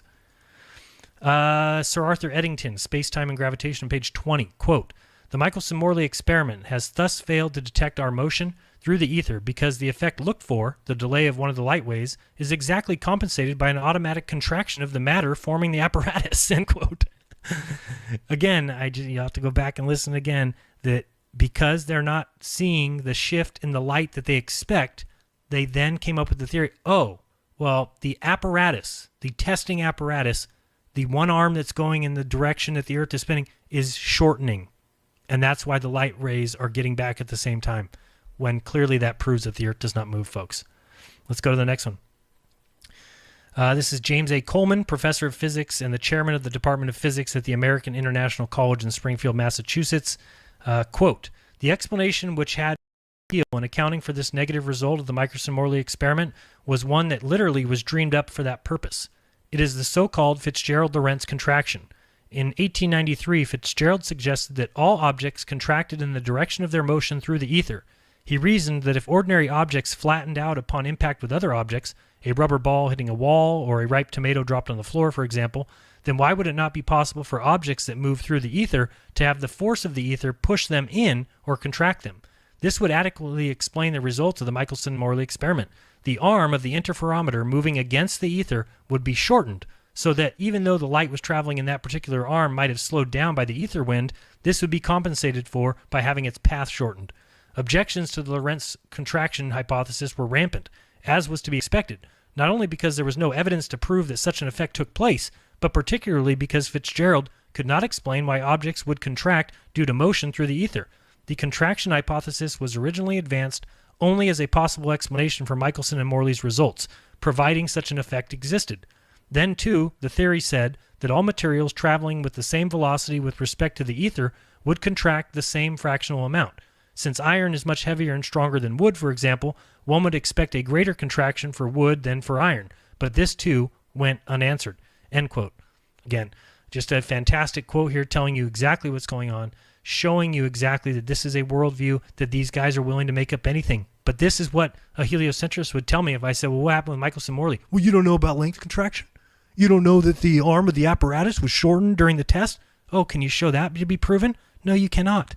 It is an ad hoc explanation, excuse to cover up the results of an actual scientific experiment. Let's continue. Physicist Richard Wolfson, what happened when the experiment was done in 1887? There was never, in any orientation at any time of year, any shift in the interference pattern. None. No shift, no fringe shift, nothing. What's the implication? Here was an experiment that was done to measure the speed of the Earth's motion through the ether. This was an experiment that was 10 times more sensitive than it needed to be. It could have detected speeds as low as 2 miles a second instead of the known 2 miles per second that the Earth has in its orbital motion around the Sun. It didn't detect it. What's the conclusion from the Michelson-Morley experiment? The implication is that the Earth is not moving. End quote. Very important quote. We got Ronald W. Clark in his book Einstein, The Life and Times, 1971, quote, the problem which now faced science was considerable, for there seemed to be only 3 alternatives. The first is the Earth was standing still, which meant scuttling the whole Copernican theory and was unthinkable. The second was that the ether was carried along by the Earth in its passage through space. The third solution was that the ether simply did not exist, which to many 19th century scientists was equivalent to scrapping current views of light, electricity, magnetism, and starting again. And so because they didn't want to start, end quote, sorry. And because they didn't want to start again, they just carried on with the belief. So it's ridiculous here again that you read, let me see the exact part that I was interested in. So the problem which now faced science was considerable. 3 alternatives, standing still, which meant, so this part. The first was that the Earth was standing still. So this is one of the possibilities, which meant scuttling the whole Copernican theory and was unthinkable. Science, ladies and gentlemen, right here for you. Andre K.T. Assisi, quote, in the Ptolemaic system, the Earth is considered to be at rest and without rotation in the center of the universe, while the Sun, other planets, and fixed stars rotate around the Earth. In relational mechanics, this rotation of distant matter yields the force. Now, the gravitational attraction of the Sun is balanced by a real gravitational centrifugal force due to the annual rotation of distant masses around the Earth, with a component having a period of 1 year. In this way, the Earth can remain at rest and is the essential constant distance from the Sun. The diurnal rotation of distant masses around the Earth with a period of 1 day yields a real gravitational centrifugal force, flattening the Earth at the poles. Foucault's pendulum is explained by a real Coriolis force acting on moving masses over the Earth's surface. The effect of this force will be to keep the plane of oscillation of the pendulum rotating around with the fixed stars, end quote. Excellent quote there. This is a quote from Robert Sungenis that I thought was pretty good. Let's see if we can read through this whole thing. Here we go. So quoting, one can imagine why many who were looking for proof of a rotating Earth would appeal to the Foucault pendulum. It seems illogical to posit that the reason the plane of the pendulum appears to be moving in a circle is that the Earth beneath it is rotating. In other words, the heliocentrist insists that the pendulum's circular motion is an illusion. The pendulum is actually moving back and forth in the same plane, and the Earth is turning beneath it. Since the Earth is too big for us to sense its rotation, we instead observe the plane of the pendulum rotate. All one needed to do to prove the Earth is rotating, he insists, is to reverse the roles. That is, imagine that the plane of the pendulum is stationary and the Earth beneath it is moving. This particular logic, however, doesn't prove that the Earth is rotating. One can begin the critique by asking this simple question. If the pendulum is constantly swinging in the same plane while the Earth is rotating beneath it, what force is holding the pendulum in that stationary position? In other words, if the pendulum is stationary with respect to what is it stationary? This is understood as the unresolved force in physics. The only possible answer is it is stationary with respect to the rest of the universe, since it is certainly not stationary with respect to the Earth.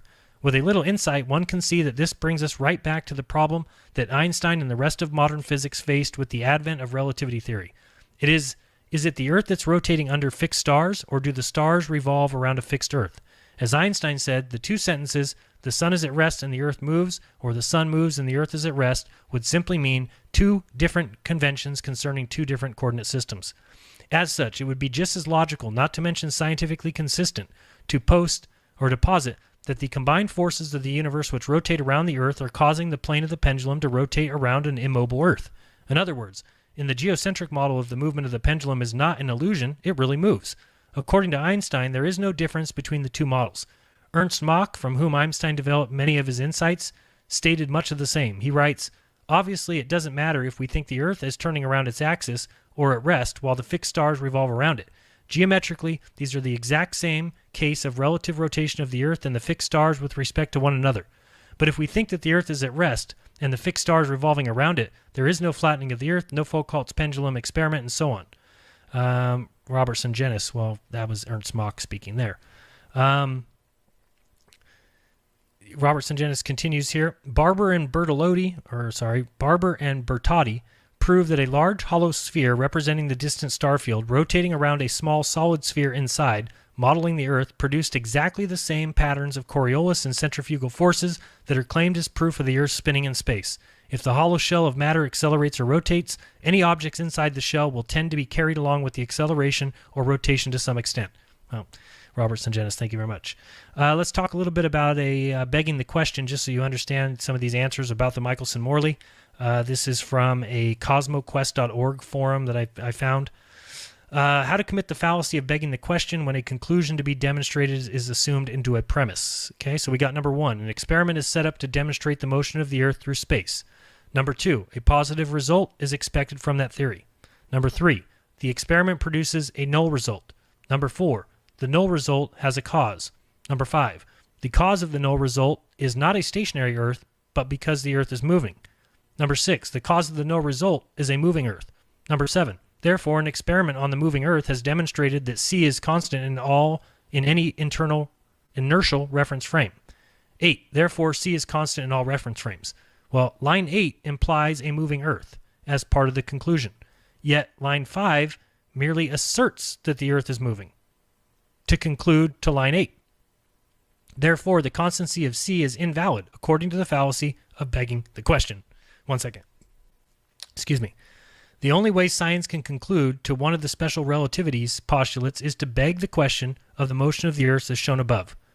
The constancy of c in any inertial reference frame is known from a logical fallacy. The constancy of c in any inertial reference frame is a postulate of special relativity. Special relativity uses four-dimensional space to mathematically explain the Michelson-Morley null result. Minkowski space is four-dimensional and is used to explain special relativity. But as special relativity is founded on a fallacious postulate, then so too is Minkowski space is also founded on a fallacious postulate. And as a fallacy invalidates a theory, then guess what? Both special relativity and also Minkowski space are invalid. But again, you can look for yourself, and you'll see that those things are considered explanations for the Michelson-Morley null result. All right, we're moving on to the centrality of Earth. Why do I have nothing here again? Okay, here we go. All right, so from George Ellis, quote, "This assumption is made because it is believed to be unreasonable that we should be near the center of the universe." So, end quote. Just point that out again.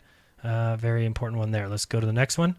Thomas S. Kuhn from the Copernican Revolution from his book 1959, quote, "Now imagine that the whole mechanism is picked up and put down again with the sun fixed at the central position formerly held by the Earth. All of the geometric spatial relations of the Earth, Sun, and Mars are preserved. And since only the fixed point of the mechanism has been changed, all the relative motions must be identical. The Tychonic system is transformed to the Copernican system simply by holding the sun fixed instead of the Earth. The relative motion of the planets are the same in both systems, and the harmonies are therefore preserved." End quote. Let's go on about the centrality some more. That's it. This is the editor of Nature magazine, Paul C.W. Davies. Quote, "Often the simplest of observations will have the most profound consequences. It has long been a cornerstone of modern science, to say nothing of man's cosmic outlook, that the Earth attends a modest star that shines in an undistinguished part of a run-of-the-mill galaxy. Life arose spontaneously, and man evolved on this miscellaneous clump of matter, and now directs his own destiny without outside help. This cosmic model is supported by the Big Bang and expanding universe concepts, which in turn are buttressed by the simple observation that astronomers see redshifts wherever they look. These redshifts are due, of course, to matter flying away from us under the impetus of the Big Bang. But redshifts can also arise from the gravitational attraction of mass. If the Earth were at the center of the universe, the attraction of the surrounding mass of stars would also produce redshifts wherever we looked. This argument was advanced by George Ellis in his article, is more complex than this, but his basic thrust is to put man back into a favored position in the cosmos. His new theory seems quite consistent with our astronomical observations, even though it clashes with the thought that we are godless and making it on our own." End quote. Astronomer J.L.E. Dreyer, quote, "The Earth-centered system is in reality absolutely identical with the system of Copernicus, and all computation of the places of the planets are the same for the two systems." End quote. What more do you need to hear, folks? It's being spelled out for you over and over again. We're probably at 60 quotes at this point, and is it sinking in yet? That's the question. Let me continue. We got Fred Hoyle from his book Nicholas Copernicus, pages 82 and 83. Quote, "We can take either the Earth or the Sun, or any point for that matter, as the center of the solar system. This is certainly so for the purely kinematical problem of describing the planetary motions. If we wish to consider the Earth to be at rest, it will be necessary to give an annual epicyclic motion to every object in the distant universe, as well as to the planets of the solar system. We can't dismiss such a procedure simply on the grounds of inconvenience or absurdity." End quote. Thank you very much for Fred Hoyle actually admitting that. However, he would be turning in his grave as well. Stephen Hawking in A Brief History of Time, quote, "All this evidence that the universe looks the same whichever direction we look might seem to suggest there is something special about our place in the universe. In particular, it might seem that if we observe all other galaxies to be moving away from us, then we must be at the center of the universe." End quote. But again, as I read earlier, Stephen Hawking changed that and says, but we dismiss this based on modesty. How scientific is that? Dismissing something based on modesty is scientific? Let's continue on the centrality of Earth. Y.P. Varshni, quote, "The Earth is indeed the center of the universe. The arrangement of quasars on certain spherical shells is only with respect to the Earth. These shells would disappear if viewed from another galaxy or quasar. This means that the cosmological principle will have to go. Also, it implies that the coordinate system fixed to the Earth with a preferred reference frame in the universe, consequently both the special and general theory of relativity, must be abandoned for cosmological purposes." End quote. I put this one in here again just because we're talking about the centrality here, and what he's saying is the complete opposite of what we're taught. We're taught that no matter where you're at in the universe, that they would all see the same thing. And yet, he's telling us, and he is astrophysics, I don't know what he is, I think he's maybe just wrote this book, The Redshift Hypothesis for Quasars, but he's telling us that these shells would disappear if viewed from another galaxy or quasar, which completely means that we are in a very unique observing position, folks, in the universe. We are of prime importance. We are the apple of God's eye. Let's go to the next one. The Earth-centered system, J.L.E. Dreyer again. I think we already read this one. The Earth-centered system is in reality absolutely identical with the system of Copernicus, and all computation of the places and the planets are the same for the two systems. Next one. Henry Poincaré. Quote, a great deal of research has been carried out concerning the influence of the Earth's movement. The results were always negative. We do not have any means of discovering whether or not we belong in a uniform motion of translation, end quote. Again, we've got another person telling you that we don't know whether the Earth moves, but it's being taught in schools to your children. How about Adolf Baker from Modern Physics and Antiphysics? Quote, always the speed of light was precisely the same. Thus, the failure of Michelson-Morley to observe different speeds of light at different times of year suggested that the Earth must be at rest. It was therefore the preferred frame for measuring absolute motion in space. Yet we have known since Galileo that the Earth is not the center of the universe. Why should it be at rest in space? End quote. Well, this is the way these guys think, you know? Yet we have known since Galileo that the Earth is not the center of the universe. So why should it be at rest in space? So they're discounting what the observations are telling them. They're discounting what the science tells them, what the experiments say, and say, but we've known. We've known since Galileo that the Earth's not the center. Next one on centrality. But what is less known is that, quote, but what is less known is that Tycho Brahe, Kepler's tutor, developed a geostatic system that was just as accurate and as elegant as Kepler's. The sun orbits the Earth, and all the other planets orbit the sun. The trajectories are ellipses, and all of Kepler's laws are satisfied. We can therefore conclude that the sun's orbit in the Earth's pseudo-potential is equivalent to that observed from the Earth in the heliocentric system. The analysis of planetary motions has been performed in the Newtonian framework with the assumption of Mach's principle. The kinematical equivalence of the Copernican, the heliocentric, and the Neo-Tychonian geocentric systems is shown to be a consequence of the presence of pseudo-potential in the geocentric system, which, according to Mach, must be regarded as the real potential originating from the fact of simultaneous accelerations of the universe. If one could put the whole universe in accelerated motion around the Earth, the pseudo-potential corresponding to the pseudo-force will immediately be generated. That same pseudo-potential then causes the universe to stay in that very state of motion without the need of any exterior forces acting upon it. End quote. And that's Luka Popov. Got another quote on the centrality by astronomer Gerardus D. Bow, Ph.D.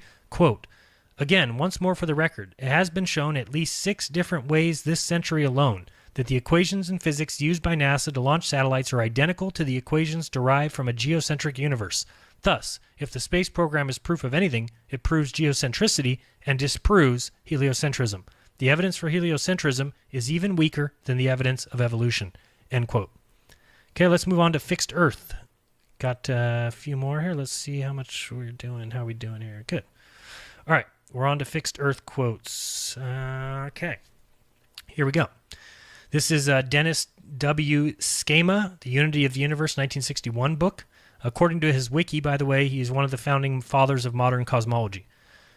Quote, whether the Earth rotates once a day from west to east, as Copernicus taught, or the heavens revolve once a day from east to west, as his predecessors believed, the observable phenomenon will be exactly the same. This shows a defect in Newtonian dynamics, since an empirical science ought not to contain a metaphysical assumption which can never be proved or disproved by observation. End quote. One of the most important quotes of the entire night, right there. Again, so important. Okay, here we go now. Let's move on. All right. Physicist Julian B. Barber, quote, thus, even now, 3.5 centuries after Galileo, it is still remarkably difficult to say categorically whether the Earth moves, end quote. Again, and you know, here's how somebody might refute these, is they're going to come to me and say, yeah, but Julian Barber believes in the universe. He believes that the Earth does move. Yeah, I know that. Thank you. I understand the worldview of scientists. I completely been explaining it the entire show. But also, he tells you right here that it's still remarkably difficult, because there's no experiment that's ever shown it, to say categorically whether the Earth moves or not. I know what they believe. I'm not confusing that. All right, let's go back to Fred Hoyle in his book. He says that, quote, we might hope, therefore, that the Einstein theory, which is well suited to such problems, would throw more light on the matter. But instead of adding further support to the heliocentric picture of the planetary motions, the Einstein theory goes in the opposite direction, giving increased respectability to the geocentric picture, end quote. Again, this is Fred Hoyle. You know, I think a one-time astronomer royale. Let's continue. This is from Einstein's Ether. It's a book from 2001. Quote, according to Einstein, the argument over whether the Earth turns around the heavens... Sorry. According to Einstein, the argument over whether the Earth turns around or the heavens revolve around it is seen to be no more than an argument over the choice of reference frames. There is no frame of reference from which an observer would not see the effects of the flattening of the poles. Thus, in frame number 1, the Earth turns around while the sky is at rest. The centrifugal force is a consequence of the Earth's motion, uniform acceleration, relative to the heavens. This causes the flattening. In the latter frame, number 2, the sky rotates and the Earth stands still, while the centrifugal force should be understood as being an effect of the rotating heavens, which is generating a gravitational field that causes the flattening at the poles. The two explanations are equivalent, as there is an equivalence between inertial and gravitational mass. So, end quote. See, almost did it again. Very important quote there. Let's continue on. We're talking about the fixed Earth now, remember. This is from Martin Gardner. Quote, do the heavens revolve or does the Earth rotate? The question is meaningless. A waitress may just as sensibly ask a customer if he wanted ice cream on top of his pie or the pie placed under his ice cream. End quote. Very important quote here. Just, what are we at? 70 quotes now. I don't know what we're at. But whatever it is, are you starting to see what's going on here? They are identical systems. They're all just a model. We don't live on a model. Okay, we don't live in the geocentric model. We don't live in the Copernican model. We don't live in the heliocentric model. We live here on Earth. We live in reality. And yet these guys have devised a way of explaining the world by giving you, all these distances, and that the Earth is just a tiny little speck. Even in the solar system, the Earth occupies 0.0000001% of the entire solar system, let alone if you look at the universe. And in my opinion, the Earth is all there is. So they've taken something that is 100% of importance and diminished it to 0.00001% of even the solar system. Who did that? Men with a worldview that say we cannot be the center, even though I'm reading quote after quote after quote after quote that says it's the same no matter what. So what are we doing teaching our children of the worldview of some men who hate God, their creator? Come on. Let's continue. Douglas C. Giaconoli said, quote, this null result was one of the greatest puzzles of physics at the end of the 19th century. One possibility was that the velocity would be zero and no fringe should be expected, but this implies that the Earth is somehow a preferred object. Only with respect to the Earth would the speed of light be c as predicted by Maxwell's equations. This is tantamount to assuming that the Earth is the central body of the universe. Again, no comment needed, just more quotes from physicists that are telling you that the evidence shows us to be in the center. Here we go. We've got Fred Hoyle in his Copernicus book again. Quote, let it be understood at the outset that it makes no difference from the point of view of describing planetary motion whether we take the Earth or the Sun as the center of the solar system, since the issue is one of relative motion only. There are infinitely many exactly equivalent descriptions referred to different centers. In principle, any single point will do. The Moon, Jupiter. So the passions loosed on the world by the publication of Copernicus's book De Revolutionibus Orbium Celestium were logically irrelevant. End quote. Again, were logically irrelevant. Let's go on. Bernard Cohen, quote, there is no planetary observation by which we on Earth can prove that the Earth is moving in an orbit around the Sun. Thus, all Galileo's discoveries can be accommodated to the system in which the daily rotation of the heavens is communicated to the Sun and the planets so that the Earth itself neither rotates nor revolves in an orbit, end quote. Again, it might be getting annoying for some people. I'm sorry. I'm just putting these all together. Don't kill the messenger. It's going to be quote after quote after quote. We might be, I don't know, maybe we're more than half done, I hope. Let's see here. Fred Hoyle. Quote, we know that the difference between a heliocentric theory and a geocentric theory is one of relative motion only, and that such a difference has no physical significance, end quote. I mean, folks, what do you not see the problem yet? I'm not making these things up. That's what these guys are saying. If you want to believe them, if you want your children to learn the worldview of Fred Hoyle and the worldview of Einstein and these guys who hated the idea of being a creation, that's fine. That's fine. You can believe that if you want. For me, I think every human deserves to at least hear these things so that maybe they can change their worldview, maybe they can change their belief system. And I know it's hard. I'm one who knows how hard it is because we were all sat in a desk and handed prepackaged answers from teachers that we respected, teachers that we believed. Our parents told us that we were going to school to learn, and so every one of us sat there and did exactly what we were supposed to do. Learned the answers for the test. That's what we did. If you want to believe those things are true, even after everything I'm reading to you, it's on you. Let's go to the next one. Fred Hoyle again. Today we cannot say the Copernican theory is right and the Ptolemaic theory is wrong in any meaningful sense. The two theories are physically equivalent to one another. Science today is locked into paradigms. Every avenue is blocked by beliefs that are wrong. And if you try and get anything published in a journal today, you will run up against a paradigm and the editors will turn you down. End quote. Unbelievable quote right there. That's what we've all been saying. People say, well, why is there no papers about this in the science journals? Well, why don't you ask Fred Hoyle? He'll tell you right there. Science today is locked into paradigms. Every single avenue is blocked by beliefs that are wrong. And if you try and get anything published in a journal today, you will run up against a paradigm and the editors will turn you down. Lincoln Barnett, quote, no physical experiment ever proved that the earth is actually in motion, end quote. I don't know what else I need to tell you about that one. Let's continue. Albert Michelson, quote, this conclusion directly contradicts the explanation which presupposes that the earth moves, end quote. Beautiful.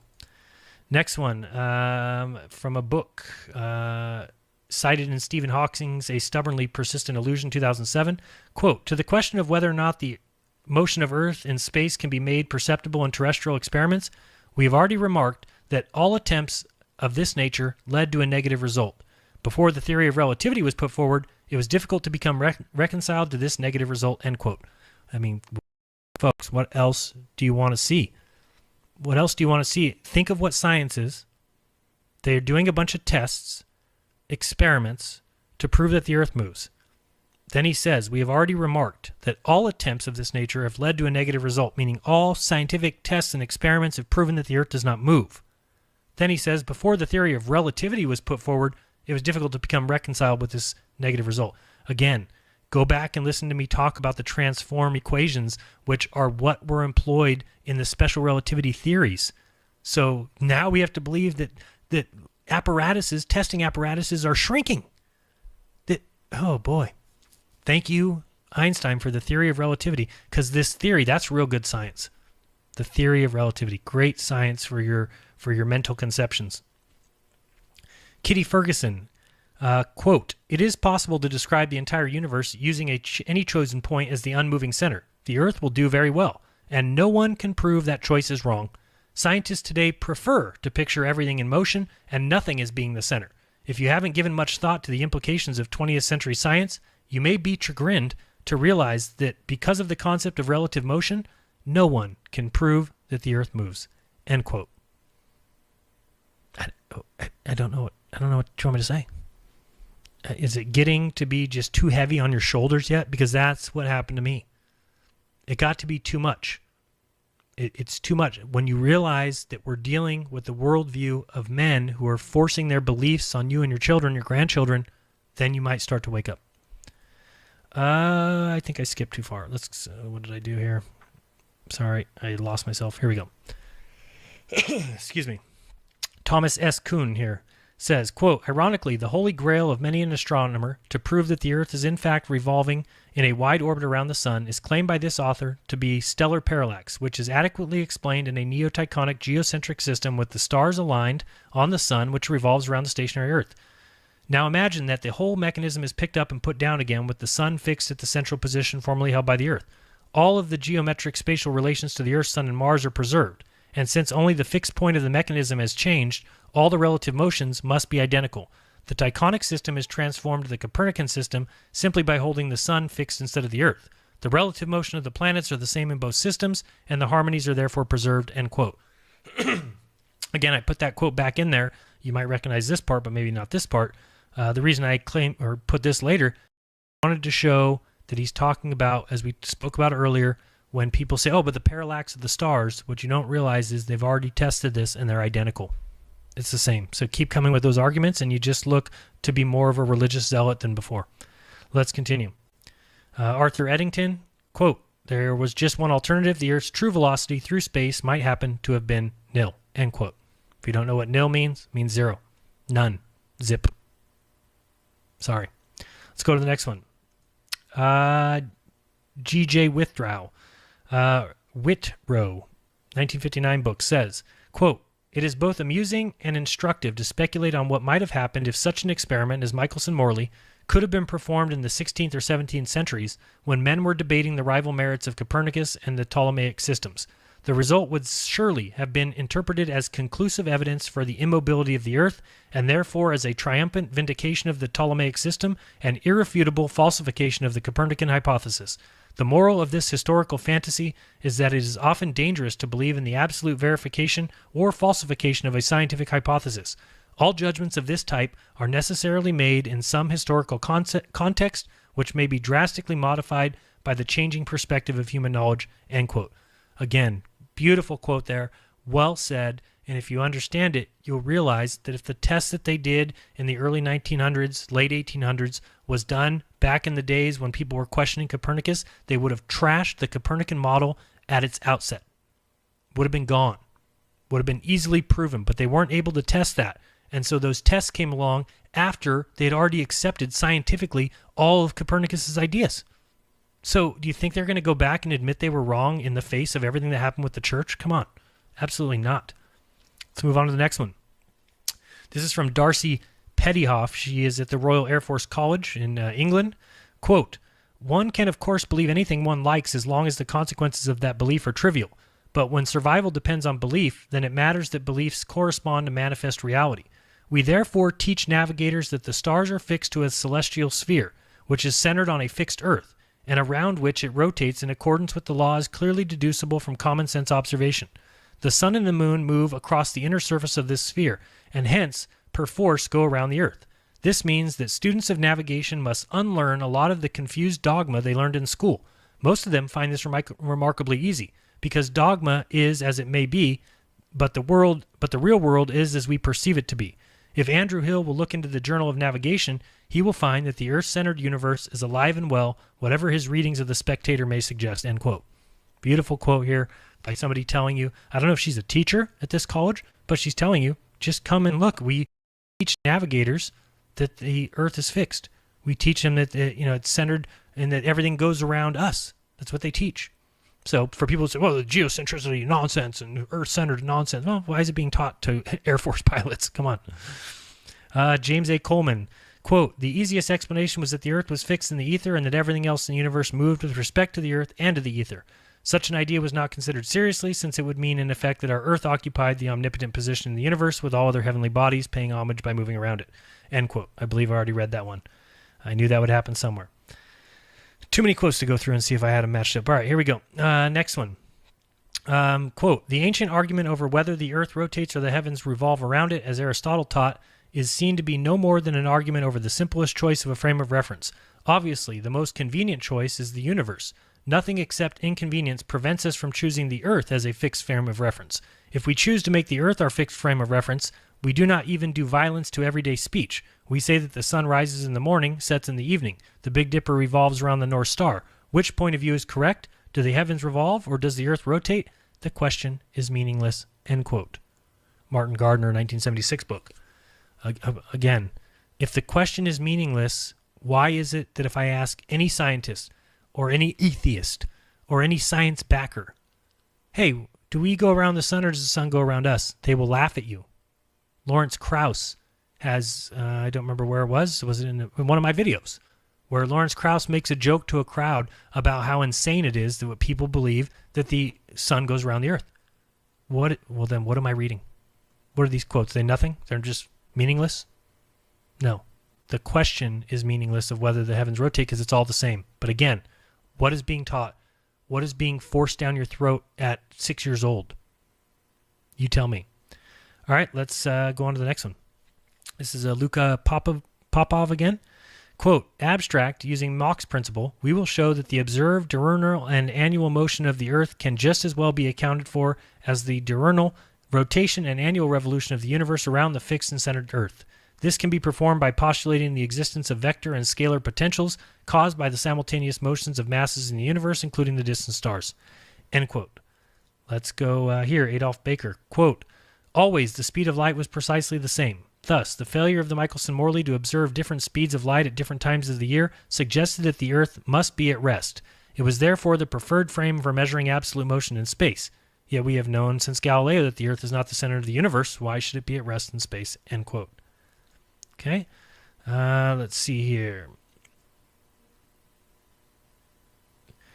Quote by Martin Gardner here. Quote, one could just as legitimately assume that the Earth to be fixed and the entire universe within its great spherical cloud of black body radiation to be moving. The equations are the same. Indeed, from the standpoint of relativity, the choice of reference frame is arbitrary. Naturally, it is simpler to assume the universe is fixed and the Earth moving other than the other way around, but the two ways of talking about Earth's relative motion are two ways of saying the same thing, end quote.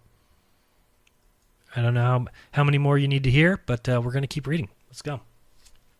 Ronald W. Clark, in his book from 1971, quote, the problem which now faced science was considerable, for there seemed to be only three alternatives. The first was that the Earth was standing still, which meant scuttling the whole Copernican theory and was unthinkable. I'll end the quote there because we've already read this one, but again, let's move on here. Next one. Lorentz's 1886 paper, quote, briefly, everything occurs as if the Earth were at rest, end quote.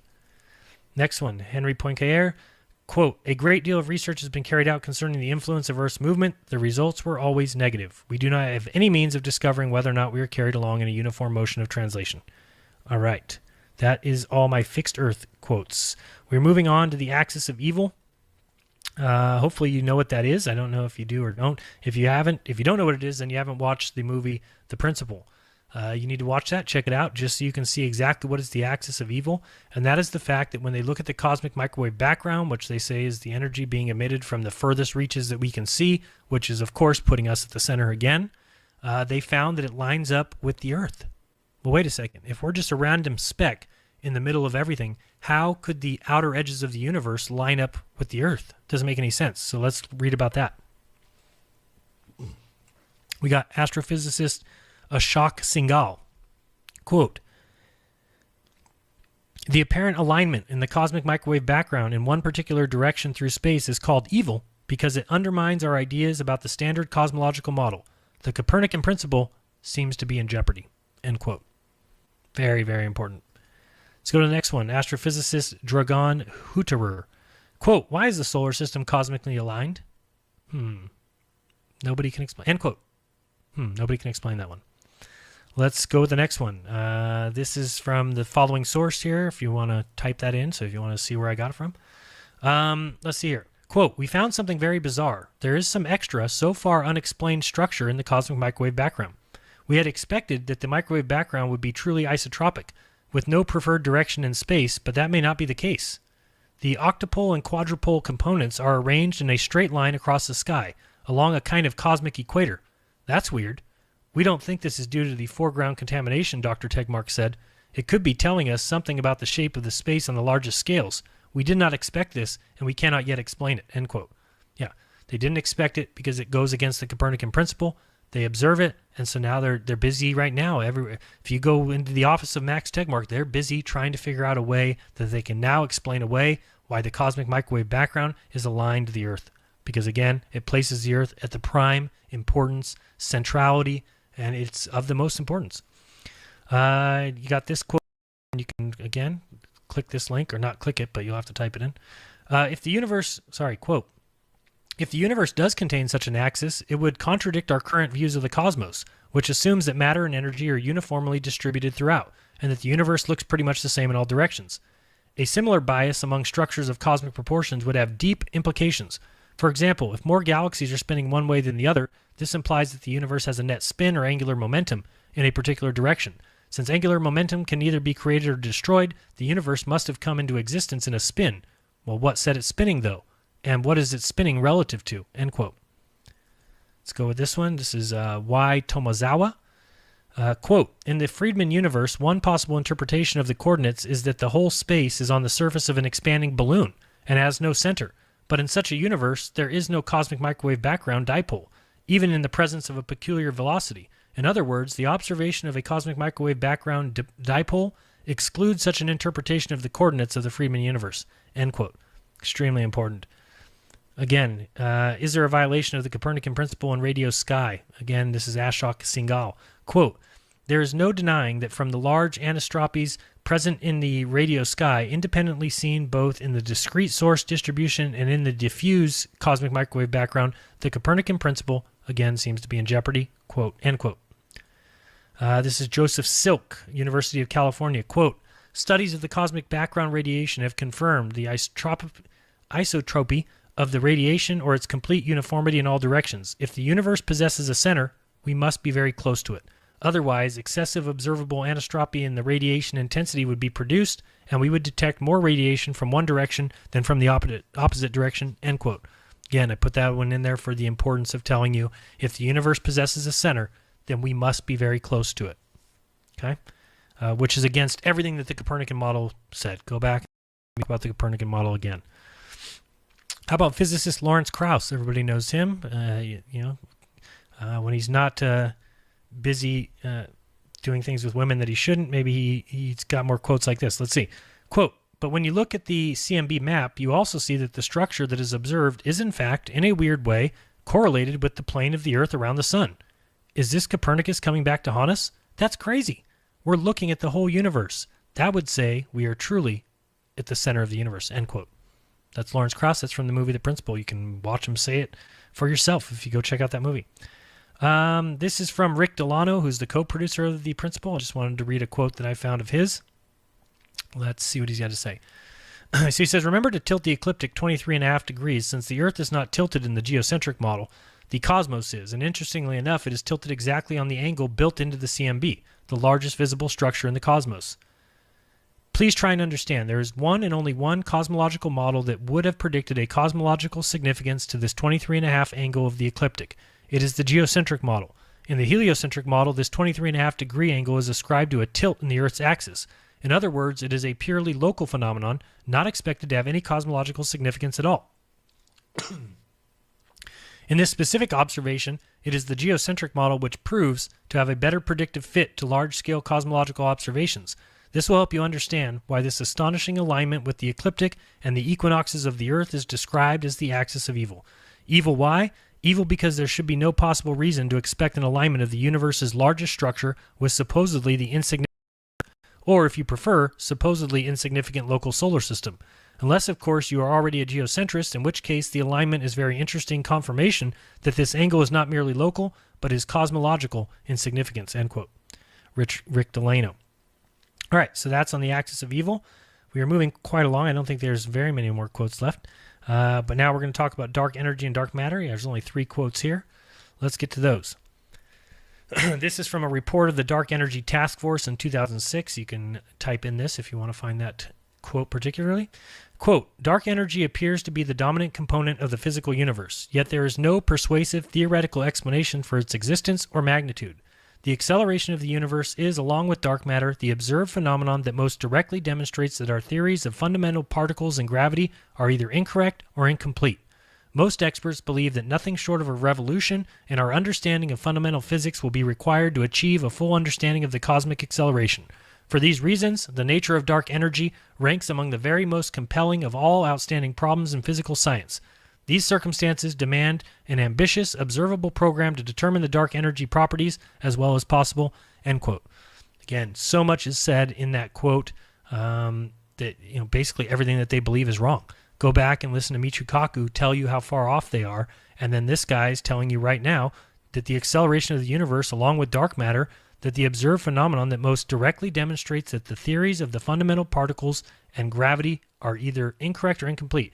But again, as I've told you many times, they can't get rid of gravity. Gravity is what makes the Earth a sphere. So they're not going to do away with that, even though it doesn't match observations. Gravity works maybe in the solar system if you're talking Newtonian, but outside that, it all falls apart. But yet they keep it, and they put in dark energy and dark matter to fix the issues. Ladies and gentlemen, that is the very definition of pseudoscience. It's exactly it. There's no other thing you need to hear to prove that. All right, let's read this. I can't read this guy's name, but we'll just read the quote. Quote, we now have increasing direct evidence that dark matter does not exist in galaxies. Then it is unlikely that matter is hidden somewhere else in the universe. Therefore, the widely accepted cosmic microwave background cosmology is in difficulty. For this reason, it is worthwhile to reconsider the expansion in the universe by starting from scratch. Our result has the merit that it does not contain hypothetical stuff, end quote. I mean, what do you think about that? I don't know what to tell you. It's just telling you that everything that they believe is in difficulty, and it's time to reconsider the expansion of the universe by starting from scratch. But they are, you don't understand, it's fact. The universe is expanding. That's a fact. That's what's being taught in school. It's being taught to your children. It's being proposed as scientific. Pseudoscience. Let's go to the next one. This is by Craig J. Copey and a few other people here. Quote, according to the standard concordance model of cosmology, over 95% of the energy content of the universe is extraordinary, dark matter, or dark energy, whose existence has been inferred from the failure of the standard model of particle physics plus general relativity to describe the behavior of the astrophysical systems larger than a stellar cluster, while the very homogeneity and isotropy and inhomogeneity of the universe owe to the influence of an inflation field whose particle physics identify as completely mysterious even after 3 decades of theorizing. Testing the cosmological principle should be one of the key goals of modern observational cosmology, end quote. Sorry, I muffed that one up a little bit, but the important part here is the end one again, that we're all wrong. They're all wrong. Okay, they admit it. But they have to hold on to it so dearly because it's their worldview.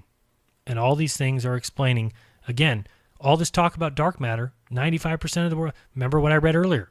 Go back and look again at all the quotes that said that dark matter is not needed if the Earth is central. So the only reason they need it is because, oh, well, everything's expanding and it's flying away too fast, and we need it to expand because we're on a balloon. We're on a balloon because we can't be the center, and who's blowing it up? We don't really know, and why do we don't see spatial curvature even though we're on a balloon? Well, I don't know. It's just nonsense. Just nonsense. All right, let's move on to Newtonian physics. I think I just have a few. I think I call them Newtonian physics, but really they're just Newton's quotes, I believe, but I could be wrong. Close up some of these boxes because they're getting a little annoying. Let me go up here. If you guys don't use OneNote, man, if you're a researcher and you're not using OneNote, I don't know what to tell you. It's a beautiful little program. It's free, by the way. All right, this is Frank Wilczek, professor of physics at MIT, Nobel Prize winner, 2004.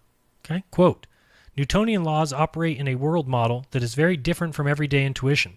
Because Newtonian space is infinite and homogeneous, Earth and its surface are not special places. The directions up, down, and sideways are fundamentally similar.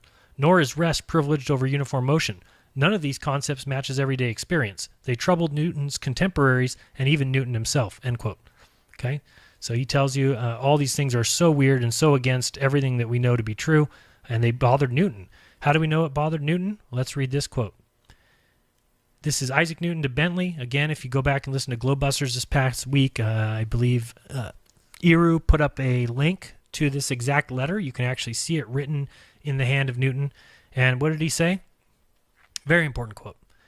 Quote, it is inconceivable that inanimate brute matter should, without the mediation of something else which is not material, operate upon and affect other matter without mutual contact, as it must do if gravitation, in the sense of Epicurus, be essential and inherent in it.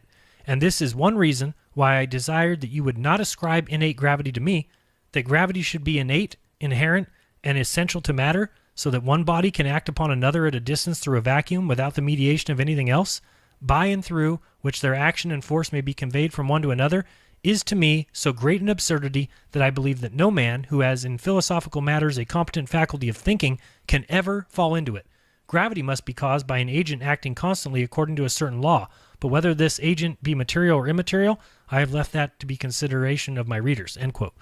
What a quote here for all those people out there. If you're listening to this now and you believe in gravity and you believe in Newtonian physics, you would tell me, right? You would say, oh, well, mass attracts mass.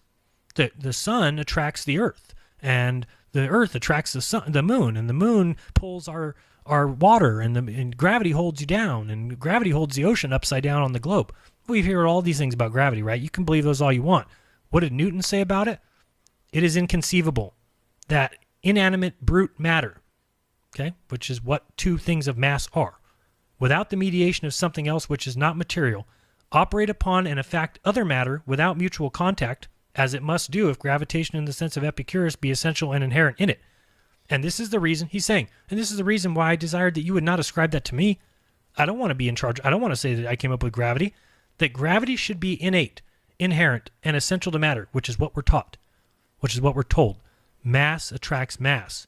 They have a little test. We have Cavendish in his shed showed that mass attracts mass. Well, what did Newton say about that? We're reading that gravity should be innate, inherent, and essential to matter, so that one body may act upon another at a distance through a vacuum without the mediation of something else, by their action and force may be conveyed from one to another, is to me so great of an absurdity that I believe that no man who has philosophical matters a competent faculty of thinking can ever fall into it. Guess what, folks? The whole world fell into it. Isaac Newton from his Optics, 1730. Quote, may not planets and comets and all gross bodies perform their motions more freely and with less resistance in this ethereal medium than in any fluid which fills all space adequately without leaving any pores, and by consequence is much denser than quicksilver and gold? And may not its resistance be so small as to be inconsiderable? For instance, if this ether, for so I will call it, should be supposed 700,000 times more elastic than our air and above 700,000 times more rare, its resistance would be above 600 million times less than that of water, and so small a resistance would scarce make any sensible alteration in the motions of the planets in 10,000 years, end quote. Isaac Newton, Proposition 43, very important one here, quote, in order for the Earth to be at rest in the center of the system of the sun, planets, and comets, there is required both universal gravity and another force in addition that acts on all bodies equally accordingly to the quantity of matter in each of them, and is equal and opposite to the accelerative gravity with which the Earth tends to the sun. Since this force is equal and opposite to its gravity towards the sun, the Earth can truly remain in equilibrium between these two forces and be at rest. And thus celestial bodies can move around the Earth at rest as in the Tychonic system. End quote. Oh, I thought Newton proved that, oh boy. But these guys are just admitting to you right there. But again, like everyone else after him, that's absurd. It's the absolute horror of a unique position. A lot of cosmology is trying to hide things. How many quotes have we read? Let's move on to relativity. We've only got 3 more little topics, and I don't think they have very many quotes. Let's see if I can pull up how many we have left. We have maybe 15 quotes left. All right. We're on to relativity. This is from a University of Illinois Physics 319, a lecture, page 8. Quote, it is often said that Tycho's model implies the absence of parallax and that Copernicus's requires parallax. However, it would not be a major conceptual change to have the stars orbit the sun like the planets for Tycho, which would give the same yearly shifts in their apparent positions as parallax gives. Thus, if parallax were observed, a flexible Tychonian could adjust the theory to account for it without undue complexity. What if parallax were not observed? For Copernicus, only one requires that the stars be far enough away for parallax to be unmeasurable. Therefore, the presence or absence of parallax doesn't force the choice of one type of model over the other.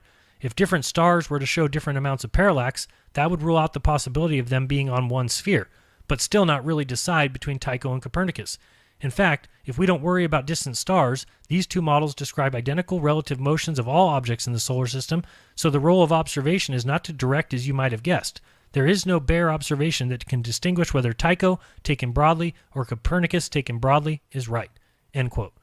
Again, go look at all the videos of people telling you that geocentrism cannot be right because of the parallax of the stars, and then refer them to this lecture from a physics course at the University of Illinois.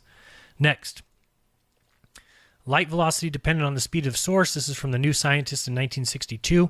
Quote, according to the second postulate of Einstein's special theory of relativity, the speed of light is independent of the uniform motion of its source. Direct experimental evidence by W. Cantor of the U.S. Navy Electronics Laboratory, San Diego, leads him to the surprising conclusion that it may be untenable. End quote. Then we've got, you can actually find this right here if you want. This is a link to this particular test. It says that it's untenable. Okay. Now we're going to start a quote again from the New Scientist. If Einstein's postulate is correct, there should be no displacement between the two sets of interference fringes on spinning the disk, because the light from the approaching and receding windows, respectively, should all have the same velocity. In fact, an unambiguous, easily noted shift of the fringes was apparent when the mirrors were in motion, maximum linear velocity 4,690 centimeters per second, and Cantor deduces that the Einstein second postulate is incorrect. The fringe shift, moreover, appeared to depend on the speed of the disk. If the present work turns out, on more rigorous research, to be flawless and free from experimental artifacts, and if there is no obvious alternative explanation for the observed effects, there may be a need to reconsider some basic ideas in physics. End quote. Hugely important there. Let's continue on. We're talking relativity here. The New Mechanics, Henry Poincaré, 1913. Quote, examine more closely, the simple idea requires capital importance. There is no way of settling the question. No experiment can disprove the principle that there is no absolute space. All displacements we can observe are relative displacements. I have often had occasion to express these considerations so familiar to philosophers. They have given me a publicity I would gladly have avoided. All the reactionary French journals have made me prove that the sun turns round the earth. In the famous case between the Inquisition and Galileo, Galileo should be all wrong. End quote. Unbelievable. Let's continue on. We got Max Born here. By the way, here's a little factoid for you, for those guys looking for little facts. Max Born, Olivia Newton-John's grandfather. For whatever that's worth, I don't know. This is the kind of knowledge you come across when you're reading too much and it's just stupid knowledge that nobody would ever need to know. But I felt very selfish for keeping that to myself. So now everybody knows. So there you go. Quote, thus, we may return to Ptolemy's point of view of a motionless Earth. One has to show that the transform metric can be regarded as produced according to Einstein's field equations by distant rotating masses. This has been done by Thuring. He calculated a field due to a rotating, hollow, thick-walled sphere and proved that inside the cavity it behaved as though there were a centrifugal and many other inertial forces, usually attributed to absolute space. Thus, from Einstein's point of view, Ptolemy and Copernicus are equally right. End quote. Let's move on again. Again, that's the whole theory of relativity, right? Steven Weinberg, quote, if we were to adopt a frame of reference like Tycho's in which the Earth is at rest, then the distant galaxies would seem to be executing circular turns once a year. And in general relativity, this enormous motion would create forces akin to gravitation, which would act on the sun and planets and give them the motions of the Tychonic theory. Newton seems to have had a hint of this. In an unpublished Proposition 43 that did not make it into the Principia, Newton acknowledges that Tycho's could be true if some other force besides ordinary gravitation acted on the sun and planets. End quote. I totally forgot to mention that. The quote that I read from Newton, which was... do I have it here? Hold on. This one. No. This one. Nope. This one. Nope. This one. Nope. Oh, it was in the Newtonian one. Sorry, I'm going to go back up here. I want to just bring this quote back into play. Where's the proposition? Yep, Proposition 43. This one, by the way, did not make it into the Principia. Why do you think? What? I mean, this is the whole point of this video. They're hiding things from you. Didn't make it into his book because they don't want him saying that. Don't tell him that the Earth can be still. We're trying to prove something different here. So it didn't make it in. Anyway, back to relativity. We were here, and then we went here. There we go. That's talking about the Proposition 43 we just read. All right. Next, we got C. Moeller, page 113 from his book of 1972, The Theory of Relativity. Quote, Einstein advocated a new interpretation of the fictitious forces in accelerated systems of reference. The fictitious forces were treated as real forces on the same footing as any other force of nature. The reason for this occurrence in accelerated systems of reference for such peculiar forces should, according to this new idea, be sought in circumstance that the distant masses of fixed stars are accelerated relative to these systems of reference. The fictitious forces are thus treated as a kind of gravitational force, the acceleration of distant masses causing a field of gravitation in the system of reference considered. Only when we work in special systems of reference, systems of inertia, it is not necessary to include the distant masses in our considerations, and this is the only point which distinguishes the systems of inertia from other systems of reference. It can, however, be assumed that all systems of reference are equivalent with respect to the formulation of the fundamental law of physics. This is the so-called general principle of relativity. End quote. All right, let's move on to speak about the ether. We're down to maybe, 15 quotes. Is that what I said last time? Then I probably lied. All right, we got 1, 2, 3, 4, 5, 6, 7, 8, 9, 10, maybe 14. Here we go. Talking about the ether, this is Albert Einstein's book here, as cited in Einstein and the Ether by Ludwig Kostro, 2000. In 1905, I was of the opinion that I was no longer allowed to speak about the ether in physics. This opinion, however, was too radical, as we will see later when we discuss the general theory of relativity. It does remain allowed, as always, to introduce a medium filling all space and to assume that the electromagnetic fields, as matter as well, are in states, once again, empty. Space appears as endowed with physical properties, i.e., it no longer has physicalness empty, as seemed to be the case according to special relativity.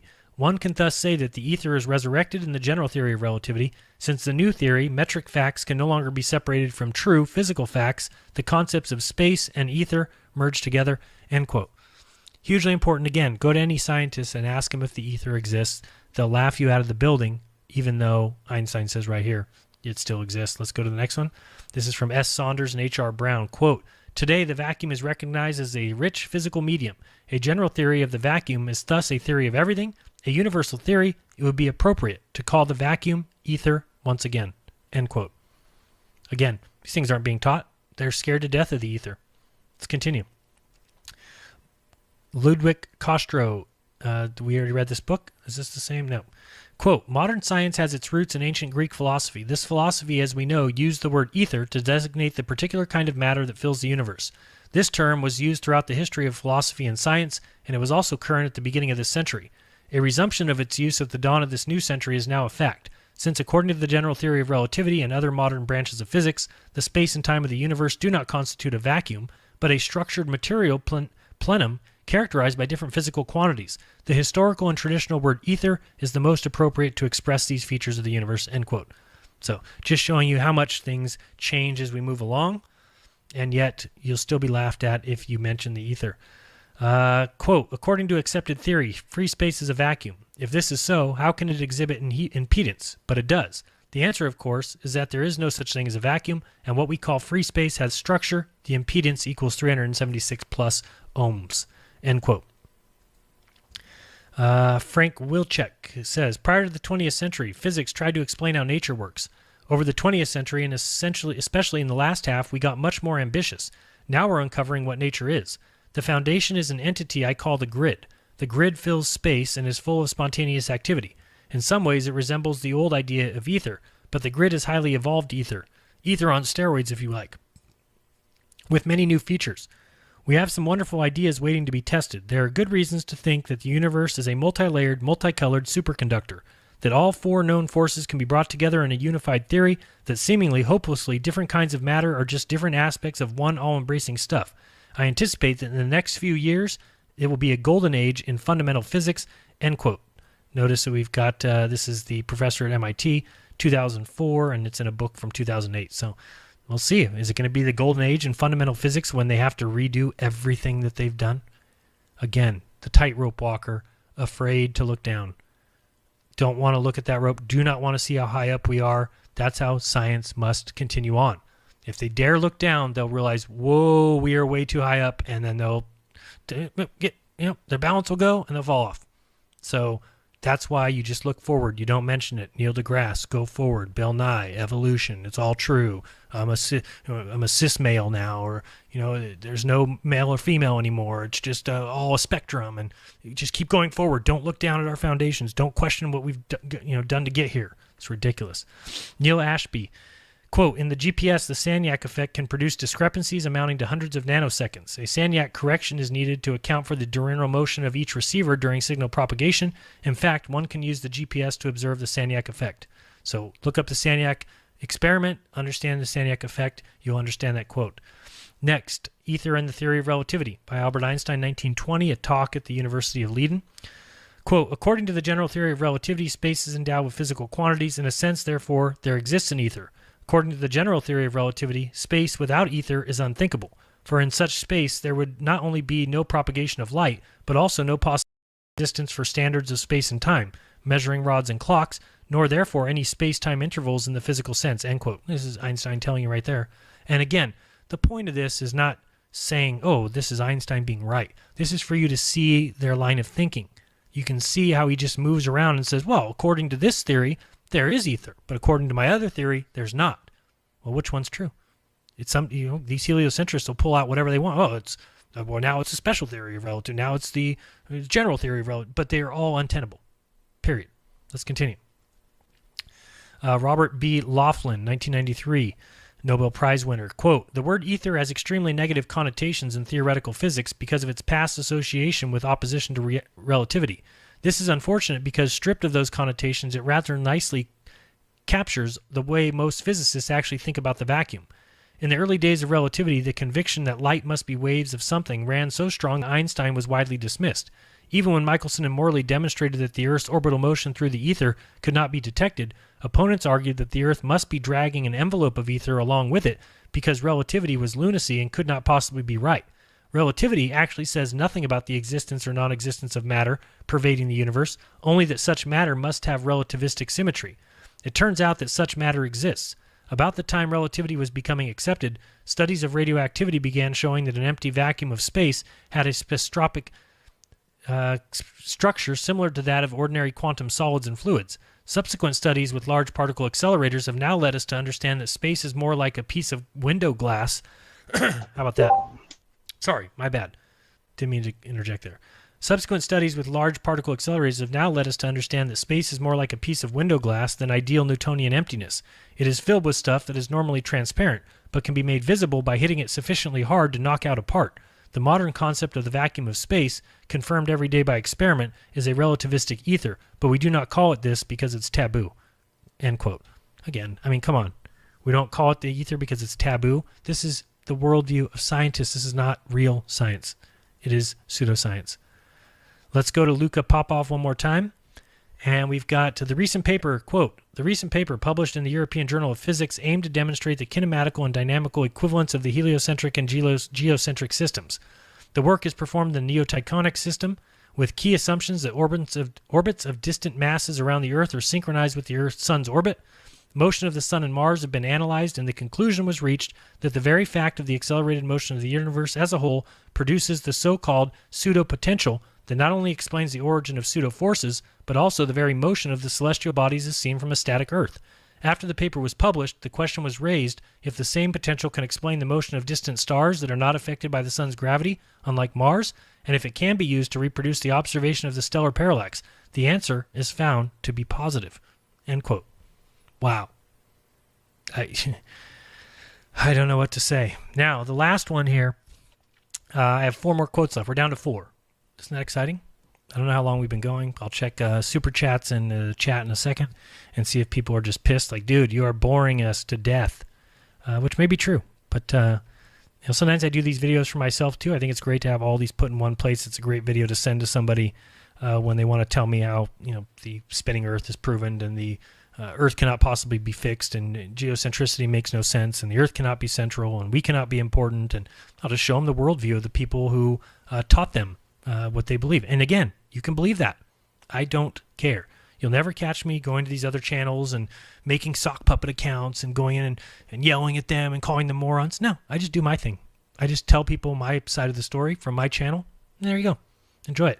But again, there'll be a bunch of people in this chat, I'm sure right now. I don't have the chat up, but I'm sure there's trolls the entire time. This is what these people do. It's really sad. Sad. Why don't you just go make a channel and just talk to people like I do? You can tell them all about how retarded I am. Have fun. Enjoy yourself. And if you are hitting points and people like listening, yay, you'll grow a following. If not, well, then you'll probably be back in my chat yelling and screaming about how true atheism is and where's your proof of God, even though it's all around you, that kind of thing. All right. Now we're talking about the multiverse, and the reason this is funny is you have to imagine now that here's the problem with their line of thinking. That the Earth and this solar system, if you want to call it that, I believe that the Earth is all there is, but you can call it a solar system if you want to include the lights in the sky. Okay. All of that, to me, is of prime importance. I've already talked about that, correct? It is so fit for life. The solar system is so perfect. The Earth is so perfect for life. The way everything works in this universe is so dialed in for our existence and perfection and order and everything that we have in front of us, which is clearly a sign of design, but let's move away from that. They have a problem, and they say, wait a second, this couldn't have popped in from nothing. So what's their answer to it? The multiverse. That we just happen to be one of a bazillion multiverses, and this one happens to be situated for life, and that's why we're here. So again, this is the same belief of Lawrence Krauss. You can listen to him on Joe Rogan. Tell everybody that, excuse me, I'm going to get a drink of water here. Let's see here.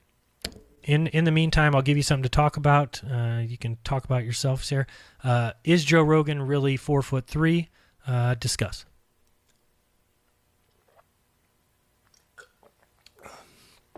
All right, I'm back. Yeah, okay. He's definitely. So hopefully you guys came to a conclusion there. I don't know if you did. But let's move on.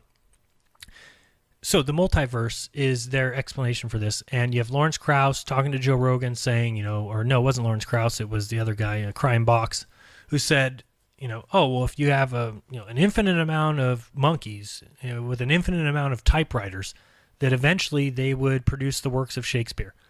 This is considered science. I mean, come on, are you?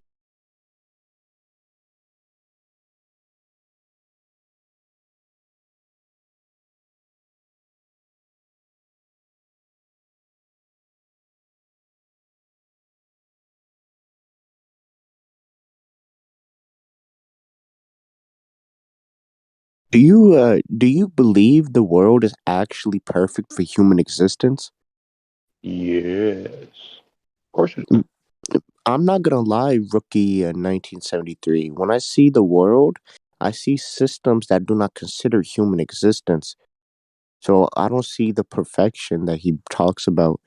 But w- I would say comfortably it is damn near perfection. But I wouldn't say all that. What's your position on the globe there, Rush? On the spinning Me, globe? I Yeah. don't give two shits no more. You don't care whether you live on a spinning globe or whether that's a massive propaganda lie. I That just doesn't want matter the to you. I just want God's nectar, and this devotion's the only thing that gives me that happiness. Nothing else. Not no fact. Not no little science video. Only devotion to God, and that's the only thing that keeps me up. Okay, that's cool. Yep, and we have a religion channel down below if you're interested in joining the people down there. I don't know if anybody has any comments on the Jiren video. That did have a lot of good quotes in there. I saw Sonny say he's going to research those different quotes. That would be good to have those on hand. Those are some good ones. We've got the precious metals takeover coming up in 12 minutes, by the way. Go ahead. Who was talking?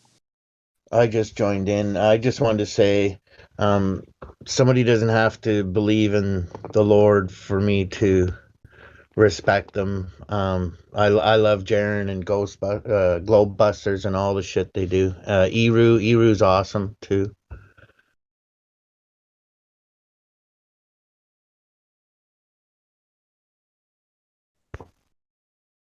Yeah, again, congratulations to Jaren too on becoming a father. Oh, you being a father, bro? Ah, that's nice. Yeah, I think his son might be just a little over a year now.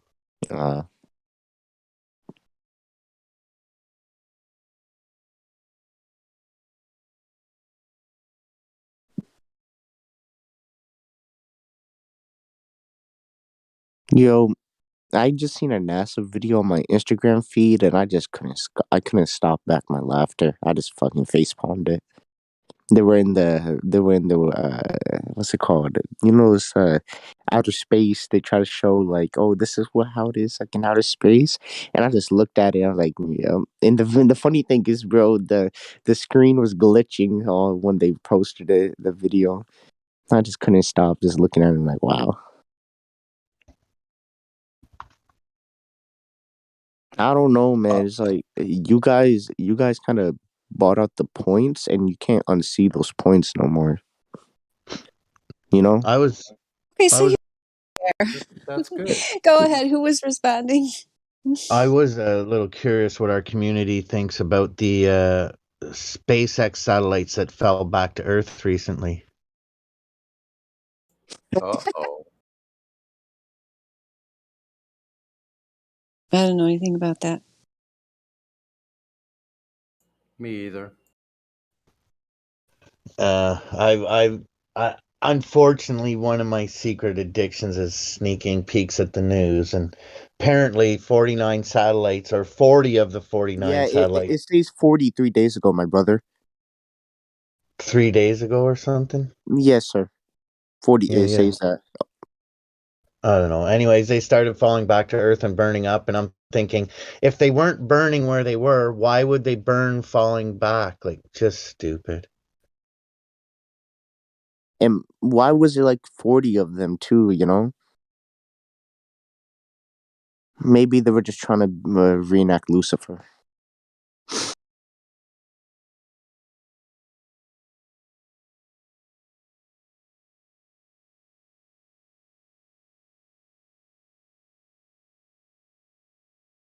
While I say that there's a news article of Elon Musk covering one eye too, saying 49 satellites fall back to Earth, and the picture is Elon Musk covering one eye.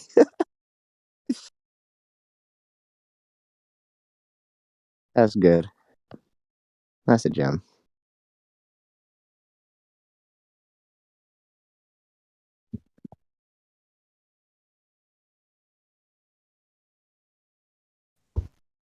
I always wonder about stuff like that because I'm a rock and roller. I've been to plenty of concerts, and I have a habit of throwing up the two fingers, like rock and roll or whatever.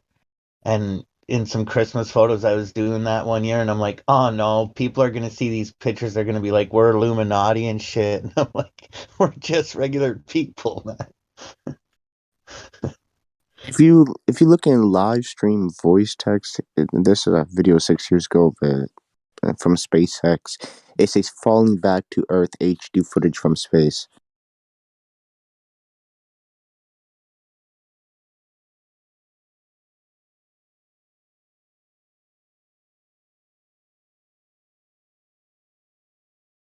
I feel like every now and then Musk just says something to, like when he comes out and shows solidarity for the truckers in Canada. But I feel like he's just pretending like he's walking that line. Most billionaires and millionaires spend money for public image. It's very hard to be really wealthy and to be favored by the public image. So that's their attempt. The Rockefellers ran a propaganda. Bill Gates ran propaganda. Elon Musk is just doing it in an early stage. A lot of people, he just want to be seen as the new Tony Stark. That's that type of look. But they're all scummy. Elon Yeah, Musk well, is a polar billionaire. Musk has a lot of money invested in self-driving vehicles, trucks included. Oh yeah, Yeah, that's I why he's don't. behind the trucker convoy. Yeah, yeah. I mean, I don't think he was being genuine, really. But yeah, I see your point for sure. I Yeah, just think fake. that's even a better point. Honestly, I fully expect him just to be like a business move for that.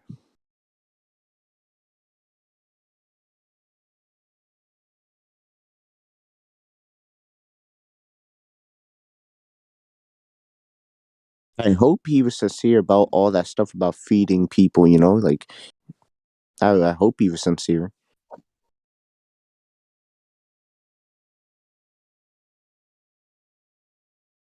I wouldn't suggest that anything is sincere out of him.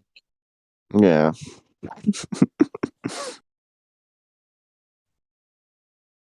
Yeah, Yeah, those kind of Yeah, you guys don't like it? half truth, half lies people. They're just there to make these people who have put all their trust in authority think that things are heading in the right direction. Look at this. It's just to keep everybody on the train there. Yeah, he's more Nothing else. edgy. SpaceX is like an edgy NASA. It's like Well, indie NASA. probably just Very nice. words Thanks for sharing. when he talks about feeding others. Because think about it, if you were in that position, wouldn't you just already be feeding people and wouldn't even have to say anything about it to take credit? Like you Yes, my just be brother. doing. Yes, my brother. You straight up would actually travel the world and feed them. Then through your actions, the whole world will see. He just shit posting another fucking meme online. He just had more likes and tractions. Fucking sad, isn't it? It really is. Hi, Stoggers. Welcome to the server. I see you just joined us. Hello. Hello. Have you been here long? A little bit, kind of just lurking. So we've got a show starting in about 5 minutes, Precious Metals Takeover. So when those people come in, then they'll be the hosts, and just so everybody knows. So yeah, but before that happens, I'm just curious to know what your views are about the Earth. Like, Stoggers, do you think that you live on a spinning globe? I'm not sure. Okay, answer. Kind of why I'm here. Yeah, so what makes you unsure? Well, like, obviously heard a lot of evidence for the globe, but then Okay, so we got to stop you right there. Actually, I want to hear the butt part, and then we'll go back to the evidence of the globe. But yeah, let's hear your butt part. What? Well, I mean, I've heard a lot of evidence for the globe, but like a lot of people on this server and things like that have a lot of compelling evidence in the other direction. So I feel like it's quite split for me. I mean, I think that's a common position when you're new to it. Being somewhat on the fence, but like I think what we do here is examine what is that actual evidence. Because I was the same as you. I assumed there was a bunch of evidence for the globe, and then sadly found out that while there's propaganda, smoke and mirrors, fallacious reasoning, and so on for the globe, I didn't actually find any direct, verifiable, objective, testable, repeatable scientific evidence for the globe. And so we're still looking for it, been looking for it for years. So, like, what would you say is a piece of evidence for the globe? And then we could examine it. Like, I guess satellite imagery. Okay, satellite imagery. Does anyone want to address satellite imagery with joggers? I mean, I can if you want to, but I don't know if any. But some people are like, that's really their cup of tea. I mean, to me, I can start with my old friend Robert Simon from NASA, who right on the NASA.gov website, it says that his famous image of the globe, the big blue marble, or the blue marble, which was used as the wallpaper for the original iPhone, was CGI. What? Oh, did we get Robert Simon's voice in here? But it has to be. There we go. That was good. Yes. That's a quote from Robert Simon. He said, it's Photoshop because it has to be. Oh, no, I loved it. Yeah, I liked the quote there. That was good. That was a good imitation. I thought it was CB with the soundboard for a minute. But anyway, if you want us to examine like a particular satellite image, we'd have to look and see, if you have one in mind of the Earth. We could examine. Well, I was going to say there's quite a few though, so I feel like there's, it's quite difficult to say all of them aren't real. That's a big argument for me, really. Well, then you have to look at each one of them and notice the inconsistencies. Go ahead, Flatman Can. Surely you must be looking for thousands of satellite pictures. You ever notice most of those satellite pictures are like just straight down? It's not like the entire Earth spinning in space like they tell us. Very good point. Yeah, I hadn't thought about that. Yeah, you're obviously very stupendously clever, yeah. No, that's not what we're trying to do here. We're just, like we said, we're just objectively analyzing the evidence. No one's trying to out-clever anyone. If you have a particular satellite image you'd like us to look at, that's fine. I mentioned to you that they don't like if you can see in the live stream voice text there. What was your name? I'm trying to tag you. Stoggers. Okay. That's the image I'm talking about. So if you want us to examine a different image, we can. Data visualizer and designer Robert Simon, Mr. Blue Marble, and I can link you to the source for that on the NASA.gov website. Says that he's created this famous image with Photoshop and CGI, as well as when you look at different images of the globe over the years. There's often the sizes of the continents are widely varying. Certain images that are actually claimed to be genuine, whereas Mr. Robert Simon doesn't even claim they went up there and took a picture. He says, I created it on my computer. I took flat maps and wrapped them around the ball to match people's expectations of what the Earth looks like from space. However, when you look at images that they claim are genuine, such as the Apollo 14 image, you can find that the way that the light hits the Earth is an impossibility based on the time that the image is said to be taken. It's around 10:30 a.m. GMT, Greenwich Mean Time. And yet, England, where Greenwich is not lit up at all. And it's not even close, So there's many inconsistencies and so on. If you're interested in actually examining that evidence, we can go into all that. But it's more interesting just to see there's no scientific proof of curvature, as these satellite images are not considered testable, repeatable, verifiable evidence, which is what I asked for, because these images, as we all know, ever since its beginning, has been able to be manipulated and changed, and they don't even hide that. Your NASA employees telling you it's Photoshop. So they're not testable, they're not repeatable, verifiable. One thing that we can do is actually look for that curvature and try to measure it on the Earth. And when we go out and do that, we find that there is no curvature measured anywhere, and where it's expected to be, it is not. So, yeah, if Redford Bear and Nathan get in here, just let me know. We'll hand it over to them. We're here. Hi, Dandelion. Yeah, take over. We were just talking to Stoggers, if you get a chance to see him. I call him on the fence. Oh, nice. Okay. Yeah, hello.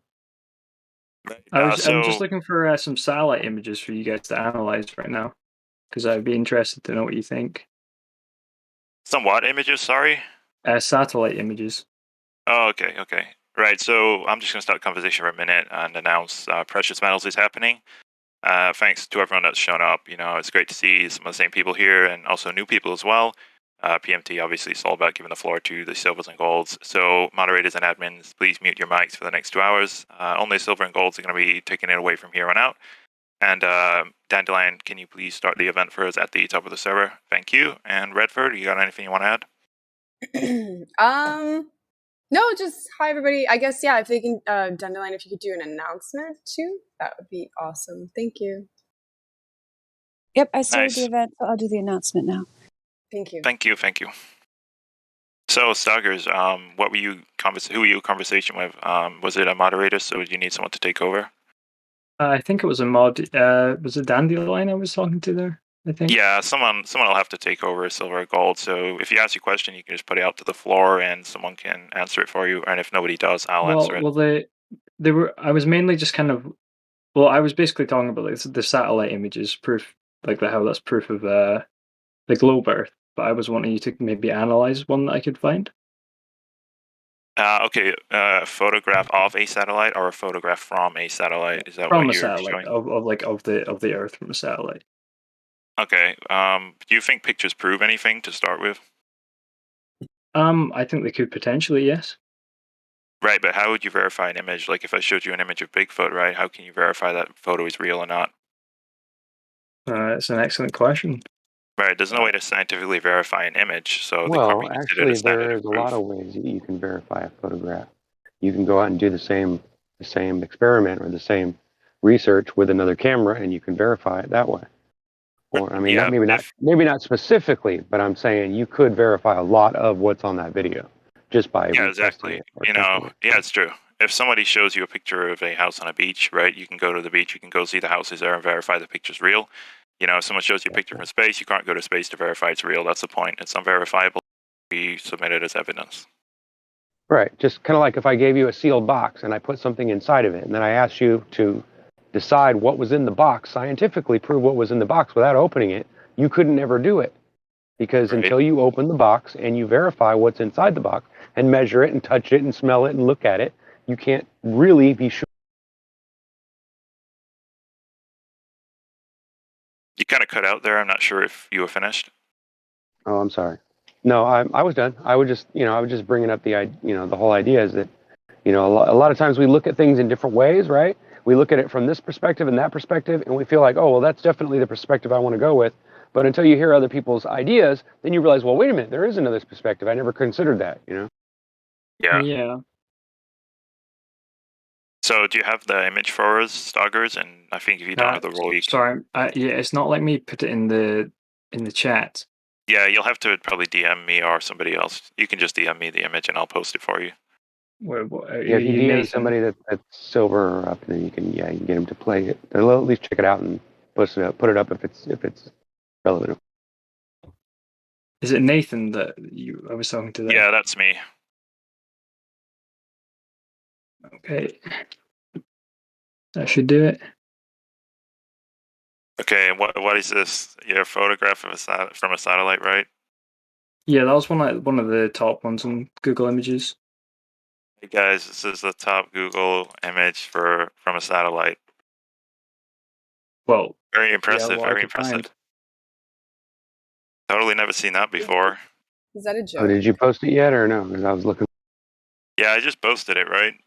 I mean, it's a cool cartoon. Yeah, that should be it. Is that not? Are you trolling us? You think that's real? Wait a minute. So this cartoon thing with green and blue on it is at least evidence? Google says it's real, but I guess maybe it Okay, was but a regardless, joke. okay, do you think that even if Google tells you, do you think that's real? Do you look at that and be like, yeah, that's the Earth? Yeah, I mean, it looks fairly legitimate. Yeah. Do you think that's okay? All right. Well, that looks like a cartoon to me. That looks like a drawing. Does that not look like a Oh, drawing to you? I mean, now that I look a little bit closely, it kind of, yeah, you're right actually. Why are you trolling in bed? Like No. it's not. You're not even trolling well though. Like I don't. I give Okay, you a so 2 out of 10 on Oh my trolling. God. Very not good, man. Wait, that's crazy. what is crazy? It is fake. Oh my gosh. I don't know. I think Absolutely this is going to terrible. be one of those either love I'm them or hate them. sensing some troll. This is my there. I don't favorite. know. Maybe This is my favorite troll so far, actually, in quite a while. You're either gonna love it or you're gonna hate it. Yeah, I mean, he hasn't laughed yet, so he's holding it together well. Well, maybe he laughed well, before. acting is not necessarily positive proof that he's legit. I wouldn't necessarily say I'm a very good actor, though.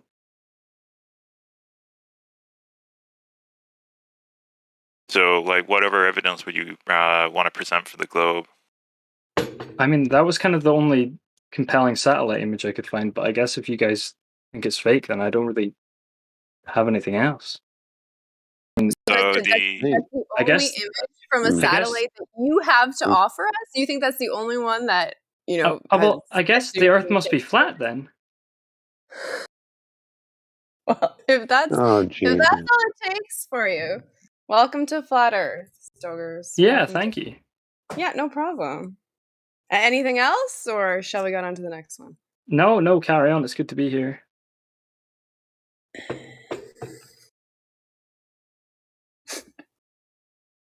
Hey, Stoggers, aren't you the one that asked me to debate you sometime back? Oh, no way. Hello? Is this Flat Earth Day Saints?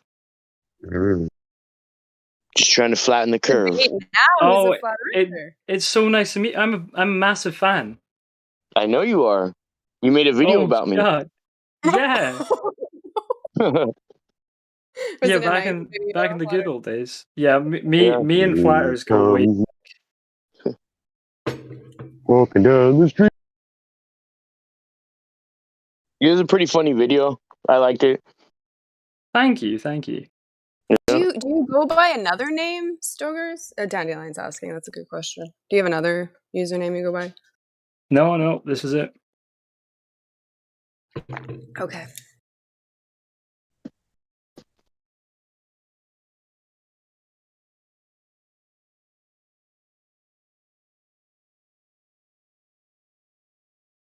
I'm just checking to see if there's anybody else. Oh, there's Irish Leonard. Oh, sorry. Stogers, how are you going to debate me if all you can bring is a picture of a satellite to this Discord right now? I mean, Come I on, thought bring that was something better than pretty that, Stoggers. compelling evidence, though. Bring Was it something not? better than that, Stoggers. Come on. I mean, that's the best I've got. Yeah. Well, I'm convinced it's a globe. You got me. Yeah, you've heard it here first, folks. Oh, man. Can you say that again so we can clip that out? That's the best evidence you have for the globe. Yeah, Please. sorry, I'll just... That is the best evidence I have for... Thank you, sir. You're welcome.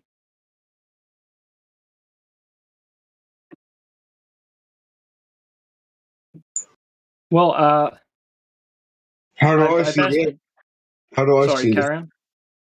How do I see this evidence? Where is it? Oh, crap. Oh, just scroll up a little. That'll take over. The globe rests its This is case. evidence? Where it's settled Really? now. Yeah, I mean, the argument's over. You guys win. All right, well, welcome to Flat Earth. Argument. It's like, right? It's. I mean, that's fine if you want to debate, but I mean, is that? No, I mean, originally I wanted to debate Flat Earth Day Saints, but Honestly, I have nothing. I have nothing left to say. I'll debate you, bro. I'll debate you. All right. Not right here, obviously, but I'd go on your channel Okay. and debate you. I'm down. I'm down. All right. All right, so that's all it took for you, Stoker? So now you're convinced you know for sure that it's flat, it's not a globe, or are you still struggling with anything? Yeah, no, I'm pretty sure. Yeah. I'd still be down for a friendly debate with Flatter though, at some point though, definitely. Yeah, that's fine. You guys can definitely set something up. Send him a DM. Cool.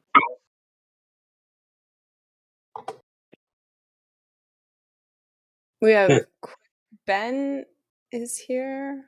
He's VC verified. It looks like he did the 3 points at some point. I think he's been here before. He sounds familiar.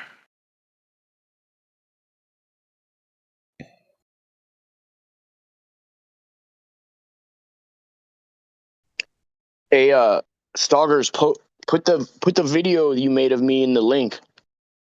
In the Oh, link? he's gonna have to DM it to one of us. Well, I guess he could. Can he post links? I don't think he can. Well, if No, he it can, he doesn't can let send it me. to one of us and we'll post it. I wouldn't mind seeing that. Yeah, you can either just DM Nathan the link again, and he can post it. Yeah, but I'd just like to say right now, these opinions, they don't still stand anymore, obviously. Oh, that's They're great. all Thank you for effectively null and void. We will keep that in Yeah. mind. Well, hey, that makes me happy to hear that, bro. I'm glad. Oh, yeah, wait, I'll send the link.